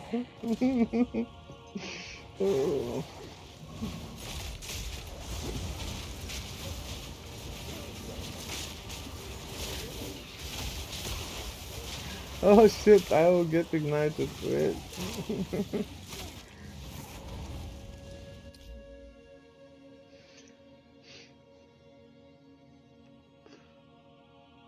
Oh yeah, I'm pretty sure he's actually really good at the game, and also he was good on PoE 1 Warrior. Yeah. I wonder like what is, for example, Oscar doing, or Ben or Rice. Those are really good guys out there who don't give a game. They just fucking play the game.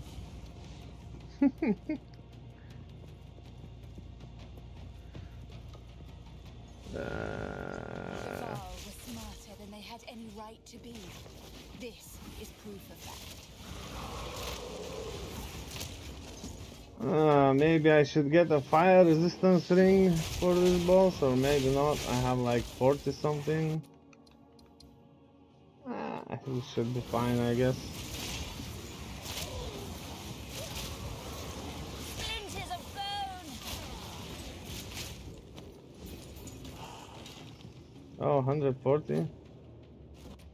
140 is it's 103. Fire resistance.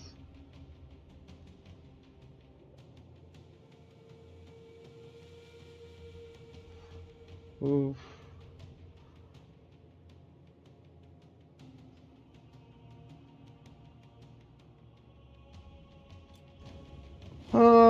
I'm glad they're gonna nerf the bombers though. The miners, because they do shitload of damage. Bro. One bomb, actually it was 2 bombs, deleted one of my characters with 10k, 11k shield and 76 fire resistance. 2 fucking bombs deleted my character. It wasn't like insane map or anything. I think it was tier 11, so that is not okay at all. Not okay at all. This is way overtuned. In your honor, O great Mage.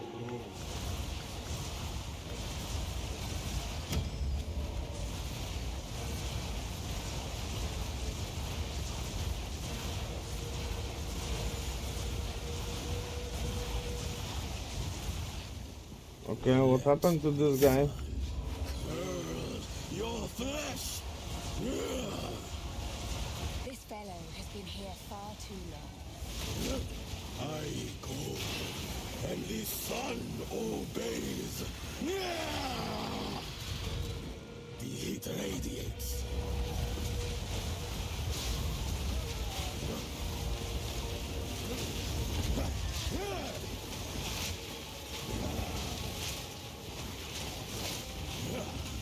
Touch of coal cake. Splinters of bone. Blood burns.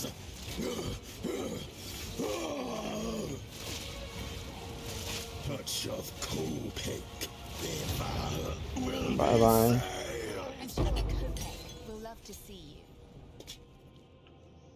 you.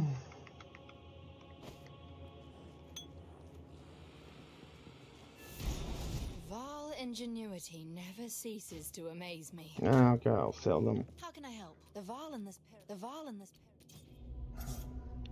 These runes. I can make out symbols for blood and offering. Bowlers are fine.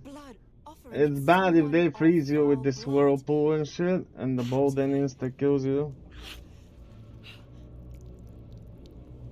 But yeah, I don't like him either. I don't like him either. This is truly something. That's exactly how I call them as well, bowlers. Fucking bowlers. I don't even know the mob's name. I just call them bowlers.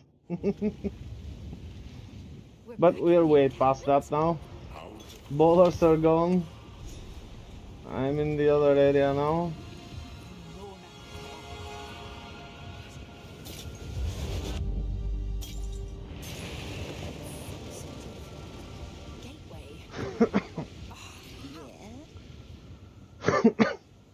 A river hag? Ah, okay. A river hag.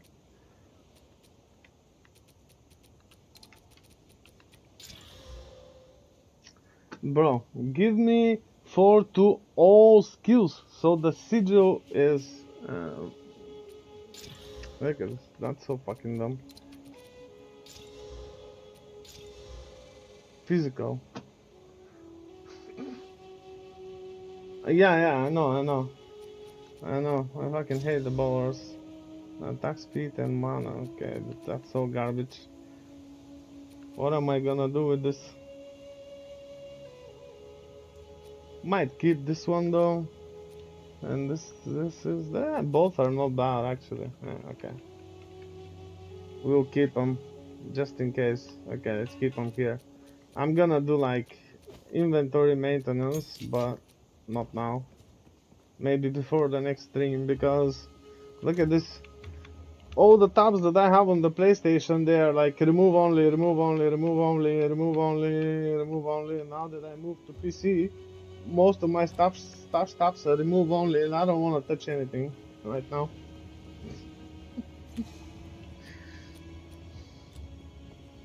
Okay, I might keep this. I'm just gonna put it on a no remove only tab, which is like, okay, not this. This is not remove only. Okay. About the belt, this one. Yes, damage taken recouped as mana, and I am using it because I'm playing MOM, right? So this is to counter the anti-mage stuff like poison and bleeding. And I'm gonna need it now. But I need more mana in order for this to work properly. But I'm not gonna convert my energy shield to mana, I think. Maybe at least not now, because there's always the mana siphon monster. I would rather keep it as energy shield and play with another charm. One for bleeding, one for poison, one for stun. You don't need, I think you don't need other ones. The others are crappy. I can get +1 charm from instilling the amulet, but not now. I need mana regen right now. So this thing with controlled magic, it should also protect from crits, like very heavy crits and slams. Hey! Splinters of bone! Oh, I was hoping to avoid conflict.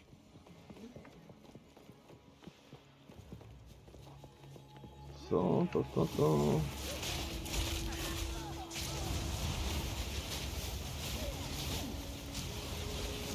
yeah, see the poison? My health doesn't move.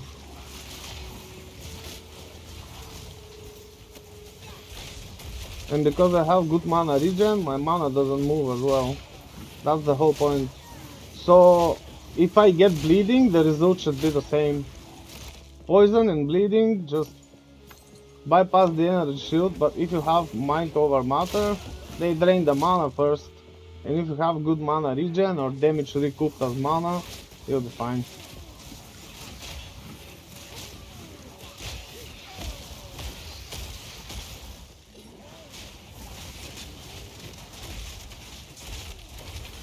Yeah, bleeding is terrible.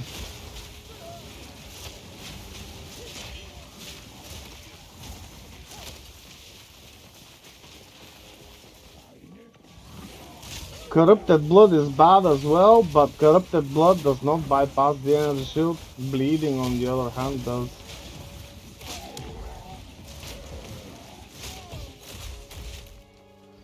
And if you start bleeding, if you move, very bad, very bad.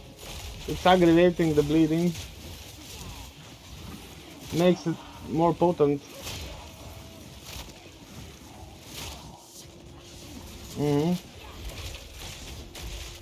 That's what I'm doing actually, that's what I'm doing, heavy hits with bleeding. Okay, I'll show you this, right.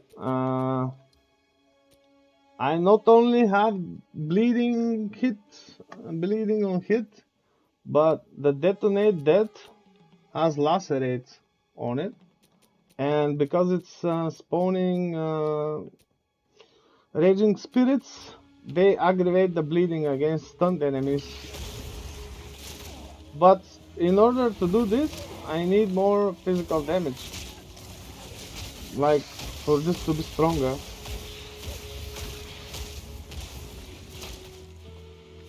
Yeah, bleed with ignite, because on the ascendancy, the third thing is elemental damage also contributes to bleeding magnitude.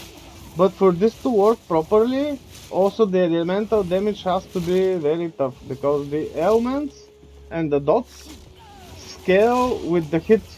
If the hit is strong, this is how they scale here. There's no like more damage over time nodes or damage over time affix or anything like that. If the hit is good, if the hit is strong, the dot will be good as well. So maybe I will play the monk after all, but I just gotta make it hit really good.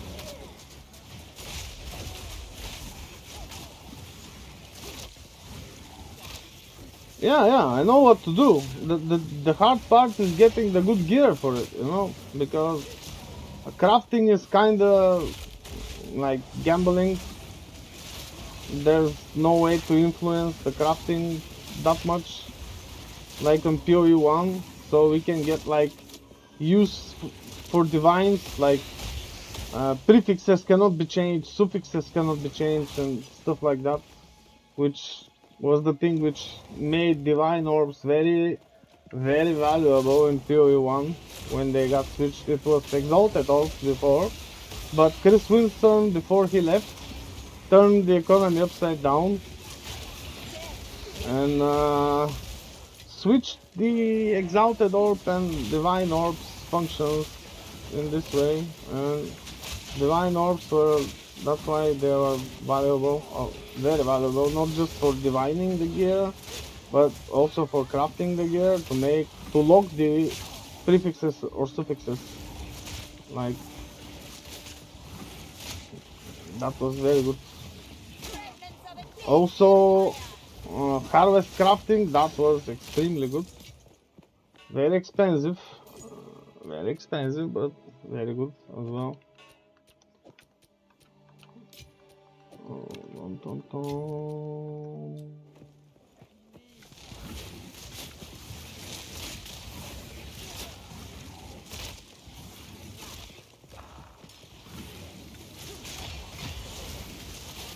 Actually, I forgot to do the ultimatum before this. I should go do the ultimatum. I was gonna do the ultimatum after the boss, but why didn't I go do it? Go figure.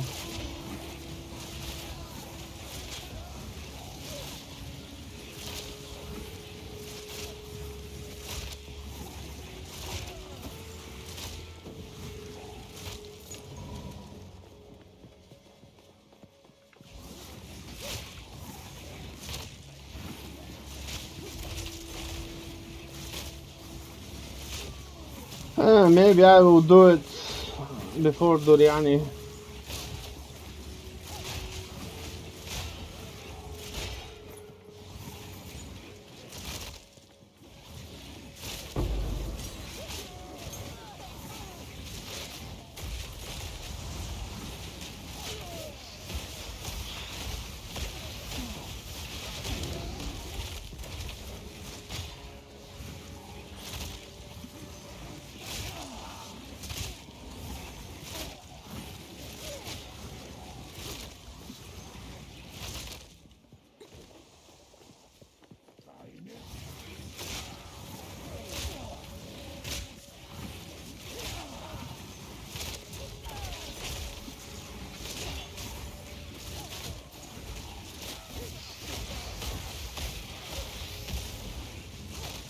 Maybe, yeah, we'll see about that one.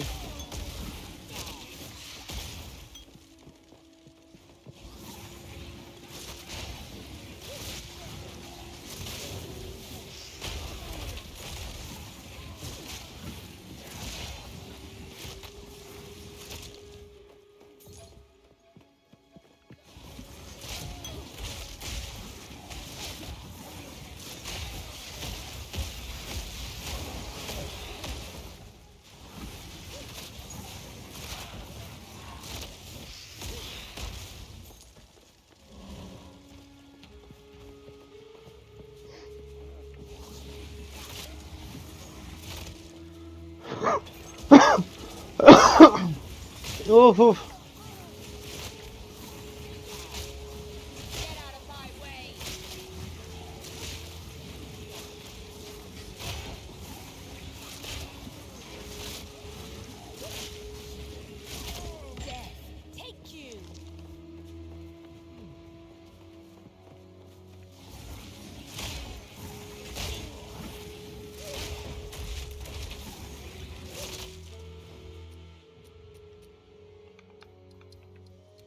Actually, okay, yeah, and that's because it's a lot of intelligence, and I need these. That's 15. Okay.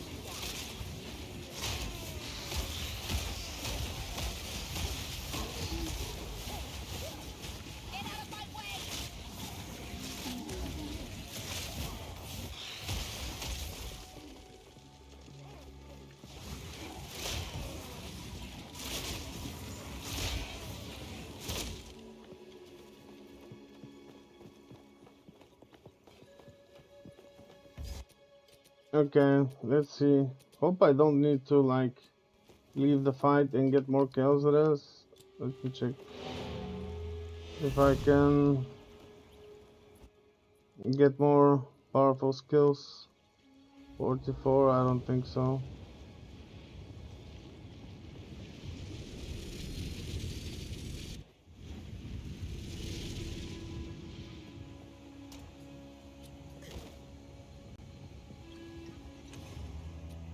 I must keep time to change plans.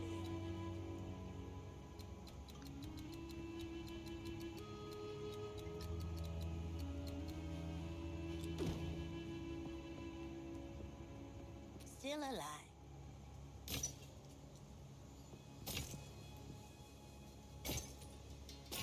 Here to help.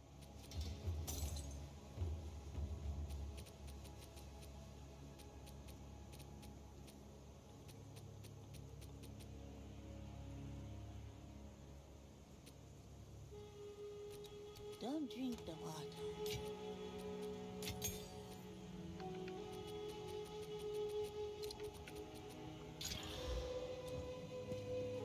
What do you see you?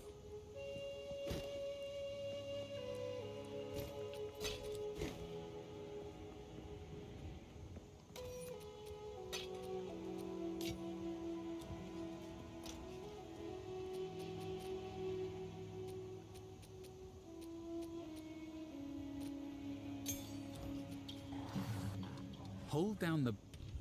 Now it's on 46.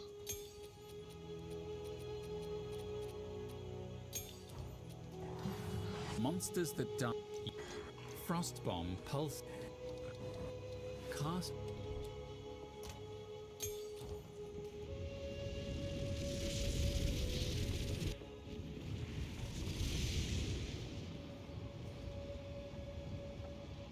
Then maybe I should not have done that. I just lost like 1000 something shields. I'm gonna go kill something here.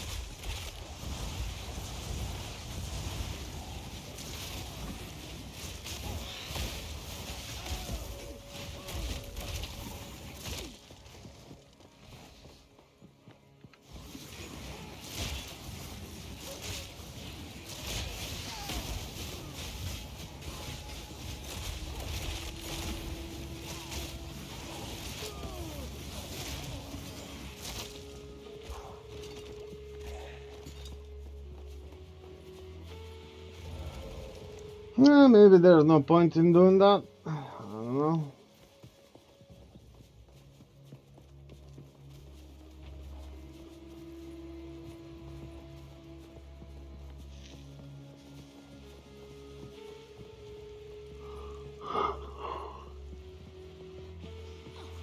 Halt! Your rampage ends here! Don't worry. I can solve this. This is all just a misunderstanding. Which one of you activated the gate? Which one of you is a Val blood? Why, that was me, of course. I am Alva the Lion, treasure hunter extraordinary. Take her! Bring her to Doriani. As for you, I will pay back every drop of Val blood you have spilled. You're all dead, anyway. Storma, stop it!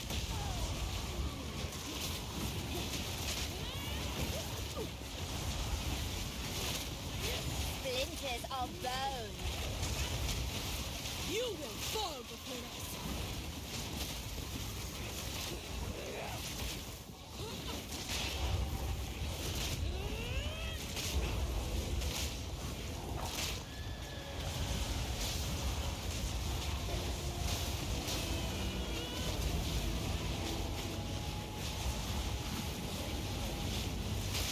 You are nothing but a locust. Feel Arakali sting!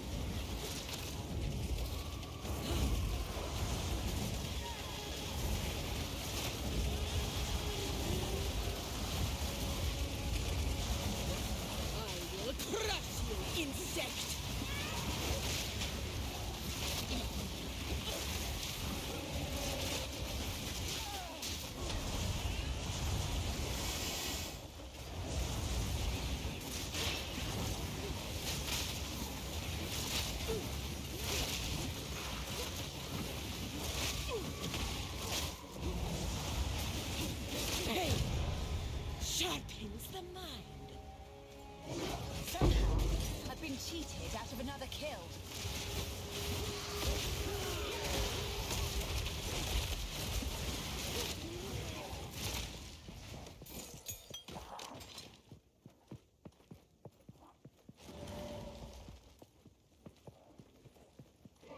Back off!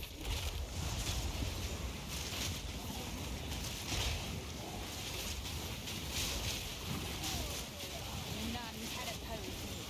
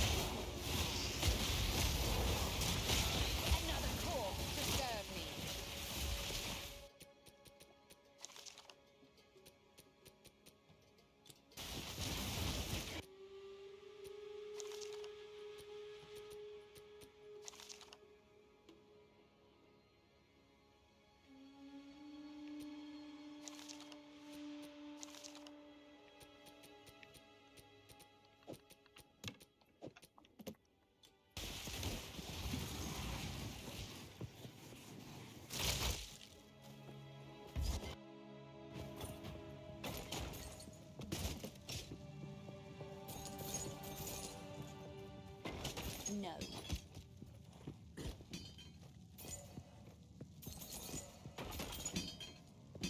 This looks valuable.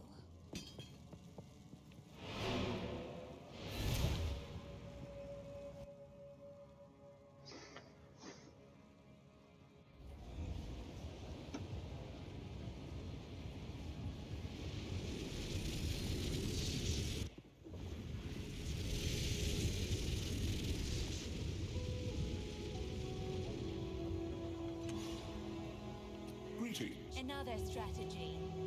How? Hey, boss, get down from there. Well done.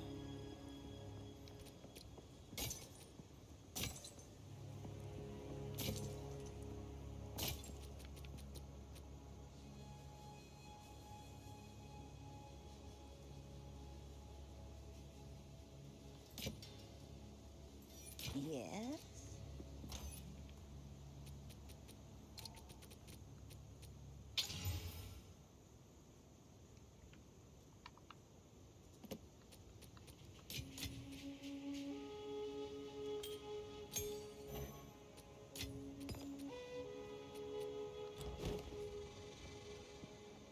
How goes it?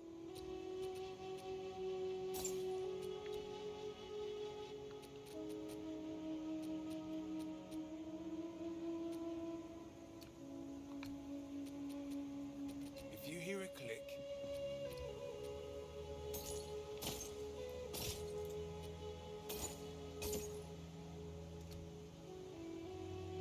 stay wary.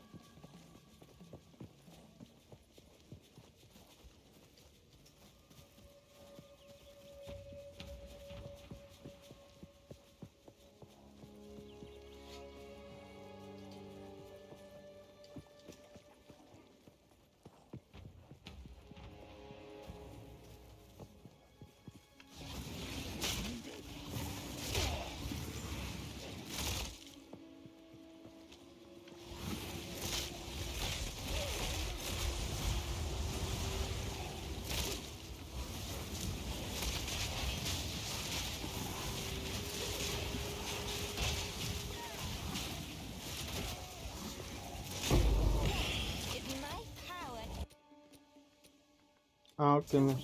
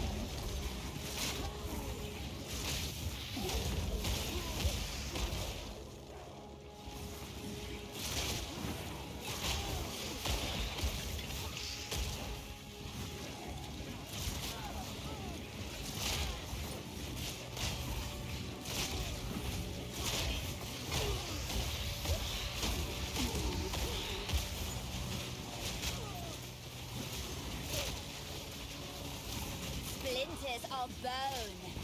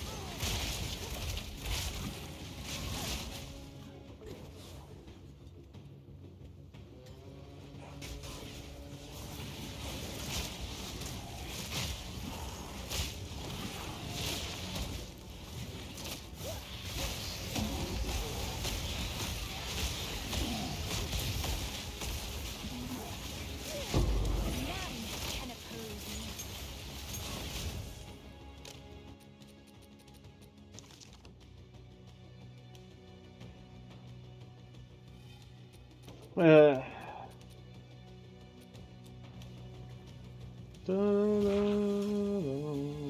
Many have died at this table.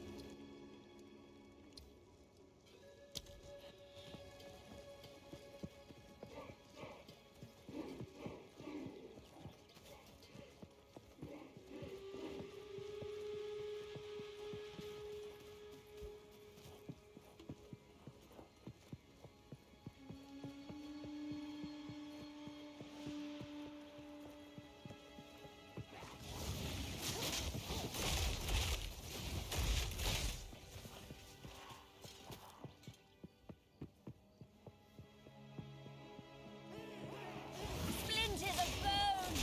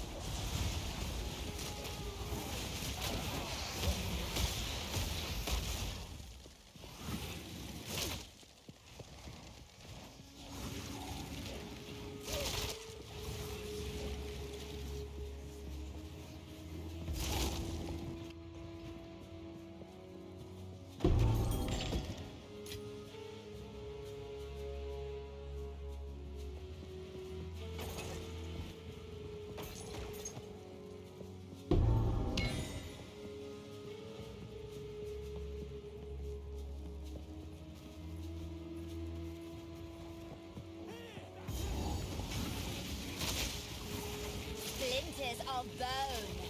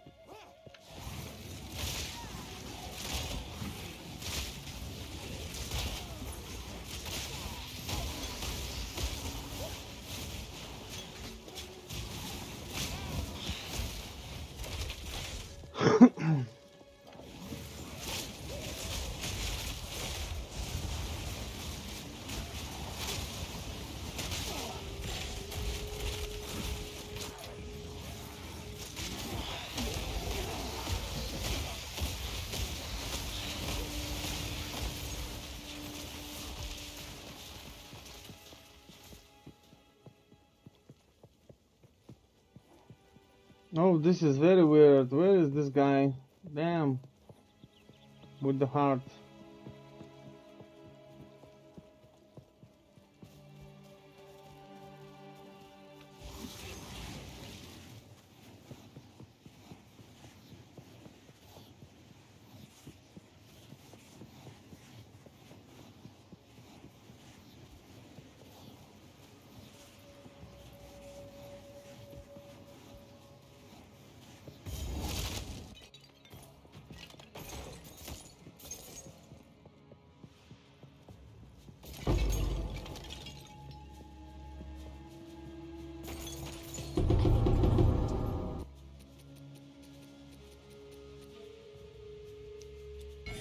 And here's another.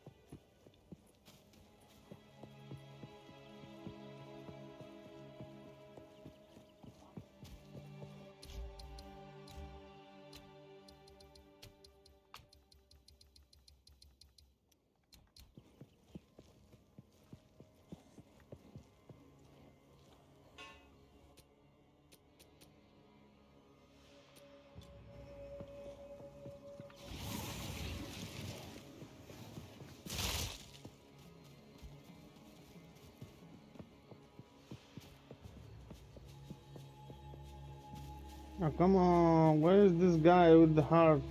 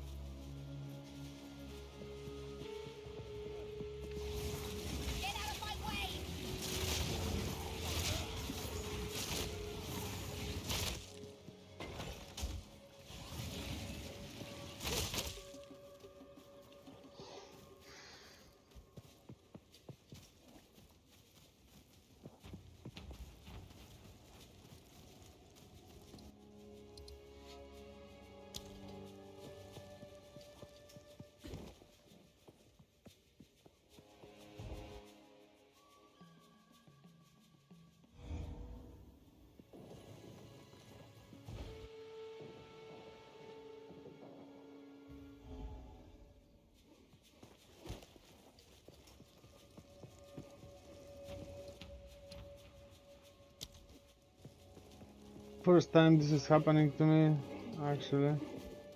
First time. I usually get the heart before the boss.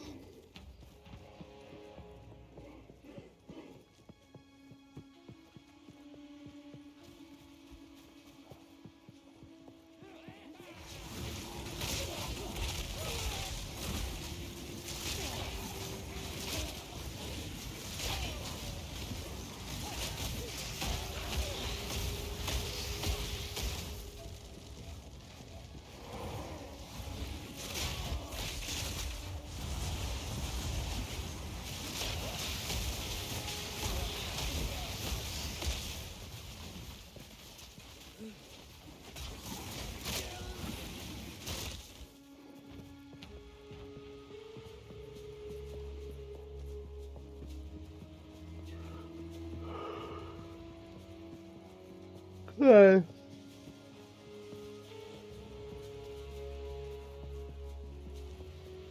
I mean, I've been everywhere here.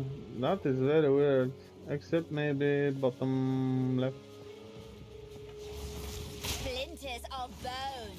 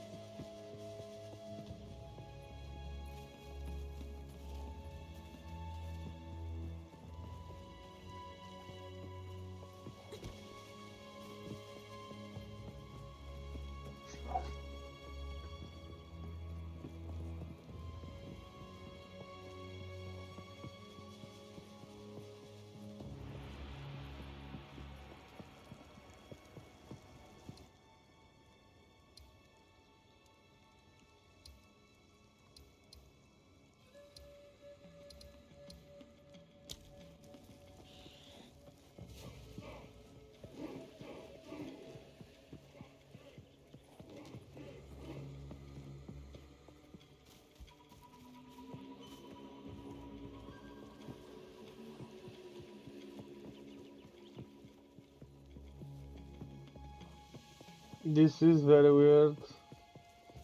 It usually drops here.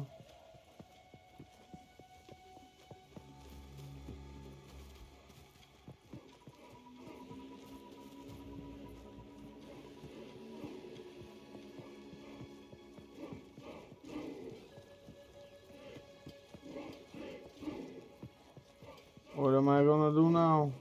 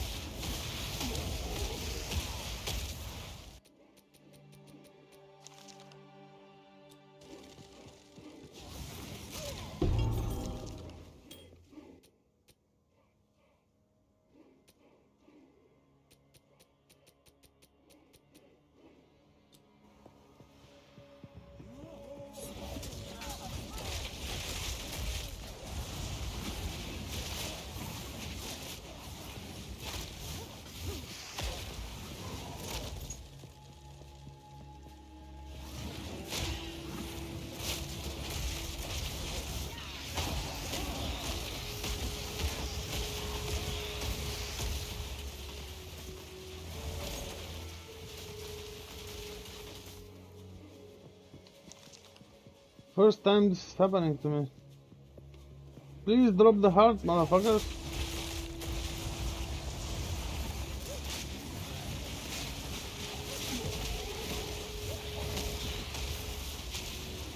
Splinters of bone!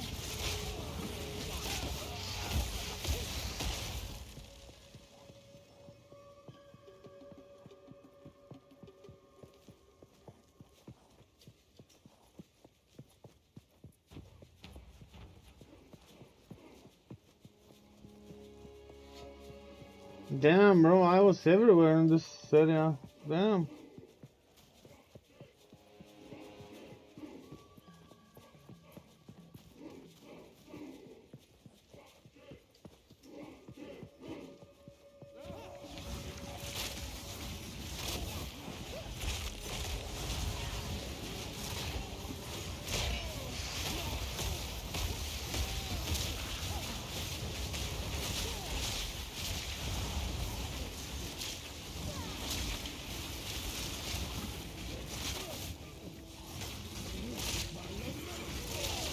Another corpse to serve me.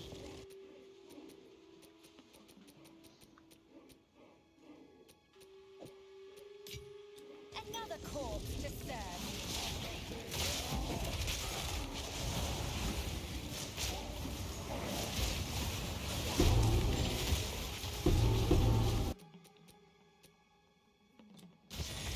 Bigger heart than mine, to be sure.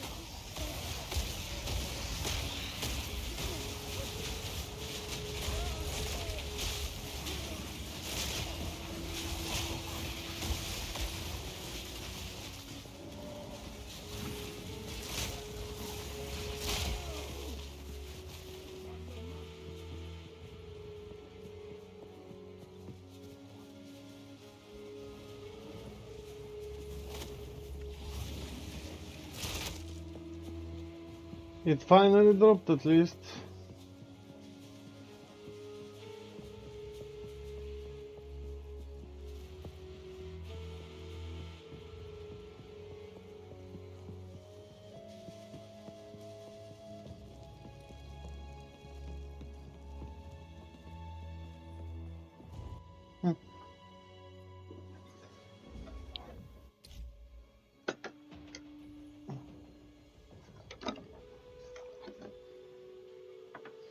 I'm gonna go take a look, be right back.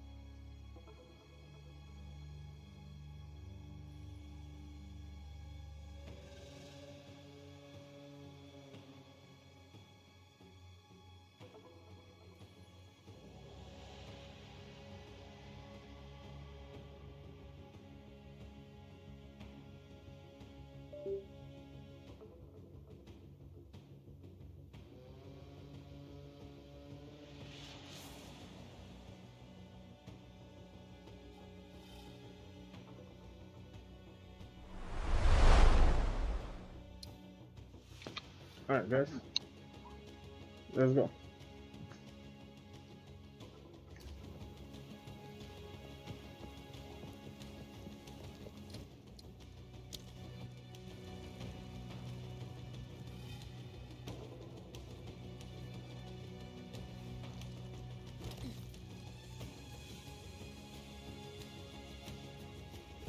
It's a similar method to a curse or two I know.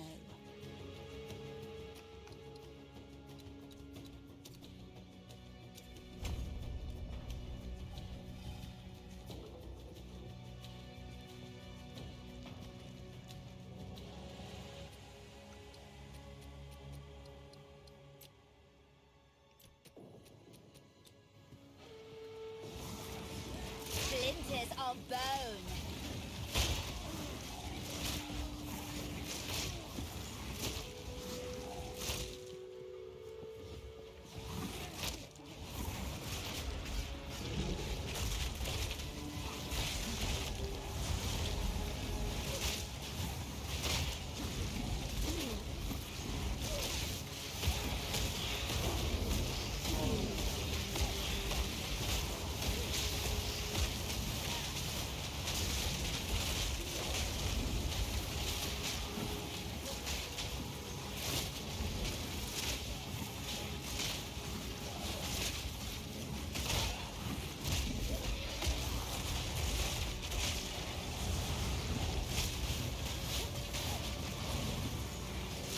Another corpse disturbed.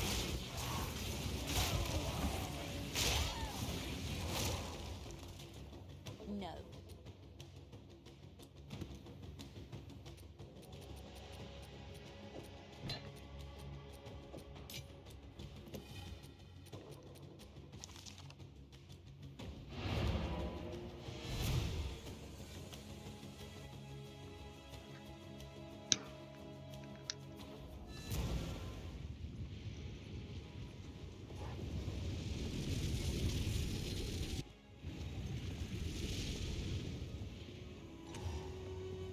How can...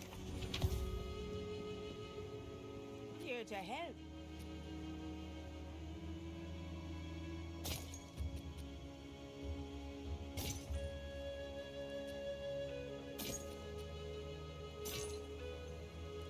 Need a guide?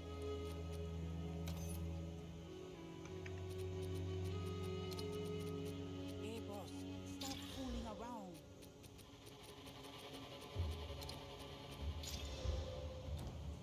Need a guide? Take care.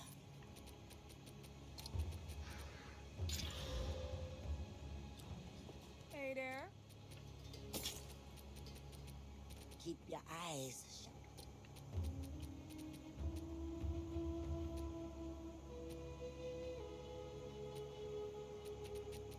See you.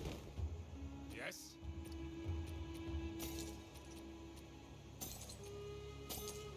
Don't get eaten.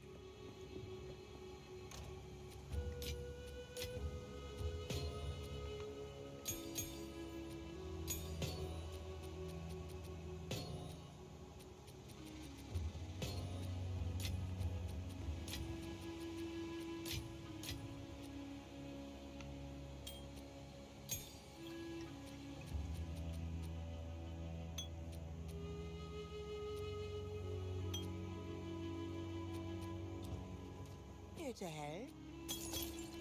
Be wary.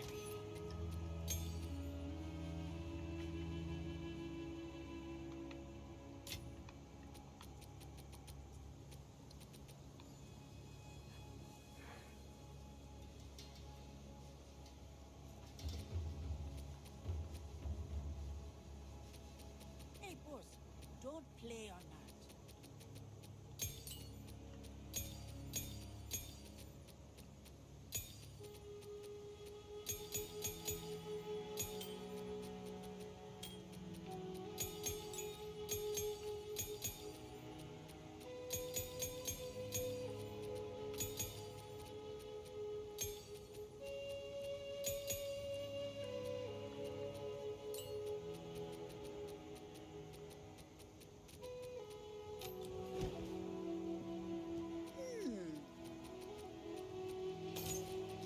pleasure.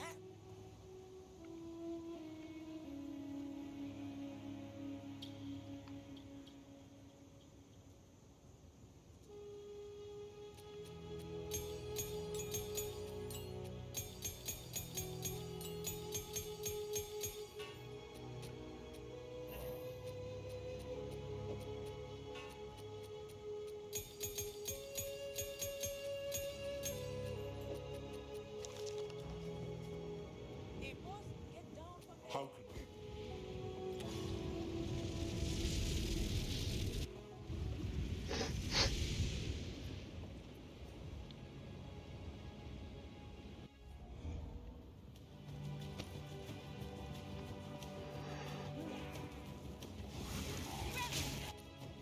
From a dead empire!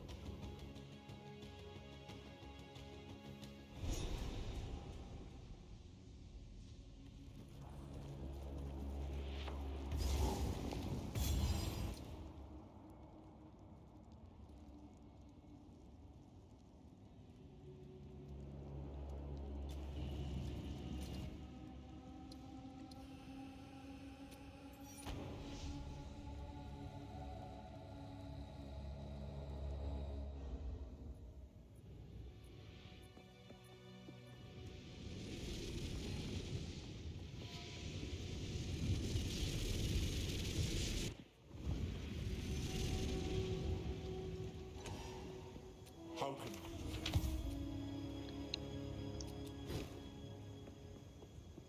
Here to help.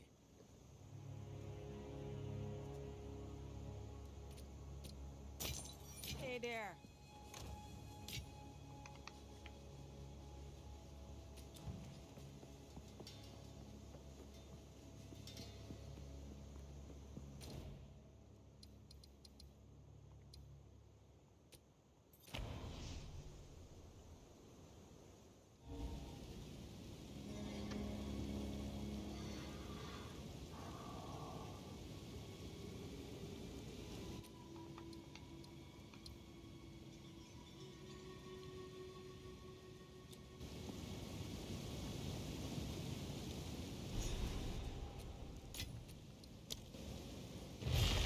a practitioner of the dark arts seeks to bend fate to her will?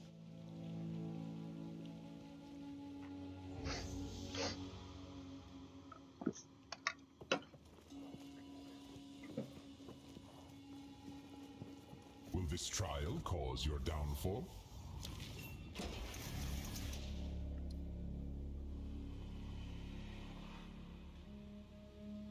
Coagulated masses befall you. Are you ready, challenger? Yes. Let me in. Splinters of bone.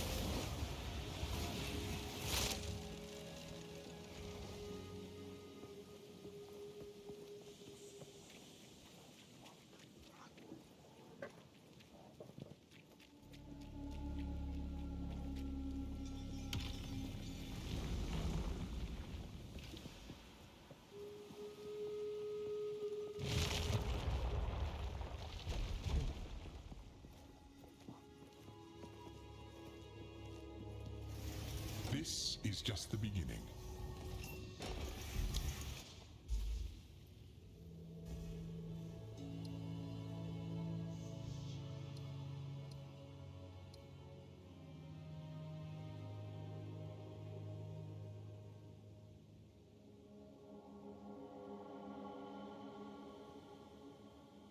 Drown in a sanguine flood.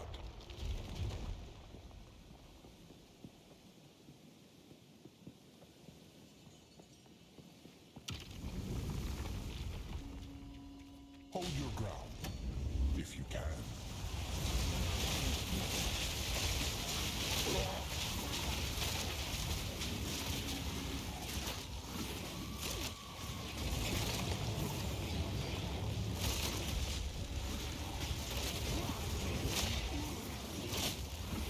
Splinters of bone!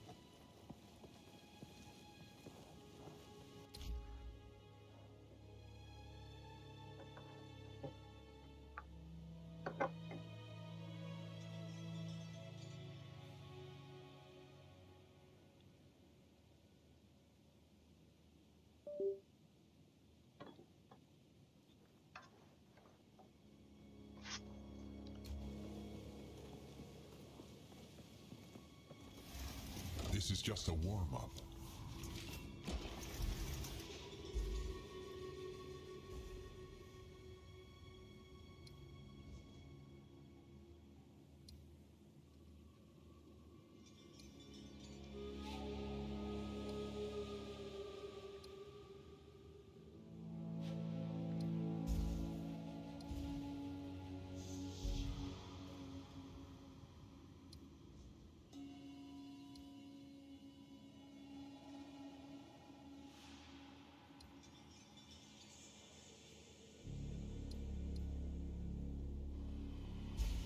Adversaries plagued with a blood-curdling fever. Seek out the cores.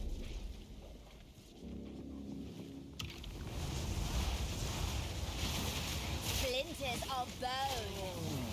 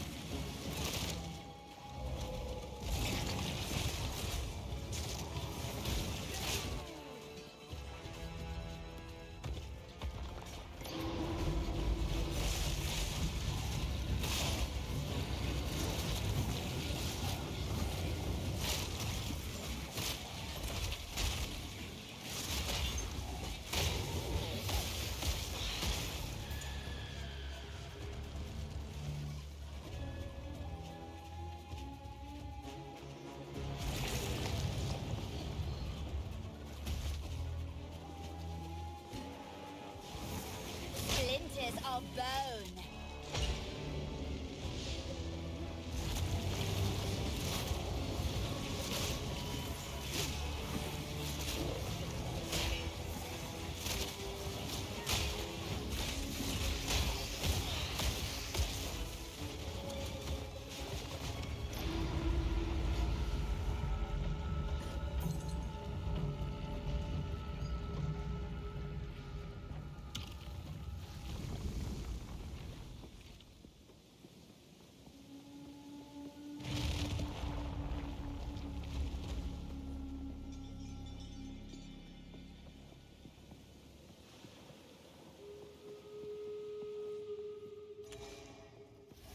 Don't give up so early. Long have I awaited. Many. The rule chaos is watching.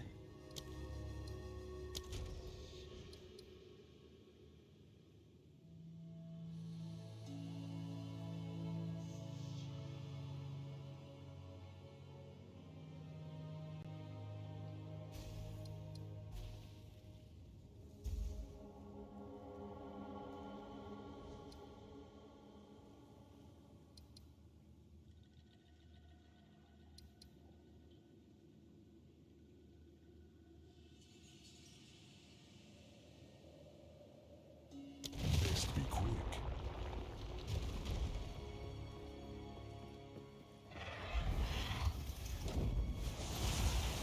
I accept your challenge, ancient Don't one. stare for too long, challenger.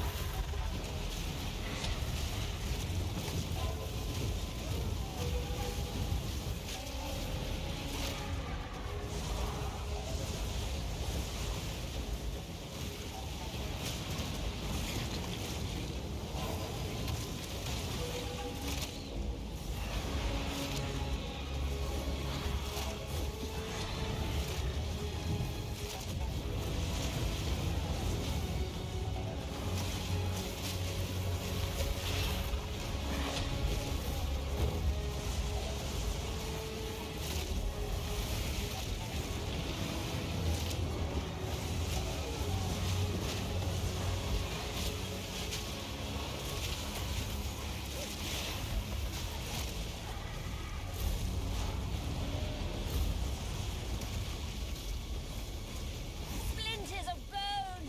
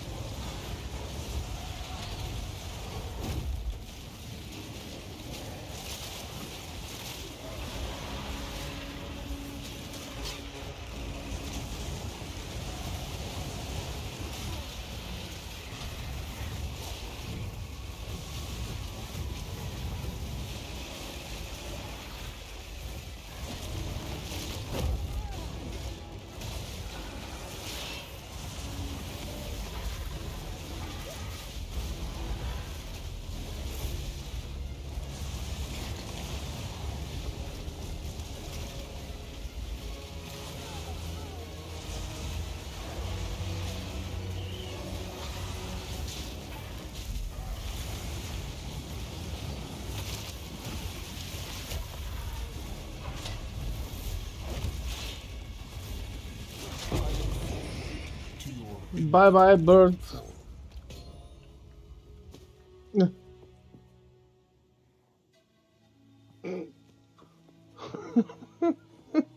What was this drop, bro? What?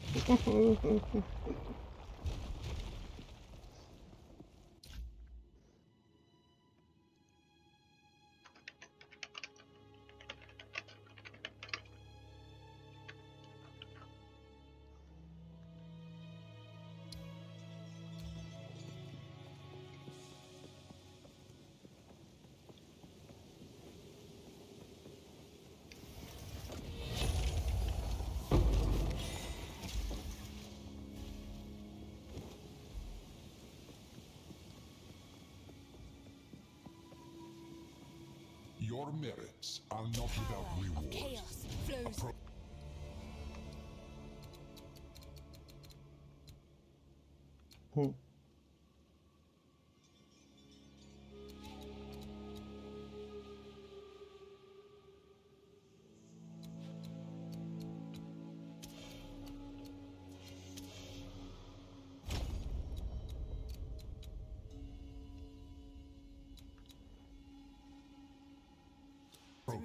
altar and receive chaos.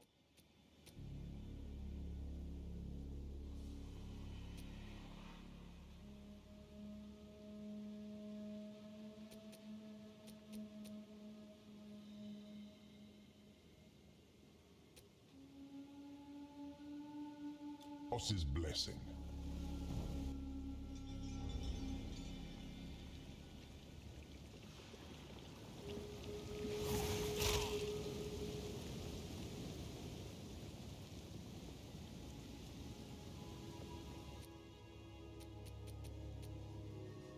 I should have done this in 3 levels.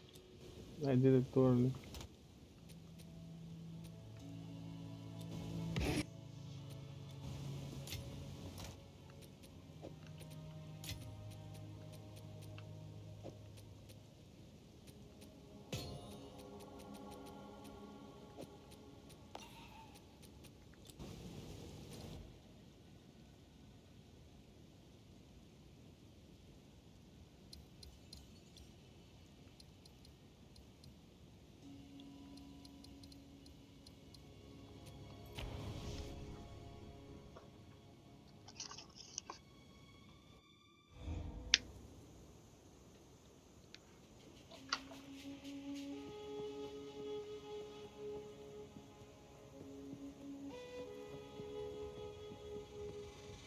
How can I advise?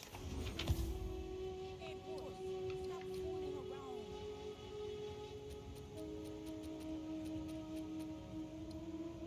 around. Time to consume.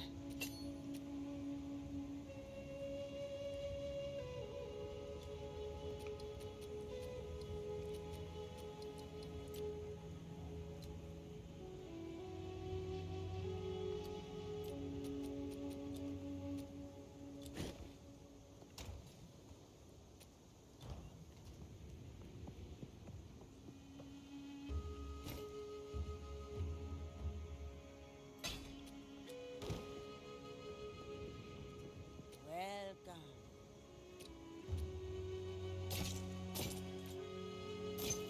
What do you need? Be wary.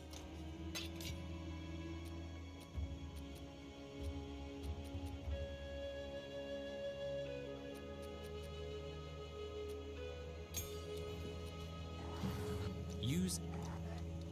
Skeletal warriors have high defense, but don't...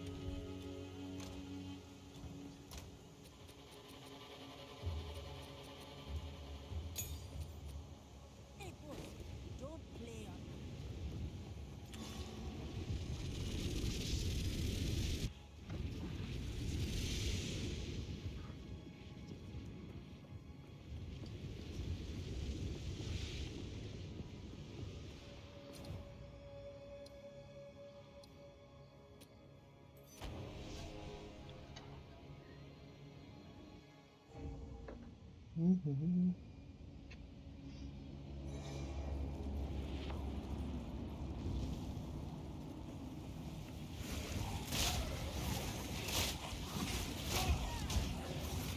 The intruder is here?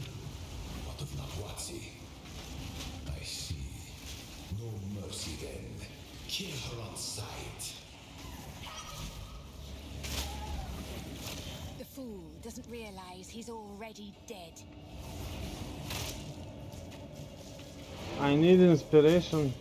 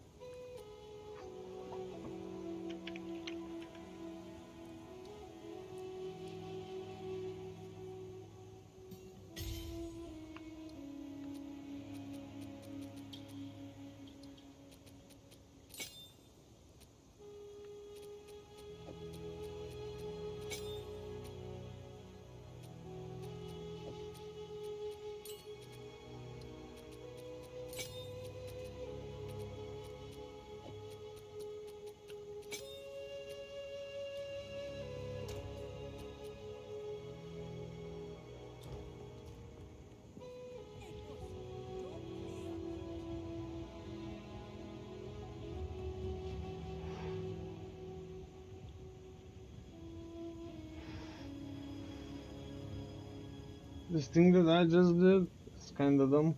How can I advise you? Time to change plans.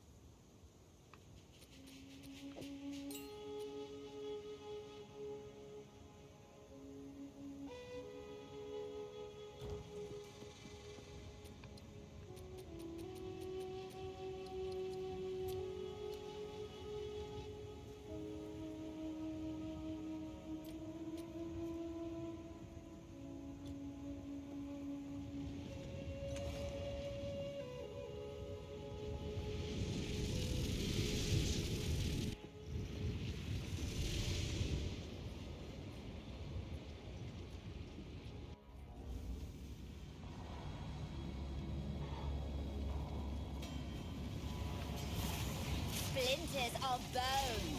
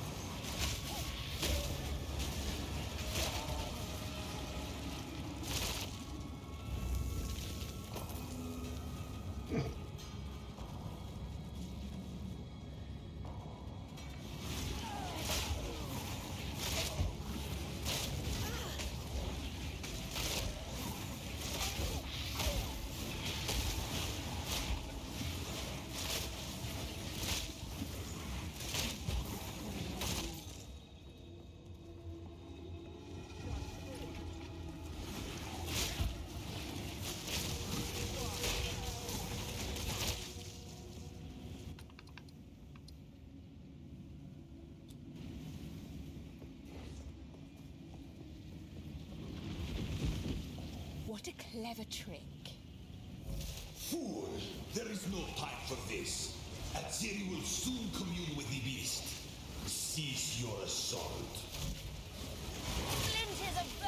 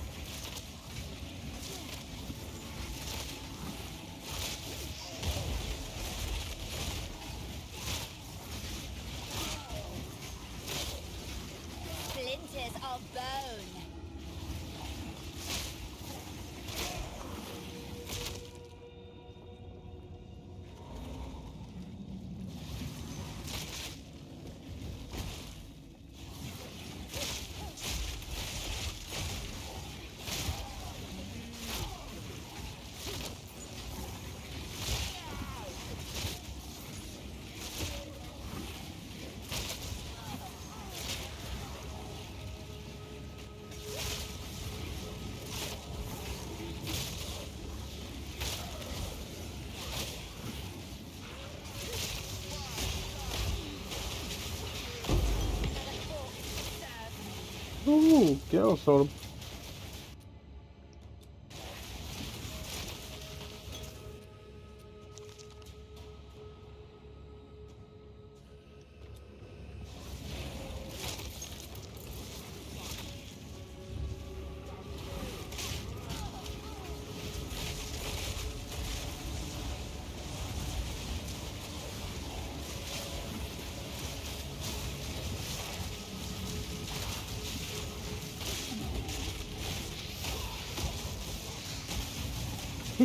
That was interesting.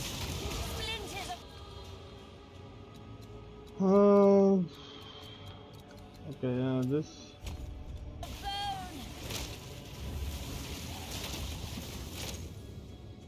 Damn. Gotta get more drawers to put the inspiration.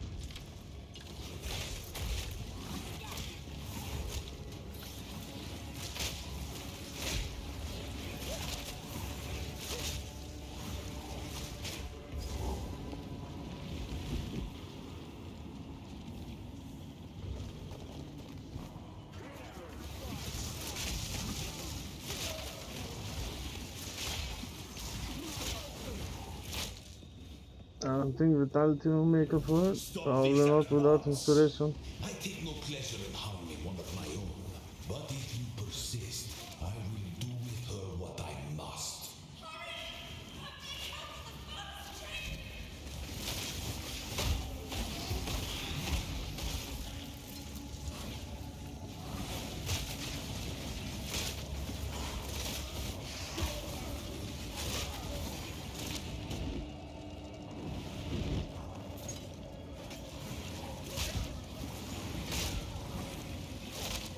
Oh, did I just forget to use these? Hold down.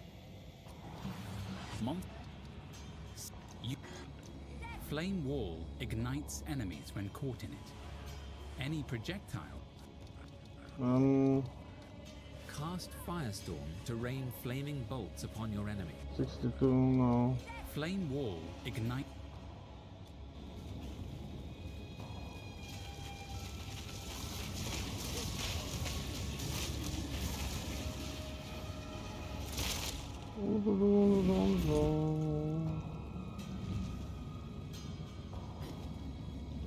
See this? Gold. Gold.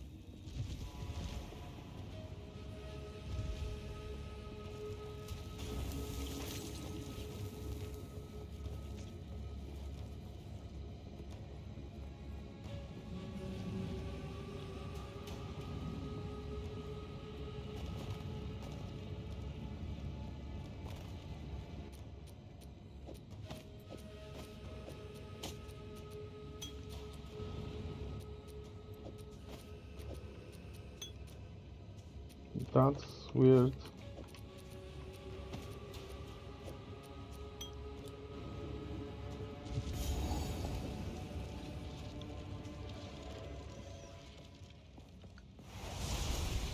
So, the eve of the end, the end of has finally come for me. Splinters of bone.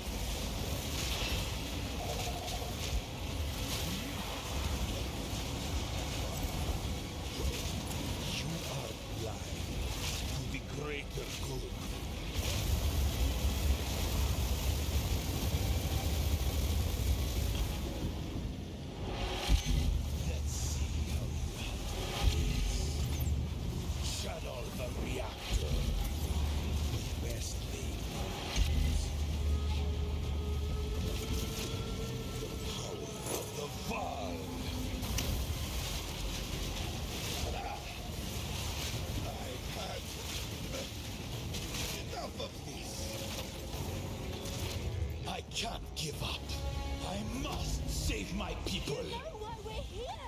It happened. It cannot be stopped. No, I will succeed. Let's see you survive this. Do you truly think you can match me? Burn to ash, demon of Azzoatl. Aziri will soon begin her ascension. Out of my way or die. Nothing will stop. What? How? Get up! Get up!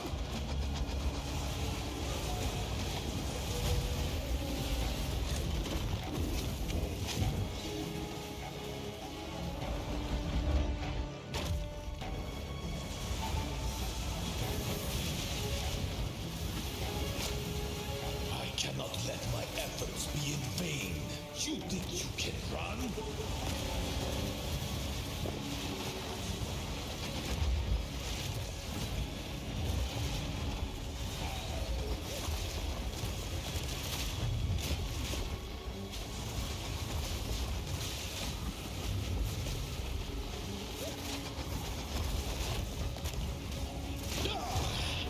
No! Do not fail me. Not now! How could this happen? All I've done. All that I sacrificed. Your people cannot be saved. History is already written. You can stay here and die, or come with us and help save the future. The legacy of the Val must be protected. I do know the way to contain the beast. Let's just start talking then. My friend here isn't exactly the peacemaking Kill type. sword.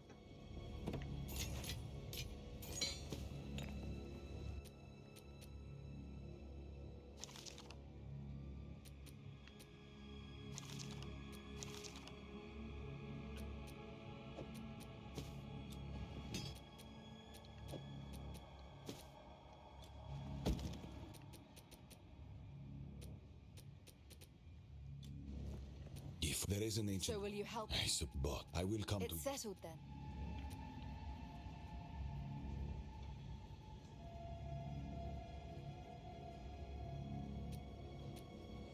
then. Goodbye.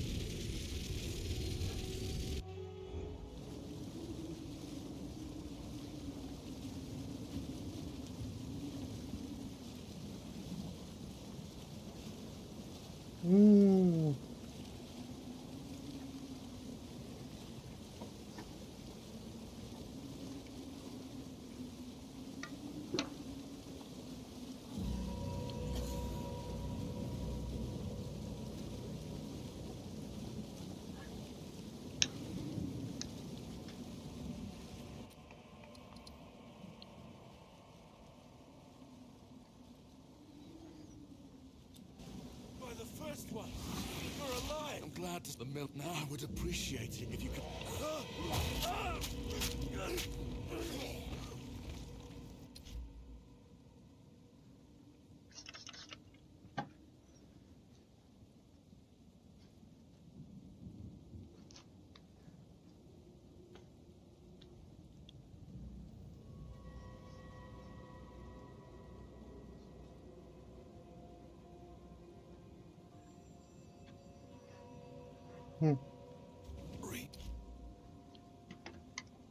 Hold on.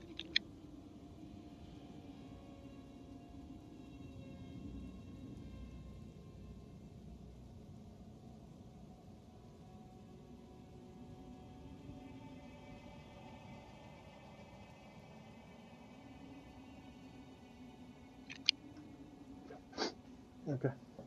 Let's go. Clear fell. Fine. Desecrated.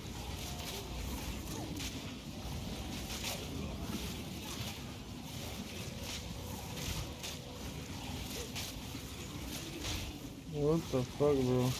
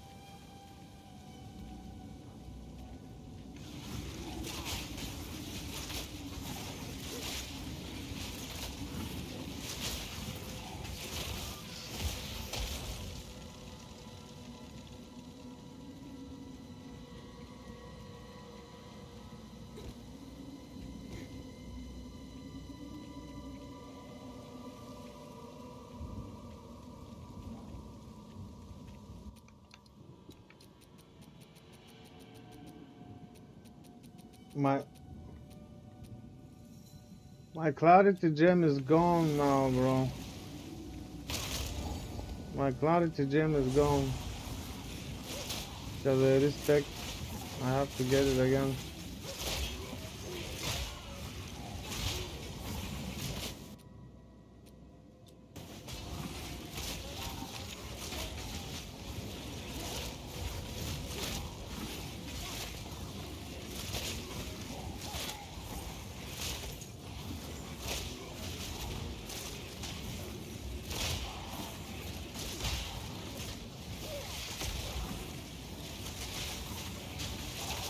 Splinters of bone.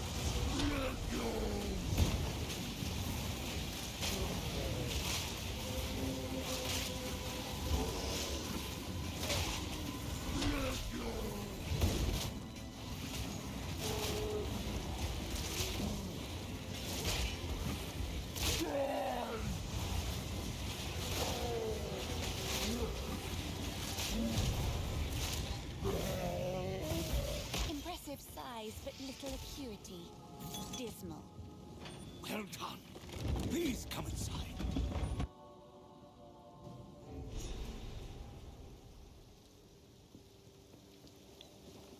Is this... I Smith. There's a bit. Now, if you could Renly's, but I Smith for you. Renly, but I stick to the cairns. A kind leader. Hopefully he survives. Welcome all the... I fear this...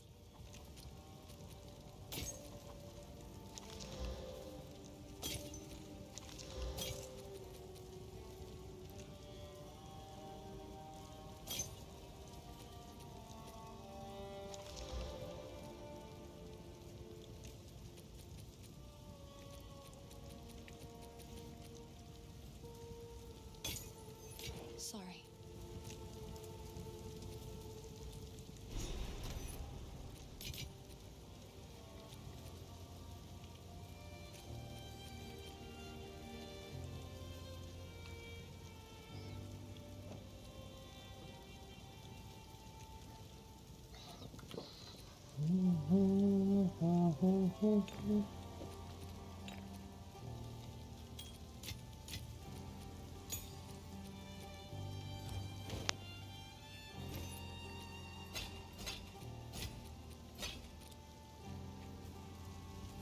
Yes. Goodbye.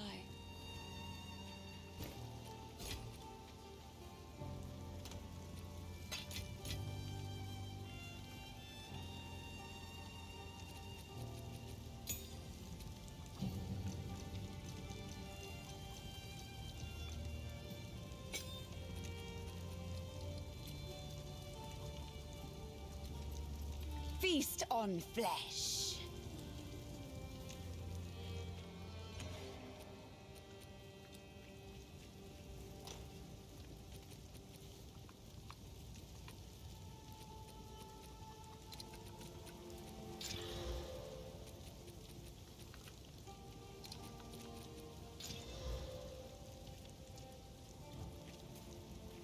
Welcome. If I don't got it.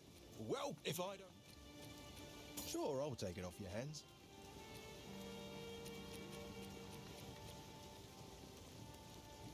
Bye then. He's a devious one. I like him.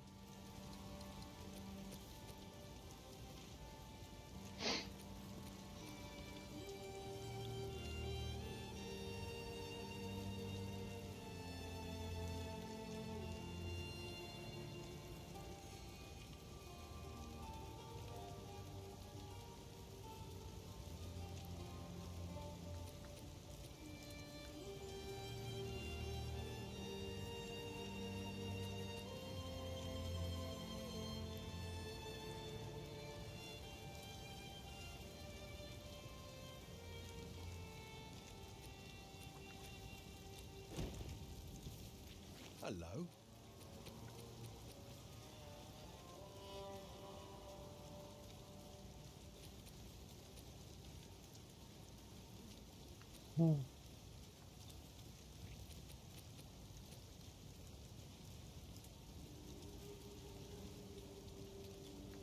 Hey.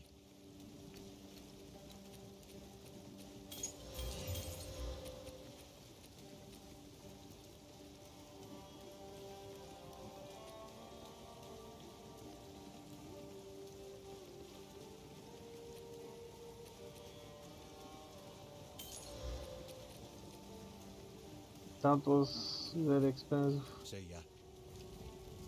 Sorry, I was...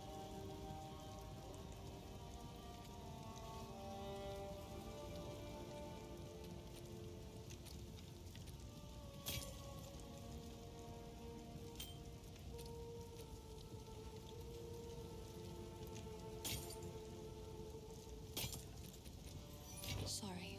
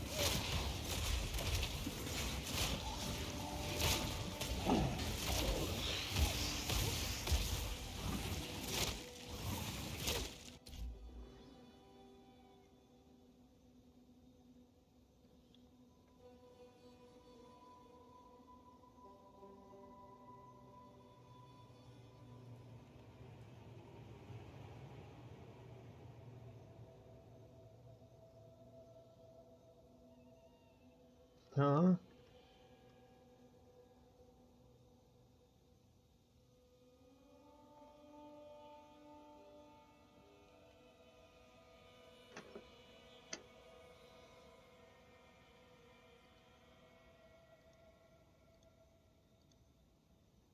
Let me check why. What is this?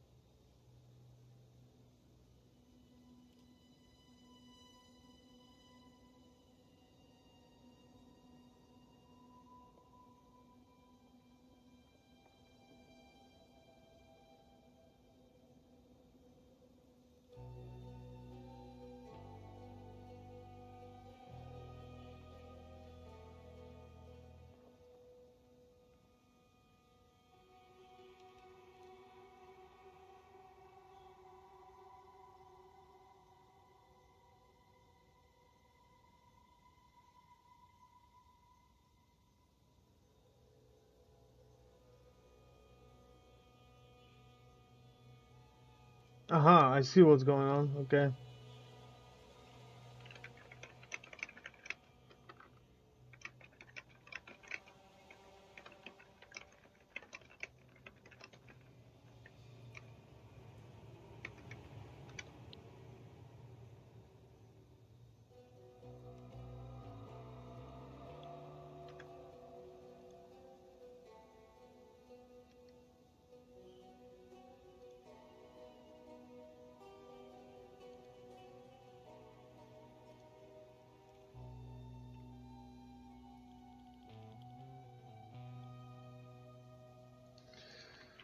Sorry about that.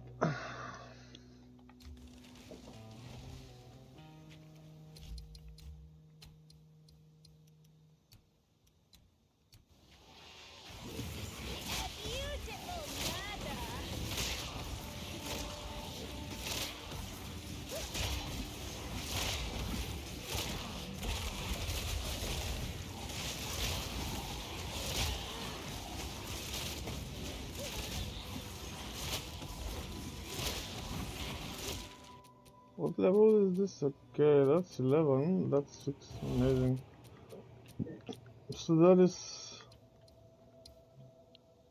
critical weakness. Duration is 4 seconds.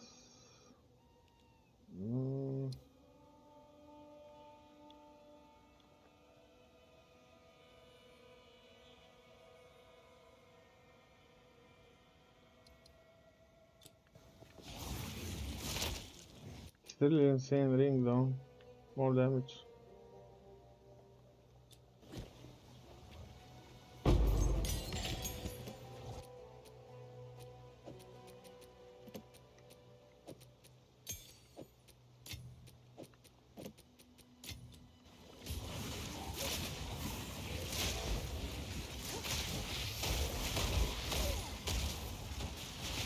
Why do I even pick those things?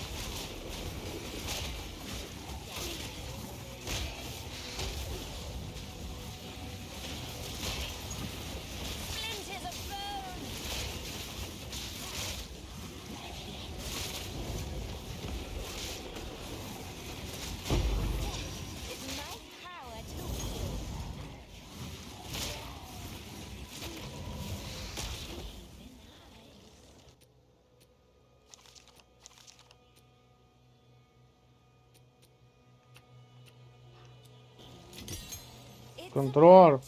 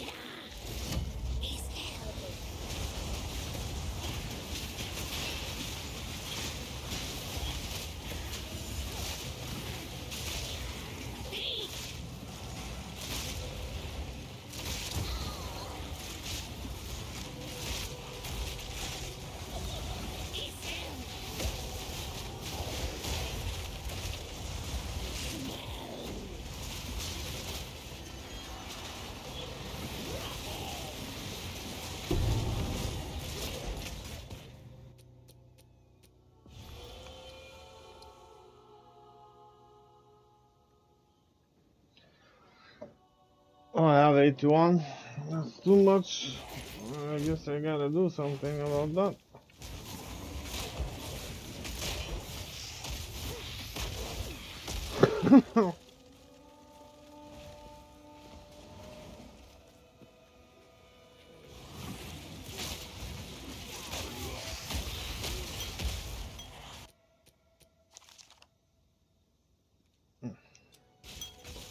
Not very good, this thing. Okay.